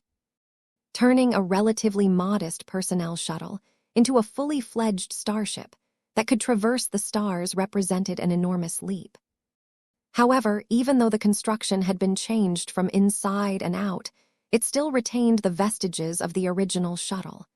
The Corvette still retained the color scheme, the themes, and most importantly, the living traits. The projected vessel continued to evolve according to this pattern. Every year or so, the small warship gained better guns, stronger armor, and other iterative upgrades. Then, the Corvette suddenly transformed into a destroyer one day, skipping right past the frigate ship class. The destroyer became a light cruiser. The light cruiser became a heavy cruiser. The heavy cruiser became a battle cruiser. Now, the mighty warship that had become over 6 kilometers long only needed to undergo one more leap in order to become a fully qualified battleship. This also happened to be the most expensive and difficult overhaul by far. A battle cruiser might look big, but her ability to withstand damage was not that great. A true battleship, according to the standards set by the fleeters, was that she could resist almost as much damage as she could inflict. Her entire hull and structure had to consist of the hardest and toughest defensive alloys that humanity could produce. The vessel also needed to be equipped with the toughest energy shields and possess enough resistance against ECM, spatial effects, and more exotic attack methods to remain impervious even when she was struck by weapons of mass destruction. It was impossible for ordinary states to construct a proper battleship. Even the Terrans and the Rubarthans would have to make major sacrifices to construct such a vessel, not that they had a chance to do so when they were subjected to the taboo against warships. This was a decent, if not completely fitting way to denote the enormous difficulty of turning a peak ace mech into a machine that possessed the qualifications to become a god mech. Do you understand now, General? I believe so. General Axeller furrowed his brows. The transformation from a battlecruiser into a battleship is too much for a man who is only qualified to design a shuttle or a small starship at best. A project of this scope and magnitude is far too great for you to handle by yourself. I suppose we can involve a more qualified designer such as the Grand Mender to do the heavy lifting, but according to you, she does not have the power to solve the fundamental problem of my ship. Soliciting the aid of a highly competent star designer that you can trust will definitely be necessary. Vess told the other man. There is no one better who is qualified to design the sheer amount of highly sophisticated technical transformations needed to turn a battlecruiser into a battleship. The true challenge lies in correcting the imbalance between creation and destruction that falls outside of the scope of physical parts. And this is where you have hit a wall, Axeller said as he crossed his arms. Pretty much. You need a specialist in this field, just like how ETL drives and superdrives can only be worked on by certain engineers.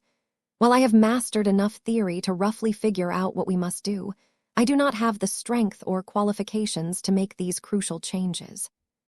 We can solve this problem in many ways, but the one I am thinking about right now is to bring in a specialized drive engineer who should be able to address this issue in a certain manner. That entity is Gaia. As a bona fide Terran, General Axeller was quite familiar with the legends and the descriptions of this ancient myth. Gaia is a mother goddess of humanity's distant past. She, or other variations with different names, are commonly depicted in old mythologies to deify old Earth or merely the lands beneath their feet, the Terran leader said. Vess responded with a restrained smile. I know what you are thinking, General. What does this myth have to do with the Ouroboros or Mechs in general? It is not easy for me to explain it all to you, but I can tell you that a powerful entity that bears the name Gaia may actually be of assistance to you and your machine. I think it is best for me to show you this in person. Do you have a set of tools around here that I can use to build something quick? We can give you access to a materializer. Thanks, but I would rather work with my hands. It was not a challenge at all for Axeller to arrange the teleportation of a high-tech workbench. Vess instantly got to work. He briefly familiarized himself with the advanced tools and only used a fraction of their functions to quickly carve a piece of exotic wood into an image of Gaia. Perhaps due to how well this meeting had turned out, the positive emotions that influenced Vess caused him to work particularly well. The carved and polished wooden totem that depicted the mother goddess, according to his last impression of her, possessed a lot of charm. Anyone who held it would feel the strong vitality contained within the living object. Gaia's presence completely spread through the hand-sized wooden object to the point that it might be easy to fool some people into thinking that it was the actual goddess. Unfortunately, Vess did not manage to gain enough inspiration to turn it into a masterwork, but he was already happy enough that the totem managed to get close enough. When Vess returned to the entrance of the cockpit and handed over the totem, the Peak Ace pilot keenly sensed the unusual traits contained within this unusual object. Many people have praised your craftsmanship, and I see it is not undeserved, Axeller commented. Even so, your ability to tie a goddess of unsurpassed power into such a small object in a short amount of time is unprecedented. So this is Gaia. Vess nodded. She is the embodiment of life and old Earth.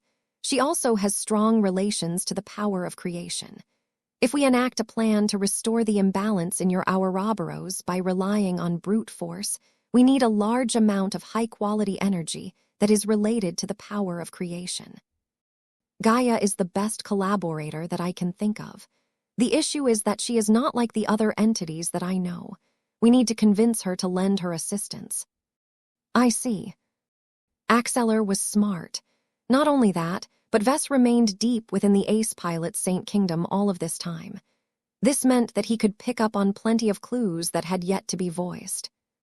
The Terran leader understood that it would likely be difficult to gain Gaia's cooperation. This was fine. Axeler did not fear these sorts of difficulties. What he truly feared was the inability to come up with any viable solutions. So long as working with this foreign but powerful entity resulted in the desired gains, General Axeler was not afraid of making serious concessions. How do I make contact with Gaia? Just call to her. Vess gestured to his latest handicraft. I made this totem just to give you a convenient channel for you to communicate with her. Do keep in mind that Gaia is really powerful despite not having reached her prime condition. Don't try to play any games with her. Also, try and modulate your Saint Kingdom so that you don't make an aggressive impression. After giving Axeler a whole list of warnings of instructions, the Ace Pilot finally attempted to make first contact with this Gaia. The nascent, but already powerful true god responded instantly. In one moment, the central chamber was dominated by the active Saint Kingdom projected from the Ouroboros. In the next moment, the totem flew out of Axeler's hands even as it began to glow with power. As the carved wooden object floated a dozen meters away from the open cockpit, it began to release powerful energies that reminded everyone nearby of life. Those energies did not spread uncontrollably, but remained tightly contained as they slowly morphed into a feminine silhouette. The Mother of Earth had descended on this location. With a body that was seemingly made out of dirt and hair that resembled the branches of a tree, the manifestation of Gaia stared imperiously at the Terran Ace Pilot, who requested an audience. Compared to the last time Vess made contact with his former design spirit, Gaia had acquired a bit more humanity than before. She had grown rapidly ever since the Age of Dawn had commenced. As her glowing eyes swept across Vess, General Axeler, and most notably the Ouroboros, she finally spoke her first words by directly vibrating the surrounding air molecules with her precise control over her own power. I know you, Terran, speak. Chapter 53, 27 Forceful or Gentle. Vess hadn't really kept track of what Gaia was doing these days. It couldn't be helped. Gaia was not one for small talk, and she rarely had contact with the Larkinson clan. Not even the other design spirits managed to strike a friendship with the powerful entity. Though Vess had never really communicated with Gaia in depth, he had developed a pretty good idea how she had been doing all of this time. From the moment of her birth, Gaia had spent a huge amount of time to absorb the massive influx of energy from her potent relationships with old Earth and the huge amount of worshippers that revered the origin of the human race. Her rapid growth forced Gaia to remain dormant most of the time in order to adapt, transform, and master the rapid influx of power. It was not until she had crossed an important threshold, later on, that Gaia surpassed a critical junction and became an actual true god. Though Vess felt awfully ambivalent about it, Gaia was probably his most strongest creation to this date. After all, Vess essentially created a true god from scratch. Gaia was an accident of various coincidences and unique circumstances. It was unclear how much power she absorbed over the short years of her existence. It also remained unclear how much she became affected by the pollution from recklessly absorbing a titanic amount of spiritual feedback derived from an immense amount of people. The Red Ocean's abrupt displacement to Messier Cis' galactic neighborhood had actually been a blessing in disguise for Gaia. If the rapidly grown true god continued to remain in close proximity to the Milky Way and old Earth, then she would have continued to get affected by a huge amount of external factors. Would she still be able to retain her current personality under this onslaught? Or would she get completely subsumed by all of the messy Terran thoughts? All Vess knew was that Gaia should have been able to gain a huge amount of relief after getting displaced to this new environment. She was not only able to catch her metaphorical breath and properly consolidate her growth, but she also became disconnected from an old planet that carried so much weight and history that it threatened to dominate her instead of the other way around. The much lower population of humans in the Red Ocean, combined with gaining access to a lot of relatively harmless and neutral E-energy radiation, allowed Gaia to strengthen herself without incurring as much sequelae as before. This was a game-changer to Gaia. Vess guessed that she had taken advantage of the much more favorable circumstances to stabilize her condition and gain much-needed cohesion. This was why her ability to communicate had improved much better than before. Unfortunately, Gaia was still stuck with the price of her incredibly fast rise to power. His period talks with Cynthia, along with learning from other sources, had given Vess a better insight on the nature of true gods. The most important information was related to the huge differences between true gods. Their cultivation methods and their journeys all played a huge role in how they ended up after they became a post-divinity entity. Out of all of the true gods that Vess knew of, Gaia's foundation was by far the worst. Her rapid promotion was both a blessing and a curse. Though it put her head and shoulders above other design spirits, such as Kalanxo and Lufa, her foundation had never been as solid as theirs. If the foundations of the other design spirits resembled that of a low but rock-solid bunker that could easily support a lot of weight from above, Gaia's foundation resembled that of a rickety wooden tower that had already been stressed to the limit. A single heavy blow from another true god would probably be enough to shatter Gaia's fragile foundation. What was worse was that Gaia's ability to grow further had also been severely compromised. Vess found it rather ironic that a true god that embodied the power of life actually possessed the worst life state out of all of her kind. This was an extremely crucial deduction for Vess.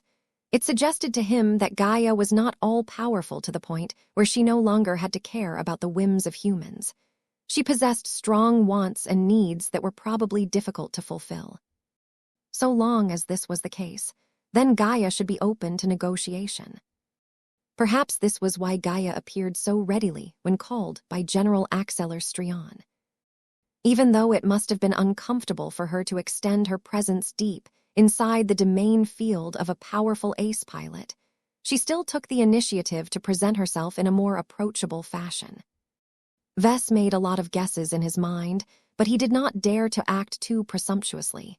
His familiarity with Gaia was too poor. What if she was mentally unstable? What if she was far too prone to anger? It was better for General Axeler Strion to take the lead. Despite the fact that he was primarily a Mech pilot, Axeler had met with plenty of foreign and powerful dignitaries in the past. The man clearly sensed the strength of the opposing entity, so he assumed a proper posture and made a short but respectful bow. "Well met. I am Axeler of the Strion Ancient Clan. Professor Vess Larkinson here has stated that you may be able to assist us in helping the Ouroboros unlock its full potential. Do you understand what is wrong with my Mech, and do you know how you can remedy its shortcomings?" Axeler's words and attitude made it clear that he wanted to address Gaia as a stranger who he considered to be his equal. He did not act subservient to her, but he did not try to lord himself over him either. He dispensed with much of the human formality and rituals because they were likely to produce greater misunderstandings. In short, he believed the best way to address this strange entity was to be polite but direct. Gaia had already swept the Ouroboros with her own senses before she spoke with a voice that was fairly soft but possessed a vast undercurrent. "I understand what you seek. This Mech is different. What you ask of me is possible, but not ideal. Your living machine has organically grown to this point. This is its truest state. To deviate from it is to reject the course of nature." If you insist on restoring a balance that has already been lost, then you can choose from gentle means or forceful means. Trying to inject the power of creation that does not belong to you or your machine is a disservice to you both. It can restore a balance on the surface, but as long as the root remains the same, it will never be able to persist. You will not be able to gain what you seek. General Axeller frowned. He could understand the meaning of her words well enough, but he lacked the expertise to understand the situation well enough. Vess was different in this regard. I understand. General, it seems that my proposed solution likely won't yield the desired result. We can borrow Gaia's strength, but if we directly try to integrate it into the Ouroboros, then we will only be addressing the symptoms, not the causes. Balance is not just about forming an equal amount of creation and destruction. What is also important is that the two forces maintain a stable equilibrium. If the second condition cannot be met, then the Ouroboros will go out of whack almost immediately. Thank you for your explanation, Professor. I can see now why that may be the case. Can Gaia assist us in another capacity, or do we need to solve the problem by ourselves? That is not necessarily the case. Vess shook his head. Gaia has just mentioned that we can employ gentler means to attain the same result. She has already given us a direction on how to do so. We can't borrow her power to restore the balance directly, but we can leverage her help to strengthen your living Mech's own capabilities in this regard. The most practical solution is to strengthen the creation aspect of the Ouroboros. That was a logical answer, but if it was that easy to do so, then Axeller and the Strion ancient clan would have done this a long time ago. Not even the help of the Grand Mender herself had been enough to balance out the ace hero Mech's propensity towards destruction. Vess began to consider various ideas. He could designate Gaia as the design spirit of the Ouroboros, but that was far from enough. If he wanted the Ouroboros to get serious about engaging its creation aspect, then it needed to incorporate parts, modules, and Mech systems that actively did so. Vess would have to design, or at least get involved in the process in person in order to make this happen. This is too difficult for me, Vess admitted to Axeller. I am not qualified to materially work on a Mech as sophisticated as the Ouroboros. The World Serpent system is unlike any armor system that I have ever seen up close, and the Genesis rifle will likely blow up and destroy this entire space station if I remove the wrong component. General Axeller frowned. Is it not possible for you to collaborate with the Grand Mender? The disparity of strength between the two of us is too great, Vess replied while shaking his head. Even if the Grand Mender restrains her power to the utmost, I still won't be able to impart as much of myself onto my work as I wish. That is pretty clear given how much her design philosophy occupies the current iteration of the Ouroboros. Perhaps I will have a better chance if I advance to Master Mech Designer, but that will take way too long. It seemed as if they had become stuck. While Axeller was happy to hear that there were possible solutions, none of them were easy or practical. Gaia chose to speak at this time. There is no need to resort to these measures to restore the balance that you yearn so much for. Your Mech is stunted, but also filled with strength. It already has most of the nutrients that are necessary to undergo a metamorphosis. That caused Vess to look at the true god with suspicion. An entity as powerful as her did not communicate without aim. Do you have any suggestions? The floating manifestation smiled. Creation and destruction are already present in nature. Linking your Ouroboros to this process may give it the blueprint necessary to restore its own balance. And I suppose you already have a choice in mind. Gaia's presence intensified. I propose a transaction. I must bond myself to a planet that can represent the planet Earth in this galaxy. The requirements for this planet are strict. Assist in the search for this planet. Once it has been identified, you must destroy its inhuman ecosystem before terraforming it into a replica of humanity's cradle. Involving your Mech in this entire process will grant it the enlightenment it needs to form its own balance.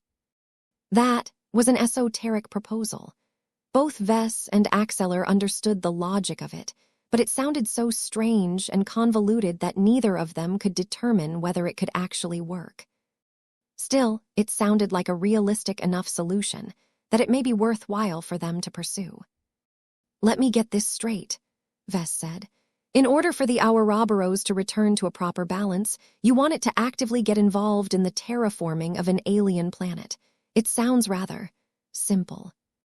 General Axeler looked increasingly more hopeful as he thought about this proposal. "No, it makes sense. Think of the name and symbolism of your old work. Its name represents the cycle of life and death. To destroy an alien planet so that we can create a human planet is what the Ouroboros should do. The order should not matter so long as we put equal weight on both activities. I can think of no better way to deepen our comprehension and connection to the forces of creation and destruction." Chapter 53, 28, The Importance of a Planet. There was a light at the end of the tunnel. The tunnel might be awfully long, but at least General Axeler and the Ouroboros found a way to get out of it. This was massive progress as far as they were concerned. As the Terran leader began to ask for further clarification from Gaia, Vess grew more suspicious. Logically speaking, Gaia and the Terrans were natural allies. They both cared a lot about their roots to old Earth. Gaia could even be regarded as a product of the collective thoughts of the Terrans. However, Vess did not automatically assume that Gaia prioritized the interests of the Terrans. Only her own interests mattered. Even if Gaia had developed a dependency on the Terrans, that did not necessarily mean she had to care for each of them. Her proposal might sound innocent enough, but Vess did not think it was that simple. "Let me ask you a question, Gaia." He spoke up again. "What are the most important requirements to turn a planet into a new version of Earth? I very much doubt that the Ouroboros can undergo a full cycle of destruction and rebirth with a random rock floating in space." What was the catch? Gaia shifted her head towards Vess. "The nutrients created from the destruction of an alien planet must be sufficient enough to fertilize the creation of Earth in this galaxy. A lifeless rock or one that only contains primitive life is sufficient. In order to mirror a planet that has spawned a successful space-faring race, you must select another planet with similar conditions. It should preferably be the home planet of a civilized and highly developed alien race that is close to equal in strength to the humans in this galaxy." This single condition alone was too harsh. Neither Vess, General Axeler, the Ouroboros, or even Lucky thought that it would be easy to satisfy this insane condition. There were many races in the Red Ocean, but few of them possessed the capital to compete against Red humanity, even when the latter was cut off from the Milky Way. This almost certainly meant that if Axeler and the Ouroboros wanted to find the planet of their dreams, they would have to invade the core territories of an alien race and commit genocide on the latter's home planet. That was the easy part. Destruction was not enough. It had to be paired with creation, which meant that the invading human forces had to stick around and do their utmost to terraform the globe that had just been cleansed of alien life. Even if the Terrans utilized their best and most powerful terraforming technologies, the transformation of an entire planet could not be completed in a short amount of time. Depending on how many resources and assets that the Strions could muster for this suicidal operation, their forces would at least have to stick around for an entire year. However, the story did not end there. In order for the new Earth to live up to its name, it had to be permanently populated by billions of human citizens. Only after satisfying all of these cumbersome conditions would the Ouroboros hopefully be inspired to undergo a fundamental transformation. This meant that Red humanity had to stick around and hold an extremely sensitive star system for many years, if not decades. Even after the Ouroboros successfully restored its balance and enabled Axeler to make his ultimate breakthrough, the new Terran god pilot would likely remain obligated to defend Red humanity's new home planet against every possible threat. Both Vess and General Axeler were clever enough to realize that the real winner of this arrangement would be Gaia. Axeler did not appear to have any strong feelings for old Earth. If he did, then he would have agreed to help Gaia realize her ambitious goal. "Are there any other requirements?" Vess asked. "There are other helpful criteria," the powerful entity spoke. "The planet must ideally be orbiting a G-type main sequence star. The planet should possess comparable mass and ground composition as old Earth. The planet should be orbited by a moon that is comparable to Luna." That narrowed the eligible choices far too much. "I doubt that there is any planet in the Red Ocean that satisfies all of these requirements," Vess mildly said. "The conditions do not have to be valid at the beginning. A planet may be different at the beginning, but this is not a hindrance as long as it can be made into the image of old Earth through terraforming. A moon can be created or towed from another location. All of these are profound acts of creation that will further your Mech's connection to this force. Do you understand?" That made life a lot easier for General Axeler. He no longer thought that this suggestion was ridiculous. It was merely incredibly difficult.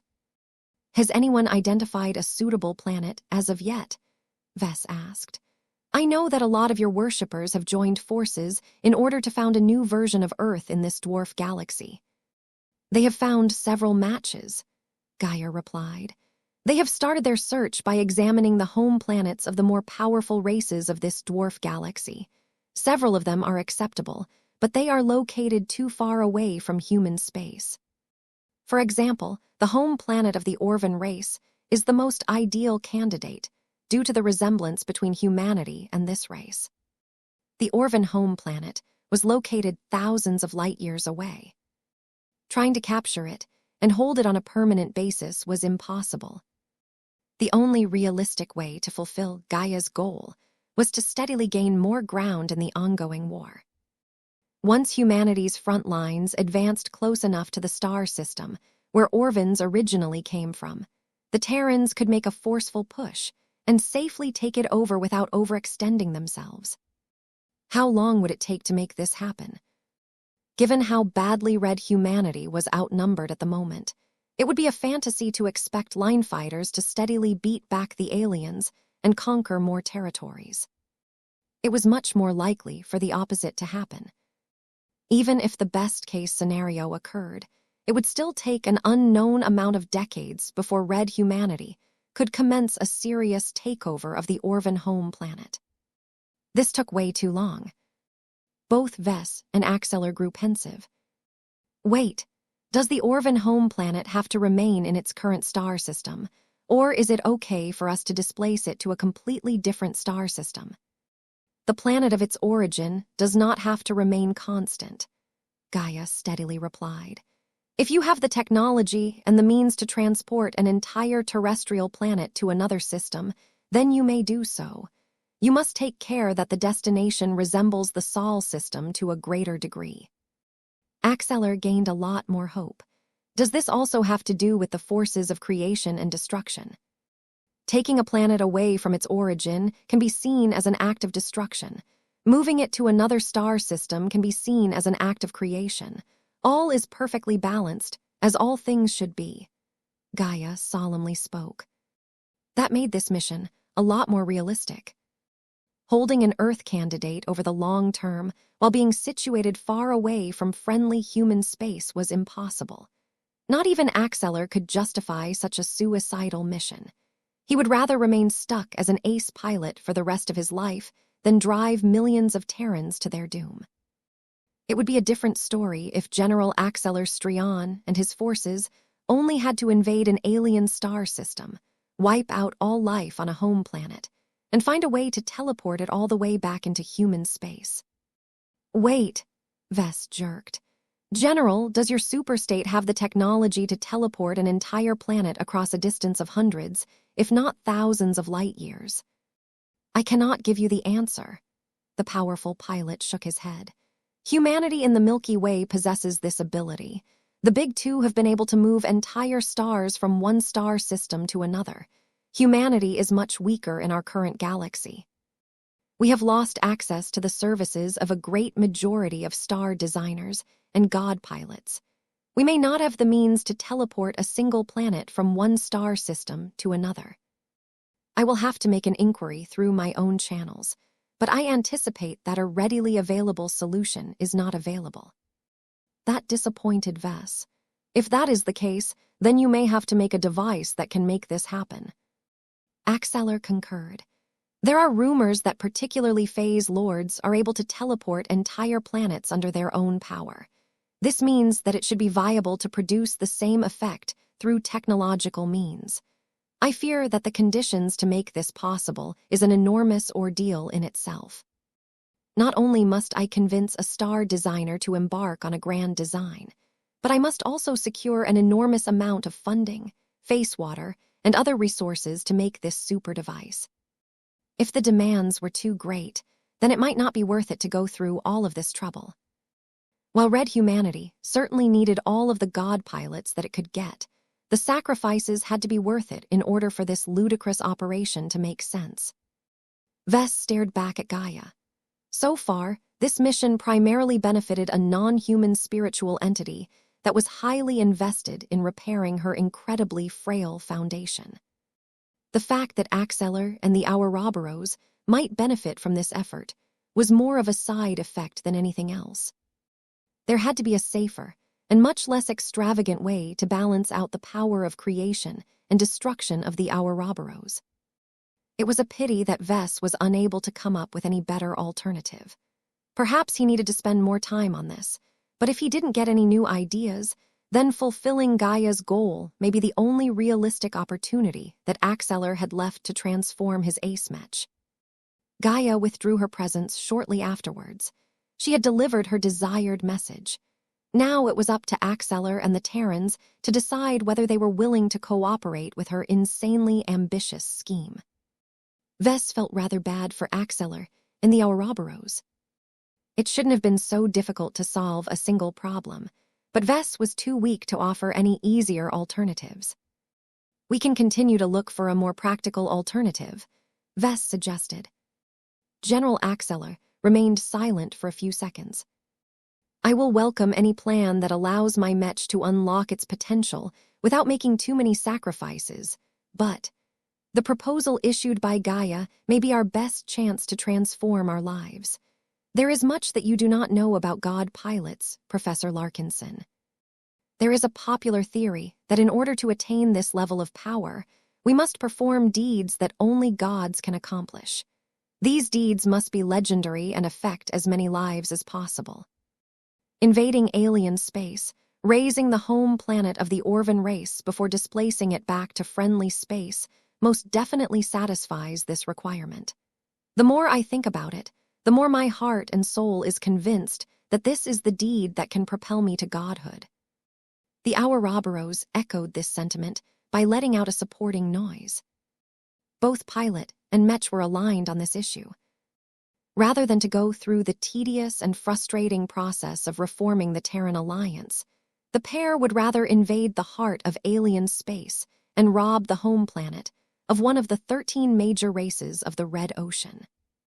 Vess almost couldn't believe how quickly Axeller lost his initial doubts and embraced this ludicrous fantasy. Chapter 53, 29 Deeds of Legend. The essence of a god pilot was to acquire the traits that were typically associated with gods. How could a god remain completely obscure and unknown? How could a god gain so much power, but never actually make use of it in any major capacity? How could a god receive so much admiration and worship when he had never actually proven himself deserving of this respect? According to many mech pilots, including those that had bridged the ultimate gap, a pilot who yearned to become a god must go out of his way to perform a godlike deed. It was easy enough for a god pilot to exert the might of a deity. They had power in spades. However, it was a different story when it came to ace pilots. As powerful as saints could be, their willpower could only grow up to a certain limit. Once they hit a limit, there was nothing that peak ace pilots could do to promote the magnitude of their resonant strength. They fell short of obtaining the power of an actual god. This infamous bottleneck had frustrated many heroes and champions in the past. The general Axeler Strion and the mace of retaliation were just two among many who stood on the wrong side of a wide and desolate canyon. If they attempted to reach the other side by performing an ordinary jump, then they would almost certainly fall short and plunge to their deaths. How could they possibly reach their destination under the circumstances? Many different theories had emerged. Humanity still understood too little about this deep and profound issue, but numerous advancements had emerged through a combination of clever deduction as well as trial and error. This is how the Mech merger body process originally came to be. It is a systematic recipe that helps ace pilots transform into God pilots one step at a time. Axeler Strion generously revealed a secret that was only shared to a tiny minority of people. Before the Mech community came up with it, God pilot candidates simply stepped on the road to no return and tried to complete the processes of Operation Union, Domain Field Union, Corporeal Union, and Total Union in quick succession. Vess reacted with shock when he heard this. What? That's dangerous. How could they possibly survive such an insanely demanding course of action?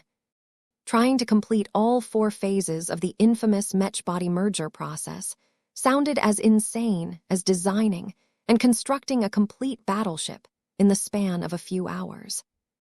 General Axeler gazed up in genuine admiration. This is why all of us look up to the earliest and oldest God pilots.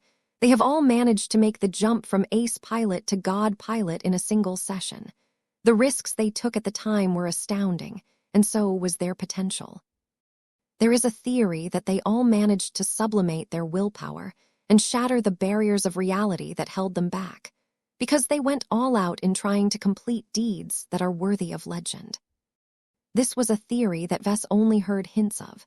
His lower rank and lack of contact with the upper layers of society had limited his exposure to this kind of stuff. Now that he had risen far enough that he was now on speaking terms with a genuine God pilot candidate, Vess could finally lift the fog that hid the essence of the Mech piloting profession. The crucial information provided by Axeler filled a lot of holes in his personal understanding of Mech pilots. Vess immediately became engrossed by all of the answers and inferences he had derived from this conversation. I understand, Vess spoke. It is not necessarily the goal that matters, but the process of trying to reach it. By setting a seemingly impossible challenge for yourself, you will attempt to do your utmost to make it happen. The more difficult the challenge, the more potential you attempt to squeeze out of yourself. The high stakes and all of the expectations that other people set on you serves to increase the pressure that you are subjected to. All of this can help you push past a critical point and break through the limit of your power. Axeler smiled. I believe the nature of the deed itself is also important, but you are correct that the process of fulfilling it is indispensable. Think about the ancient myths and timeless historical deeds of the human race. Those that manage to exist to this day all deserve to become an active part of our contemporary civilization, because they are still leagues ahead of what ordinary people can do. To become a god is to be an inspiration to people. Mech designers such as yourself usually accomplish this by creating a work that only a god can make. Mech pilots such as myself must exert our martial might to the limit and beyond to do the same. The general's words briefly reminded Vess of his speculative grand designs. When Vess had been struck by inspiration and came up with the idea of developing a phase Lord God machine, he intuitively thought that a project as massive and ambitious as this would be enough to trigger his advancement to a star designer. That was because he was convinced that the scope, difficulty, and results of this grand design could never be completed by a typical master Mech designer. Only an entity comparable to a god was qualified to complete such an awe-inspiring project. Though Vess didn't entirely feel comfortable about using the terminology of God and such to describe this topic, he wasn't as bothered by it as he used to. There was no explicitly religious component to this discussion. Axeler only yearned to gain the power of a god. He didn't care about all of the other baggage that came with this loaded term. I guess it makes sense, Vess spoke. A lot of God pilots had performed astounding deeds that broke the limit of what ace pilots can accomplish under their own power.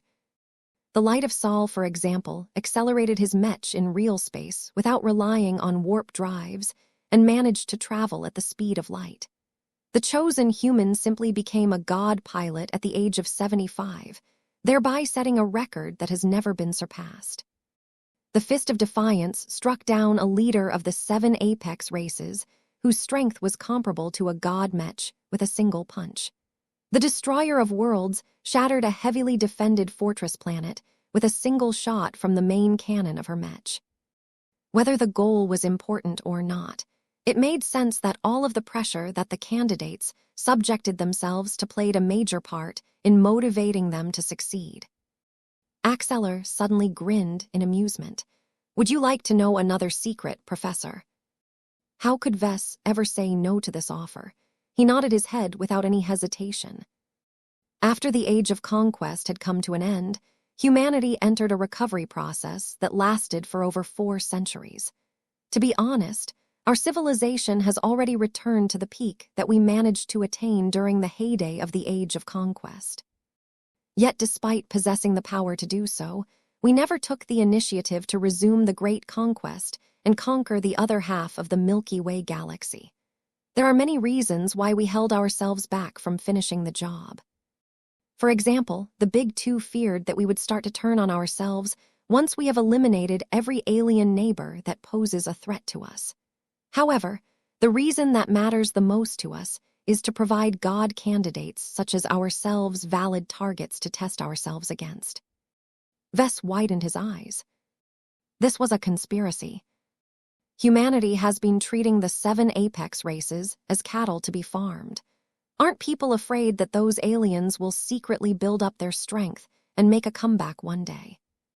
General Axeller shrugged. Even I am not fully privy to the considerations of the people who rank above my head. I am still a Tier 2 galactic citizen. The higher your galactic citizenship tier, the more you will come across these kinds of secrets. To be honest, I shouldn't have told you this information, but I personally believe this point is moot considering that we have become permanently separated from the Milky Way. I shared it with you in order to open your horizons and let you know the efforts we have made to grant a stage for God pilot candidates to perform. In this regard, the situation in the Milky Way and the Red Ocean were similar. The biggest difference was that the urgency to beat up the aliens was not so great in the former galaxy. Setting back the indigenous aliens was a matter of life and death in the Red Ocean. The stakes were so much higher because there weren't hundreds of thousands battleships and 100 or so God pilots collectively holding back Red humanity's external enemies. Vess began to understand the significance of deeds to pilots that wanted to shed the last vestiges of their mortality. How do these deeds play into the Mech-body merger process, exactly? He asked. When we step onto the road of no return, we cannot reach our destination by taking a leisurely walk. Axeller patiently explained. We must sprint from beginning to end and exert the utmost of our potential as we try to make it to our destination before we crash. The Mech-body merger process is split up into 4 phases, which means that we can complete them step by step. The problem is that barring the chosen human, few if any other God pilot has managed to complete all 4 phases by relying on their normal efforts alone. They need a powerful push, and deeds can make this happen. Typically, a God pilot candidate will seek to complete 4 appropriate challenges in sequence. Every successful deed can provide us with the impetus we need to complete an important phase. That was a much more manageable way to complete this life-threatening transformation process. It was quite brilliant in that it enabled the pilot to take his time and reach his goal by making more measured steps. What if the ace pilot fails in one of the 4 challenges? Death is almost certain, Axeller gravely spoke. This is no joke, Professor Larkinson. Success is the only way forward. A single weakness or mistake can doom our attempt at attaining godhood. This is why every ace pilot like myself must set our affairs in order. have no regrets about anything, and maximize all of the conditions that we can control. That was harsh, but fair. Vess understood that this was the price that any would-be God pilot had to pay. Their combat power was unprecedented according to Cynthia, but the threshold needed to reach their level was also the highest out of all of the true God variations. Now that Vess understood the context of deeds, he thought back on the original topic. So how does Gaia's suggestion fit in this framework? General Axeler couldn't help but grow enthused again. Think about it, Professor. No ordinary pilot can lead an invasion of an alien home system that is located deep behind enemy lines. No ordinary pilot can destroy the surface of that alien race's home planet. No ordinary pilot can organize a heist on a cosmic scale. No ordinary pilot can lead the effort to terraform the stolen planet into a new homeworld for red humanity. The scope and difficulty of this deed surpasses that of most other accomplishments. This deed is only comparable to the mythical feats accomplished by the earlier generations of God pilots. If my expectations are correct, completing this planetary theft and conversion operation will be enough to blaze through all 4 phases of the Mech-body merger process at once. In other words, General Axeler Strian finally saw hope of becoming a God pilot in one fell swoop. Chapter 53, 30 long overdue updates. Vess did not have the right to make decisions on behalf of a peak ace pilot. If General Axeler Strian wanted to stake all of his chances on a single throw of the dice, then that was his decision. He understood the pros and cons of every possible approach quite well. He knew that there were good reasons why most pilots like him embrace the more modern approach of going the 4 phases of the Mech-body merger process in 4 measured steps. However, Axeler willingly threw aside this reliable option and embraced the suggestion made by Gaia without hesitation. To become a god, you must have the heart of a god, the powerful pilot lectured to the Mech designer. If a challenge resonates with you, then how can you live with yourself by rejecting it? This may sound idiotic to you, but every pilot will agree with me when they hear my words. Besides, the significance of this proposal goes far beyond my own advancement. Think of the impact on society if I succeed. If we have successfully stolen an alien homeworld and converted it into a copy of old Earth, how do you think this will affect both red humanity and the native aliens? If Axeler and his Terran troops actually managed to pull off this grand heist, then the consequences would be massive. Regardless if it resulted in the ascension of a new god pilot, Vess could already predict that red humanity would gain an enormous boost of confidence from winning a huge and unforgettable victory. This was extremely important, as it was conceivable that the upcoming intensification of the war would lead to massive losses over time. If the aliens made good use of their advantage in numbers and made consistent gains by waging a war of attrition, then the morale of red humanity would steadily sink. The more human forces got defeated, and the more human colonies succumbed to alien invasions, the more people lost hope. A single heroic effort could turn this trend around. The daring planetary heist might not hurt the Orvan war-making potential too much, but it undoubtedly represented a psychological coup against the aliens. Many more people would become inspired by General Axeler's great success and regain the hope that they so desperately needed to fight for a better future. On the other hand, the aliens would also suffer a severe blow, the Orvans most of all if their home planet had been targeted. Losing such a critically symbolic asset would definitely cause their morale to plunge. It would show that red humanity was not to be trifled with, and that it would cost them greatly if they persisted in the war. The heavy blow might even spark discord between the different alien races. If cracks started to form in their relationships, then additional pressure might cause the aliens to cooperate less sincerely with each other, causing them to weaken even further. Axeler Strian would be able to earn most of the credit for making all of this happen. His contribution to red humanity would become so great that he would become one of the greatest leaders of this new age. Vess understood now why Axeller had become so fixated in Gaia's plan, despite the fact that she could gain a lot of benefits while doing relatively little in return. On the surface, the deal seemed lopsided. On a deeper level, both sides got what they wanted out of this deal. Whether one party got ahead of the other was immaterial so long as they both became satisfied in the end.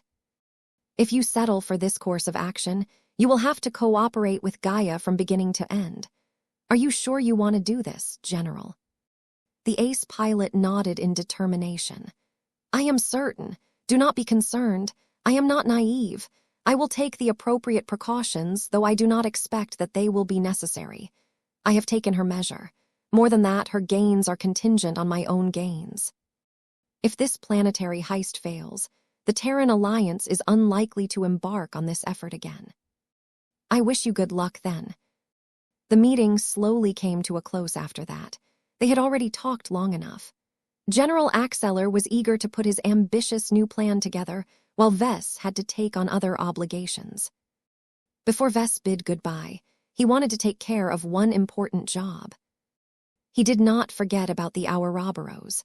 The powerful ace Mech possessed many shortcomings, but not all of them were deep-rooted to the point where Vess couldn't directly affect anymore. I can't make any major revisions on your living Mech, but I can update its living traits, Vess said. You can consider it as a long overdue software update. All of my current living Mechs are operating on version 3.0, while the software of your Ouroboros is still stuck on a mutated edition of version 1.0.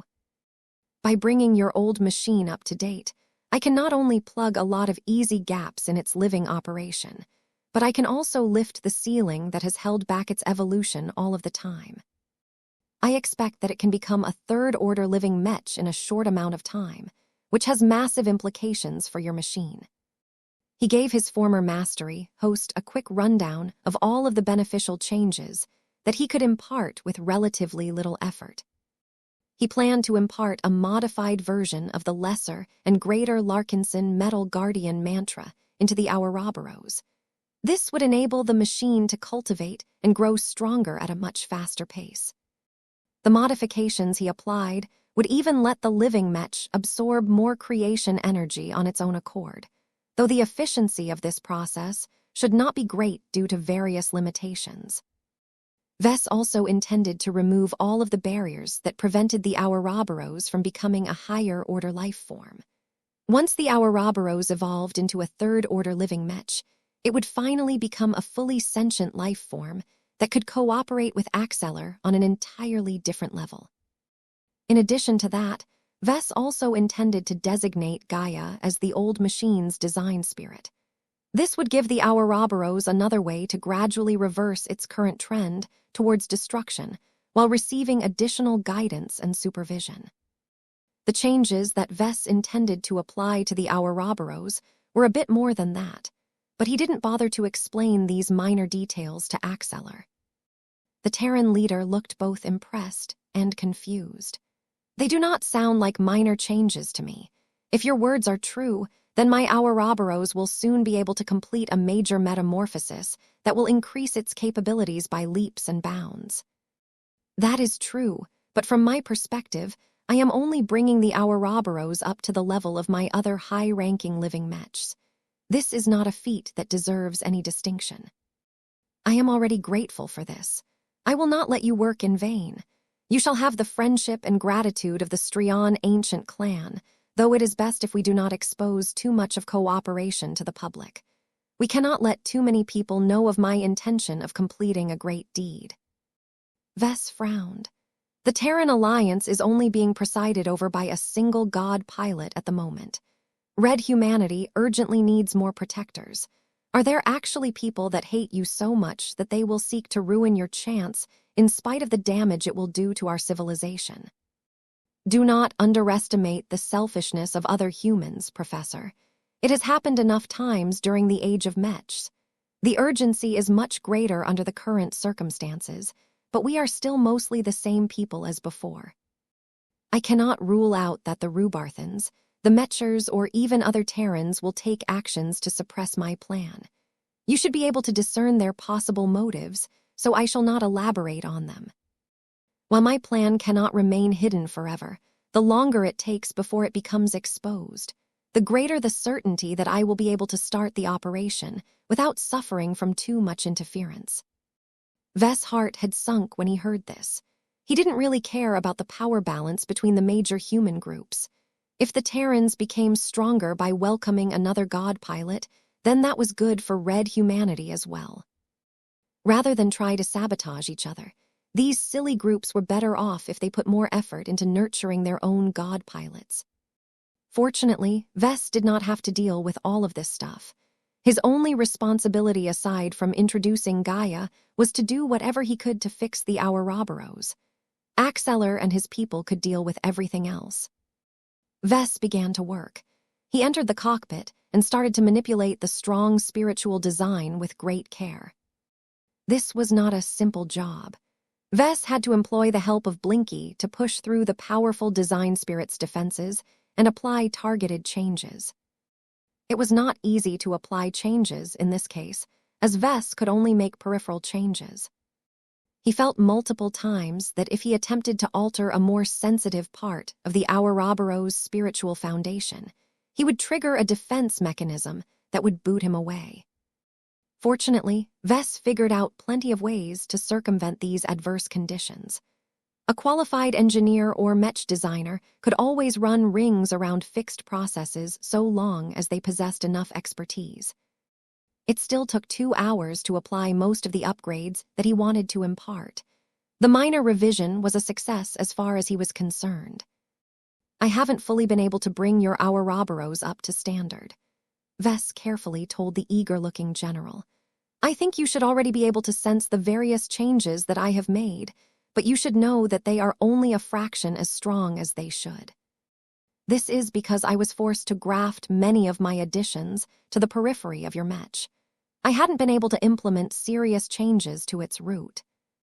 Will this lead to any issues? Maybe. The main point is that the living properties of the Ouroboros won't be as strong as they should be for a machine of this caliber. Let me give you an example. Theoretically, your ace Mech should have turned into a third-order living Mech by now. Instead, it appears that it will only be able to attain this state in a few weeks. Will these delays persist? I am not sure, Vess shrugged. My guess is that your Ouroboros will probably grow at a much slower pace. This may actually be better for your particular machine. Your living Mech has built up an enormous accumulation, so much so that your partner cannot digest at once. General Axeller looked a lot less upset after hearing this. It is strange to hear that my Ouroboros is weak and incapable of enduring too much pressure, but I feel you may be right. It was good for Vess to gain confirmation. Growth should never be rushed if possible. It may be better to drag out the transformation process so that your Mech can gradually grow into the most living Mech in the present time. I can assure you that I am pretty sure your Ouroboros will gradually reach its new peak in a few years. That should give you enough time to prepare for your hoisting operation. The two talked a bit more about various issues related to living Mechs. Vess wanted to keep track of the growth of the Ouroboros if possible, but this would be difficult when General Axeller had to return to the territory of the Strion ancient clan. Still, Vess did not think the Ouroboros would need any adjustments or corrections after he applied his changes. If anything serious happened, Axeller could always return so that Vess could perform another checkup on his living Mech. Chapter 53, 31 Gavin Upgrade Plan. The first meeting with Vess and General Axeller Strion ended up being incredibly productive to both sides. Both Vess and Axeller exited the central chamber with obvious satisfaction. After bidding the Strions goodbye, Vess, Lucky, Gavin, and the rest of their small entourage soon departed from the rented space station. Axeller, the Ouroboros, and the Seneschai all watched the Larkinsons teleport away. Your thoughts? Benny had heard virtually all of the words that Vess and Axeller had said to each other. He most definitely formed his own opinion about the secret agreement that the two had made. Professor Larkinson has already done us a great service by upgrading the Ouroboros. While it is best to discreetly invite one of our master Mech designers to inspect your ace Mech for any surprises, his sincerity is obvious, though I suspect most of it is due to your Mech rather than your charming personality. Axeller smirked. That is not an issue. Sooner or later, the Ouroboros and I will become one and the same. I advise you not to count your chickens before they hatch, Master Axeller. An operation that consists of invading the heart of a serious alien civilization and displacing its home planet is an enormous undertaking. Its scope is too great for any ancient clan. If we want to organize enough forces to assault a highly fortified location, we must gain the cooperation of many other clans. It is best to involve the Terran Alliance as a whole. I can foresee many leaders agreeing to this plan. It is not that difficult to convince them to cooperate. We can allow them to share the credit for success and let them shirk responsibility in case of failure. That is a start, Benny, but it will take more than that to convince our more serious rivals to lend their strength to us. General Axeller spoke. We should begin to form a comprehensive plan to build a Terran-wide coalition. The more forces we can rally under my banner, the greater the chance that I will return victorious. You can increase your success rate further if you permit foreign groups to participate in your operation, Master Axeller. No, Axeller immediately replied. This must be a Terran endeavor. The polymath is not the only leader who regards states such as ours as vestiges of the past. We must fight to protect our identity and strengthen our collective pride. If we want the Terran Alliance to persist in this changing age, we must undertake a unifying action that will show the rest of red humanity that we will not disappear. Axeller believed that his planned operation would become so bold and shocking that no other leader could equal his feat. Aside from that, the greater reward of a successful operation might not be the rise of another Terran god pilot, but the emergence of a new home planet for red humanity. The general could think of no better way to reinvigorate the Terran people than to give them a home planet. The fact that they originally stole it from another alien race was not a demerit. It was much more likely for this to become a point of pride. As Axeller and Benny continued to discuss their plans and schemes, Vess and his entourage eventually returned to their borrowed villa. Vess dismissed everyone aside from Lucky and Benny. Lucky, go hunt for snooping bugs. Meow. While the gem cat performed his familiar routine, Vess and Gavin began to stare at each other. Gavin had endured far more shocks than Vess during the meeting. He had been privy to all of the talks, so he had abruptly become exposed to far more secrets and happenings than he could ever imagine.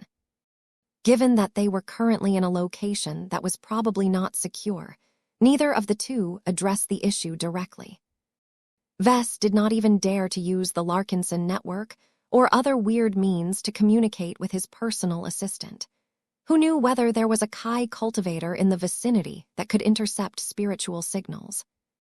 This was why he decided to keep his explanation vague for the time being. I have extended a lot of trust to you today, he said. I hope that Benny has set an excellent example for you. I don't ask you to become his younger clone, but what I do expect from you is that you will become as loyal as him. Do you understand? Gavin firmly nodded. His eyes had gained a bit more steel and determination. His greatest gain aside from earning his superior's trust was to receive the Seneschal's advice. I will do my utmost to live up to your expectations. I will not speak about what I have learned, nor ask you any questions unless you invite me to do so. However, what is it be, Gavin? The Senechai has told me that my augmentations can't keep up with my growing responsibilities. I fear that I am unable to protect all of the confidential information that is stored in my brain. There are still ways for intelligence agencies to capture me and either interrogate me or extract my memories directly from my head. That was an important concern. The good news was that most first-class cranial implants and other augmentations offered a lot of protection against this sort of threat by default. The bad news was that they were never foolproof. The best that anyone could do was to receive a cranial implant that was especially geared towards information security. Vess could already tell that this was what Gavin was trying to suggest. "I have developed a friendship with Senechai Benny Smith," Gavin said. "He has offered to upgrade my augmentations to a suite that is comparable to his at no charge. We can consider it repayment of one of the favors that you have given to the general. You can either entrust this job to the Strians or a neutral third party recommended by them. Either way, Benny strongly recommends that we do not solicit the services of either the Mechers or the Rubarthans." That amused Vess. How much of that advice was driven by instinctive Terran disgust towards their rivals, and how much of it was genuine concern that the Mechers or the Rubarthans would genuinely tamper with the augmentations? "Wait," he froze. "Did the Senechai truly offer to give you the same augmentations as his own? As far as I recall, his mind is much more heavily digitized than ordinary people." "Not exactly, boss." The man was careful and precise in his wording. "He offered to give us a similar suite that should perform roughly the same, but we can also make other requests as long as they are reasonable. As far as greater digitization is concerned, I am not opposed to this prospect. It will do me far more good than harm in my position. Forgive me for sounding presumptuous, but you need a more logical sounding board by your side. The Senechai often acts as the voice of reason and common sense towards his own boss. I think it is useful to copy his approach." Vess was inclined to agree with this assessment. He knew quite well what kind of person he was. It was doubtful that he could have gotten this far without receiving Gavin's input. There were many times where his personal assistant made good suggestions and pointed out details that he had overlooked. Even if Gavin knew nothing about Mech design and didn't master any other field, he was still able to think on his own and voice what needed to be said. It would be an enormous pity for Vess to replace Gavin for a first-class assistant. Vess made a decision. "You can respond to this offer. Try to gather more details and carefully weigh your choices. I will leave this up to you. The only condition that I would like to make is that when the augmentation specialists begin to upgrade your body, I want General Axeller and the Ouroboros to inspect all of the implants and supervise the operation in person. We can never be too careful about this. I trust Axeller and his living Mech enough that they will make sure that everything will remain honest." That elicited a gleeful reaction from his assistant. "Thank you, boss. I shall make certain that everything is done properly. It will likely take a few months to examine my body, formulate an augmentation suite, and develop the customized improvements. Only then will I be able to undertake the operations. I am familiar with all of the cumbersome steps that need to be made to develop excellent augmentations. We can be patient. It is not as if you urgently need all of the extra internal processing power right away." Vess wondered how much more helpful Gavin would become once he had received this massive upgrade. It didn't seem as if a personal assistant had to do more than to schedule meetings and share a few shallow opinions, but Gavin could become so much more. Just like the famed Senechai, Gavin could expand his responsibilities and make important decisions without needing any additional input from his superior. As Vess continued to move up in society, he had become increasingly more invested in grander affairs. He lost interest in undertaking more mundane responsibilities, such as managing his clan or running a business. It was better to offload this kind of work to a trusted assistant who knew exactly how he would respond to different matters. They eventually began to talk about various other topics. None of them were directly related to any of the secrets that Gavin had learned, but they were still important nonetheless. "If the Rubarthans know that you have concluded a far-reaching cooperation agreement with their arch-rivals, they will not be pleased, to say the least. How do you intend to deal with this consequence?" Vess shrugged. "I am open to cooperation to anyone who is sincere enough. It is not my fault that the Terrans have taken decisive action. Has the Inferno Spear Prince contacted us as of late?" "Not that I know of. We believe that the Rubarthans are still quarreling among themselves. The Smokestack Prince and the Inferno Spear Prince both have different preferences for the design spirit of the proposed new kinship network. It is highly likely that the Rubarthans will only be able to make up their mind once their god pilots return. Those are my thoughts as well. This meant that there was no need for Vess to concern himself about the Rubarthans for the time being. Vess found it rather ironic that the Terrans had concluded a serious deal with him a lot faster. Then again, General Axeler was hardly an ordinary Terran. Gavin eventually left the office in order to take care of business that had piled up in the last few hours. Vess, meanwhile, looked forward to spending the rest of the afternoon on advancing one of his ongoing design projects. Yet just as he was about to do so, Veronica just received an important notification from Cynthia Larkinson. After several weeks of data gathering and puzzling, the True God had finally completed the development of an innovative new crown-oriented cultivation method. Though Vess calmly opened a design program and began to adjust the incomplete design of the Supremo project, his main attention had shifted back to the Milky Way. He had been waiting for this. Vulcan yearned to obtain a proper cultivation method, especially one that incorporated elements and techniques related to divine blacksmiths. Mayayao. Veronica rubbed her silver paws in glee as she looked forward to receiving the fruits of her mother's work. It was so nice to be able to depend on a parent again. Veronica did not mind that she had to rely on the work of her mother for the umpteenth time. She did not want to mess around and bank on his amateurish grasp of cultivation science to transform Vulcan's future. It was better to rely on a professional, given the importance of this matter. Chapter 53, 32, The Origin of Artifact Cultivation. Vess had been waiting for this for a long time. Ever since the iron-resonant crucifix crown latched itself onto his divine core, he became afraid of how this damn relic of the past intended to contaminate his cognition. Strangely enough, Vess didn't actually observe any overt signs of influencing. Sure, his behavior changed a lot since he returned from the survivalist conference, but that was mostly because his status and circumstances had become completely different from the past. He acted more assertively, made bolder decisions, and took on risks that he did not dare to entertain before, not because a weird crown whispered suggestions to his ears, but because he adapted to a whole new environment.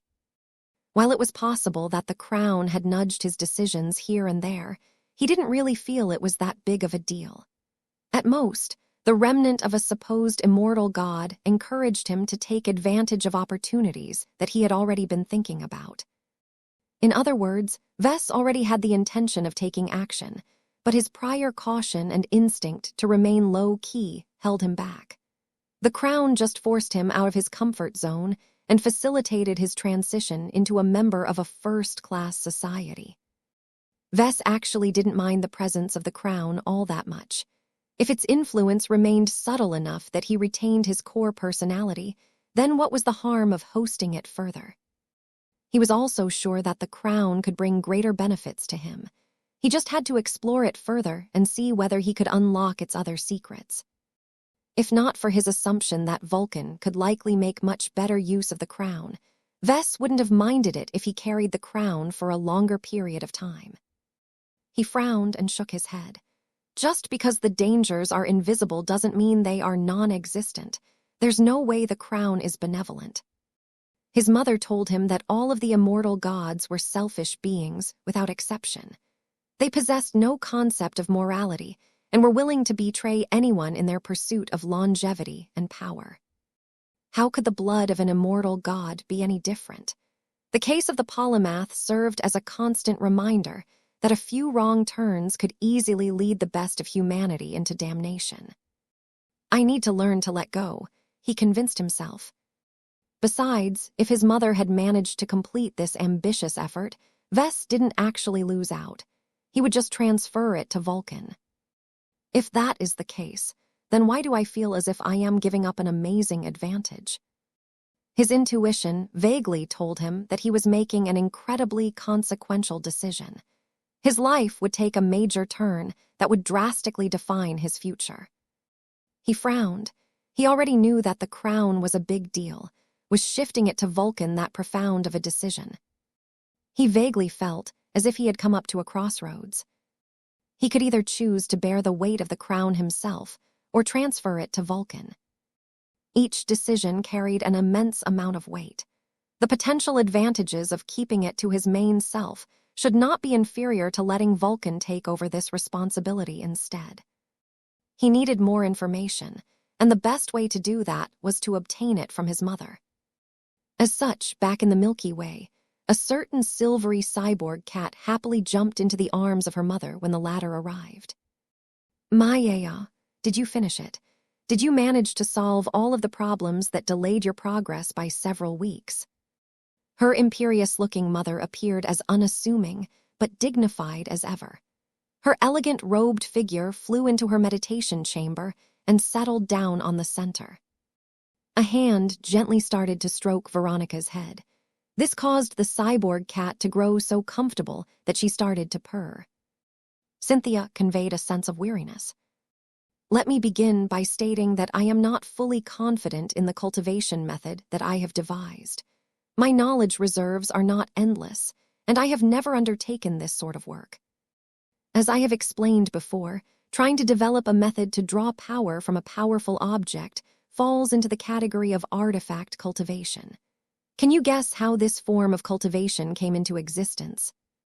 I guess ancient beings started to make powerful tools and weapons for themselves. The cultivators who made use of them wanted to get really good at doing so.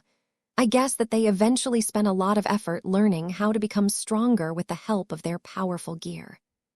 Cynthia smiled in amusement. "You are looking at this situation from the perspective of a Mech designer. That is fine, but the real answer contains more. Think about this scenario. What will happen if a weak cultivator happens to stumble upon an impressive weapon that originally belonged to a much more powerful cultivator? What if this weapon has been lost by its original owner and is ripe for the picking? I guess the weaker cultivator will try to take it away and harness its amazing power for itself," Veronica replied.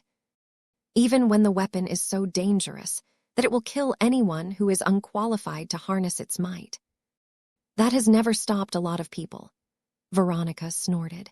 "People have endless greed for power. They will definitely try to study the weapon, decipher its mechanisms, and discover exploits that they can use to tap into its power without possessing the proper qualifications to make use of it." Wait, is this the true meaning of artifact cultivation? Cynthia nodded. She stretched out her hand and summoned the golden laurel wreath crown from wherever she had locked this powerful object away. The stolen crown that had once sparked an uprising looked beautiful and resplendent in a way that Veronica could not describe. Its appearance was a lot more elegant and classy than the iron-resonant crucifix crown.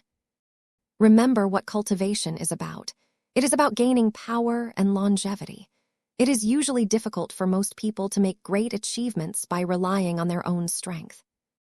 Those who lack the talent or the patience to become successful will start to look for shortcuts in order to reach their destination faster and with greater ease. Elixirs and more clever cultivation methods are but a few of the many possible means that cultivators have developed to increase their efficiency. Artifact cultivation is another means to gain power faster and more conveniently. I see.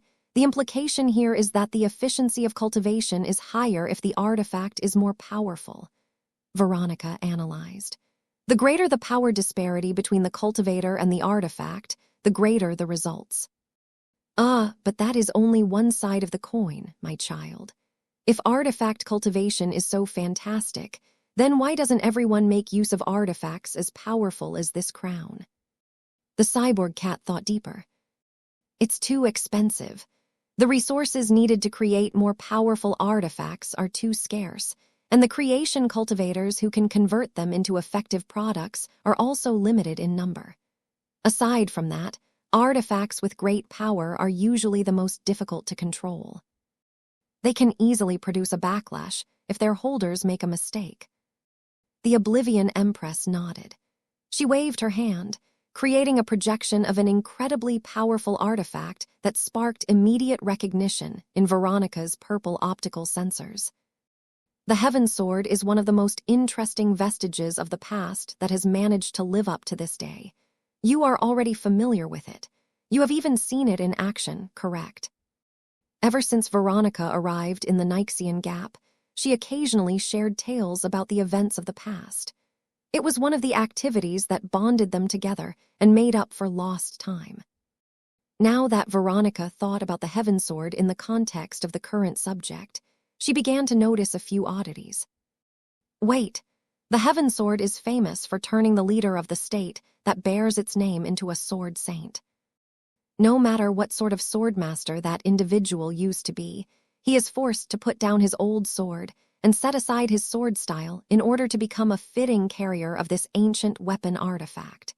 Is this a form of artifact cultivation?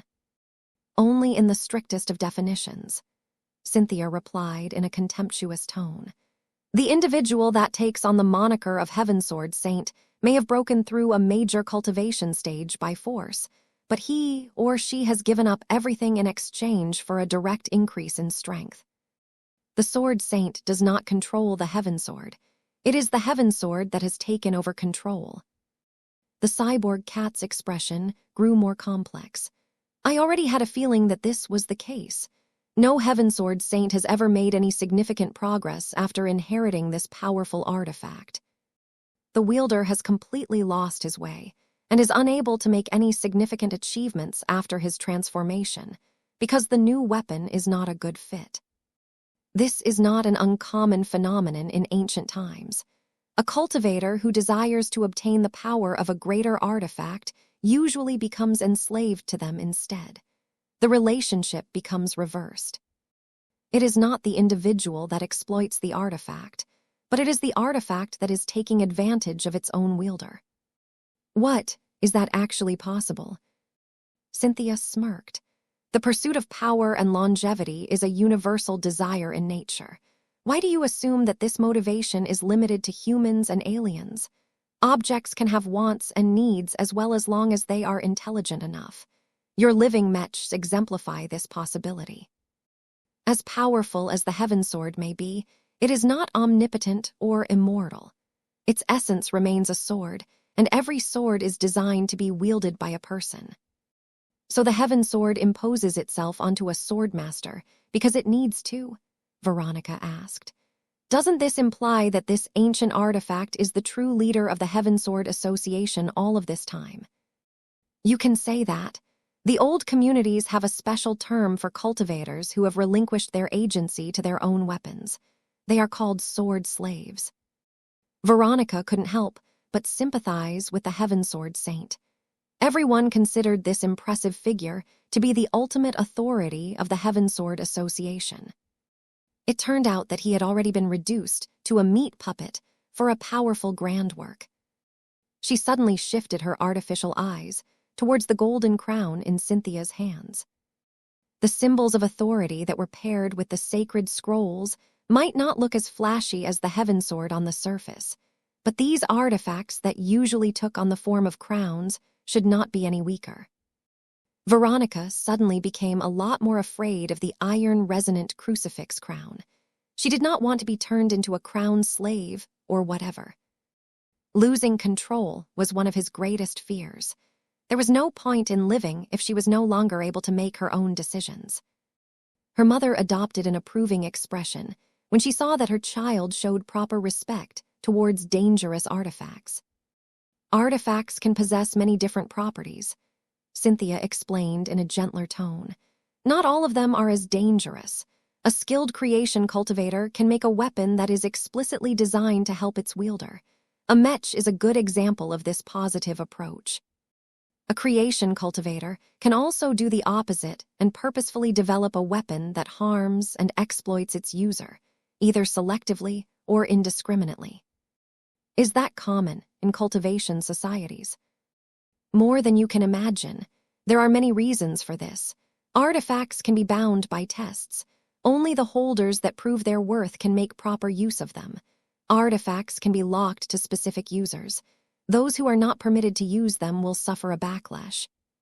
Artifacts can also be tampered with or become corrupted. In short, a cultivator must always be vigilant towards objects of power. You must treat any of them with utmost caution and respect if you do not possess the strength to suppress them if they pose a threat to you one day. The iron resonant crucifix crown definitely fell into this category. Chapter 53, 33 Metal God Method. Now that Veronica gained a proper understanding of artifact cultivation, her outlook on this subject had changed. It was impressive how greater knowledge and understanding could produce a significant shift in cognition. Artifact cultivation was a double-edged sword. It promised great power and benefits, but could easily bring doom if anything went wrong. Not all artifacts were benign. Some did not come with any nasty security measures. Others would try their best to drain their holders if they possessed the wrong qualifications. As Veronica processed all of the information that she received, her mother casually waved the crown in her hands as if it was nothing but a tacky-looking trinket. Artifacts are shortcuts to power, no matter whether they were designed for this purpose or not. These objects are ultimately static to a degree. They are made and programmed to fulfill specific purposes, which means that it is always possible to take advantage of them as long as you understand their properties well enough. Who created them? What is their purpose for doing so? Who are their intended users? The more answers that you can obtain, the easier it becomes for you to develop an effective artifact cultivation method. I see. I have the feeling that you haven't been able to obtain too many answers relating to the symbols of authority.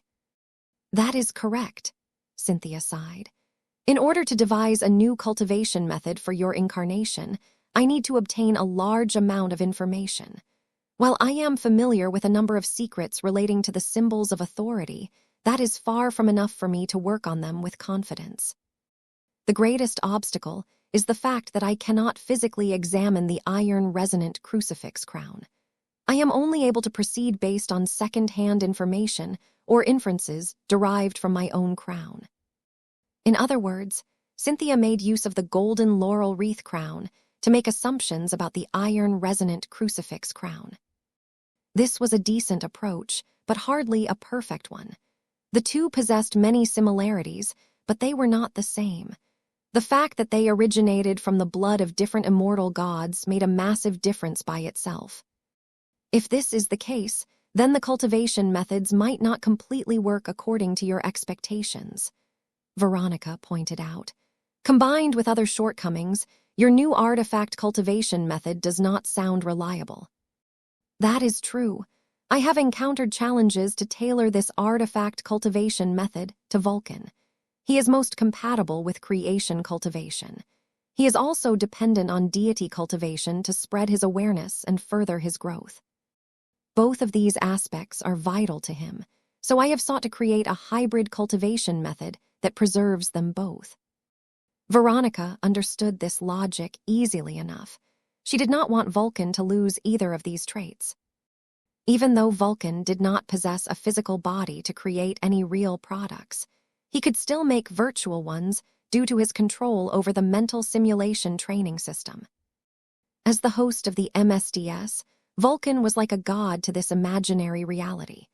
He composed all of the rules and created all of the active combat scenarios that Mech pilots and living Mechs used for training.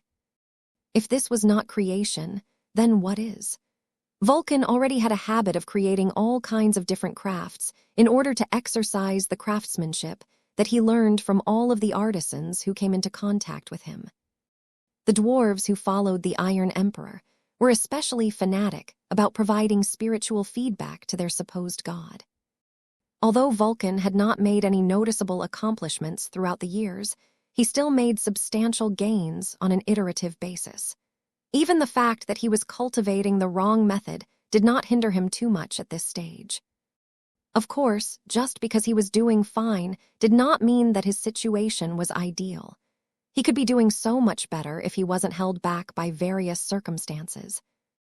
Now that Veronica not only got started in cultivation science, but also regained full access to her highly knowledgeable mother, Vulcan finally gained an opportunity to go back on the right track. He could finally ditch the heart of steel mantra that had been provided and modified by the Mech designer system. After Cynthia explained how difficult it was to devise a hybrid cultivation method when subjected to so many constraints, she finally introduced her work. The true god effortlessly utilized her power to project an image of Vulcan. Of course, it was the version that looked like a stereotypical dwarven blacksmith version of Vess. Mayao, Vulcan is a human as well, you know. I look much more handsome that way, Veronica complained. A hand softly tapped on the cat's head. Hush now. Unless a deity cultivator is strong-willed enough, he will always take the shape that is an amalgamation of the expectations of his believers. This is one of the side effects of this approach. The Lady of the Night did not stop at creating an image of Vulcan. She began to overlay it with 4 different points of lights that surrendered the incarnation like planets orbiting around a star. I call it the metal god method. Its name may sound pretentious to your ears, but its harsh requirements and upper limit are so impressive that it is fitting. While this new method is anything but refined, I am proud of what I have been able to make. It was worth it for me to spend several weeks combining so many different factors together. Veronica looked awed at the projected image. It did not look simple. Cynthia portrayed Vulcan as if he was a genuine god. The power of metal exuded from his form. The incarnation did not exert too much aggression, but it looked as if he could definitely absorb a lot of blows. Most notably, the dwarven spirit proudly wore an iron crown above his head. Vulcan carried himself in a manner that clearly showed that he was in charge, as opposed to his choice of headwear. Is this what Vulcan can become? Yes, but only if Vulcan is able to practice properly without any major complications. I do not consider this to be finished work. I will likely have to make adjustments based on Vulcan's feedback. Only then will I become confident enough that you can practice it safely. Though Veronica felt a little apprehensive about her mother's lack of confidence, she did let this hold her back. She possessed enough trust in her mother to believe that her work was good, despite the fact that it was an experimental product. So what if Vulcan had to assume the identity as a test subject? She had conducted countless experiments in the past, many of which yielded amazing results. So what are these glowing lights? They are the representations of the 4 major cultivation approaches that I have combined in the metal god method. These approaches can be grouped up into 2 deeply connected pairs. Cynthia decided to address the simplest pairing first. Let us look at the artifact cultivation and Kai cultivation aspects first. I have transplanted many elements of the heart of steel mantra to the new method. I have done my utmost to ensure that Vulcan does not have to discard all of his current cultivation results. Instead, the new method should easily assimilate the existing heart of steel and continue to develop from this point. It was like a takeover in this regard. The smoother the process, the less value got lost during the transition. I have already explained the advantages and disadvantages of the heart of steel mantra in the past. Suffice to say, I put great effort into removing the latter while preserving the former.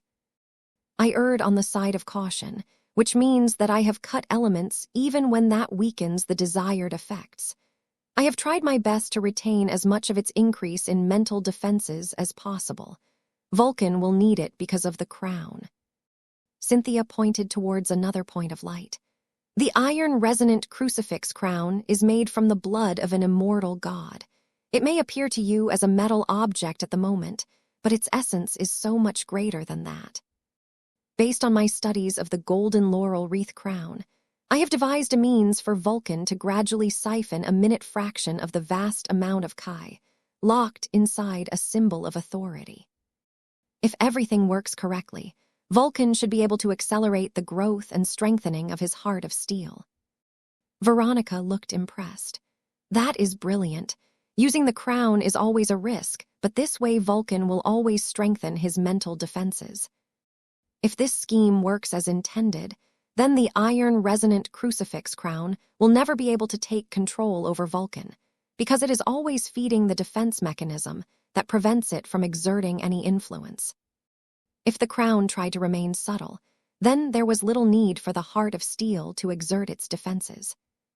If the crown tried to act more overtly, it would increase the resistance produced by the heart of steel. Although there was still a vulnerability at the earlier stages, so long as Vulcan cultivated the metal god method long enough, even gradual accumulation should be enough to defend against surprise attacks. Growing the heart of steel is important for many reasons, Cynthia told Vess. It not only helps Vulcan defend against the crown, but it will also increase your incarnation's connection to the metal element. This will offer fantastic benefits to the other two modes. She pointed towards the second pair of cultivation approaches. Let us address creation cultivation first. Vulcan is clearly not a being that is suited for combat.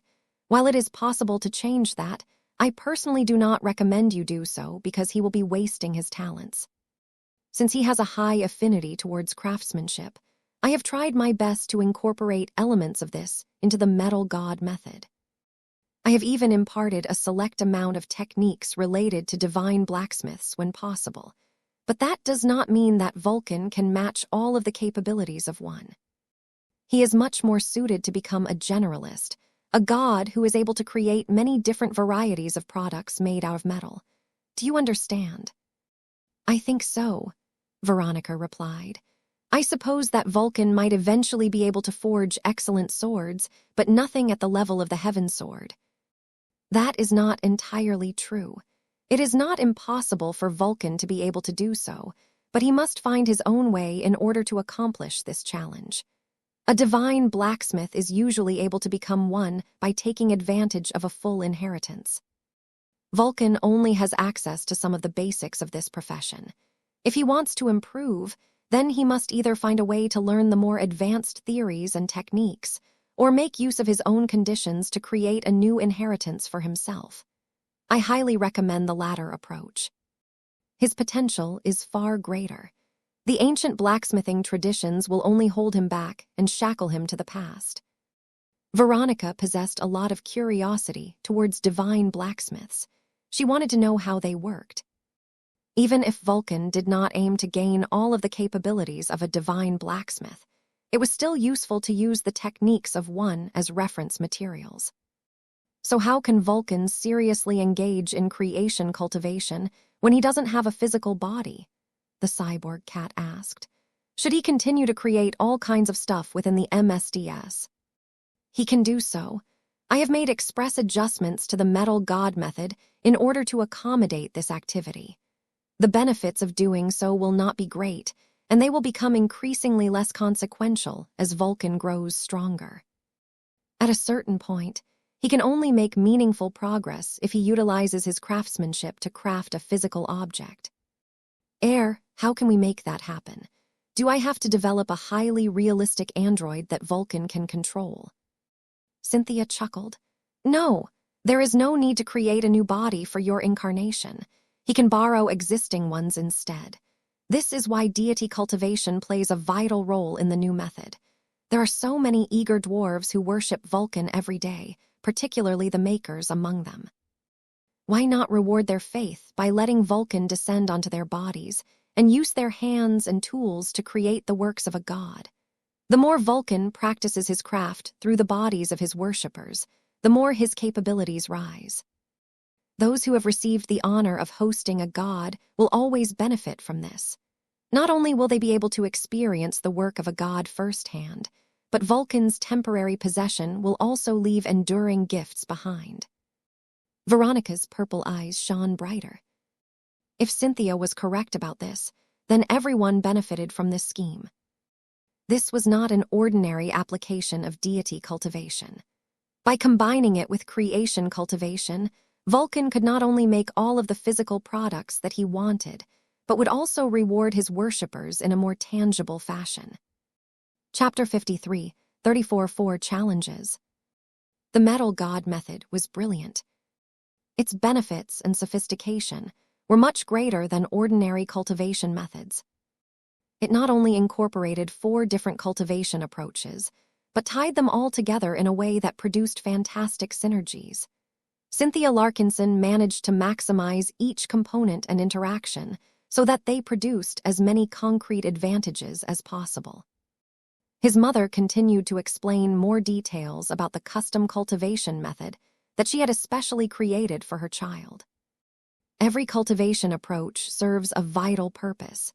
The metal god method would never have so much development potential without any of these 4 key components.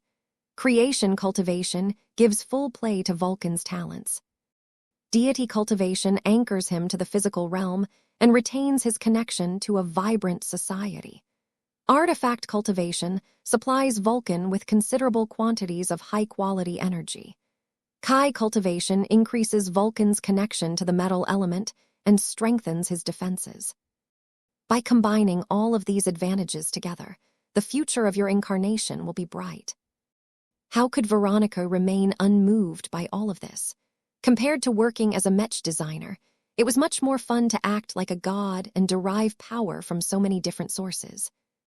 Vulcan didn't even have to worry about practical concerns such as learning craftsmanship skills, procuring expensive resources, or acquiring expensive production facilities. The incarnation could borrow much of the skills and knowledge of his worshippers.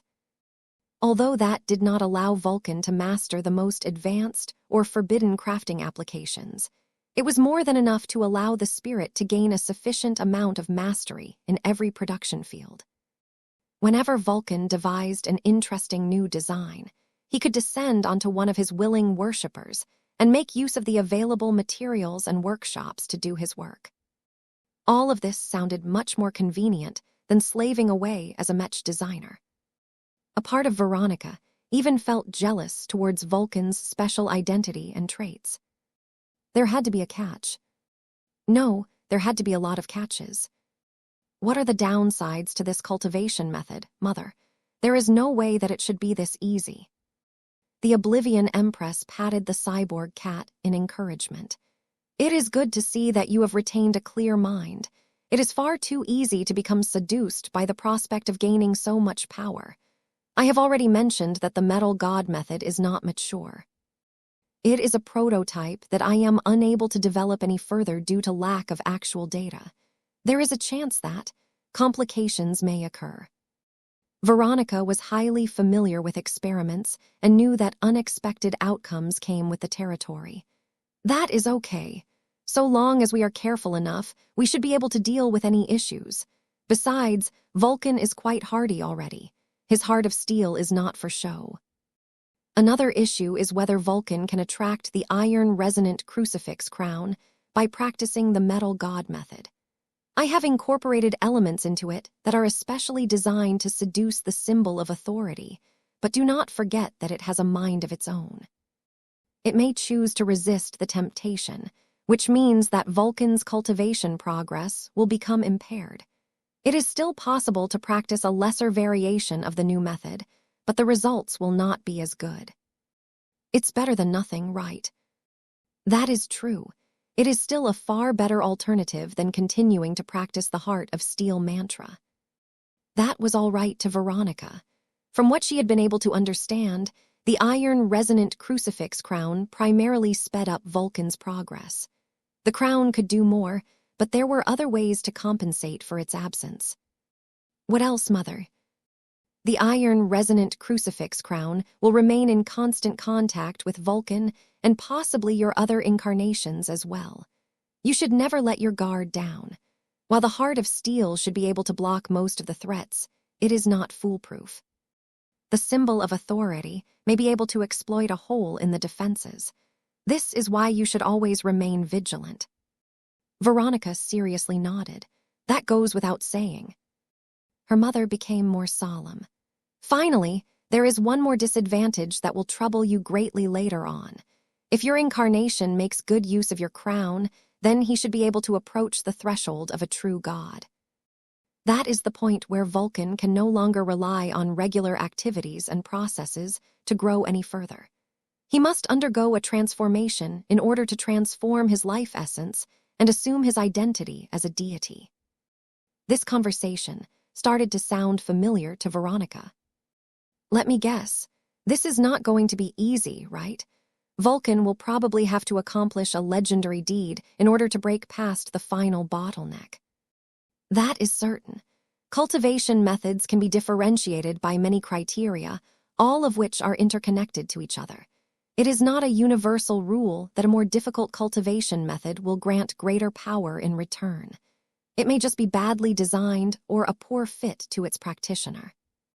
However, I have designed the Metal God method to your incarnation from the ground up, which means that you shouldn't suffer from those problems. Then, why is the Metal God method so difficult to complete at the final stage then? There are two primary reasons why the new method will impose harsh demands to become a true god. The first is because of its complexity. It blends 4 cultivation approaches together. The second is that I have deliberately designed the method to produce the greatest possible outcome that is possible. What I mean by this is that once Vulcan becomes a true god, he will not be average in strength. He shall gain so much strength and capabilities that he will possess ample enough capital to survive and thrive in the times to come. I can already promise you that he will not be inferior to Star Designer once he fully comes into power. That was impressive, especially because Veronica knew that Star Designers were impressive creation cultivators at their level. While Veronica had heard that divine blacksmiths and other creation cultivators had their own advantages, they were so specialized or outdated that they usually weren't able to contribute as much to society. Veronica understood that Cynthia was doing her best to look out for her future. The difficulty was high, but the rewards more than made up for it. Vulcan would definitely not fall behind in the future. Okay, then. What does Vulcan need to do in order to pass this threshold? What I am about to say are only guesses. I have extrapolated these answers by relying on my own judgment. The actual situation may be different from my description. In short, the Metal God method will likely impose at least 4 major requirements, each of which corresponds to a specific cultivation approach. The first one is simple. You must grow the heart of steel to the limit and maybe beyond.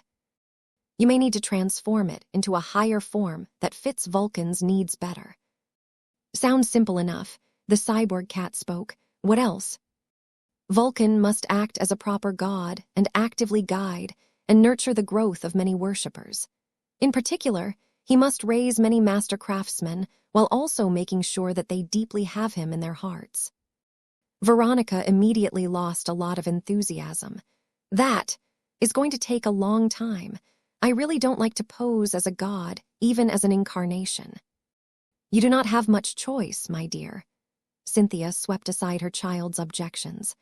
Vulcan is regarded as the god of dwarves, mechs, and craftsmanship. This is mostly an empty title for now, but one of the requirements to become a true god is to turn falsehood into reality. Names and titles carry power, and the ones that are held by true gods carry far greater of it than other words. That was an incredibly significant piece of information. Veronica had always wondered why god pilots and star designers gradually phased out their old human names and started to call themselves by ridiculous and overdramatic names. The Destroyer of Worlds, the Fist of Defiance, the Xenotechnician, the Lord of Thermodynamics. It turned out that they were more than fancy nicknames that were used for PR purposes. They actually had a significant influence on the cultivation of high-level figures. For better or worse, Vulcan has become a god to many people. It is too difficult to change their acquired assumptions about a deity, so I advise you not to force any changes. The dwarves have already fought one catastrophic war over doctrinal conflicts. It is best if you do not inflict this punishment on them again. That's not my fault, Veronica protested. Whatever you say, let us move on. Creation cultivation is an essential component of the Metal God method, which means that Vulcan must prove that he has the capability to create an unsurpassed work. At the very least, his magnum opus must be an object that is no less impressive as the Heaven Sword. What? That's outrageous. The Heaven Sword was one of the most powerful ancient relics that was still in existence in the Milky Way. It was so powerful that even the Big Two had given up on trying to bring it to heel. This insane challenge was probably difficult enough for Vulcan to remain stuck for at least a century. The Oblivion Empress kept her composure while her child tried to come to terms with this requirement. This is a test that Vulcan must overcome regardless of what sort of creation cultivator that he aspires to become. It is not as outrageous as you think. First, Vulcan's creation does not have to be a grand work. It must have a comparable amount of power and influence over people, though the better the craftsmanship, the lower the other thresholds. Oh, that makes things a bit easier. You have another advantage. While it is important that Vulcan leads this effort, it is not forbidden for him to receive help. In particular, the special relationship between your incarnations means that each of you can collaborate with each other and make the most of your respective advantages. Wait, that is allowed. Oh, yes, Cynthia smirked. Ever since I have become a true god, I am able to accelerate the superior mother's cultivation at an enormous rate. Many of the problems that block weaker cultivators have become trivial to true gods. If Vess happens to become a star designer, then Vulcan can take advantage of that to pass this test with greater ease. If Vulcan becomes a true god before Vess, then your incarnation can do the same. That sounded incredibly useful. This dynamic added another dimension of importance to incarnations. No matter which of them managed to get ahead, the strongest of them should easily be able to drag the other ones to the same level. Do not celebrate so quickly yet. I have yet to explain the fourth test to you. The Lady of the Night spoke as her tone turned graver again. After making extensive use of the iron-resonant crucifix crown, a strong and inescapable relationship should have formed between Vulcan and this artifact. Your incarnation has become weighed down by heavy karma, and he must resolve it one way or another in order to pass this final test. How can Vulcan do that, Mother? The most direct and ideal way to settle this karma is to merge Vulcan with the symbol of authority. Wayat. Cynthia continued as if her child didn't go crazy all of a sudden. Once the crown becomes a permanent addition to Vulcan, your incarnation will have attained the ultimate form of artifact cultivation. He will perfectly inherit and master all of the powers and strengths of the crown. The artifact will never pose any threat to you anymore, because its will is identical to Vulcan's will. That was impossible. Veronica squirmed like a cat that was forced to take a bath, as she tried to think about the sheer danger and impossibility of merging with a powerful crown. The iron-resonant crucifix crown was a companion to the metal scroll. Even if the crown wasn't a pinnacle work, it should at least be close to it in terms of power and threat. If Vulcan rashly dared to merge with this dangerous crown, then the latter was liable to destroy the incarnation outright or turn him into its slave. Chapter 53:35, The Temptation of the Crown. The metal god method, devised by Cynthia, sounded incredible. It fit Vulcan's conditions and needs to an impressive degree. Even in ancient times, it was a luxury for a true god to expend her full effort into tailoring a cultivation method for a single individual, especially one that had a lot of special needs. The only truly outrageous part was that Vulcan most likely had to pass 4 insane challenges in order to complete the final and ultimate stage of the new cultivation method. Despite Veronica's complaints, Cynthia remained unmoved by them. A high-end cultivation method like this is rare and very much sought after. The resources and effort needed to succeed in one are higher, but you will thank yourself later for going through this effort. If Vulcan finds it far too difficult to merge himself with the iron resonance crucifix crown by himself, then maybe he should wait until Vess has advanced to star designer. By then, the two of them can pool their efforts together and produce a better result. She was right. Compared to most other cultivators who could only really practice a single method, Veronica had multiple choices to dedicate herself towards. Ves, Blinky, and Vulcan all pursued their own form of cultivation. Only one of them had to succeed and advance to the rank of true god in order to lift up the other ones. From that perspective, practicing a difficult and challenging cultivation method did not seem like a big deal. At worst, Vulcan would remain stuck at the final bottleneck for as long as Ves had yet to become a star designer. Veronica calmed down after this. It was unlikely for Vulcan to remain stuck at the final junction for an excessively long period. "Okay, I'll do it," the cyborg cat said. "Can you teach me how to practice this method?" "Very well. Be prepared. The cultivation method that I have made for your incarnation is dense and difficult to digest. Simplicity is not one of its virtues." Having dabbled in cultivation science himself, Veronica quickly grew dizzy as she attempted to decipher the thick and heavy tome that her mother produced. The complexity of the metal god method was unlike every other method that Veronica had encountered.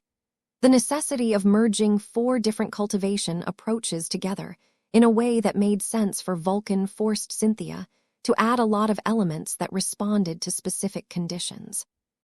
Veronica found that it was much like software programming in a sense. Fortunately, Vulcan did not need to comprehend and master the entire cultivation method right away.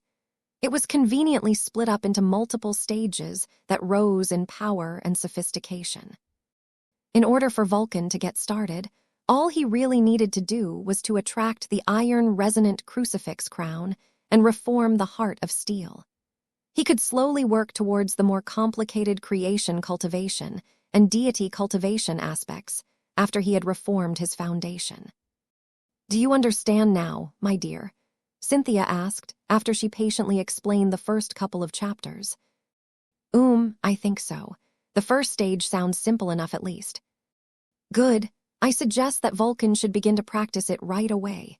I need you to tell me whether Vulcan is able to obtain possession of the crown. I am confident that my solution will work, but if this artifact remains stubborn, then I will have to make corrections." "I understand. I will get on it right away." The metal god method might sound great, but that did not change the fact that it was experimental in nature. It was better to try it out while Cynthia was available to help at any time. "Make sure you inspect the condition of all of your incarnations," the mother advised. "As soon as Vulcan starts to practice the new method, many changes will occur. You need to keep track of them in order to minimize the chance of accidents. Do not let the crown take you by surprise." Veronica seriously nodded. This was sound advice that applied to every scientific endeavor. "I shall go do that. Once I am done, I will enter my system space and check out whether the crown has messed around inside." It took a while to make proper measurements of everything. Once Ves entered the system space as his normal self, he carefully inspected the various stations and observed no oddities that indicated that the crown had attempted to subvert its new abode. It wasn't until Ves entered the sacred temple and checked his status by habit that he had noticed a shocking change. Name, Ves Larkinson. Profession, Senior Mech Designer. Specializations, Mutual Growth. Ascension Points, 172 app. What? Why do I have 172 ascension points? I am pretty sure my balance dropped all the way to 135 ascension points after my last big expenditures. I don't think I have done anything to earn so many AP out of the blue. I haven't finished any serious Mech design projects, and I haven't completed any missions either. It made no sense for the Mech designer system to hand out 37 ascension points for free. Ves had lived with it for quite a few years, so he knew that it was impossible for it to give him an early birthday present. It wasn't until he entered the sacred hearth and laid eyes on the iron-resonant crucifix crown that he deduced the most likely answer. "It has to be you," Ves accused. "You are the only variable that could have produced this change." He recalled when he initially obtained the crown. Ves first gained possession of the powerful artifact on the 95th day of the Age of Dawn. Today was the 132nd day of the Age of Dawn. This meant that the crown had rested inside the system space for 37 standard days. This was not a coincidence. Vess narrowed his eyes. The crown sent a clear and obvious signal with this action. So long as he continued to leave this ancient artifact in place, he could continue to harvest 1 AP per day without doing anything special. Temptation suddenly overtook his mind. A single ascension point did not hold much value, but it was a different story if it continued to trickle in over time. Vess could earn 365 AP in a standard year. It would only take 3 years for him to be able to afford an expensive enlightenment fruit like the one that contained the divine blacksmith records. Vess could obtain many more benefits out the system if he actively worked to earn additional ascension points on top of this new passive income. However, the premise of earning 1 AP a day was if he allowed the crown to occupy his divine core. He had a feeling that once he transferred the crown to Vulcan, its energies would begin to feed into his incarnation instead. Nothing comes for free, he reminded himself. There is no way the crown is selfless enough to give away this benefit without earning a return on investment. Vess only had to recall the instance where the polymath had gone mad to experience a sobering chill. While it sounded nice to harvest 1 AP a day without doing any effort, Vulcan could make much more effective use of the crown. This was because, unlike Vess, Vulcan's Heart of Steel offered sufficient protection against the nefarious artifact's subversion attempts. It was not easy to earn a profit. There was no point in chasing after a lucrative reward when Vess wouldn't be able to stay alive and uncorrupted long enough to take advantage of all of the benefits. Even if Vulcan's ability to exploit the iron-resonant crucifix crown was only 10% as effective, Vess would still go for this option because the risks were drastically lower. Despite this logic, it took a lot of determination for Vess to make up his mind. I can't allow myself to grow complacent. As much as the Mech designer system frustrated Vess at times, it had always been fair to him as far as he was aware of. It offered clear prices for every product or service and also established clear rules on how to earn more points. If Vess was being honest with himself, the rewards offered by the system were much more valuable in relation to the amount of work he needed to do in order to earn them. He would have never been able to make so much progress if the prices accurately reflected market demand. In short, the Mech designer system had already been generous enough to Vess. It offered rare and virtually unobtainable rewards in exchange for a relatively modest amount of labor. It had taught Vess the importance of working hard. It was doubtful that he would have turned into a highly productive workaholic if not for the system spurring him on all of the time. It was antithetical for the system to suddenly award ascension points when Vess had not done any of the work required to earn them.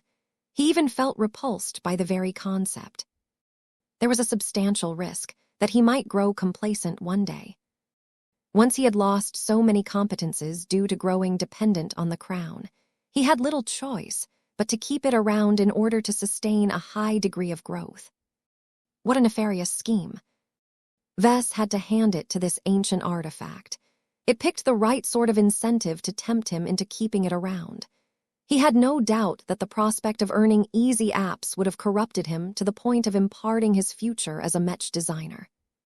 Though Vess was not completely certain about his judgment, he sensed enough of a threat from the crown to gain a greater sense of urgency. He had to pry it off his divine core right away. Vulcan, you know what to do, get to work.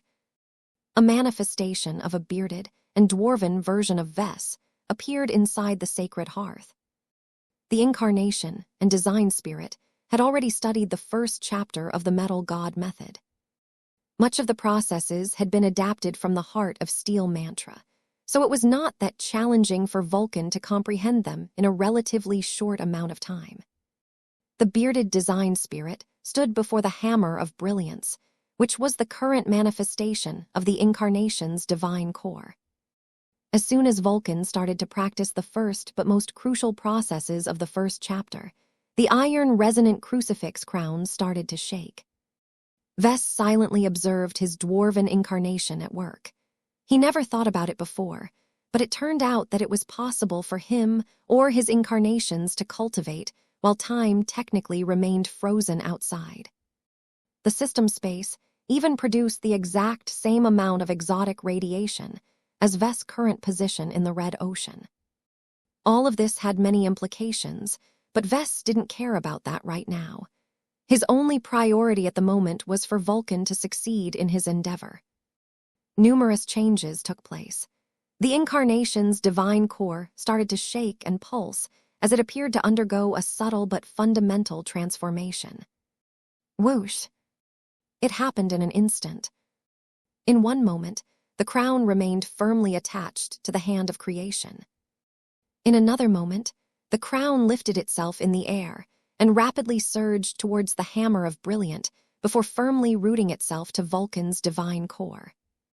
Success. The first chapter had done its job.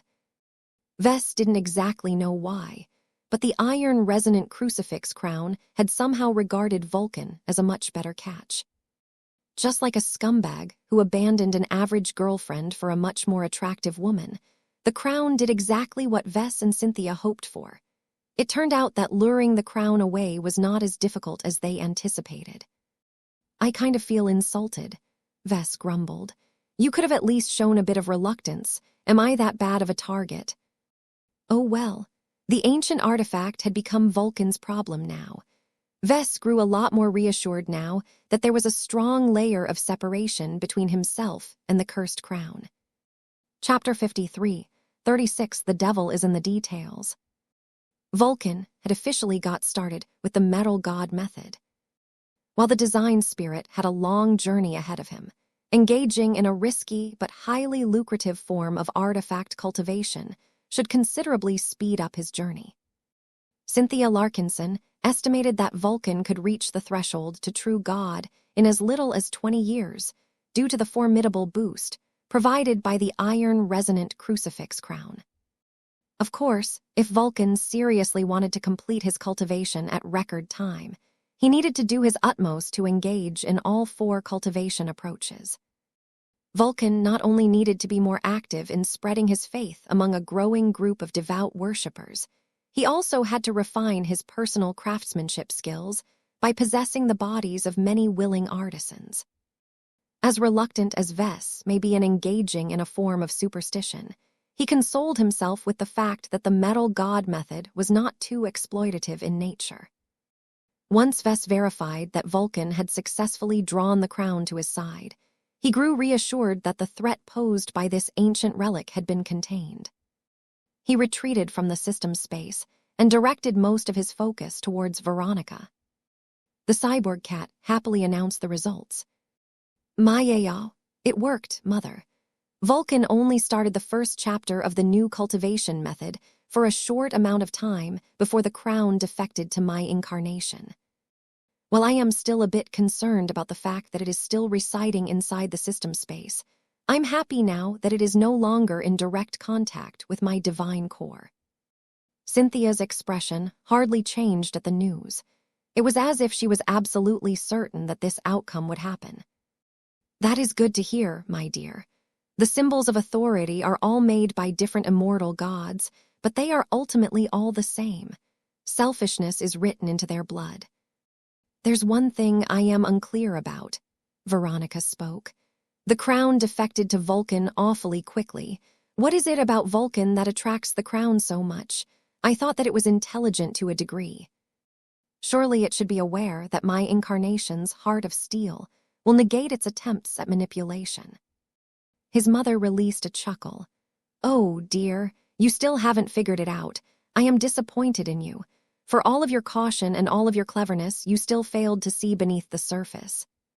Her tone took on a slightly darker edge. It caused Veronica to grow concerned to the point where she no longer felt any jubilation about shifting the crown. What do you mean, Mother?" Think about what the symbol of authority wants. Think about how Vulcan can appeal to the crown. Since we have established that you do not possess the strength to move the artifact away by force, you have no choice aside from giving what it wants." Did you truly think that you could have lured the crown away without offering sufficiently compelling bait? Wait, what? Veronica jumped in the air in alarm. Did you set a trap in the metal god method? Did you turn Vulcan into bait?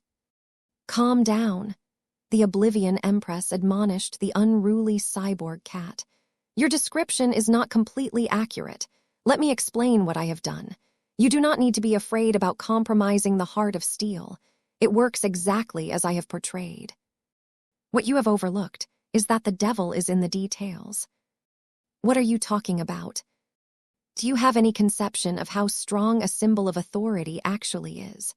No matter whether it is the golden laurel wreath crown or the iron resonant crucifix crown, they are both transformed from the blood of gods that are powerful enough to crush every living being in a star system. Even a single drop of blood retains a significant fraction of that enormous potential. Compare that to the heart of steel. As impressive as it may sound, it is not a divine construct. Vulcan must cultivate it to a much greater extent if he wishes to reluctantly block the full brunt of the crown's manipulation. Veronica looked a lot more sour now that Cynthia had revealed this ugly truth. Her mother lied. She had given the impression that the heart of steel would become effective at a relatively early stage, but it turned out that Vulcan needed to cultivate for many years before he could properly guard himself against the malicious influence of the crown. When? The upset cat asked. The metal god method is divided into 10 stages. I anticipate that Vulcan will need to reach the 7th stage in order to strengthen his heart of steel to the point where he can adequately handle any overt pressure exerted by the crown. Even then, the crown may still be able to affect some of his cognition. Veronica became glum after hearing that. The metal god method started off simple, but became successively more difficult at the later stages. It would take a lot of years to reach the 7th stage. What should Vulcan do in the meantime? The cat helplessly asked. Is there nothing my incarnation can do aside from letting the crown brainwash him however it likes? It is not as bad as you think, Cynthia consoled her child. The heart of steel already offers partial protection, and it will grow successfully stronger the closer Vulcan has cultivated to the 7th stage. I have also added another safeguard that should offer an additional layer of protection against the crown. You didn't mention anything about that. What exactly did you do, Mother? If you have studied the metal god method carefully enough, then you should understand that its deity cultivation aspect is not that simple. If Vulcan practices it properly, he should be able to form a stronger connection with his worshippers. Once this has occurred, certain forms of harm that have befallen your incarnation can be diverted to his dedicated subjects. They can bear the burden in his stead. I have worked hard to ensure that any manipulation from the crown can easily be shifted to the masses. This is the release valve and the most effective form of protection that I have been able to devise under the circumstances. The revelation shocked Veronica. She never thought that this could be done. A part of her felt sickened at what her mother had done. All of those people that had chosen to bare their hearts to the entity they considered a god had secretly been reduced to decoys of sort. While it was not their only purpose, Cynthia deliberately turned them into literal human shields, just so that Vulcan could escape an attack from the iron-resonant crucifix crown. It was immoral. It went against the principles that Veronica held dear. It would have been one thing for Vulcan to cultivate the metal god method after becoming aware of this exploitative dynamic, but Veronica only found out afterwards. She felt betrayed by her own mother. Why did you do this? The cat asked. The true god gently placed her hand on the cyborg cat's head. I did it to protect you, my child. Your life and well-being are far more important to me than anything else. I admit that I withheld this important piece of information from you in order to teach you a lesson. Cultivation methods can contain traps. The only way you can guard against them is by creating them yourself or by fully deciphering how they work. Do not blindly trust a cultivation method that looks overly complicated and is difficult to interpret. The greater the complexity, the easier it is for the creator to add in elements that are not benign to the practitioner. Veronica had certainly learned her lesson all right. She would never put her entire trust in someone else's cultivation method again. Even her mother had proven herself to be unreliable. Cynthia radiated approval as she observed her child's shift in mentality. Always be on guard. The friends and family that surround you may not always be as trustworthy as you think. I highly suggest that Vulcan takes his time to study and comprehend the entire metal god method. This will be helpful to his cultivation. The more he understands the principles of the method, the lower the chance that he will go astray. Oh, he'll do that all right, Veronica muttered in response. I love you. Whether you are my son or my daughter, the fact of the matter is that you are my heir and my continuation. You are the life that I have nurtured when I had regressed to a mortal. I will not allow you to come to harm if I can help it. I may not be able to protect you from every possible threat, but I shall not let an old crown take away my own child. No one is more important to me than you. The dwarves who revere him should be honored to offer themselves to their god. I would rather sacrifice the lives of trillions of dwarves than to let you suffer. Power suddenly radiated from the true god. Cynthia's eyes shone with energy, while her robe fluttered as the air began to whip around her form. Her cruel and heartless domain began to spread from her body and affect the minds of every subject in her expansive fleet inside the Nyxian Gap. The strong emotions of a true god were difficult to bear for most mortals. Veronica had jumped away and flew all the way to the furthest side of the meditation chamber. She had grown completely spooked by Cynthia's uncontrollable outburst. Maya, you're sounding kind of scary at the moment. What has happened to you, mother? The cyborg cat's words caused the emotional true god to regain her awareness. Cynthia quickly drew in her presence and retracted her potent domain. The switch from madness to sanity happened in a matter of seconds. Cynthia seemed so scary at a moment, but she quickly regained the warm and motherly vibe that brought so much peace to Veronica. I apologize for that, Cynthia spoke in a much gentler tone. I did not wish to show this side of me to you. As much as I would like to teach you further, you should leave. I must meditate if I am to calm my restlessness and reinforce my control over myself. We shall speak later. Before Veronica could get another word in, she felt a strong force grapple her metallic form and quickly toss her through the opened entrance. As the cyborg cat smacked into the bulkhead on the other hand, the hatch quickly closed shut. Numerous different energy shields, as well as more powerful spiritual barriers, came online that completely isolated the Lady of the Night from everyone else, including her own family. Veronica experienced another chill as she tried to make sense of what just happened. Her mother's behavior had been odd, to say the least. Had Cynthia lost control of her temper, or was all of her theatrics part of another deceptive scheme? The fact that Veronica could no longer trust her mother on an unconditional basis made it difficult to determine the truth. It would not be a surprise if Cynthia only acted as if she had gone mad. A deep schemer like her would have many possible reasons to act this way towards Vess and other people. The more frightening possibility was if this was a part of Cynthia's true face. What if her gentle and loving exterior was just a facade for a much colder and cruder personality? What if Cynthia had failed to repair all of her spiritual injuries when she became a true god again? What if she had exposed herself to the golden laurel wreath crown, that her protective measures failed to block its influence? What if Cynthia had already been mad long before she ever became a mother? Veronica suddenly realized that for all of the time she spent in the company of her mother, she didn't actually know much about Cynthia Larkinson. This was a serious problem. Chapter 53:37, I Am Not My Mother. Vess grew incredibly concerned at what happened today.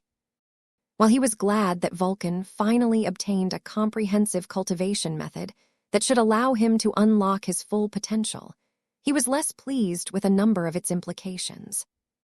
When Cynthia originally explained deity cultivation to him, She described it as an inherently unequal means of gaining power and longevity.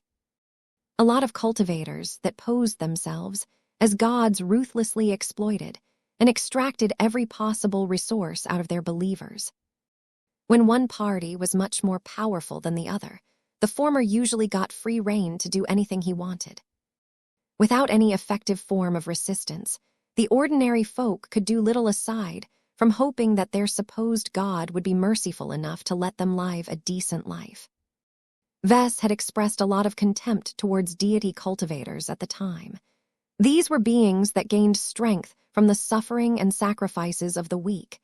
It took a cruel and selfish heart for them to treat their fellow people as cattle to be butchered as well. He never expected that he, or at least an incarnation of his, would be put into the exact same position. Sure, his mother may have hoodwinked Vulcan into cultivating the metal god method without fully understanding all of the repercussions of this decision, but that did not change the fact that he had become a potentially exploitative deity cultivator himself.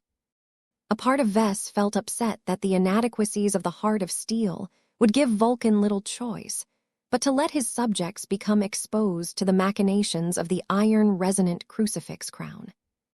Another part of Vess actually felt relieved that his mother had been ingenious enough to implement such an amazingly promising defense mechanism.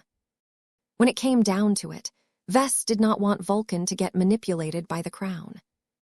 Allowing this dangerous artifact to warp the cognition of a bunch of dwarves that he didn't really care about was ultimately better than letting it corrupt Vulcan outright.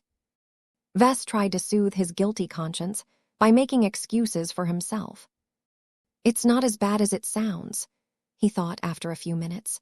"A bunch of weaklings can hardly do any damage. I would be concerned if it is allowed to whisper in the ear of another star designer, but this obviously won't happen." There was another factor that eased his concerns. More people can spread the burden. A greater quantity of worshippers could dilute the intensity of any attack. Any strike that was fatal to Vulcan could be diverted into so many willing subjects that hardly anyone got harmed in the end. Of course, this meant that it became imperative for Vulcan to spread his faith as much as possible. The more followers he gained, the greater his defensive buffer. The opposite was also true. If enemies purposefully targeted the dwarves and anyone else who believed in Vulcan, his incarnation would quickly be deprived of a lot of layers of protection. It was in Vulcan's best interest to protect the dwarves and any other worshippers from powerful enemies who sought to undermine his basis of power. In other words, Vulcan and worshippers had entered into a mutually dependent relationship with each other. From the moment Vulcan engaged in a proper form of deity cultivation that amounted to more than passively collecting spiritual feedback, he had assumed actual responsibility over the dwarves. Vulcan had to become the god of dwarves in truth. He needed to make sure he kept watch over the dwarves and respond to any threat that targeted their lives or faith. The shepherd could not afford to lose all of his sheep. Perhaps this was one of the goals that Cynthia tried to accomplish. She knew about his reluctance towards deity cultivation and created this relationship in order to force him to embrace this approach. It worked. Now that the deed had been done, Vulcan had little choice but to persist with the metal god method and see it through the end. Only when he reached the 7th stage would he be able to bear the crown by himself. Besides, who says that this relationship needs to remain one-sided for the most part? His design philosophy was mutual growth for a reason. It represented his original aspiration and his ideal. He would not be a good Mech designer if he let his incarnation stray into the wrong path. As far as he saw it, there was still plenty of room for change. Currently, Vulcan gained a huge advantage over his worshippers by turning the latter into his human shields. The best way to compensate the dwarves for their service was for Vulcan to grant them benefits in return. So long as Vulcan helped out the dwarves enough to bring their relationship back into balance, neither side should have any further reason to feel exploited. A fair and equal transaction is better in the long run. Neither Ves nor Vulcan could ever treat the dwarves as their slaves. These hardy people deserved a lot of respect and appreciation for the help that they could provide. If Vulcan was destined to become a god, then Ves would make damn sure that he became a stellar example of a proper deity. In no way should Vulcan ever be allowed to become a stereotypically evil god, who usually got defeated by a band of brave adventurers, or whatever. Ves ultimately felt a lot better about himself. The weight on his heart had disappeared once he resolved to keep his incarnation on the right path. I am not my mother, he affirmed to himself. He had already spent enough time among his mother to determine that she was not a product of a modern human society.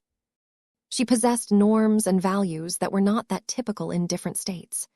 Her perspective on cultivation, power, hierarchy, and the big two showed that much of her cognition had been shaped by a society outside of conventional human society in the Milky Way.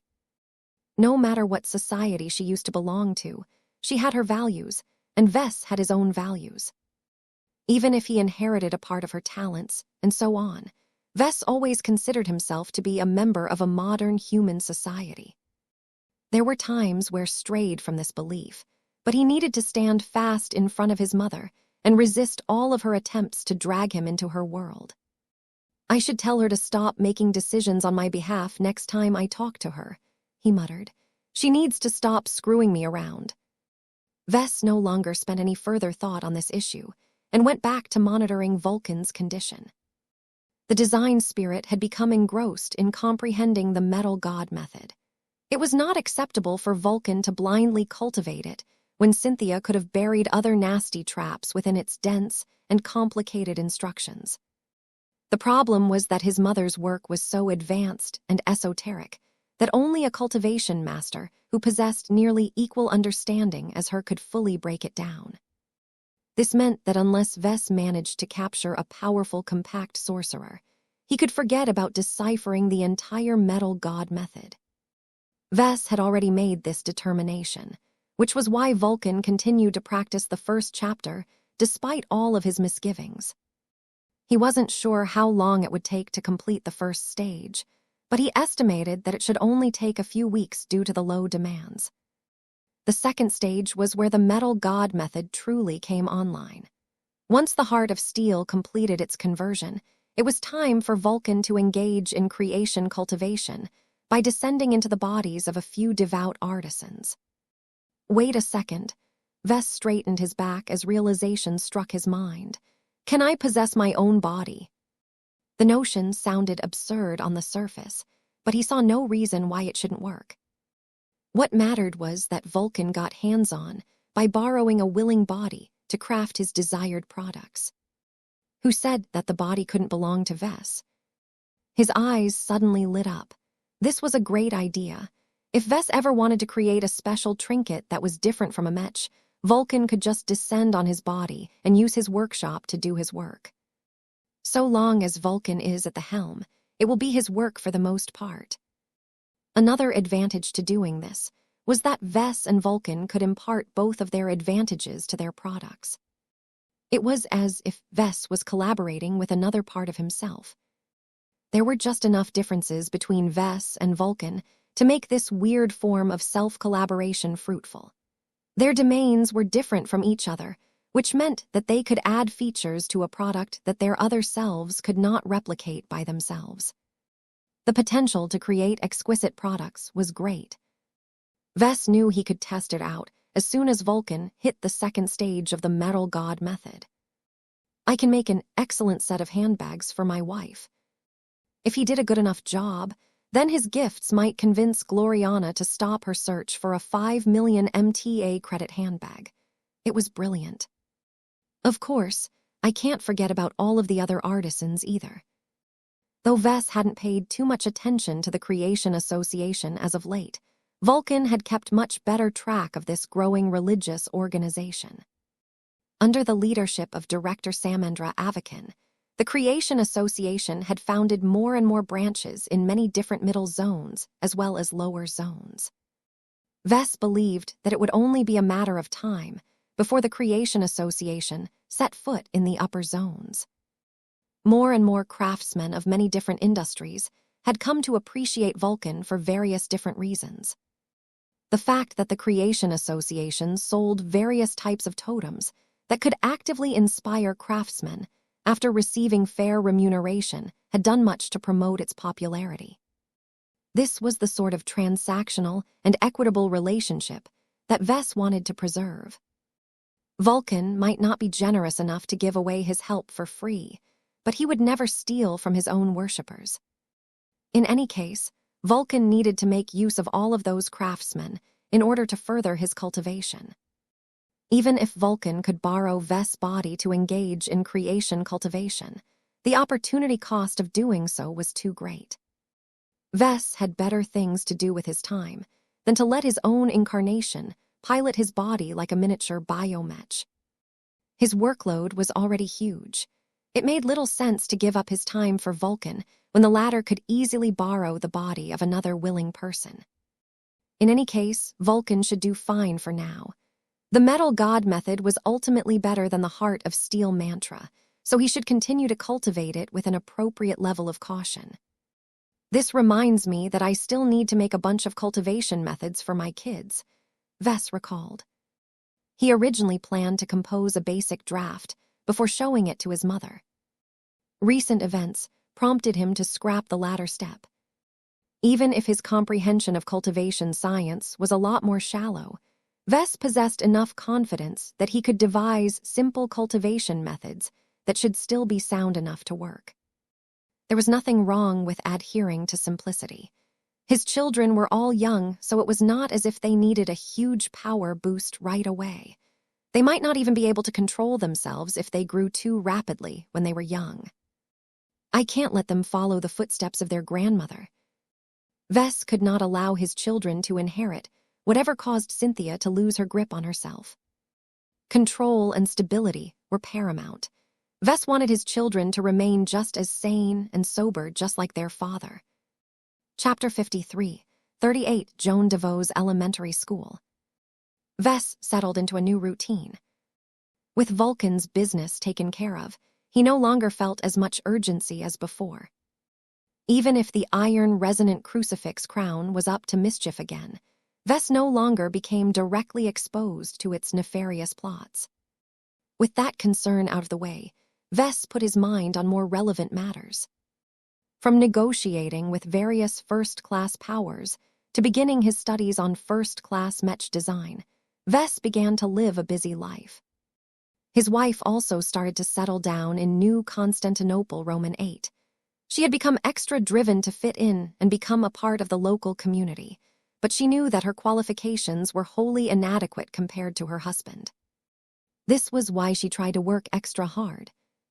The process of developing a custom first-class cranial implant could not be rushed, but Gloriana could still invest much of her time on completing her ongoing Mech design projects. The Jupiter project and the Bloodripper project continued to progress at an accelerated rate due to her eagerness to clear her old obligations. Vess possessed the same intention. Both of them made sure to schedule their work sessions at the same time slots so that they could collaborate with each other to the best possible effect. The design network created by Blinky or Alexandria enabled the pair to maximize their productivity and minimize any friction. In fact, the pair already cooperated pretty well due to working alongside each other for many years. This would remain a constant regardless if they worked on second-class or first-class Mech designs. Aside from that, Vess and Gloriana still had to handle their own responsibilities. Vess regularly needed to keep in touch with his clan, as well as the various Terran authorities. Gloriana oversaw most of the issues relating to their household. She spent considerably more time with the children and made sure that their brats did not spend most of their time with their nanas and guards. One occasion that Vess did not want to miss was the enrollment of his children to their new school. The Joan DeVoe's Elementary School was located in a central and highly secure district of Sandon. It was one of the elite schools attended by children up to 10 years of age. In order to maintain its exclusivity and quality standards, Joan DeVoe's only enrolled children that could afford the extravagant tuition fees or possessed a solid connection to a Terran clan. In short, only the descendants of the upper layer of society could get into this exclusive school. This meant that this educational institution was an excellent place for the future movers and shakers of Terran society to befriend each other and build networks that would serve them well in the future. There was nothing childish about this. The big shots played by different rules. Who knew whether the camaraderie these kids forged today could form the basis of a highly consequential business alliance in a few decades? Vess and Gloriana actually had different opinions about enrolling their children to Joan DeVoe's. Gloriana felt it was important for their children to learn how to get along with peers that belonged to the highest layer of society. Since they were all destined to become leaders of their own, it was best if they knew how to blend in with other powerful figures from the beginning. Vess did not want his children to spend all of their time among rich and entitled snobs. He had seen plenty of people grow up in an insular society to the point where they no longer understood the common folk. Even Vess was not immune to this effect. His abrupt rise in status and the need to limit his movements for his own protection meant that he could no longer interact too much with ordinary people anymore. Of course, it was not as if the Terrans were normal from his perspective. They were all prideful and lived fairly well-off lives due to their prosperous society. The Terran alliance as a whole may be embroiled in a crisis that would only grow more severe over time, but it was still no problem for most colonies to guarantee the health and well-being of its citizens. The average living standards of ordinary Terrans was above the level of a normal first-rater and far above a typical second-rater. If not for the fact that the truly meaningful jobs often required insanely high educational qualifications, many of these Terrans would have been able to gain a much higher standing in their society. After finding this out, Vess no longer insisted that his children should attend a more inclusive school. "Yay, we can go to an actual school again," Andrast cheered. "I can play real sports again. I hate the hyper chamber. I can never go to my friends or invite them over." Meow meow. Lucky sounded happy for her as he rested on her lap. The shuttle ride was short since the Joan DeVoe's elementary school was not located too far away from the main campus of the Eden Institute. "It is regrettable that we are not allowed to bring our pets." Aurelia sighed in regret as she stroked Clixie's furry back. "Meow. You are never too far away from cats," Gloriana spoke as she held Marvain in her arms. "You always have Mana by your side, and the golden cat will always respond if you are in need." Vess coughed after he heard that. "It is best not to parade our spirits in front of other people. While their existence is not exactly a secret, the supply of companion spirits is restricted due to their vital importance to the Deep Strike plan. People covet what they cannot possess, and they can easily grow resentful to those that own a treasure that they cannot attain for themselves. While I don't think the pupils of Joan DeVoe's are that stupid, it is best not to give them an opening. Try and keep your companion spirits out of sight, okay?" He gave a few more tips to his children before their shuttle finally touched down at the landing zone of the elementary school. As soon as they exited the R-Ray shuttle, the Larkinsons already attracted a lot of attention from other Terrans. Parents as well as children had all heard about the famous guests. None of them looked down on Vess and his family because of their inferior backgrounds. Accomplishments trumped everything in human society, and the fact that Vess had reached a citizenship tier that they could never reach in their lifetimes was a big deal in Terran space. The school grounds possessed plenty of greenery, though not as much as the Eden Institute. Instead of trying to recreate the mythical Garden of Eden, Joan DeVoe's instead tried to provide an active playing ground to its students. The school had built a lot of fields and facilities dedicated to sports, arts, and other activities.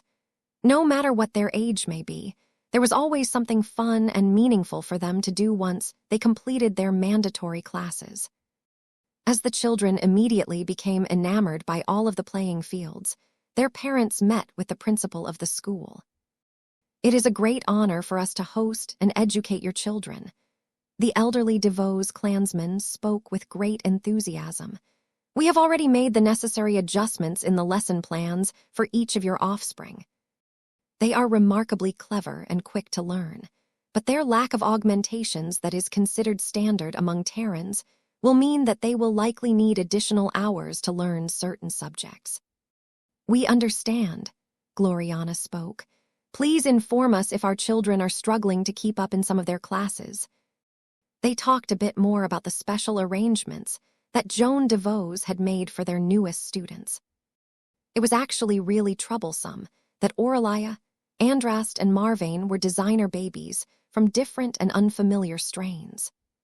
The Terrans had their own approach to augmentation, and that meant that their children became good at some subjects at an early age. Their schools were all geared towards the common characteristics of Terran designer babies, so it was unavoidable for foreign students to fall slightly out of lockstep with the rest of the crowd. This was a relatively minor problem, though. Vess possessed enough confidence in his children to believe that they were unlikely to fall behind. The older they grew, the more their nature as partial primordial humans became evident.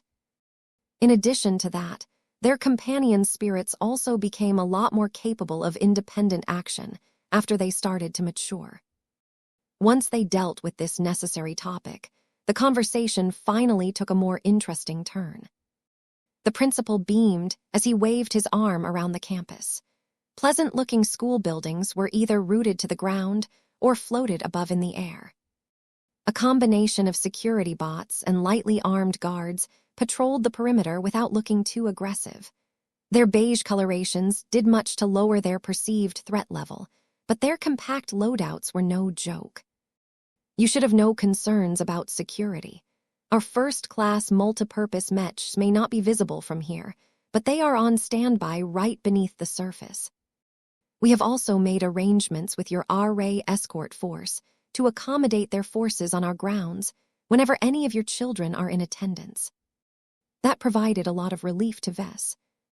Though he didn't entirely trust the Mechers, he could say the same for the Terrans.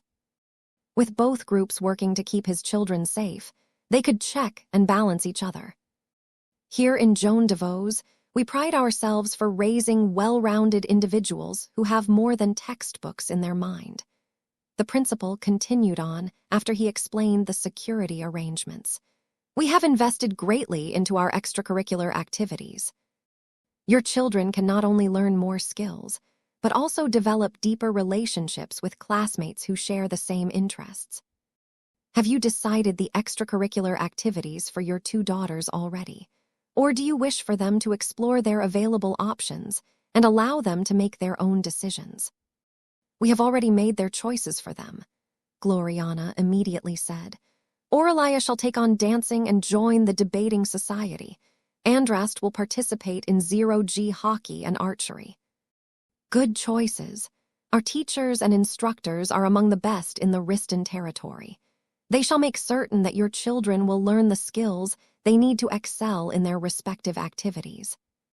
Joan DeVos encouraged its students to engage in at least one extracurricular activity, but also gave them the option to pursue two at the same time.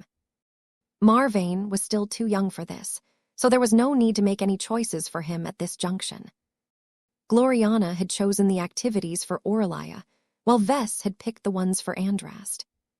Aurelia had already invested a lot of practice in both dancing and debating, so she should be able to adapt quickly.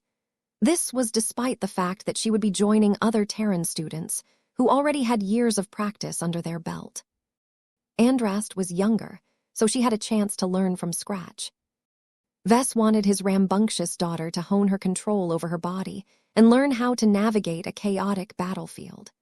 Zero-G hockey was a popular sport, and it was one that served future Mech pilots extremely well as it helped to increase their combat literacy in space. As for archery, this had been a tentative choice on his part. His daughter had already started to learn a lot about marksmanship from Saintess Ulrika Vraken.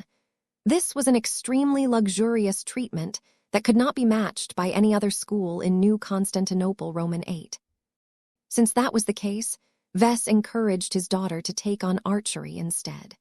This would hopefully add a bit of variety in her life, while also growing familiar with ranged combat from another angle. If archery turned out to be a poor fit for his little girl, she could always switch to another activity. Chapter 53, 39 Diandi Base. Sending their children to an actual school, as opposed to virtual tutoring classes, significantly changed the family dynamic. Gloriana no longer had to accompany her children as much as before. Aurelia, Andrast, and Marvane were already having a blast at their new schools. The differences between virtual schooling and physical schooling were greater than Vess expected. Their children became a lot happier now that they could make friends for real. They were no longer as lonely as before, and already started to live more active lives now that they could engage in real extracurricular activities. These were conditions that no hyper chamber could provide.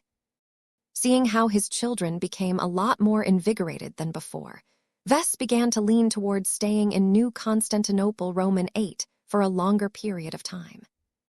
On the one hand, he wanted his children to stay in a community long enough to form deeper friendships and endure less disruptions in their lives. On the other hand, Vess did not want his family to become inextricably tangled with the Terrans.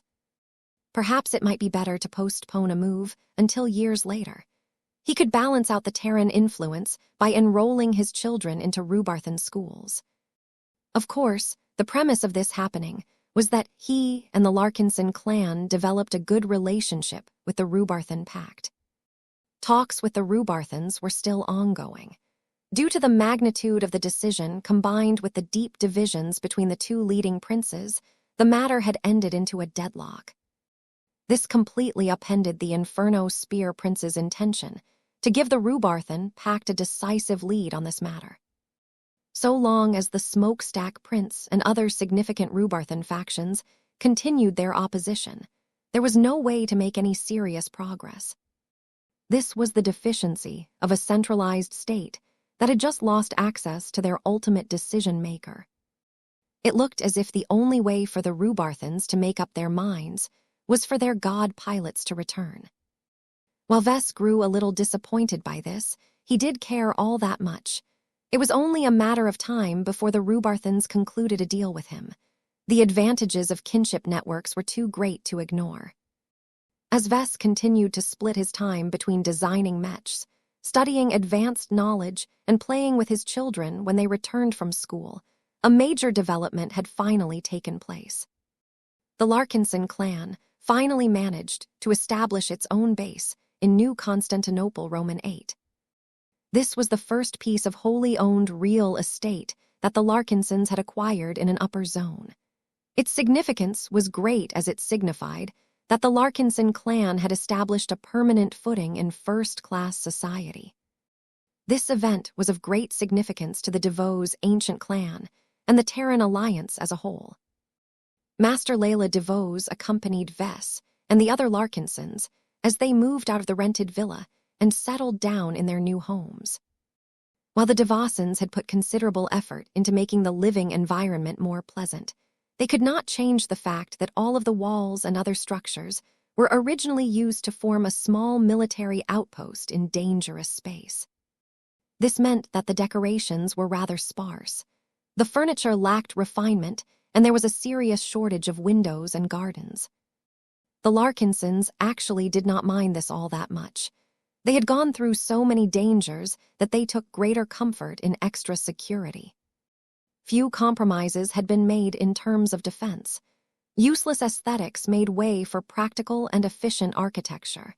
It even reminded the Larkinsons of the years they spent in space. At this moment, contractors were still in the process of shipping in furniture and installing lots of fixtures. The place would slowly lose its sharpest edges over time. The Blue Jay fleet had already dispatched its mechs and other guard troops to man the defenses and patrol the perimeter. The DeVos ancient clan had given Vess the choice on where he wanted to establish his first-class base. He could have chosen to place it in the outskirts of Sandon, but that made it too easy for threats to blend in the city and attack the base by surprise. Vess had opted to place his base in an isolated region that was still within shuttle distance of the capital city. The transit time was not too long considering how fast first-class shuttles could fly. His children could even travel to school and back in an instant by utilizing teleportation technology, though Vess was far too paranoid to employ it on a regular basis. We have taken the liberty to cooperate with the Mechers to upgrade the defenses of Diandi Base, Master Layla DeVos explained to Vess as they briefly toured the relatively small site. Our main effort was to reinforce the surrounding underground terrain. This does not prevent enemies from tunneling into your base from below, but it will hinder anyone who attempts to do so. Seismic sensors, along with other monitoring systems, will detect any approaches no matter how careful the intruders may be. It only takes one Titan shield to blockade them long enough to evacuate the base or to call in reinforcements. Vess looked pleased at this. It was quite easy for first-class mechs to tunnel underground if they had been equipped with the right modules. However, First Raiders had already developed extensive countermeasures against this. The most direct way to frustrate tunnelers was to strengthen and reinforce the underground landscape to such an extent that it made underground incursions impractical. The Devasans had already done this for Sandon in its entirety. The fact that all of this underground reinforcement also provided strong protection against orbital bombardment, and the discharge of powerful weapons made this investment worthwhile. Diandi Base was situated tens of kilometers away from Sandon, so it had initially settled on softer ground. The cost to reinforce the ground was expensive, but it was a trivial matter for an ancient clan to cover this expense. The base wasn't even all that big. Your new base can only accommodate up to 120 mechs for the time being, but there is abundant room for expansion. Master Layla DeVos continued to explain as they walked past a mech hangar. The workshops and other production facilities here are limited in capacity, as they are mainly used to facilitate repairs and engage in small-scale construction. You can expand them as you wish if you ever want to set up a proper manufacturing complex. The Cat Nest used to be the iconic base and production complex of the Larkinson clan. The Devasans would welcome a more upscale version of such a place on one of their most important planets. Vess shook his head. I do not intend to expand this base for the time being. We have a serious shortage of first-class personnel.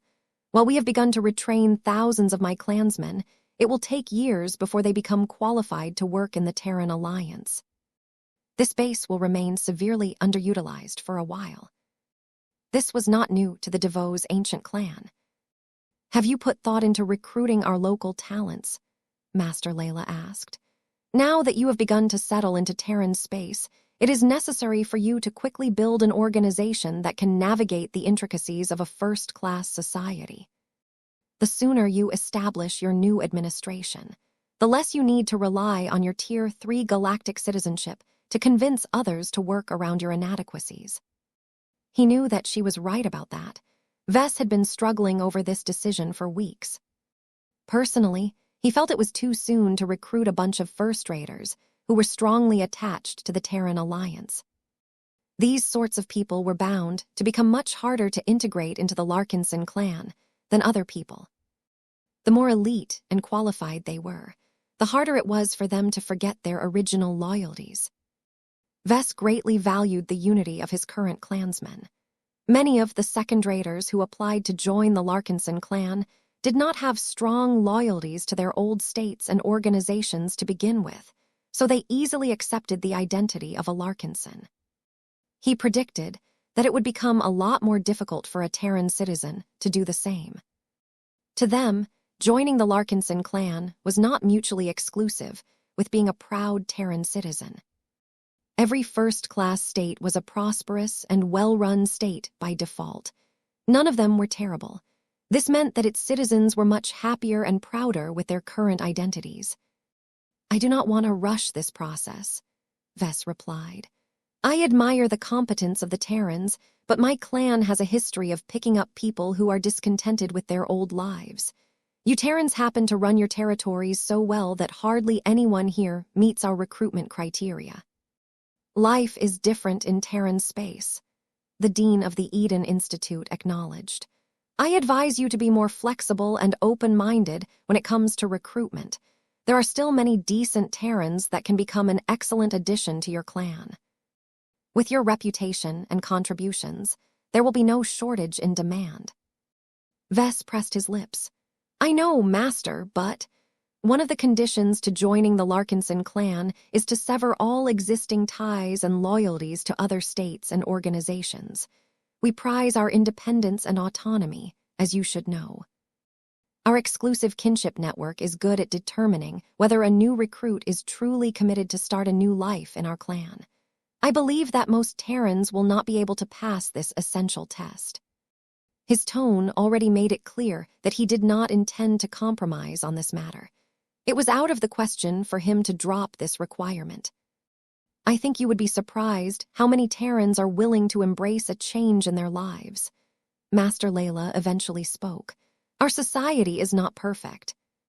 There are many Terrans that believe that they deserve to take on greater responsibilities, but there are only so many mid to high-level positions available in the Terran Alliance. There are also Terrans who have suffered failure in their careers. Their employers went into the background.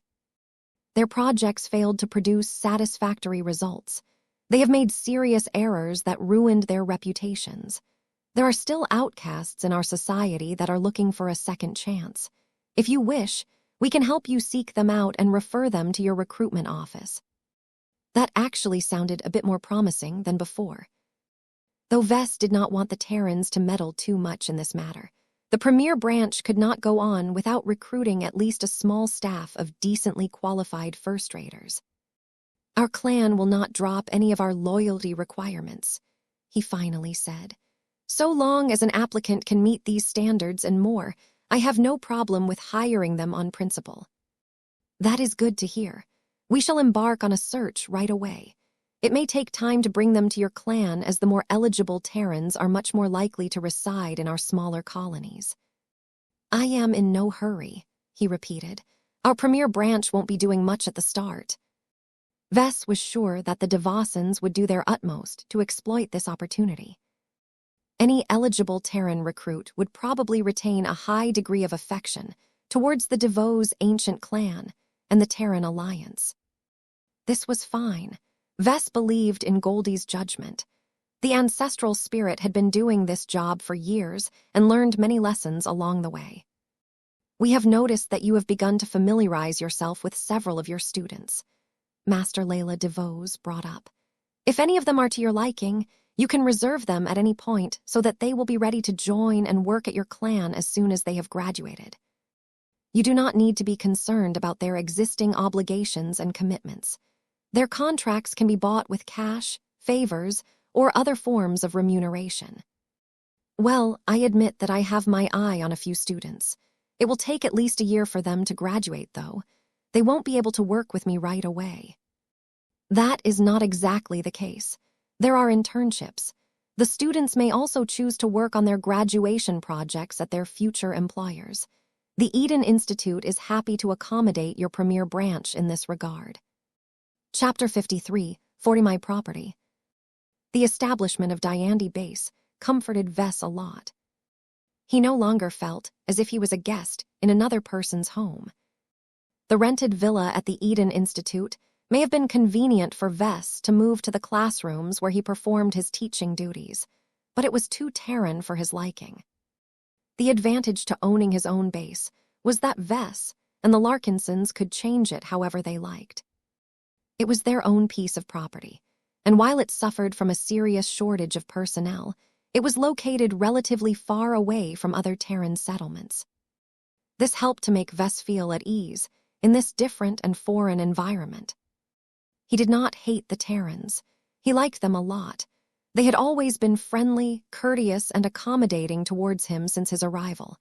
They were genuinely interested in cooperating with him and did not attempt to resort to pressure tactics even once. This enabled him to make substantial gains in diplomacy. His biggest coup was the rather extensive secret agreement with General Axeler Strion and the Strion ancient clan. From the moment the Renewer of Terra had begun to plan for an ambitious heist on an alien home planet, there was no way Vess wanted to be left out of the party. This was an operation that could define the early years of the Age of Dawn. Vess could actively contribute to the emergence of a potential new god pilot. Aside from gaining a huge amount of fulfillment as a Mech designer for seeing one of his clients succeed, Vess would also gain a powerful backer in the process. The DeVos ancient clan was also worth his time. Having spent a decent amount of time on New Constantinople Roman VIII, Vess gained a more thorough understanding of the ancient clan's difficulties in the new frontier. It was a pity that Vess could not offer too many services to the Devosans. He needed to become a proper first-class Mech designer first before he could use his Mech designs to strengthen their armed forces. For now, Vess had already agreed to open up his premier branch for limited recruitment. The relatively new branch of the Larkinson clan did not advertise this in public.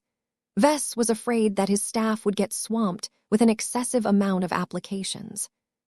Vess decided to entrust the Devosans to seek out the right candidates and selectively issue invitations to them.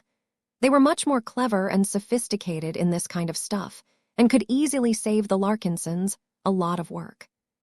Unfortunately, it was not easy to find any Terrans who were sincerely willing to abandon their old identities.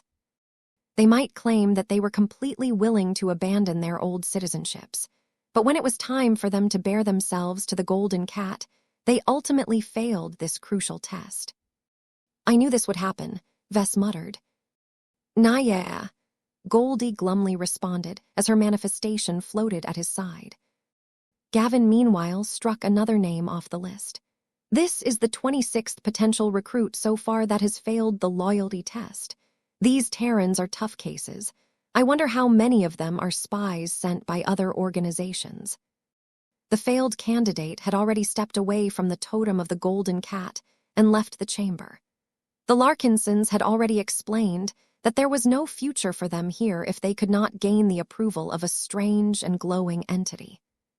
"It's not their fault, Gavin," Vess spoke in a subdued tone. "I have paid attention to the recruitment processes. The interviews and other examinations show that these Terrans are sincere about starting anew. They all have their own reasons to throw themselves to our clan. I can feel their sincerity from here. It is just that they are still way too reluctant to completely break with the Terran alliance. They don't harbor any significant hate or resentment towards their current superstate. As long as that is the case, I don't think that these fellows can fully bring themselves to make a clean break with their past." The current display was a testament of the strength of Terran pride and culture. The Terrans were already extremely loyal to the Terran alliance. The successor state had inherited all of the virtues of the greater Terran United Confederation and completely replaced it in everyone's hearts. Vess was actually quite impressed that the Terrans were so strongly committed to their own identity, culture, state, and values. The fact that they managed to instill so much loyalty among themselves without resorting to an artificial solution, such as a kinship network, showcased the national strength of the Terrans. No wonder the ancient clans weren't in a hurry to make a deal about acquiring their own kinship network. Their urgency was much lighter, because they did not fear that their own citizens would commit treason anytime soon. The Terrans were more interested in the other benefits that a kinship network could introduce to their society, but there was no need to rush the negotiations for these reasons. In any case, now that he had taken his measure of the first batch of Terran applicants, Vess had seen enough. "I will leave all of the matters relating to recruitment to you, Gavin," Vess spoke as he turned around. "It will probably take a while to find a handful of Terrans that meet all of our requirements. We may even need to extend our search outside of the territories of the Terran Alliance." "The locals won't like that, boss. The premier branch can't afford too many delays. If the Terrans are unable to supply the manpower that we require, Then we will go looking elsewhere no matter what they think. You can go tell them that. The DeVos' ancient clan will probably intensify their efforts to meet our needs." After Vess had issued his verdict on the matter, he left the chamber and went back to his new design lab. The transplanted base originally did not come with a design lab, but it was easy enough to convert a few office spaces into a workplace that was suitable for Mech designers to do their work. The truly important part was the workshop facilities that came with the base. Not only did the Larkinsons gain another set of first-class production machines, but they also gained their first materializer. Yes, a materializer. Unfortunately, the original owners of the outpost had not invested too much in this expensive gadget. The materializer was among the smaller and cheaper variations on the market. It was slow and consumed enormous amounts of energy. It was decent enough at producing smaller parts so long as they did not incorporate any difficult first-class materials. While it was adequate enough to materialize most advanced first-class components, this high-tech gadget was completely unsuitable for industrial production. Only the most desperate first-raters would use this small materializer to produce a complete first-class Mech. When Vess and Gloriana initially familiarized themselves with their latest toy, their enthusiasm quickly cooled when they discovered all of the limitations of this budget-tier materializer. It is much faster and more effective at fabricating second-class parts, Vess remarked as he pressed a conspicuous button. On the other side of a transparent wall, various thin but incredibly precise particle beams and laser beams had begun to materialize a totem of Vulcan that he had just uploaded to the control system. The simple design and material choice made it so that the materializer quickly completed its job within half a minute. "Wow, that's slower than I expected. This model is worse than I thought," Vess frowned. Once the freshly materialized totem cooled down and went through an automated inspection routine, it eventually fell onto a large output tray. Vess casually picked up the metal totem and inspected it from every side. "Let me see as well." Gloriana came closer and snatched the totem out of her husband's grasp. "I see that your prediction was true. The lack of a human touch has indeed deprived Ugh. I can't afford to remain stuck at this level. I need an upgrade." Vess already determined that it was impossible for him to install a new cranial implant. His body had mutated beyond the scope of conventional human understanding, so he could only resort to cultivation science to go further down this deviating path. He became so fixated on this priority that he began to put serious thought on how to solve his current problem. "How can I turn myself into a better Mech designer?" he asked himself. "If I don't do something about this, then my wife will most certainly overtake me half a year later when she finally gets to obtain her own customized first-class cranial implant." That put a lot of extra pressure on his back. He could not allow his wife to overtake him in their shared profession. Chapter 53, 41 Augmentation Envy. As Vess continued to put his effort into both his studies and his Mech design projects, he grew more and more discontented over time. His performance was beginning to fall behind. The problem hadn't been that obvious back when he stayed in Davut or in the expeditionary fleet. He was by far the best and most competent Mech designer in the design department. Other second-class Mech designers, such as Gloriana, Sarah Voikin, Cormont Hempkamp, and most recently Beatrix Hendricks, simply could not keep up with his work pace. Each of them grew up under excellent conditions and became excellent journeyman Mech designers despite their relative youth. Their cranial implants played a major role in boosting their work efficiency. Nonetheless, there was a vast gulf between second-class cranial implants and first-class cranial implants. These crucial devices, combined with complementary gene treatments, could transform any ordinary human into a partially digitized powerhouse. The total fusion between human ingenuity and advanced processing allowed Mech designers and other engineers to work on the most advanced technologies without getting lost. The better the cranial implant, the higher the increase in productivity. There was an astronomical price gap between a second-class cranial implant and a first-class cranial implant. The latter encompassed an enormous price range. The cheapest ones usually cost a few thousand MTA credits, while the most expensive ones that were exclusively designed for high-ranking Mech designers, and such could cost hundreds of times more than the price of a typical first-class multipurpose Mech. The increase in performance was nowhere near as exaggerated, though. Paying 100 times more for a cranial implant may very well only increase a Mech designer's work speed by only several times. While it was somewhat possible to combine the inherent processing capabilities of a cranial implant by linking it up with lots of external processing banks, there were many limitations and complications to this approach. The security of this approach was dubious. The tiny but still significant lag between transferring signals between two radically different computer systems made it impossible for the human mind to completely merge with the data systems of a starship or a well-equipped design lab. In fact, Diandi Base actually came with a respectable centralized processing room. It featured a decent general computer core as well as enough processor banks to exceed the total processing power of the Spirit of Bentheim.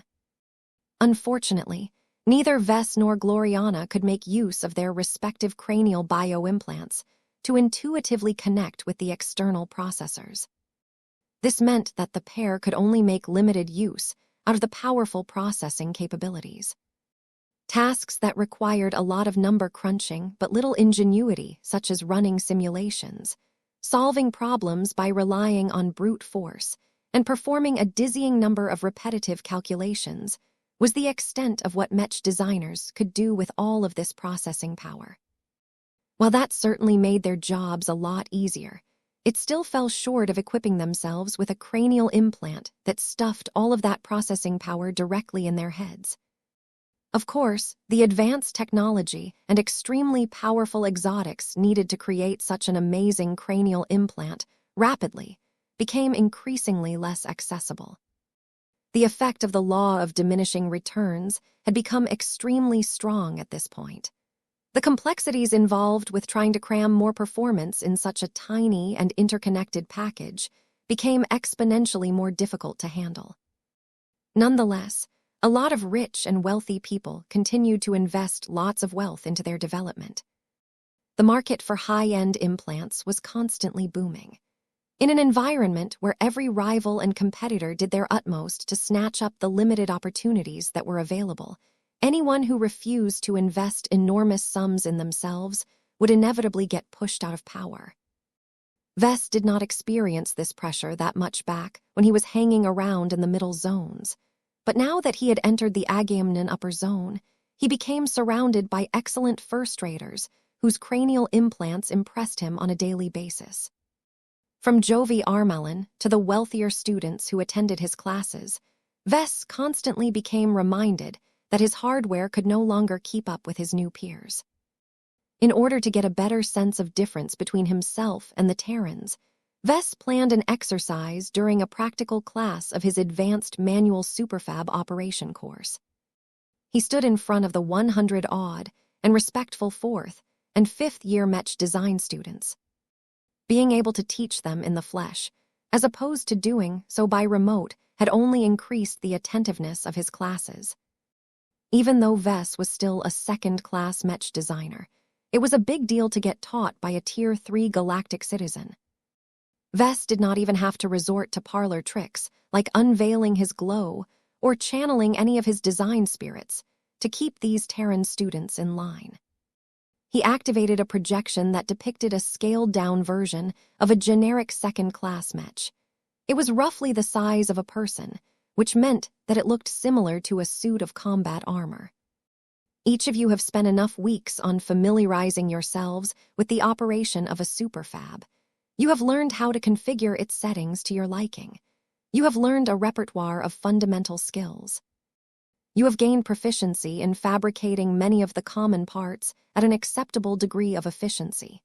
Today is the time to test how much progress you have made. I want each of you to fabricate a copy of this simplified design for the remaining duration of this class. While the scale model is only a simplified second-class machine, I have made sure to add plenty of tricky nuances in its design. If you think you can rely on automation to do all of the work, then you will be sorely disappointed. Although the Terran Mech design students were too polite and well-educated to groan, Vess could clearly sense that the brats were anything but amused. Kelly McAfee raised her hand. "Is this a graded test, Professor?" "Yes." This time, a couple of the students couldn't help but show their frustration. Vess did not make an announcement about this beforehand. None of the students had been able to refresh their knowledge and practice their fabrication skills prior to this class as a consequence. Even Axella Stryker did not expect Vess to conduct a surprise practical exam today. "I am aware that this is not an ideal circumstance to students such as yourselves, but that is exactly why I have decided to impose this test on you today." Vess spoke to them all. Any Mech designer can do a decent job if they have made thorough preparations beforehand. However, if you want to become more than a cog in a giant machine that is called the Mech industry, then you must be able to do more than that in order to be remembered. His words resonated with the hearts of all of these 4th and 5th year Mech design students. They were just 1 or 2 years away from graduation. Once they exited the Eden Institute with a diploma, they had to enter a highly competitive Mech industry where all of their high-ranking peers already dominated much of the market. It takes greater effort to internalize all of the skills and accrue enough practice to become an experienced fabricator. Vess continued. "One of the traits of a good fabricator is the ability to do a good job on the fly." After he explained the parameters of the graded test, the energetic students quickly approached their assigned superfabs and went to work. By this time, the students had already moved on from practicing with virtual superfabs to operating the real deal. It was impressive to see 100 superfabs entering into operation. Even if they weren't top of the line, the Eden Institute still invested a hefty sum of money into their acquisition. As the students all became engrossed with studying the scaled-down Mech design, Alexa Stryker quietly approached her professor's side. This was supposed to be an ordinary practice session, she quietly transmitted to Vess. Your spontaneous decision to turn it into a graded test will cause numerous problems. We will have to file new paperwork with the school administration in order to account for all of the ripple effects of this change. Vess shrugged. Then do so.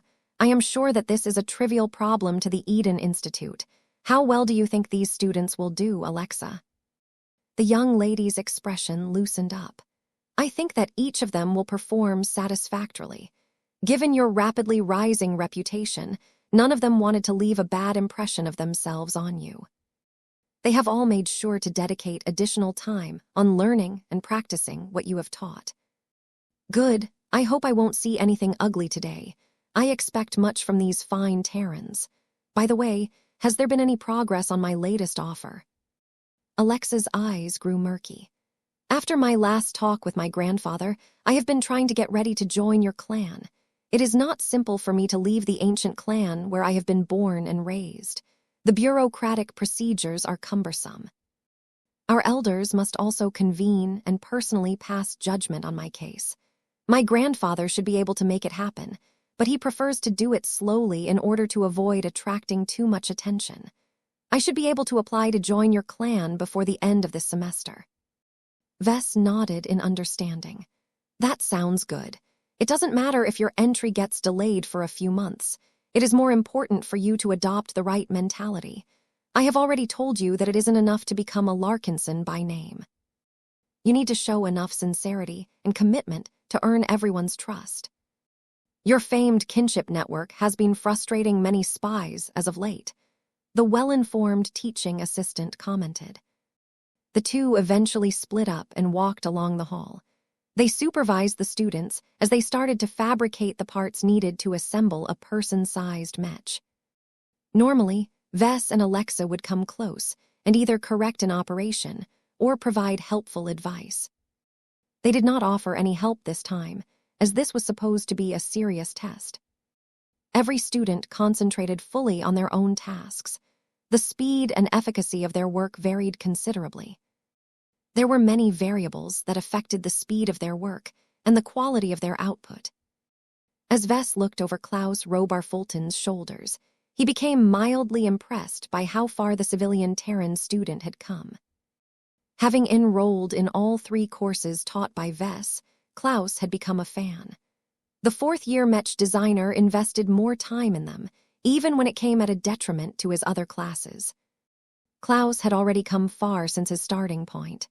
His craftsmanship was still fairly basic and sloppy, but he at least made much fewer mistakes than before. Now that he had gained a decent amount of practice, Klaus had already begun to express a distinct style. He only needed to grow more comfortable with his work in order to develop his personal style further.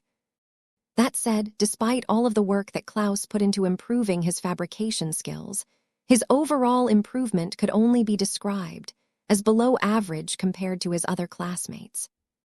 His low-tier augmentation package was holding him back.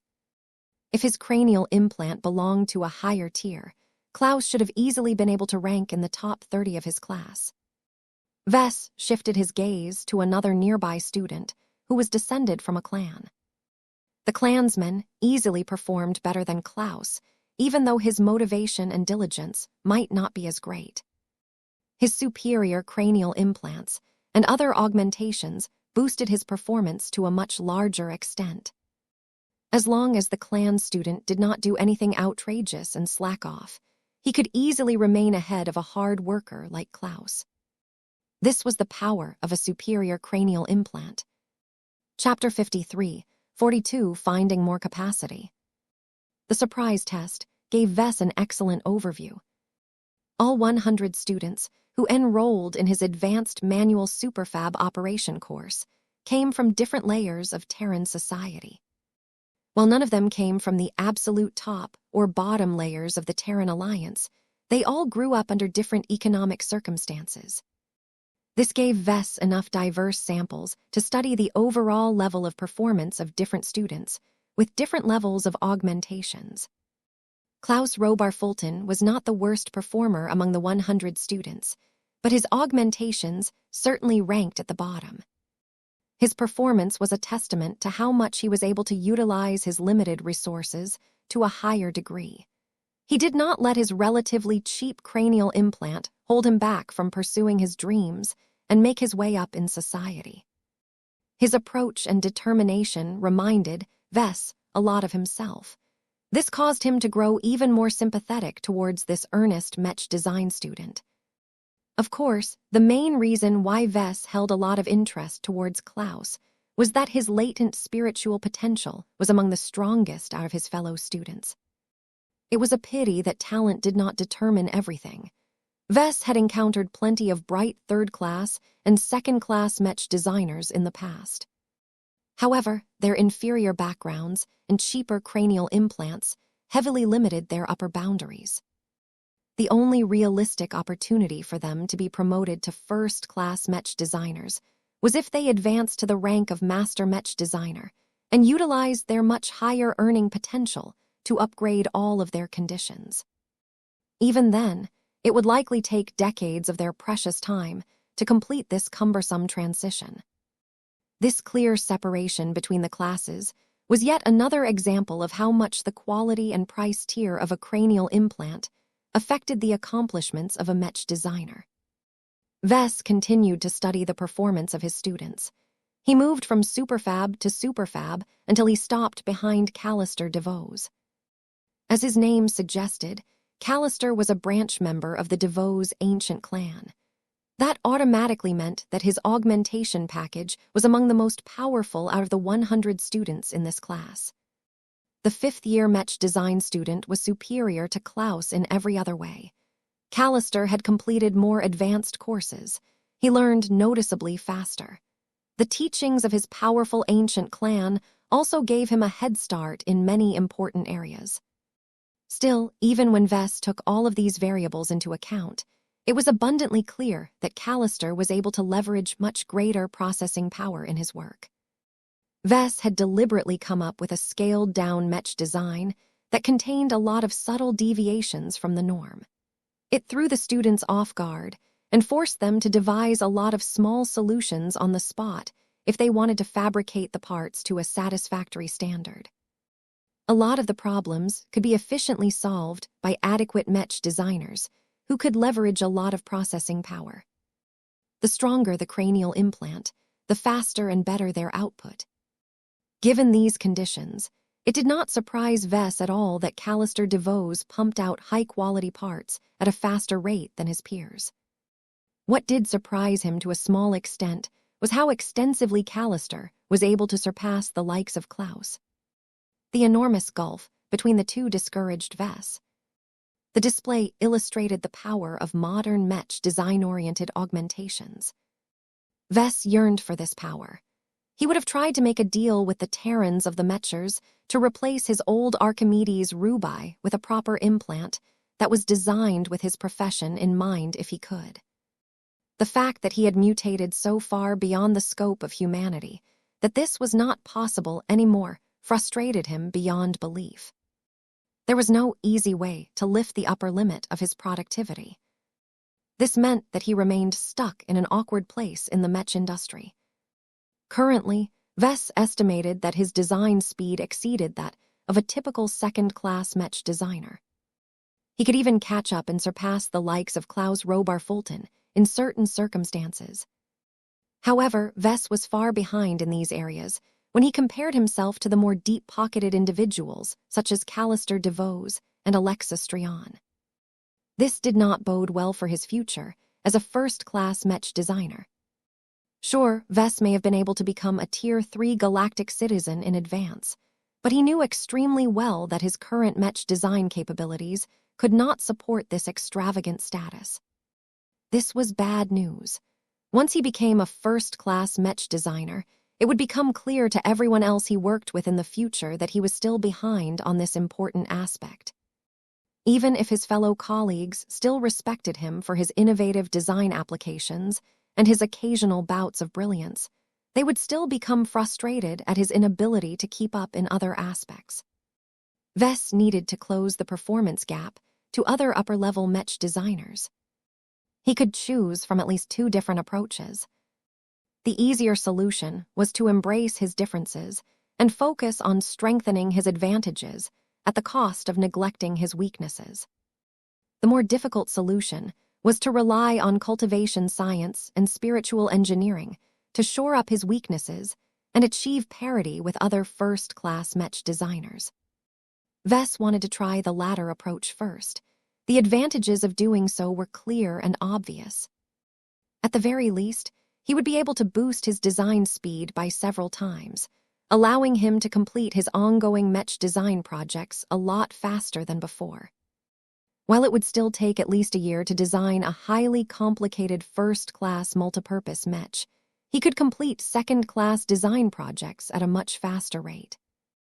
On top of that, his ability to learn and master vast amounts of advanced first-class knowledge became a lot better as well. This could potentially allow him to become a first-class Mech designer a year or two earlier. Vess continued to think about what sort of measures he could take to reach his current goal. He continued to mull over potential solutions until the class had finally come to the end. "All right, time's up," Vess announced the entire class. "You are not allowed to do any further work related to your product. Clean up your workstations and make sure to properly shut down your superfabs. If you have enough time to stick around, then you are free to linger while I begin to evaluate your work." Once Vess completed his work and left the Eden Institute, he reunited with his wife in the design lab of Diandi Base. Gloriana knew Vess well enough to know what he was troubled about. "Are you still struggling to devise a means for you to upgrade your brain?" Vess nodded. "I am. My ability to come up with spiritual products is not weak, and I have enough of a foundation in cultivation science to devise simple solutions. That does not leave me with a clear direction, though. I can't just come up with a random cultivation method that adds a spiritual computer in my brain.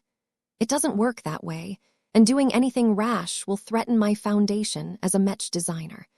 I really don't know what else I can do to upgrade myself in a way that works." His wife threw a jealous look at him. "At least you are able to exert the power of a god to transform your own conditions. I have to rely on costly augmentations to do the same." It was rather funny that his wife grew envious at Vess' own ability to improve himself. "If you were in my place, how would you approach this problem?" he asked. That caused Gloriana to pause in thought.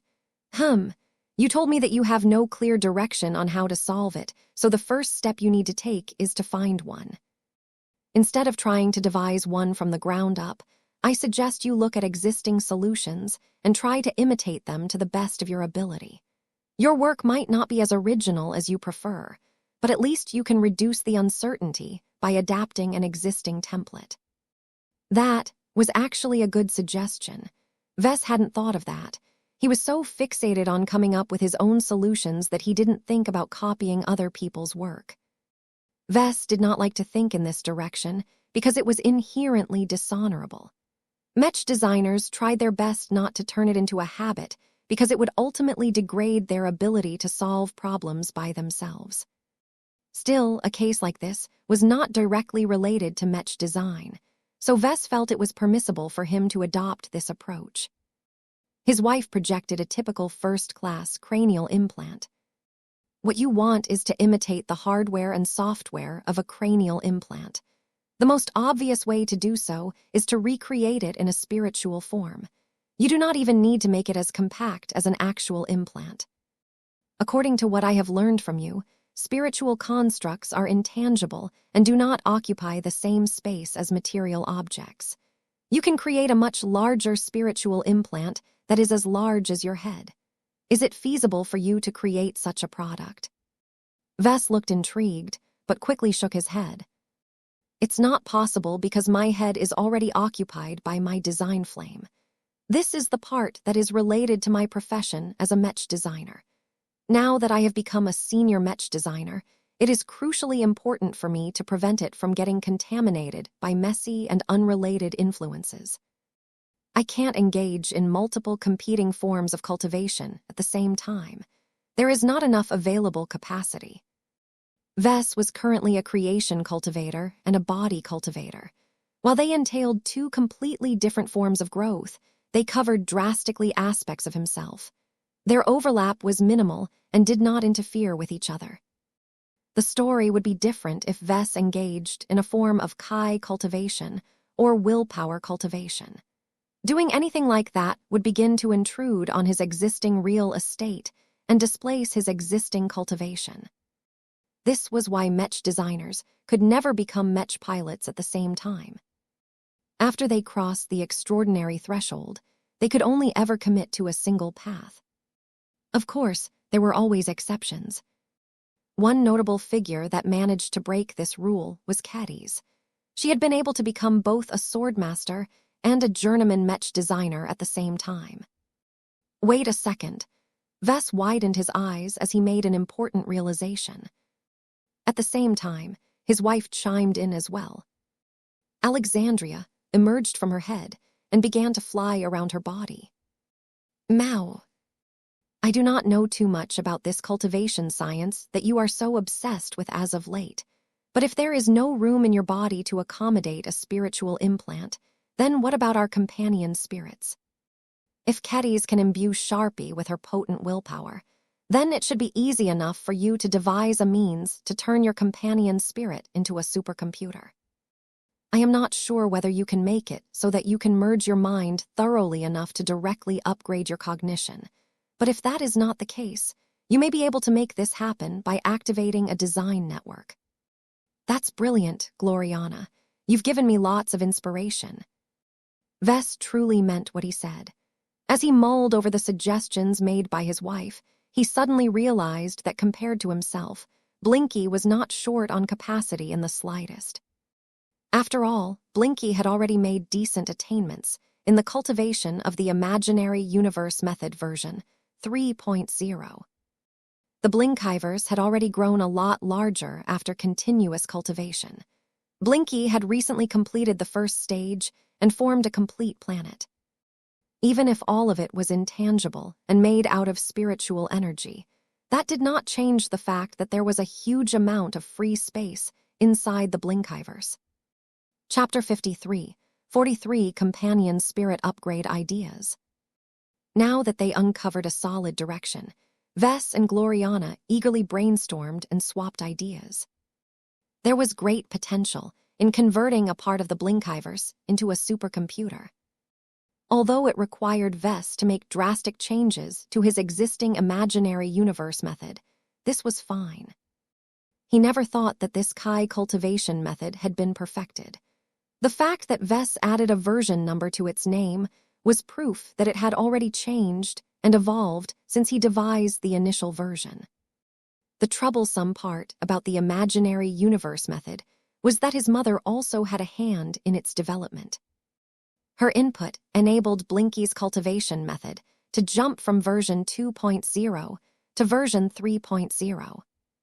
The most logical course of action that Vess could take at this time was to approach his mother yet again for help on this matter.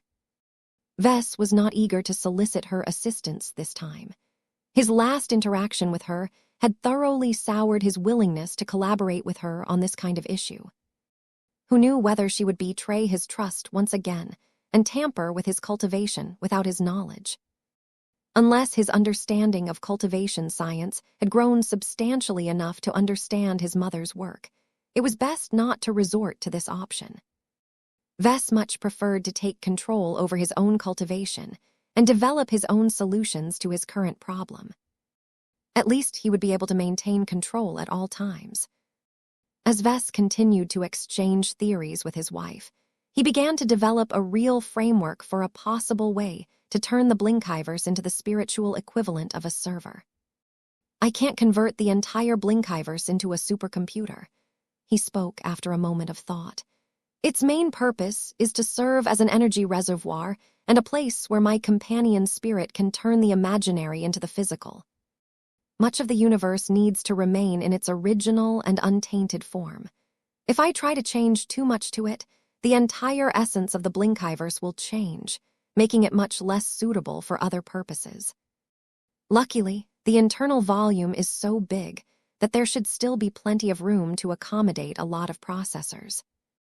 Gloriana grew envious as she heard what Vess could do with his companion spirit. How come Blinky was so much more amazing than her Alexandria? She hugged her red companion spirit tighter against her chest. Can you add a supercomputer to my companion spirit as well? Maua. Vess glanced at Alexandria. The companion spirit had grown a lot since her creation. While she wasn't as versatile as Blinky, her design network was much stronger and more impressive. His wife could make excellent use of Alexandria if she was able to lead a lot of Mech designers.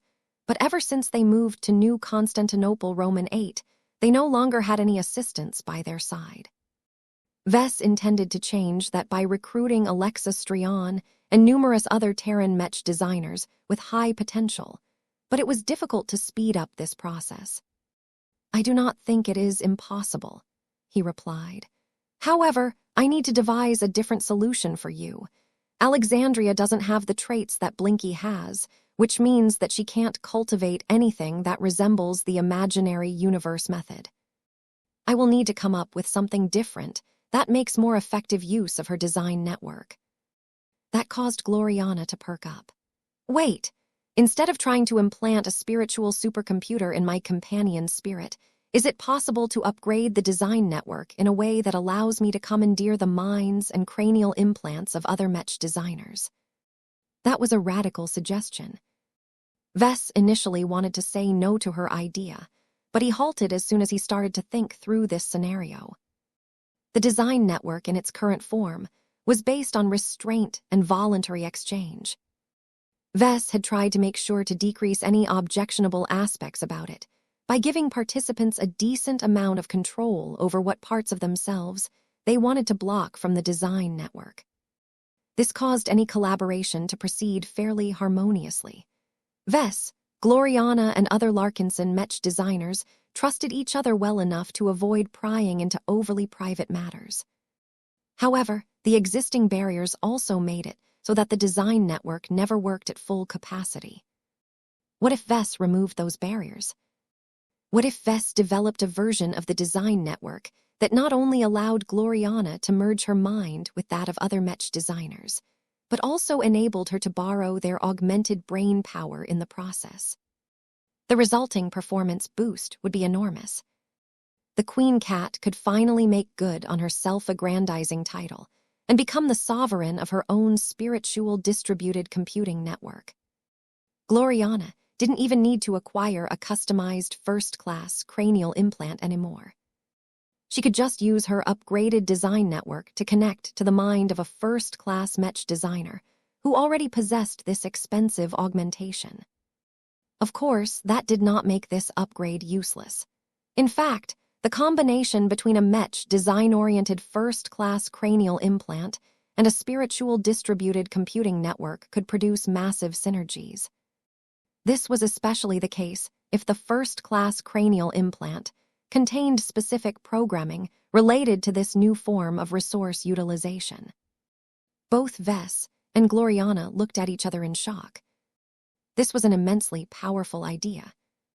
So long as Alexandria's design network connected to plenty of powerful Mech designers, Gloriana would be able to perfectly synchronize herself with the design capabilities of the entire collective.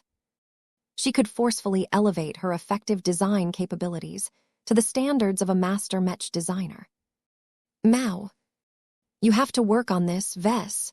Gloriana practically threw herself onto Vess. Her hands eagerly clutched her husband's uniform. Promise me you will upgrade Alexandria's design network. I don't need a spiritual computer. I just need you to give me the capability to borrow the brain power and processing power of other Mech designers. Once I gain access to this ability, I can complete the Jupiter project in a matter of weeks rather than months. Vess coughed as he gently pressed his over-enthusiastic wife back. I will work on it, but not now. There is little point in developing it when the only other Mech designer in the premier branch is me. It is much more useful if I focus on upgrading Blinky first, since there is no requirement to work with other Mech designers. His words hardly caused Gloriana to dampen her excitement, but she understood that it was unlikely that she could gain this improvement anytime soon. I will be waiting for you then, she said as she regained her composure to an extent. I will correspond with the implant engineers to make special adaptations related to this future functionality. It will be difficult to explain the concept to them, let alone convince them that this is possible in the first place. We should just claim that you have developed a new and proprietary application of hyper-technology. This new branch has already produced numerous miraculous inventions. The Galactic Net frequently announced one amazing innovation after another. Humans were nothing if not curious. The more they played around with E-energy and hyper-materials, the greater the chance they could figure out a revolutionary new application. Vess did not have to be afraid of exposing anything related to spiritual engineering and cultivation science due to this recent development. The Red Two appeared to have completely let go of the taboo against spreading this kind of knowledge. He and his wife soon returned their attention to the original subject. There were a lot of technical and practical limitations to turning a part of the Blinkhiverse into an enormous server. Is it possible for you to purchase a computer core and insert it into the Blinkhiverse? PFF? No. While there is an element of the Blinkhiverse that is already physical, the vast majority of it remains imaginary. It is not a giant pocket space where I can dump entire mechs or starships and pull them out whenever it is convenient. My companion spirit needs to attain a breakthrough and advance to the second mode of the imaginary universe method before we can even think about this. Even then, pulling physical objects in and out of the Blinkhiverse is another problem entirely. If that is the case, you cannot rely on any existing implants or computers to add processing power to the Blinkhiverse. The only course you can take is to develop a spiritual computing system from the ground up, Gloriana concluded. Those are my thoughts as well, but the rules and circumstances are entirely different, honey. It is impossible for me to produce an imaginary version of a simple processor chip. Perhaps I can develop a spiritual construct that can spit one out, but I will have to design one that actually works in an entirely different setting. It is too difficult to develop a brand new spiritual computing system without any existing foundation for me to borrow from. Perhaps there are ancient cultivation heritages out there that have attempted to produce something similar, but it is unlikely that I can get my hands on this precious knowledge. The last time he checked the tree of possibilities, none of the enlightenment fruits dangling from the branches granted any knowledge that could be useful in this endeavor. This meant that Vess would likely have to pioneer this field by himself. That is indeed a difficult problem to overcome. Gloriana frowned. Since it is not possible for you to produce any immediate results, I think you should take this step by step. Start with the basics. The simplest and most fundamental computing system is based on bits. If you can create a spiritual version of a transistor that can register two different states, then that is your most basic and important building block of a spiritual computing system. You can expand your scope into qubits and quantum computers later. Even if it is not possible for you to recreate more advanced computing systems, you can advantage of the enormous space available inside the Blinkhiverse to construct a massive amount of simple transistors. That sounded like an incredibly stupid and inefficient approach, but it happened to be viable because the spiritual real estate inside the Blinkhiverse was just that big. The internal universe had already grown a complete Earth-like planet by this time. The surface area of a planet with a diameter of over 12,000 kilometers was so enormous that Vess could pile up a seemingly endless amount of simple and oversized spiritual semiconductor devices. Of course, Vess did not think that such an absurd planet-sized computing system could properly work.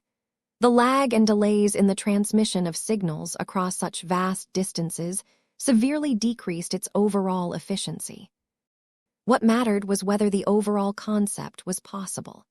So long as Vess could produce such a simple computer system, he could continue to refine it by miniaturizing the transistors and combining them into more advanced computing systems. His eventual goal was to develop a powerful imaginary processing bank that Vess could effectively use to expand his internal processing power. Vess hoped that his close connection to Blinky would reduce the lag and any other barriers to such an extent that he could seamlessly access the spiritual processors stored inside the Blinkhiverse with his mind. I will need to conduct a lot of studies on how to design and build my own computing systems, he muttered. His study burden increased yet again, but Vess felt it was more than worthwhile to engage in this research. The benefits of developing a proper spiritual computing system were huge. Vess could not only use it for himself, but he could also apply them in other ways. He wasn't in a hurry to do that. All of this remained speculation for the time being. If Vess wanted to turn all of these ambitious ideas into reality, he first needed to develop the simplest possible computing system in order to verify his current research direction. Chapter 44, The Origin of Hazardous Regions. Emro. Mau. Nayeza. Blinky's purple form shook in uncertainty as profound changes took place within his internal universe. The round globe, projected on his intangible body, squirmed as large structures appeared on a part of its surface. In order to soothe his discomfort, both Alexandria and the Golden Cat had appeared to keep him company and to intervene if necessary. Fortunately, there was no need for the red and golden spiritual cats to make any moves. Vess and Blinky were able to exert enough control over the Blinkhiverse to transform part of the landscape of the primordial planet into crude, giant, and incredibly simplistic transistors. It had taken far more time and effort to develop these simple devices than Vess expected. Physics didn't quite work right inside the Blinkhiverse. Every universal constant, such as the gravitational constant G and the Planck constant H, were slightly different from the main universe. Combined with other anomalies, such as the apparent addition of brand new laws of physics, it was impossible for Vess to directly translate the design of an ancient computing system and expect it to work in the Blinkhiverse. Why are the rules inside your companion spirit space so different? Gloriana asked in frustration. She looked as if she was almost ready to tear her hair out. This kind of work did not have any direct relationship with Mechs, but it still had major implications to the future of the Larkinson clan. None of their ambitions could proceed unless they figured out how to computerize a part of Blinky's cultivation. This was why Vess and Gloriana expended several days on testing the rules of the Blinkhiverse. They meticulously measured every universal constant utilizing tools and methods they had to improvise from scratch. This was incredibly troublesome and tedious work that nonetheless had to be done if Vess ever wanted to utilize his own internal universe to a greater extent. Only after they managed to build a deviating physics model were they finally able to take the next step. Designing basic tools such as transistors and extremely primitive computing systems became possible again now that the pair were able to adapt their standard designs into ones that were adapted to the internal universe. As Vess and Blinky concentrated on building up the new imaginary computing system, Gloriana frowned in thought as she studied the parameters of the physics model. "Why is your Blinkhiverse so abnormal?" she asked. "I do not understand why everything works differently inside. I cannot figure out the reason why the universal constants are different, and I understand even less why the abnormal new laws of physics that alter the interaction between forces have taken hold inside your internal space." Vess smirked, even as he made sure to focus most of his attention on his current work. "It is not that difficult to understand. Many cultivation methods tend to make exaggerated and unrealistic claims. Even if there is a basis in truth in them, they can only be realized in the later stages. However, when it comes to the creation of an entirely new universe inside the bodies of practitioners, it is not as impossible as you think. Don't let Blinky's cute appearance and small size fool you. His internal universe has already reached a diameter of 200,000 kilometers. Can you imagine how much space that actually represents? Not even the oldest and most powerful ancient phase whales can reach this size. In that sense, Blinky's actual body had reached such a titanic scale that he had probably grown into one of the largest cats to ever exist. It was a pity that none of it consisted of physical matter. Blinky constantly absorbed a lot of E-energy radiation in order to expand his internal space, but he had yet to master a method to convert energy into matter. Learning that the universal constant and laws of physics were different in the Blinkhiverse actually represented an important breakthrough in this effort. Now that Vess figured out some of the barriers that prevented him from turning the intangible into the tangible, he had come one step closer into transforming parts of the Blinkhiverse into a material realm. His wife looked at Vess with astonishment. "Are you actually claiming that your Blinkhiverse is a complete and independent universe that is comparable to the one we reside in?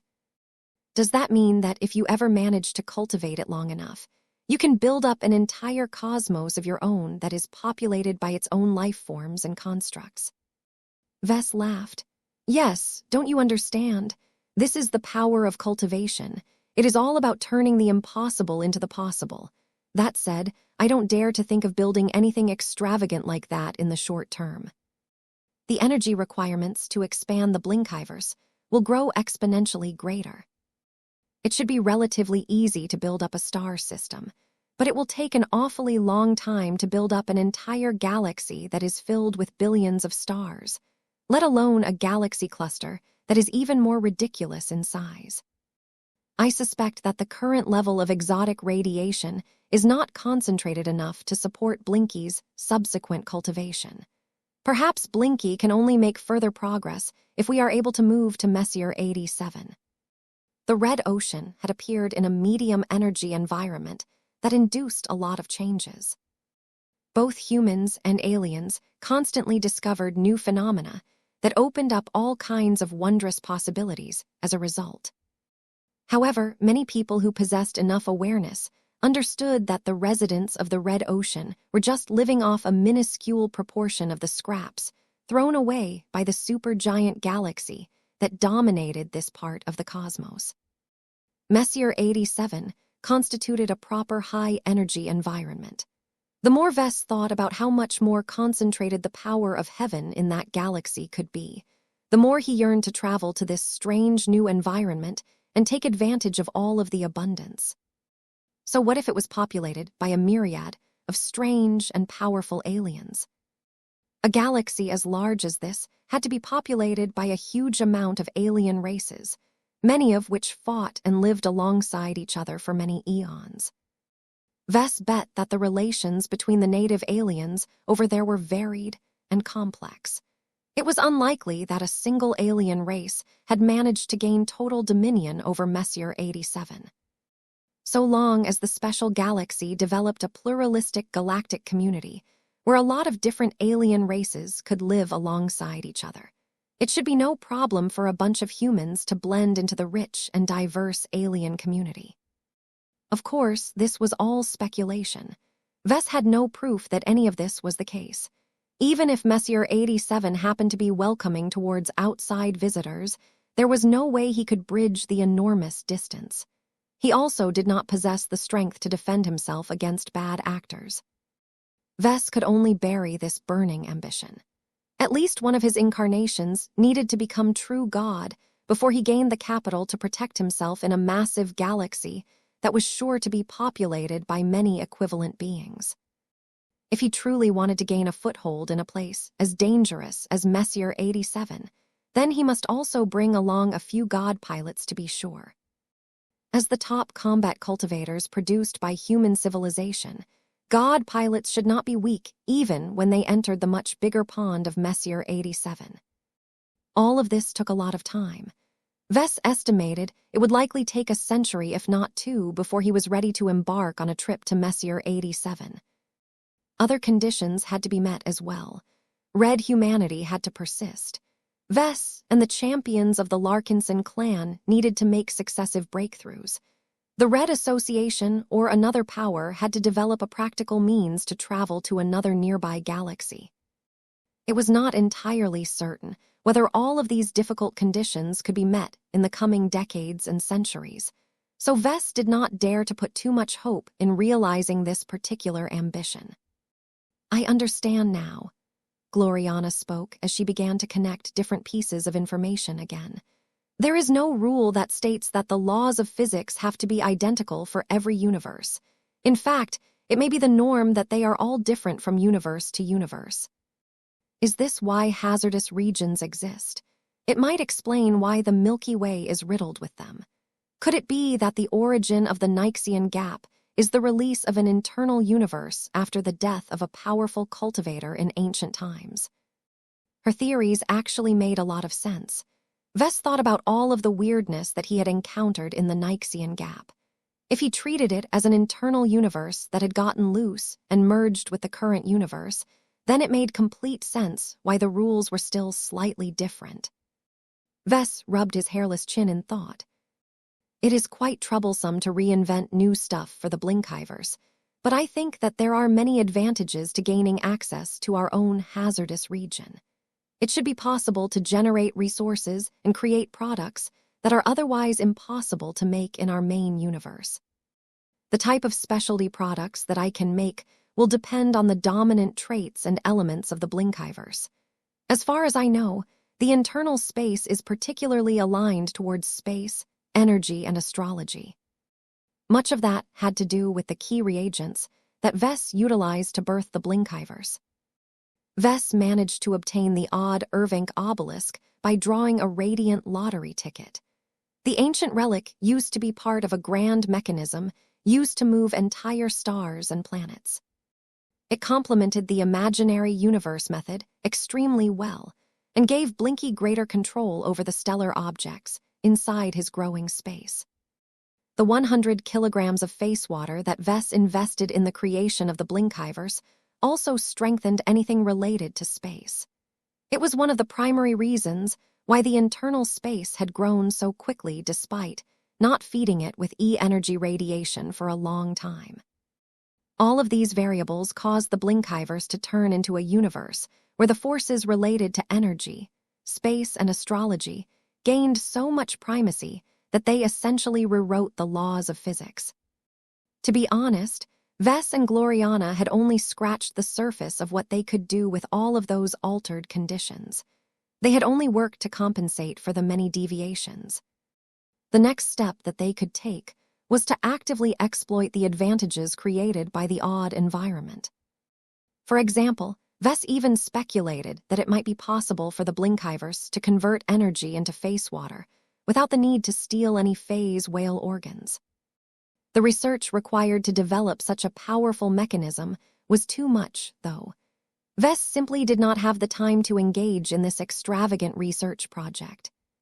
Turning a part of the Blinkhiverse into a spiritual supercomputer might make it a little more viable, but Vess needed to deepen his understanding of face water theory to a much greater extent before he could do anything meaningful. Emro. Mao. Have you completed your work? Gloriana perked up again. I think so, Vess said. Let me test it out. Please wait a moment. Several seconds passed before Blinky opened his maw and spat out a trail of spiritual energy. The trail split up into different sections that rapidly formed in a series of letters. Heli Galaxy. Congratulations, Vess. You have managed to build an intangible computer that can print out a single sentence. Gloriana smiled. How much processing power have you gained? Not much. One of Marvain's toys is easily 1 trillion times more powerful. This is ancient technology, Gloriana. We still have a long way to go before we can recreate contemporary processing systems. Chapter 53, 45 E-Object Development. Being able to construct a basic computing system in an entirely new universe was a massive accomplishment. The successful development of a simple computer opened up the possibility of creating more powerful ones. Whether Vess primarily focused on quantity and covered much of the Blinkhiverse with crude processor, or decided to focus on quality by rapidly climbing up the technology tree, it had become a lot more realistic for him to turn the Blinkhiverse into the spiritual version of a cranial implant. Unfortunately, just because it was possible did not mean it was easy. Modern computing systems had millennia of development behind them. They not only incorporated the sum of human ingenuity and accumulation, but also assimilated bits and pieces of reverse-engineered alien technology as well. Even if Vess did not have to develop all of these advancements from scratch and could just copy all of the existing works instead, it was still incredibly troublesome to develop decent computing systems in an entirely new universe. Vess and Gloriana estimated that they would have to devote decades of their life in order to reproduce a spiritual computing system that possessed enough processing to provide material assistance in their design work. The cold, hard truth was that neither of them could spare the time to do all of this thankless work. They were Mech designers, not computer engineers. It was a waste of time for them to invest an excessive amount of time into designing computer systems. They needed to keep doing what was best and focus on completing their Mech design projects. Given all of these circumstances, Vess decided to no longer invest too much time into furthering the development of a gigantic spiritual supercomputer. What will you do, then? Gloriana asked as she placed her hands on her hips. You can't give up now. The potential of a spiritual supercomputer is too great. This may be your only way to increase your processing power and amplify the amount of work you can do. If you start to fall behind, our entire clan will fall behind as well. It is imperative for you to finish this project. Vess let out a deep breath. Just because I don't want to waste my time on this anymore doesn't mean that I have given up. I just think that it is better to leave this kind of work to the professionals who are specialized in this kind of stuff. I'm quite fond of delegation, you know. Just like how I have delegated much of the development of companion spirit fruit trees to the Tea Institute, I can just pass off this spiritual computer engineering work to other specialists. His wife blinked at that. If you go down this route, It will be hard for you to keep your Blinkhiver secret." "That's fine," Vess replied with a shrug. "I never really insisted on keeping it confidential, so what if other people know? This is the age of dawn, Gloriana. People have begun to do plenty of amazing stuff nowadays.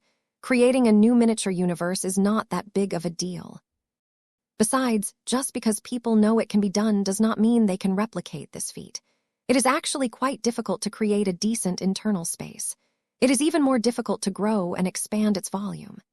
N// letter 1D463 letter 1D58A letter 1D459 letter 1D44F 1N. The imaginary universe method was actually an amazing cultivation method.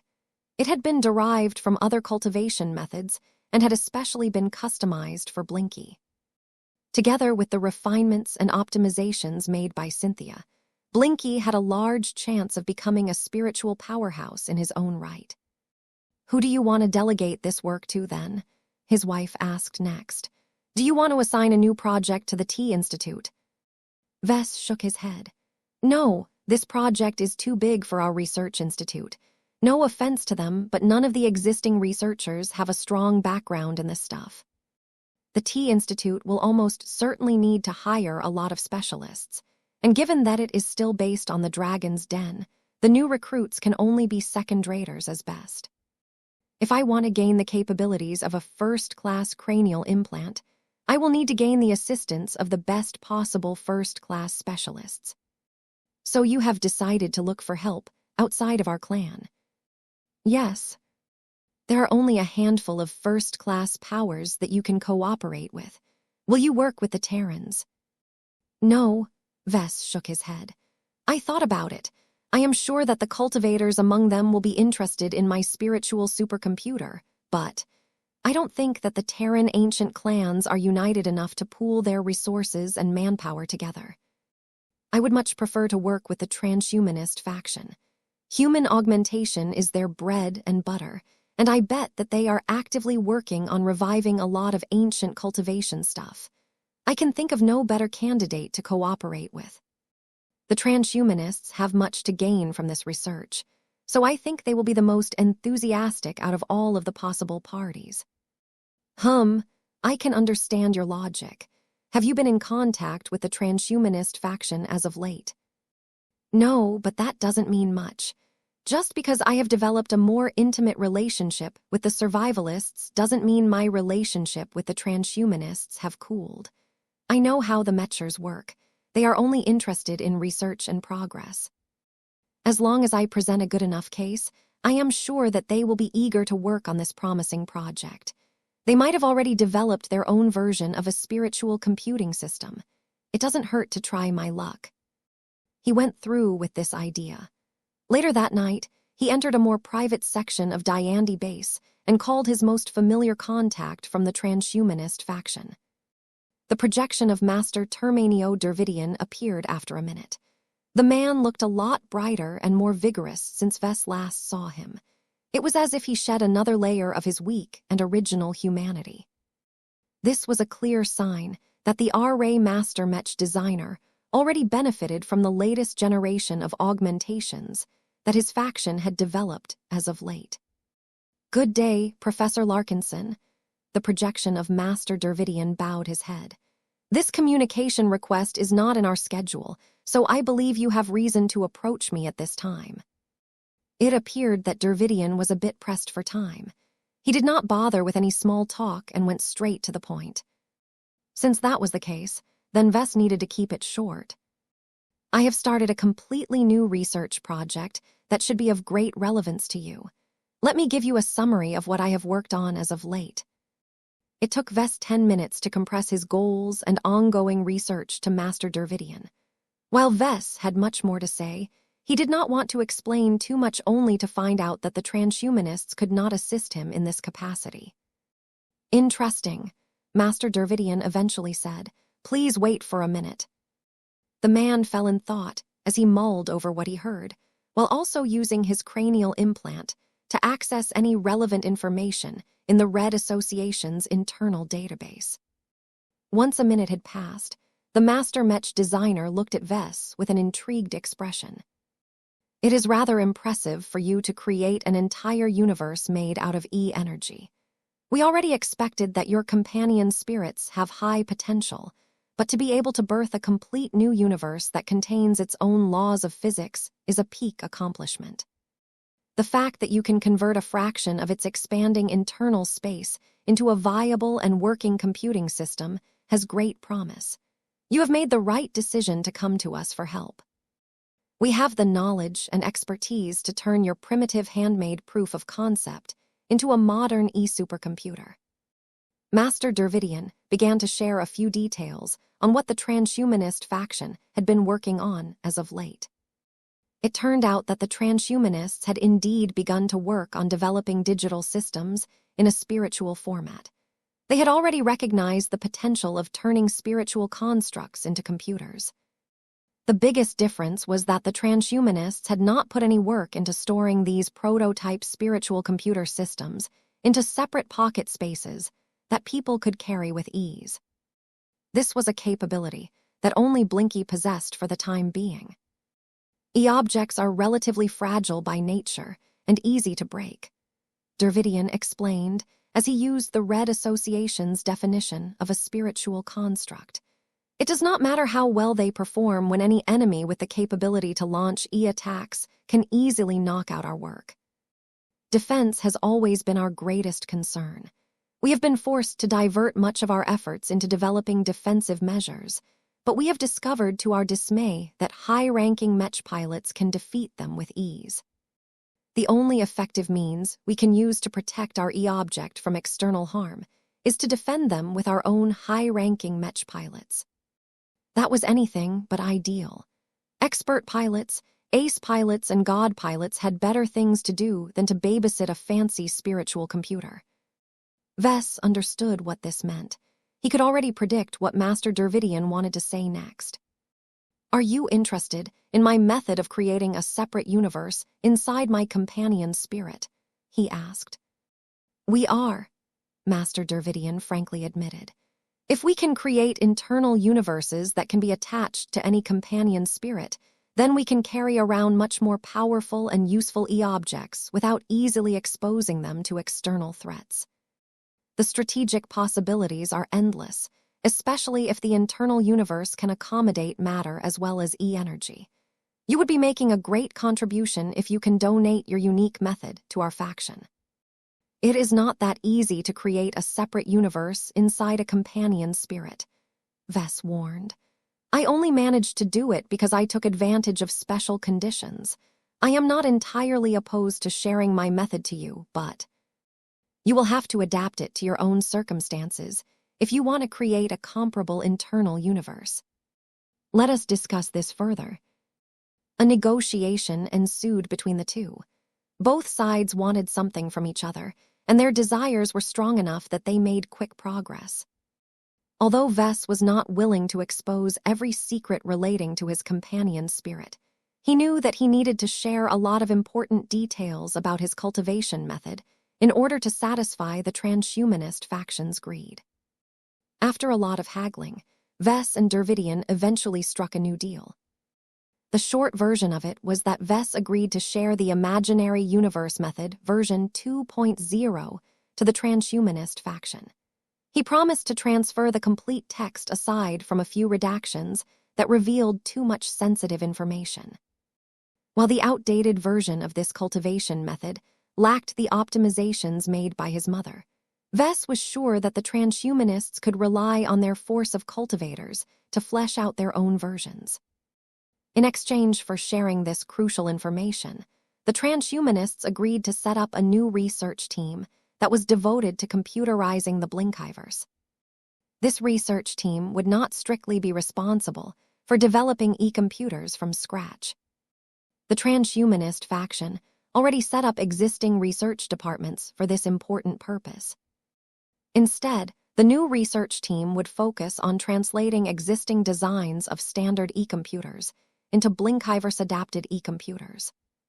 This effectively allowed Vess to benefit from the work that the transhumanist faction put into developing intangible computer systems. This was ideal for him, as he didn't have to invest a large amount of precious time to upgrade his spiritual processing power. Both Vess and the projection of Master Dervidian smiled at each other while shaking hands. This was another win-win agreement for them. Not only would they be sharing valuable progress, but their relationship had also grown a bit closer than before. Chapter 53, 46 a few months later. The deal with the transhumanist faction was not entirely ideal. Vess not only exposed a lot of strategic information about Blinky's cultivation, but also became dependent on the e-computer designs of the Red Association. He did not forget about the painful lesson taught by his mother. If he rashly took over the work developed by other parties, he risked introducing vulnerabilities into his own systems.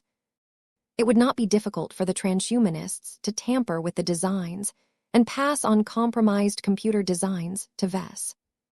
Without an advanced background in computer hardware or software engineering, it would be difficult if not impossible for Vess to detect all of the possible traps and vulnerabilities embedded into the designs.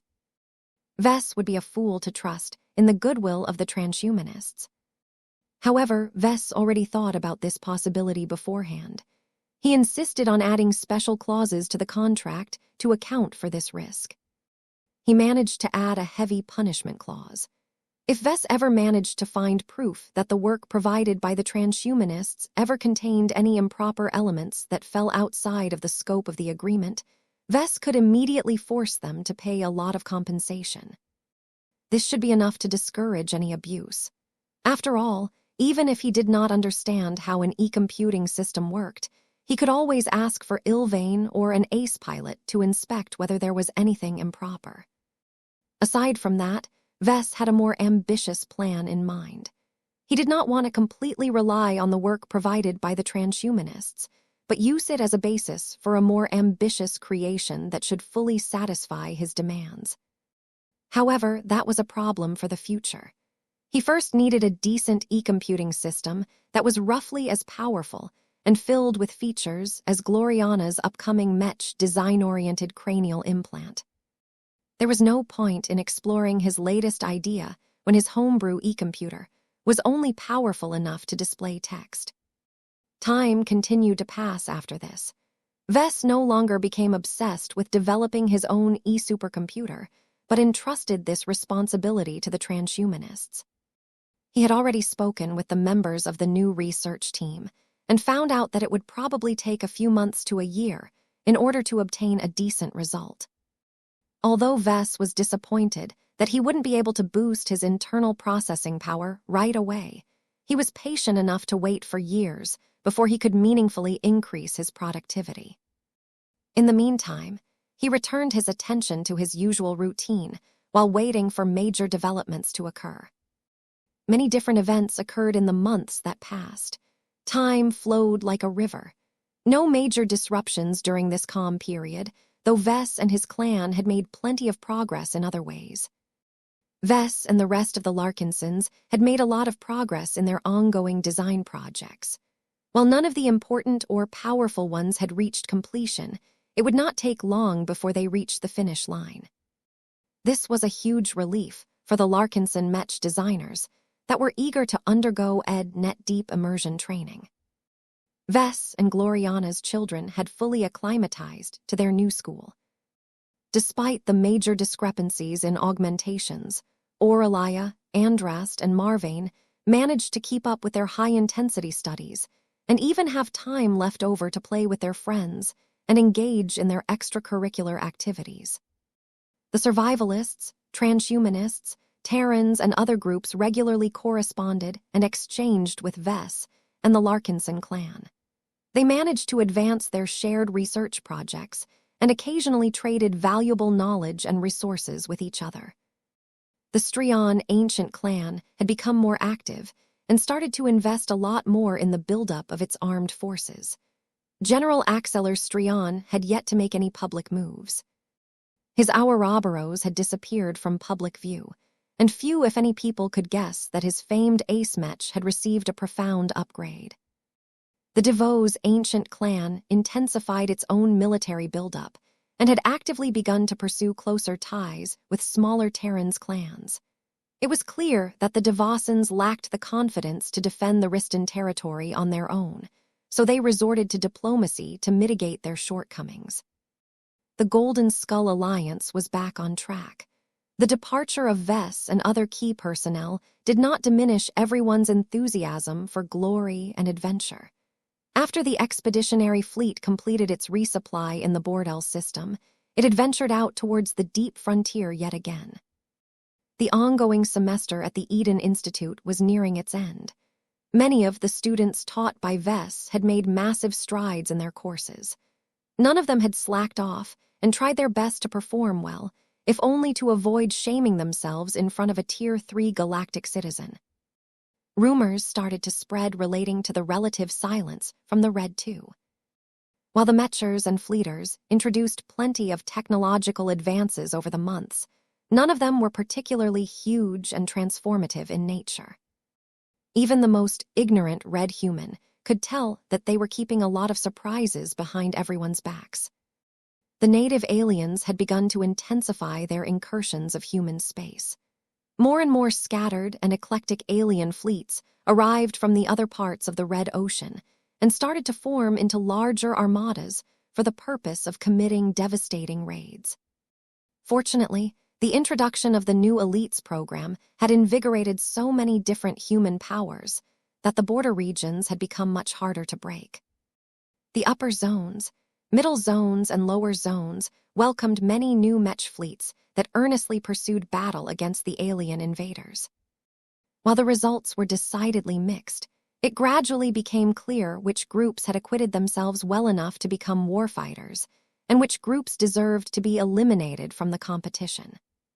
Not every human force was suitable to fight against alien warships. One of the most notable events that happened during this period was that Alexa Strion finally received permission from her ancient clan to join the Larkinson clan. The incident actually generated a decent amount of controversy within the Strion ancient clan. Even if Vess had become an important figure to Red humanity, that was not necessarily a reason for the Strions to put down their pride and allow one of their prominent descendants to defect to another clan. The Larkinson clan did not make any compromises on this matter. Each of its members had to be completely loyal to their new clan and fellow members. Fortunately, General Axeler Strion possessed enough influence to overcome the opposition of the elders. He did not even have to step forward in person. His Seneschai had done most of the work necessary to push through the necessary changes. Once all of the barriers had been removed, Alexa Strion formally cut ties with her ancient clan and showed up at Diandi base the next day. Her expression conveyed a melancholic mood. She did not want to leave her family and her ancient clan, but she did not want to abandon her ambitions either. If not for the fact that her grandfather had given his full blessings and support, Alexa might have chosen to reject Vess' offer and stay with the Strions. "Welcome to the Premier Branch," Vess spoke as he greeted his teaching assistant. "I have been waiting for your arrival for a long time. If you ever wish to change your mind and turn elsewhere, you are free to do so. I do not want to force you to join my clan. Even if you cannot bring yourself to become a Larkinson, I can still mentor you to an extent. I can teach you plenty of knowledge related to living mechs that I haven't taught in my introductory course." The young woman shook her head. "That is not necessary. I have already weighed my decisions long enough. The Strion ancient clan can do without me. I have many relatives who are more than capable of fulfilling all of its functions. The Strions will hardly miss me if I am being honest. It is much more important for me to attain a promising design philosophy and gain the ability to design mechs that are powerful enough to change our destiny. So long as I can do that, I can help my fellow Strions much more from the outside than if I remain within my former ancient clan." As a well-educated Terran scion, Alexa Strion possessed the capacity to make clear and rational decisions for herself. She did not allow her irrational emotions get in the way of making objectively better decisions. Vess was still impressed by how decisively she was able to commit to a path that was emotionally difficult for her. He had seen plenty of potential first-class recruits fail the loyalty test to understand how difficult it was for proud Terrans to cut ties to their clans and superstates. Hopefully, Alexa had managed to gather enough resolve for her to be sincere enough about working for the Larkinson clan. The pair began to move to the space that the premier branch had dedicated towards inductions. If you manage to pass the final test, you will need to stop thinking of yourself as a Strian or a Terran. The interests of the Larkinson clan must always take priority over the interests of your former allegiances. That said, there is no reason to unreasonably harm or target the Terran Alliance and its many powerful clans unless they have provoked us somehow. You can still leverage your existing ties with them to increase our cooperation with its institutions. I understand, Professor. Alexa dutifully nodded. Will I be able to gain my own companion spirit once I join? Of course. Vess grinned back at her. I will personally make and customize one for you. I will make sure that it will come with abilities that should particularly help you master the art of designing living mechs. Thank you, sir. This is a gracious gift. Enough time had passed for more and more well-connected people to learn about the power of companion spirits. The Red Association had yet to make companion spirit fruits on a wide scale, but there were still enough people who received this rare reward to showcase the abilities that they had gained. It helped that many of them were expert pilots that already possessed much stronger and more developed spiritualities. The companion spirit fruits found extremely fertile soil, and there was no need to wait for the companion spirit seeds to mature and turn into powerful new life forms. You don't need to thank me, Vess replied in a good-natured manner. Companion spirits are much more common in my clan. I invented them, after all. The service that I am willing to extend to you may be rare to outsiders, but it is easily attainable to any Larkinson that has proven his or her value. The best form of thanks you can give me is to utilize your upcoming gift to the best possible effect. Do not waste your companion spirit.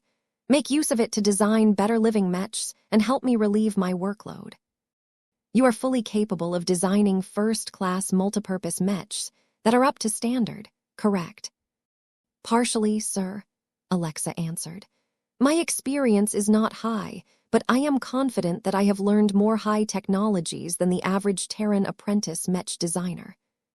I am confident that I can design a decent mid-tier first-class multipurpose mech, but without strong design philosophies to enhance its performance, my work will never be competitive enough to sell on the market.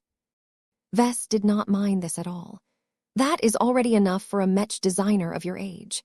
I can start to work on first-class mech design projects early if you manage to advance to journeyman mech designer soon enough. If our design philosophies are similar enough, we can combine our respective advantages and collaborate on experimental projects that should have much greater value to certain first-class audiences. Chapter 53, 47 E-Technology. Congratulations! You have formally joined the Larkinson clan. Your new identity shall be Alexa Strian Larkinson, though it is not necessary to add that last part in normal conversations. How do you feel now that you have joined my clan? The young woman still continued to kneel in front of the large statue of the golden cat. In order to commemorate this important induction ritual, she had changed into ceremonial robes that had especially been prepared by the best tailors of her former ancient clan. The relatively modest-sized ceremonial hall offered a suitable stage for the woman to take the final step in severing her ties from the Terran Alliance and join a completely different polity. From now on, Alexa was obliged to stand up for the Larkinson clan. Even if her grandfather or any other Terran contacted her in order to ask for favor, she needed to consider whether her response would benefit or harm her fellow Larkinsons. It was only now that she formed a connection to the Larkinson clan that she understood how so many entrants got along so well with each other. No matter how many differences they had with each other, under the overarching warmth and love radiated by the Golden Cat, the Larkinson network encouraged every clansman to treat each other as family. The way Alexa looked at her new patriarch and the other Larkinsons gathered in the ceremonial hall had changed. She already shared a bond of trust and friendship with Vess, but she had yet to spend enough time with the other members of the Larkinson to develop any similar bonds. They might as well be strangers. All of that changed now that she had accepted the identity of a Larkinson in heart and soul. It had taken her a lot of effort and a lot of preparation to shift her mentality to this extent. She had already known that a lot of Terran applicants failed to enter the Larkinson clan due to their lingering attachments to their clans and their home state. How could Alexa possibly make the same mistake? With the encouragement of her grandfather and the repayment of much of the benefits that she received throughout her childhood, Alexa managed to settle all of her perceived debts to the Terran superstate and reduce the psychological burden of cutting her old ties. All of it was worth it in the end. Perhaps other people might think that she had been a reckless gamble by leaving one of the strongest and wealthiest ancient clans of the Terran Alliance, but she had a lot of confidence in the potential of the Larkinson clan. Even if she had yet to formally join the Larkinsons up until this point, Vess had already given her plenty of hints about his clan's ambitious plans for the future. As far as Alexa was concerned, she could enjoy a much brighter future as a Larkinson as opposed to a Strian. She could also help her former relatives far more as a prominent Larkinson Mech designer than a forgettable descendant of a well-established ancient clan. The Strian ancient clan did not suffer a shortage in talents anyway. She knew quite well that the opportunities that the Strians had reserved for her in the coming decades could easily be allocated to the other descendants that had entered the same profession. With that thought in mind, Alexa had no regrets about this major turn in her life. She was free to embrace her new life as a Larkinson without any lingering guilt. As if to celebrate her successful entry into the clan, the statue of the golden cat shone before a manifestation of the ancestral spirit emerged above her head. Naya. The glowing and intangible spirit radiated so much warmth and love that Alexa couldn't help but embrace the adorable little thing in her arms. Although she found it rather strange at how she was able to hold a creature that shouldn't be physical, her analytical mind took a backseat to her newfound affection to her newly adopted family. So you are the real power behind the clan. I didn't expect you to be so cute. Is this your superpower? Nayesa. As Goldie indoctrinated the latest member of the Larkinson clan with her feline charm, Vess and the others who witnessed the ritual stepped forward and congratulated the former Terran. Welcome to the clan, Miss Alexa. Gavin Newman bowed. I have been looking forward to your entry. Once you have completed your induction process, our clan would like to request your assistance on a few matters related to our ongoing cooperation and interactions with different Terran institutions. We could sorely use the advice and intervention of a knowledgeable and well-connected insider. While our current deals with the Terrans are relatively satisfactory on the surface, we have encountered plenty of hindrances due to lack of understanding. We have been unable to make much progress due to the obstacles in our way. The young woman did not look surprised at this. Terran society is based on long-term trust and partnerships. We rarely work with foreigners and outsiders that have only emerged for a short time. Many different groups come and go like dayflies. For clans that have lasted for centuries, if not millennia, there is not much benefit to engaging with these groups. Even if our patriarch is able to present highly desirable inventions, the heritage of the oldest continuous state is not for show. I can readily tell you that our Strian ancient clan, as well as every other established clan, has started up entire research groups that are tasked with unearthing the secrets of our hidden past. That attracted the interest of Vess. How much progress have these research groups made? Their progress will surprise you, I think. Alexa responded in a measured tone. While I am not informed of any developments that have matched or surpassed your own unique inventions, the sheer quantity of Terran researchers allocated to the new research projects have yielded many different results. The impact of every successful result may not be great, but by pooling so many advancements together, I believe that the Terran research groups have made decent strides in piecing together systematic theories and applications. Once they have established a proper scientific framework on hyper-technology and e-technology, the Terran Alliance will be able to unleash all kinds of powerful advancements. Hyper-technology was any sort of tech that made effective use of the properties of hypermaterials. It combined matter with e-energy and was easier to work with for most people. E-technology was a lot more special as it primarily dealt with e-energy. Many people simply couldn't get started in this field because they lack the ability to perceive and manipulate this ubiquitous new form of energy. However, as Vest's astonishing specialty products already showed, the value and potential of e-technology was just as great as hyper-technology, if not more. If Vest hadn't taken the lead by unveiling his companion spirits and kinship networks, the other powers of red humanity would have never invested so much effort into digging up ancient cultivation heritages. I guess I have to look forward to much greater competition in the following years. Vest grinned. In fact, he already got a slight sense of how much progress the various human powers were making. After months of cooperating with the transhumanist faction, the specially adapted e-supercomputer built inside the Blinkhiverse had leaped across so many generations that it had actually started to come into power. Even though it was still not powerful enough to satisfy his demands, Vest could actually make decent use out of the additional processing power to speed up his work to an extent. Once his collaborators over at the transhumanist faction managed to solve the most difficult hurdles that prevented them from producing more advanced e-circuitry, the quantity of computing power that could be produced out of intangible chips would definitely skyrocket. The development of most e-computers had already surpassed a threshold where they could no longer be powered by base levels of exotic radiation. While there was a seemingly endless supply of e-energy in the galactic environment, the rate of flow in the red ocean was not that impressive.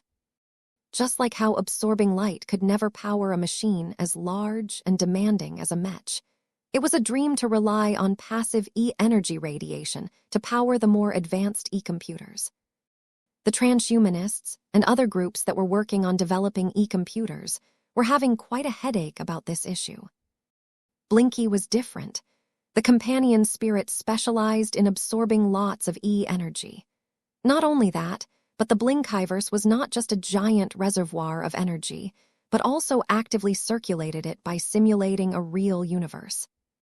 Even if the laws of physics were rather funky inside, it had still formed a complete planet and was already in the process of forming a star and other stellar objects. The three fundamental laws of thermodynamics still worked along the same principles. This was important because it meant that energy never really disappeared when it was used to power different devices. It just turned into different forms of energy. No matter how many e-computers Vest and Blinky built on the surface of the primordial planet, all of the energy they received as input eventually came out in other forms of energy. Vest did not have to worry about the Blinkhiverse draining itself of energy as it circulated throughout the internal universe. He just had to pay attention to not disrupt the universal ecosystem too much and destroy the natural balance. Even if the e-computers became a little too demanding, Blinky could always compensate by devouring more exotic radiation from the outside environment. In short, Vest enjoyed a huge advantage in the utilization of e-computers over other parties. In contrast, the transhumanists struggled to create their own internal universes and divert valuable manpower and resources into developing all kinds of supporting e-systems. While their efforts would ultimately pay off and enable them to make substantial strides forward, Vest was confident that he would always enjoy a head start due to the unique properties of Blinky and the Blinkhiverse. In fact, developing a successful e-computer was not the extent of his plans relating to the Blinkhiverse. He had quietly spent his time on developing another upgrade to the Blinkhiverse. He did not take the initiative to share this secret project with the transhumanists, as he considered this work as one of his future trump cards. If his efforts paid off, then an aspect that he previously regarded as a weakness would likely turn into one of his greatest strengths. It was not time yet, though. Today was all about Alexa's successful entry into the clan. After she spoke with a few of the Larkinsons in attendance, the newly adopted Larkinson finally turned to Vess. "Am I finally allowed to gain a companion spirit?" she asked. Vess nodded. "Yup, there are no barriers in the way anymore. The paperwork has all gone through. According to the terms of my agreement with the Red Association, I can only freely grant my companion spirits to the members of the Larkinson clan. Since you are officially registered as one, I can finally fulfill one of your dreams. Have you already put much thought into the design of your new companion?" "I have. Let me transfer the files to you, sir." A cat. I'm not surprised. Your requirements are not too demanding, so it shouldn't be too troublesome to realize this vision." "That is good to hear. Will I truly be able to get started with living mechs once I obtain this companion spirit?" "It is not strictly necessary, but it will make your life a lot easier," Vess responded. "I believe that it should easily save you a few years of exploration. This is not only important to you, but also to me. I have been looking forward to having a capable assistant at my side." Chapter 53, 48, Alexa's Companion Spirit. Vess already had plenty of experience in creating custom companion spirits. There was almost no chance of failure. Since Blinky was tasked with doing the heavy lifting, his abilities were extremely crucial to the delicate process. Fortunately, the Blinky had only grown more powerful since the start of the Age of Dawn. The imaginary universe method mainly focused on increasing his energy reserves and building up his own universe, but it also advanced his qualities as well. His control over energy had grown a bit more exquisite than before, allowing him to operate on Alexa's spirituality with a delicate and precise touch. Compared to most people, Alexa's spirituality was already stronger than average. Her superior background, her frequent proximity to her powerful grandfather, her persistent pursuit of living mechs, and more all played a role in shaping her to become the woman she was today. Of course, the passive absorption of E-energy radiation also helped to strengthen her spirituality over time. This gave Blinky enough room to create a relatively complete companion spirit from scratch. Vess only made use of 2 spiritual ingredients.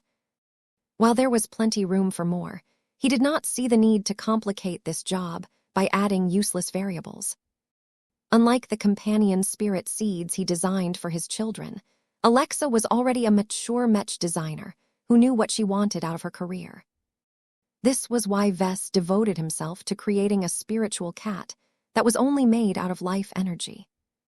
Even if the resulting companion spirit was unable to breathe life into Alexa's creations, it would still come with a complementary ability that could serve her well in her future work. Aside from that, she still had a chance of inheriting Vess' design philosophy. As long as she managed to advance to the rank of journeyman mech designer with a similar enough specialization, she still had hope of being able to create living mechs by herself. With that in mind, Vess and Alexa both agreed that the latter's companion spirit had to possess a complementary ability. Just as Blinky was able to absorb, process, and output a lot of spiritual energy, Alexa's own spiritual cat needed to give her a strong advantage that would remain relevant throughout the rest of her career. Alexa's companion spirit gradually took shape.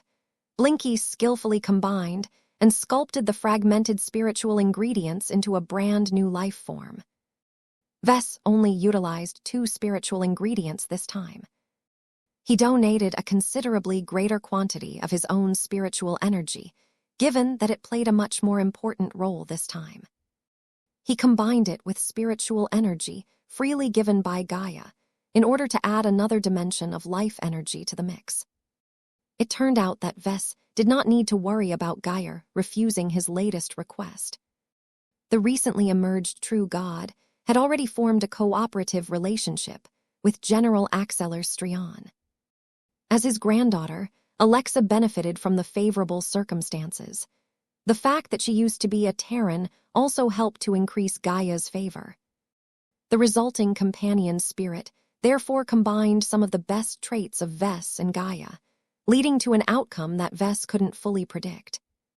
Although Vess was able to influence the traits of his creations to an extent, life was inherently complicated and unpredictable.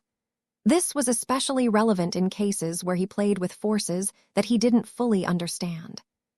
The most important variable that made this job more difficult was the fact that Vess was working with the spiritual energy donated by a true god this time. Compared with the more low-level spiritual energy of other entities, there was a real qualitative difference with the energy utilized by post-divinity entities. To be honest, genuine high-level spiritual energy was far too powerful and uncontrollable for Vess to work with. Even Vulcan needed to grow an entire heart of steel in order to reluctantly contain and digest the small amount of high-level metal energy that Blinky originally stole from Cassandra Breyer. It was not a good idea to rashly expose a relatively weak apprentice Mech designer to any form of high-level energy. Alexa was far from qualified to harness the power of a true god. Fortunately, once Vess made the necessary request, Gaia actively put effort into downgrading her spiritual energy to the point where it degenerated into an inferior form. While the processed energy was not as good as the original, Vess only needed it for its attributes, not its potency. The process of growth and evolution had to proceed step by step. If Vess wanted to give Alexa's companion spirit the best possible growth prospects, then he needed to focus on giving her a proper foundation instead of a speedy shortcut. Although Blinky most certainly had to put more effort into processing the degenerated energy donated by Gaia, the Star Cat could still rely on his strong ability to manipulate all kinds of spiritual energies. As time continued to pass, the newly created cat began to wake up as Blinky had managed to forge yet another companion spirit. Maya. Alexa watched with amazement as her companion spirit had finally taken a life of her own. The semi-transparent ragdoll cat with a symmetrical pattern of white, gray, and dark brown fur was more than just a creature. It was another part of herself. The newly inducted Larkinson closed her eyes in order to explore the brand new senses of her companion spirit. From the perspective of the cat that she was directly connected to, an entirely new reality opened up to her. As the floating ragdoll cat slowly swept her gaze across the workshop, she noticed a lot of phenomena that had always existed, but never noticed due to her inferior perception. The new companion spirit saw the flow of all of the E-energy radiation in the environment. These flows of mixed energies uniformly flowed in a single direction that pointed away from Messier 87. The companion spirit also noticed the spiritual bond that connected her to a vast and intricate network of connections. Alexa grew, amazed that this web of channels spanned over enormous distances. The mystery of the Larkinson network had become clear to Alexa's newly gained sight. She even spotted a powerful and formidable golden glow that occupied the center of the magical network.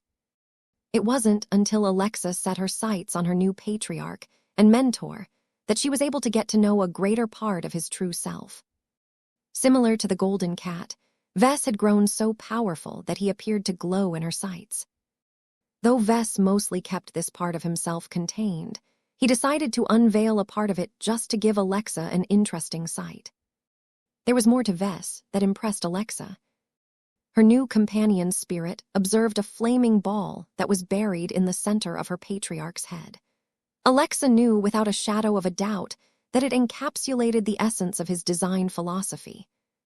It was a pity that Alexa had yet to detect anything comparable in her own self, but that could be remedied in the future. There were more oddities about Vess that she could spend hours on analyzing. The hammers that he carried on his tool belt were veritable artifacts. His entire body faintly glowed with not just one, but two entirely different variations of power. There were even hints of additional layers underneath what he showed on the surface. The flood of new data overwhelmed the former Terran.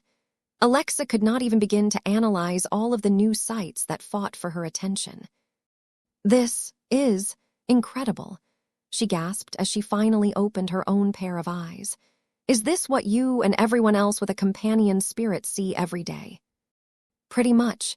You get used to it after a while. What you are seeing through your new companion spirit is different manifestations of E-energy that exists in another realm that is parallel to the one that our bodies occupy. Now that you have opened your perception to a hidden layer of reality, you have gained the qualifications to manipulate it in a deliberate fashion." "Is that what you intend to teach me, sir?" Vess nodded. "Yes. Since the Red 2 has yet to announce their latest unified technological developments, I will teach you my own theoretical framework. From there, you can choose to learn more specific methods and techniques from me, or you can choose to explore on your own. Whether you want to follow my footsteps or find your own direction, I don't mind either way. I am sure you can contribute a lot to our clan no matter your choice."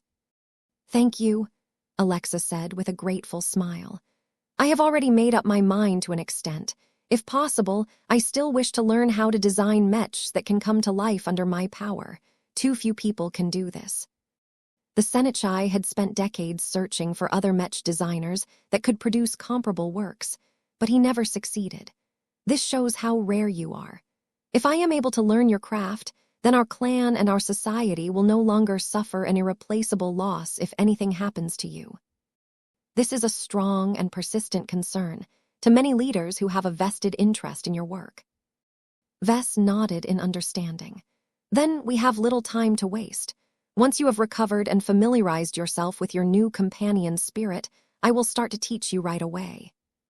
His attention eventually shifted back to the new companion spirit. "What have you decided to call your new companion spirit?" "Maya." "That is simple enough. Have you already learned what she can do?" "I think I have a vague idea of her abilities, but I am not entirely sure about my guess." "I think I know what she can do. Can I try it out on you? I believe that Maya's abilities won't cause you any harm." "Sure." The spiritual ragdoll cat slowly flew forward until one of her paws came into contact with Vess. A warm and nurturing spurt of energy tried to enter Vess' body. He had to lower his defenses to allow Maya to insert her energy and exert a measure of active control. Surprisingly enough, Vess did not really feel as if Maya had intruded into himself. Her energy appeared to contain the same trait of universal compatibility as Gaia's spiritual energy. Once Maya's energy approached Vess' spirituality, the former melted and began to nourish the latter. Although it had no effect as Vess was in good condition, his eyes widened as he realized what Maya was doing. "Your companion spirit is nourishing my spirituality. This is useful. Can you do more than heal any spiritual injuries?" Alexa furrowed her brows. "I believe so. I sense that Maya can exert her energy in a slightly different fashion. Let me try." Maya's spiritual energy began to shift into a slightly different state that caused it to produce a different effect. Though Maya was still far too weak to produce any noticeable effect on Vess, it quickly became clear what else the new companion spirit could do under her own power.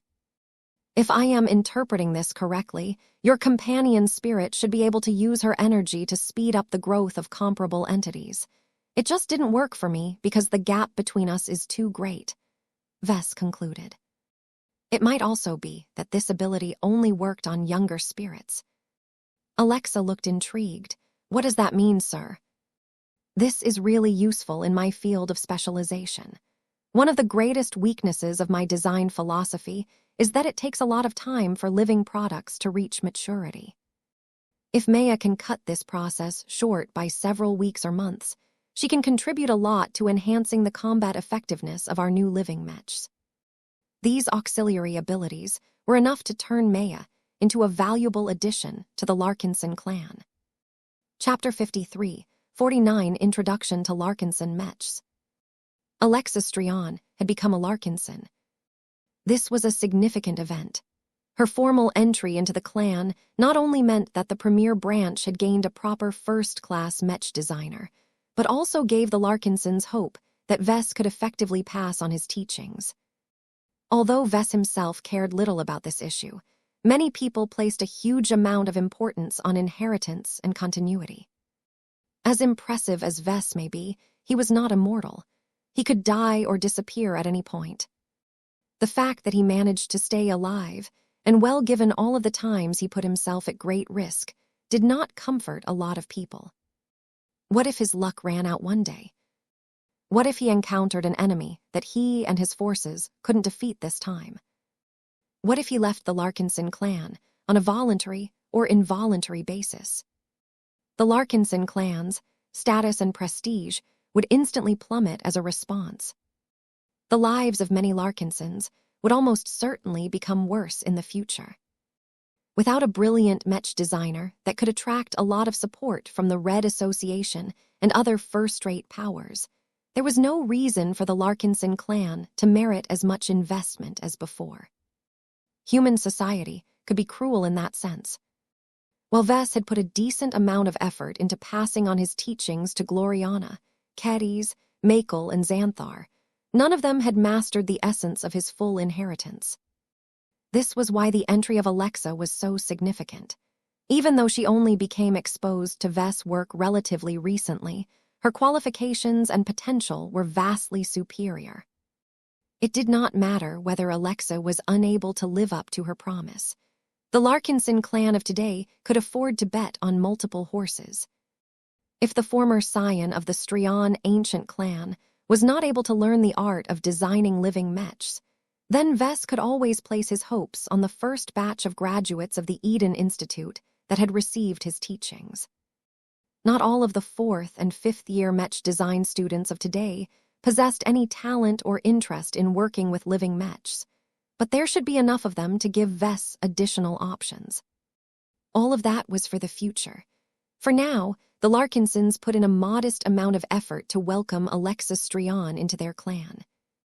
No ordinary new recruit merited so much attention, but even if everyone ignored her impressive background, the value that she could provide to the clan was enough to give her special treatment. This was how the Larkinson clan.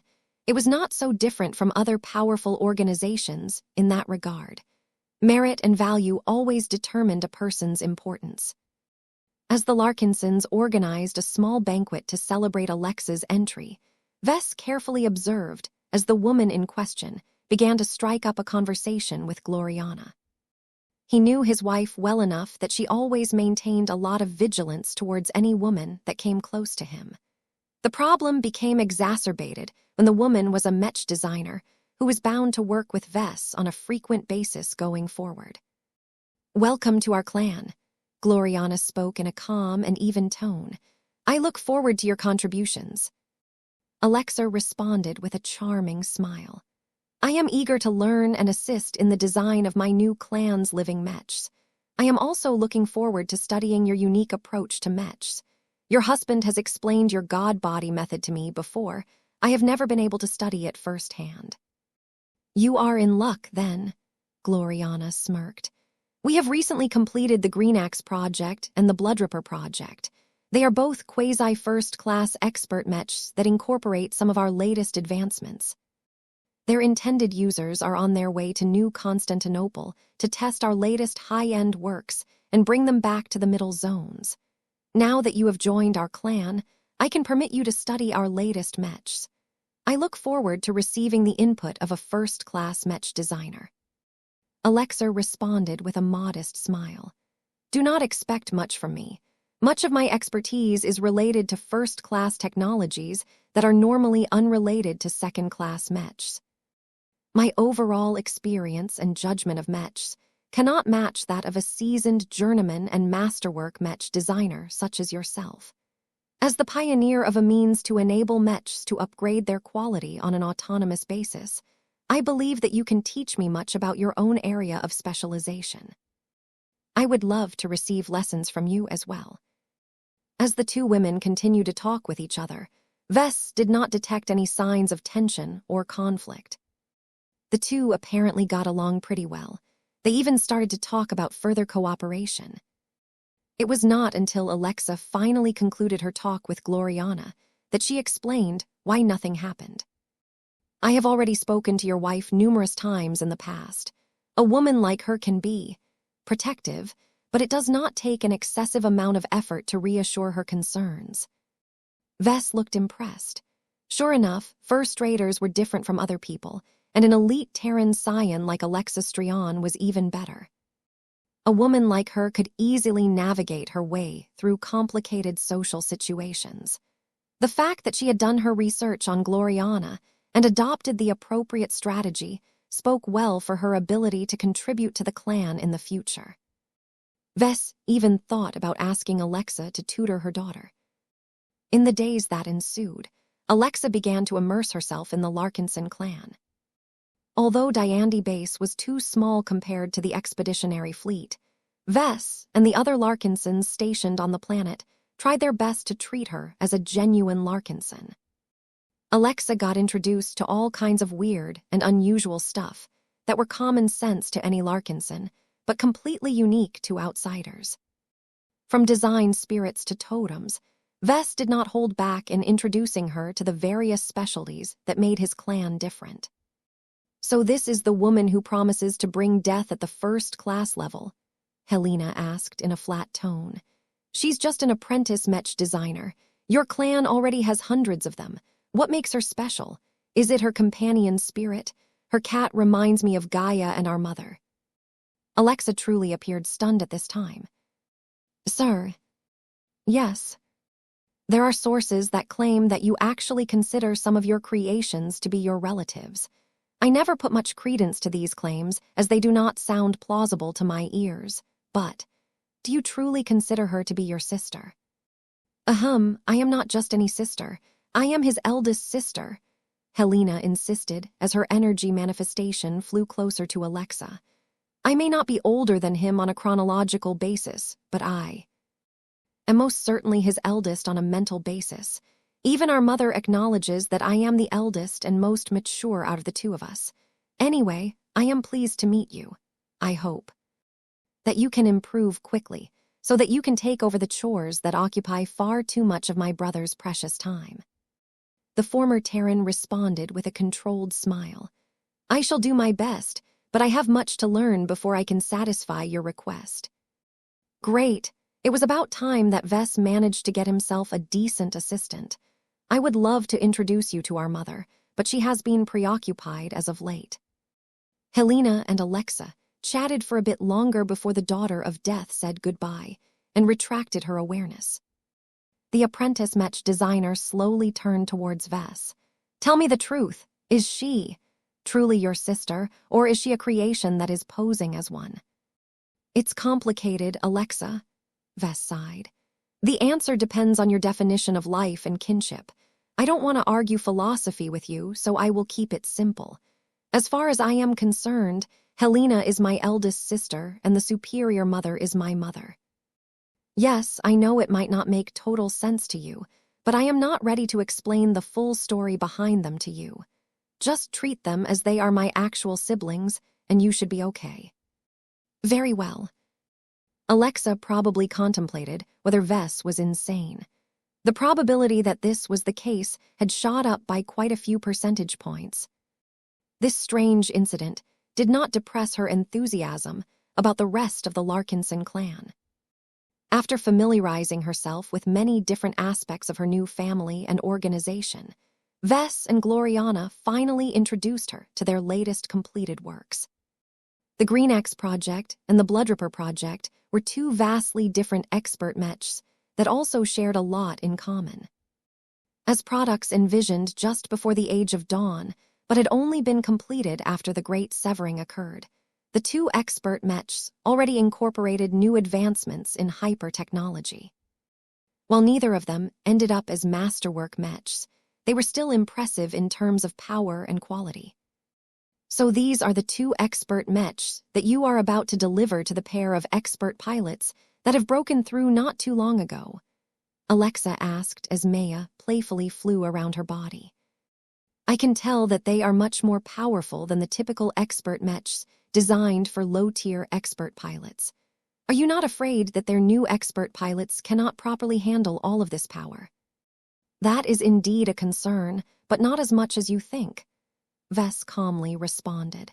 I have introduced you to the MSDS yesterday, so you should know that it can accurately simulate the performance of expert mechs. Our low-tier expert pilots can spend enough hours in the MSDS to thoroughly familiarize themselves with their new machines and master all of their nuances before they enter into their first real battle with their new machines. With the help of the MSDS, no Larkinson expert pilot should ever be able to make poor use out of their powerful living expert mechs. It was inexcusable if any of these powerful champions still struggled to control their powerful machines after months of dedicated practice. Seeing that Vess did not worry about this problem at all, Alexa did not push her argument any further. She instead began to study other noticeable aspects about the new expert mechs. Compared to the living mechs that I have already seen, these ones are different. One of them feels oddly empty. The other one feels just as alive as other humans. That is because they are, Vess smiled. The second-class mechs that the Eden Institute imported from the Middle Zones are all mass-produced mechs. These two are our handmade works. Do you know why we prize craftsmanship so much? This is part of the reason why. Both of them have reached the standard of a third-order living mech. The Bloodripper project is a classical living mech, so the livelier its personality, the stronger it becomes. The Green Axe project is a so-called second skin living mech, so it is deliberately kept blank so that it can best embody its pilot. Third order, second skin. You'll learn about that later. Vess waved his hand. There are many distinctions between living mechs, and I am sure that more variations will emerge in the future. The development of living mechs is still at an early stage. Perhaps in the future, you can contribute your own variation to our body of work. Alexa shook her head. That is a steep expectation.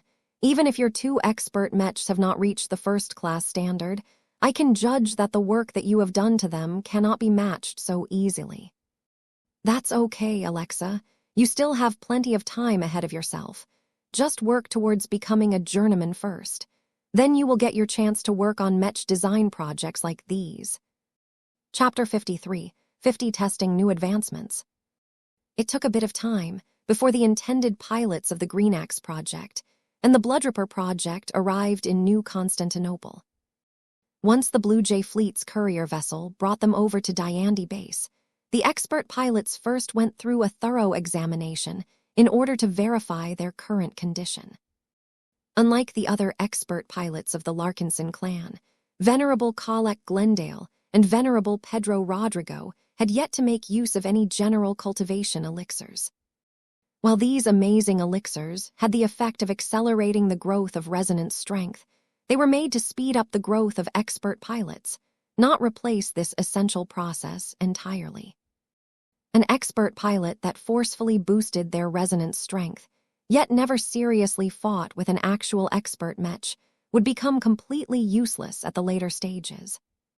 Any serious battle-tested high-tier expert pilot could easily demolish a peer that had only made it this far by piling up elixirs after elixirs. This was also one of the reasons why Vess felt reassured with letting his own pilots make use of the elixirs.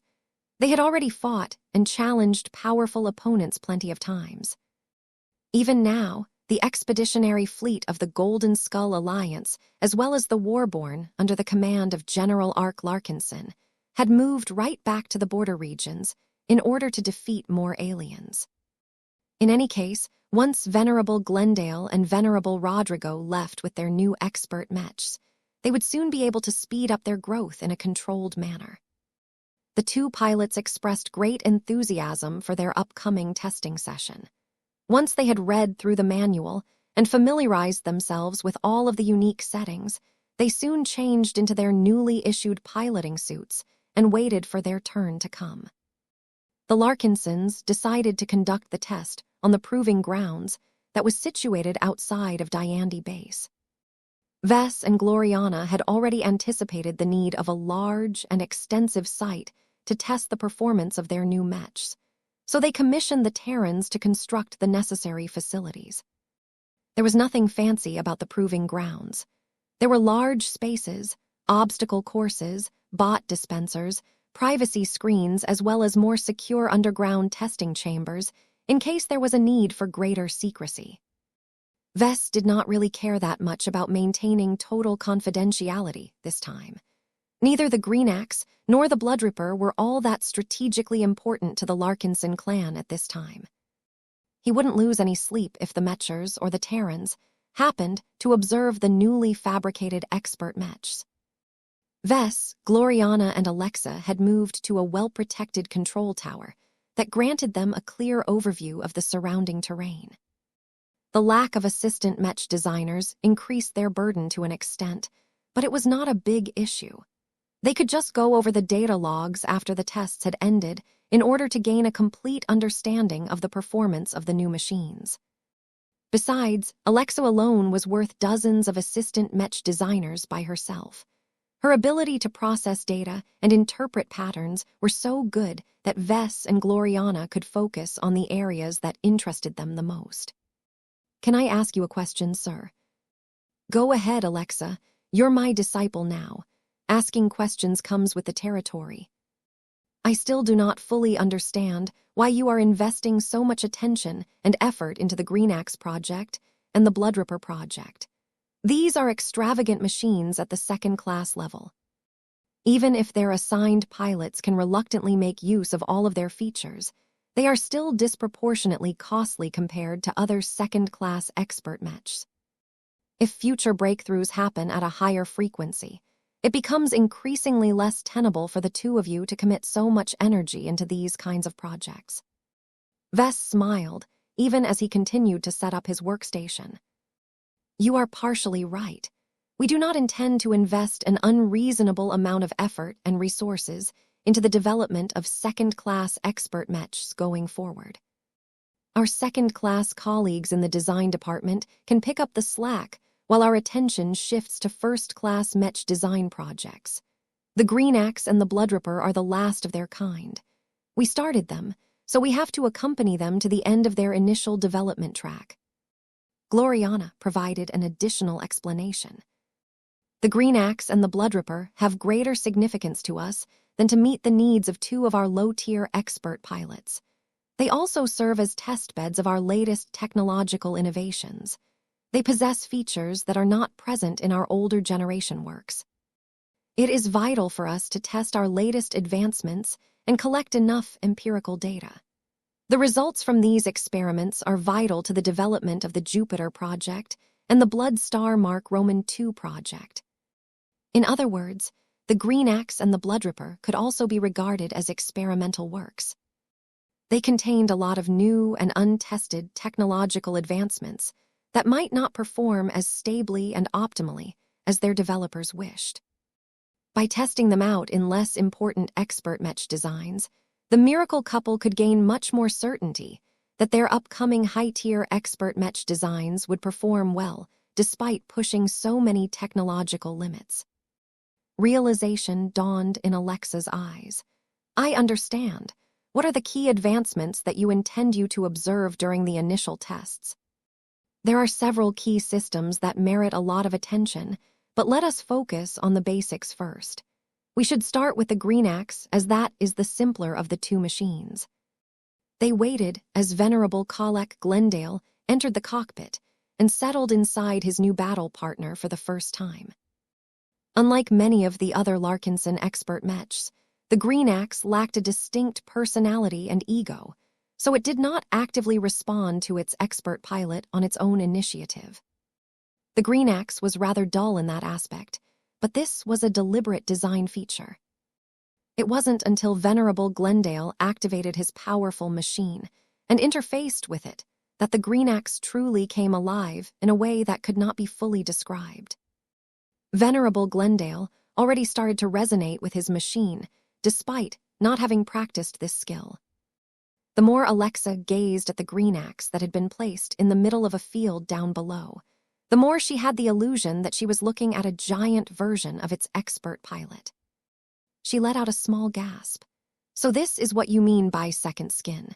This variation of living Mech gives up on turning a Mech into a living partner so that the pilot can exert greater control over the entire Mech frame. Won't the burden be greater for venerable Glendale? It depends, Vess responded. The green axe is not a complicated Mech, so the burden of controlling it is not that great to begin with. Even if we install additional modules later on, Glendale will still be able to maintain a high degree of control as he grows stronger. From what we have observed from the Mars, it is no problem at all for an ace pilot to embody his entire machine. The green axe started to move and perform a standard testing routine. The more venerable Glendale moved his formidable melee expert Mech, the more he became proficient in its control. This was one of the advantages of a second skin Mech. The pilot was able to ignore the barriers that got in the way of controlling a machine, allowing him to control it as if it was his actual body. The advantages of this were especially great for melee Mechs.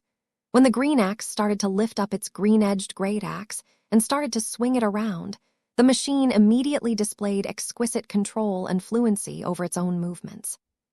The great axe is the most powerful aspect of this expert Mech, Gloriana spoke with pride.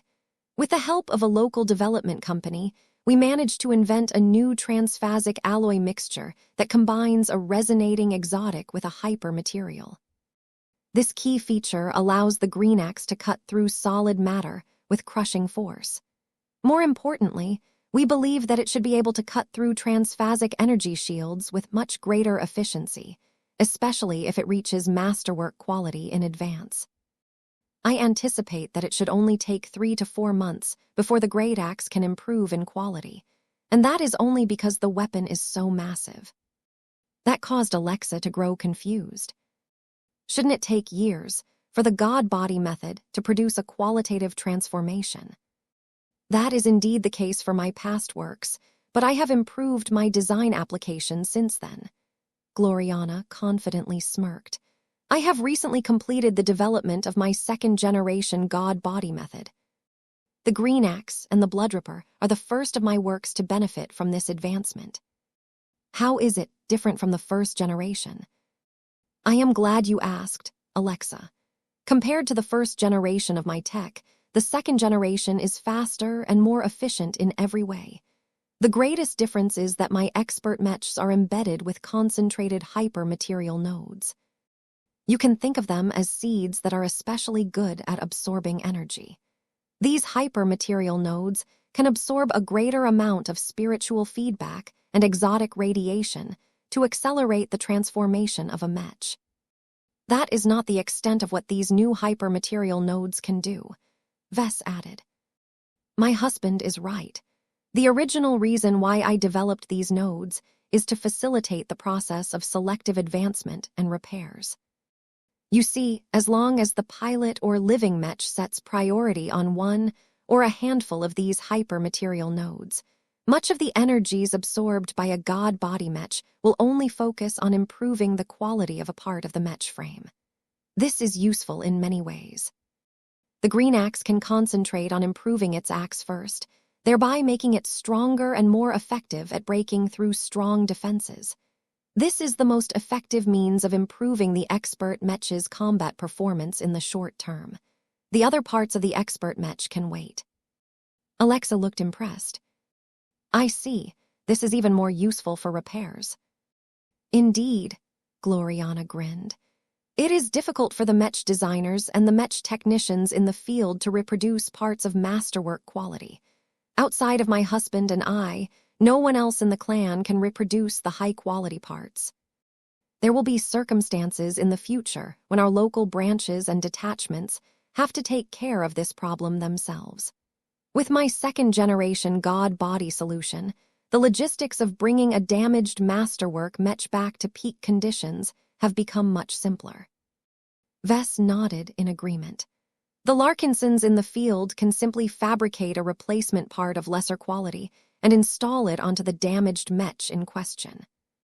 The living Mech can then set a priority on the new part, allowing it to channel the majority of absorbed energies into speeding up the improvement of its weakest components. The implications of this advancement were enormous. At the very least, the expeditionary fleet could handle the repairs of its expert mechs without needing to rely on the help of Vess and Gloriana. Alexa had a decent understanding of the significance of masterworks. They had become even more important in the Age of Dawn, as masterwork products worked particularly well with E-energy radiation. The Green Axe continued its test by chopping its new Great Axe onto a transphasic energy shield. Even though the transphasic energy shield was not that strong, the resonating Great Axe easily managed to cut the barrier in half. This destabilized it to such an extent that it immediately collapsed. Excellent, the new alloy is doing its work. The transphasic Great Axe managed to cut through solid alloys with even greater ease, and only got slowed down when it tried to cut through blocks of first-class alloys. The only problem of cutting through so many difficult obstacles was that venerable Glendale tired out at a much faster rate. This will improve in time. He's just a low-tier expert pilot for now.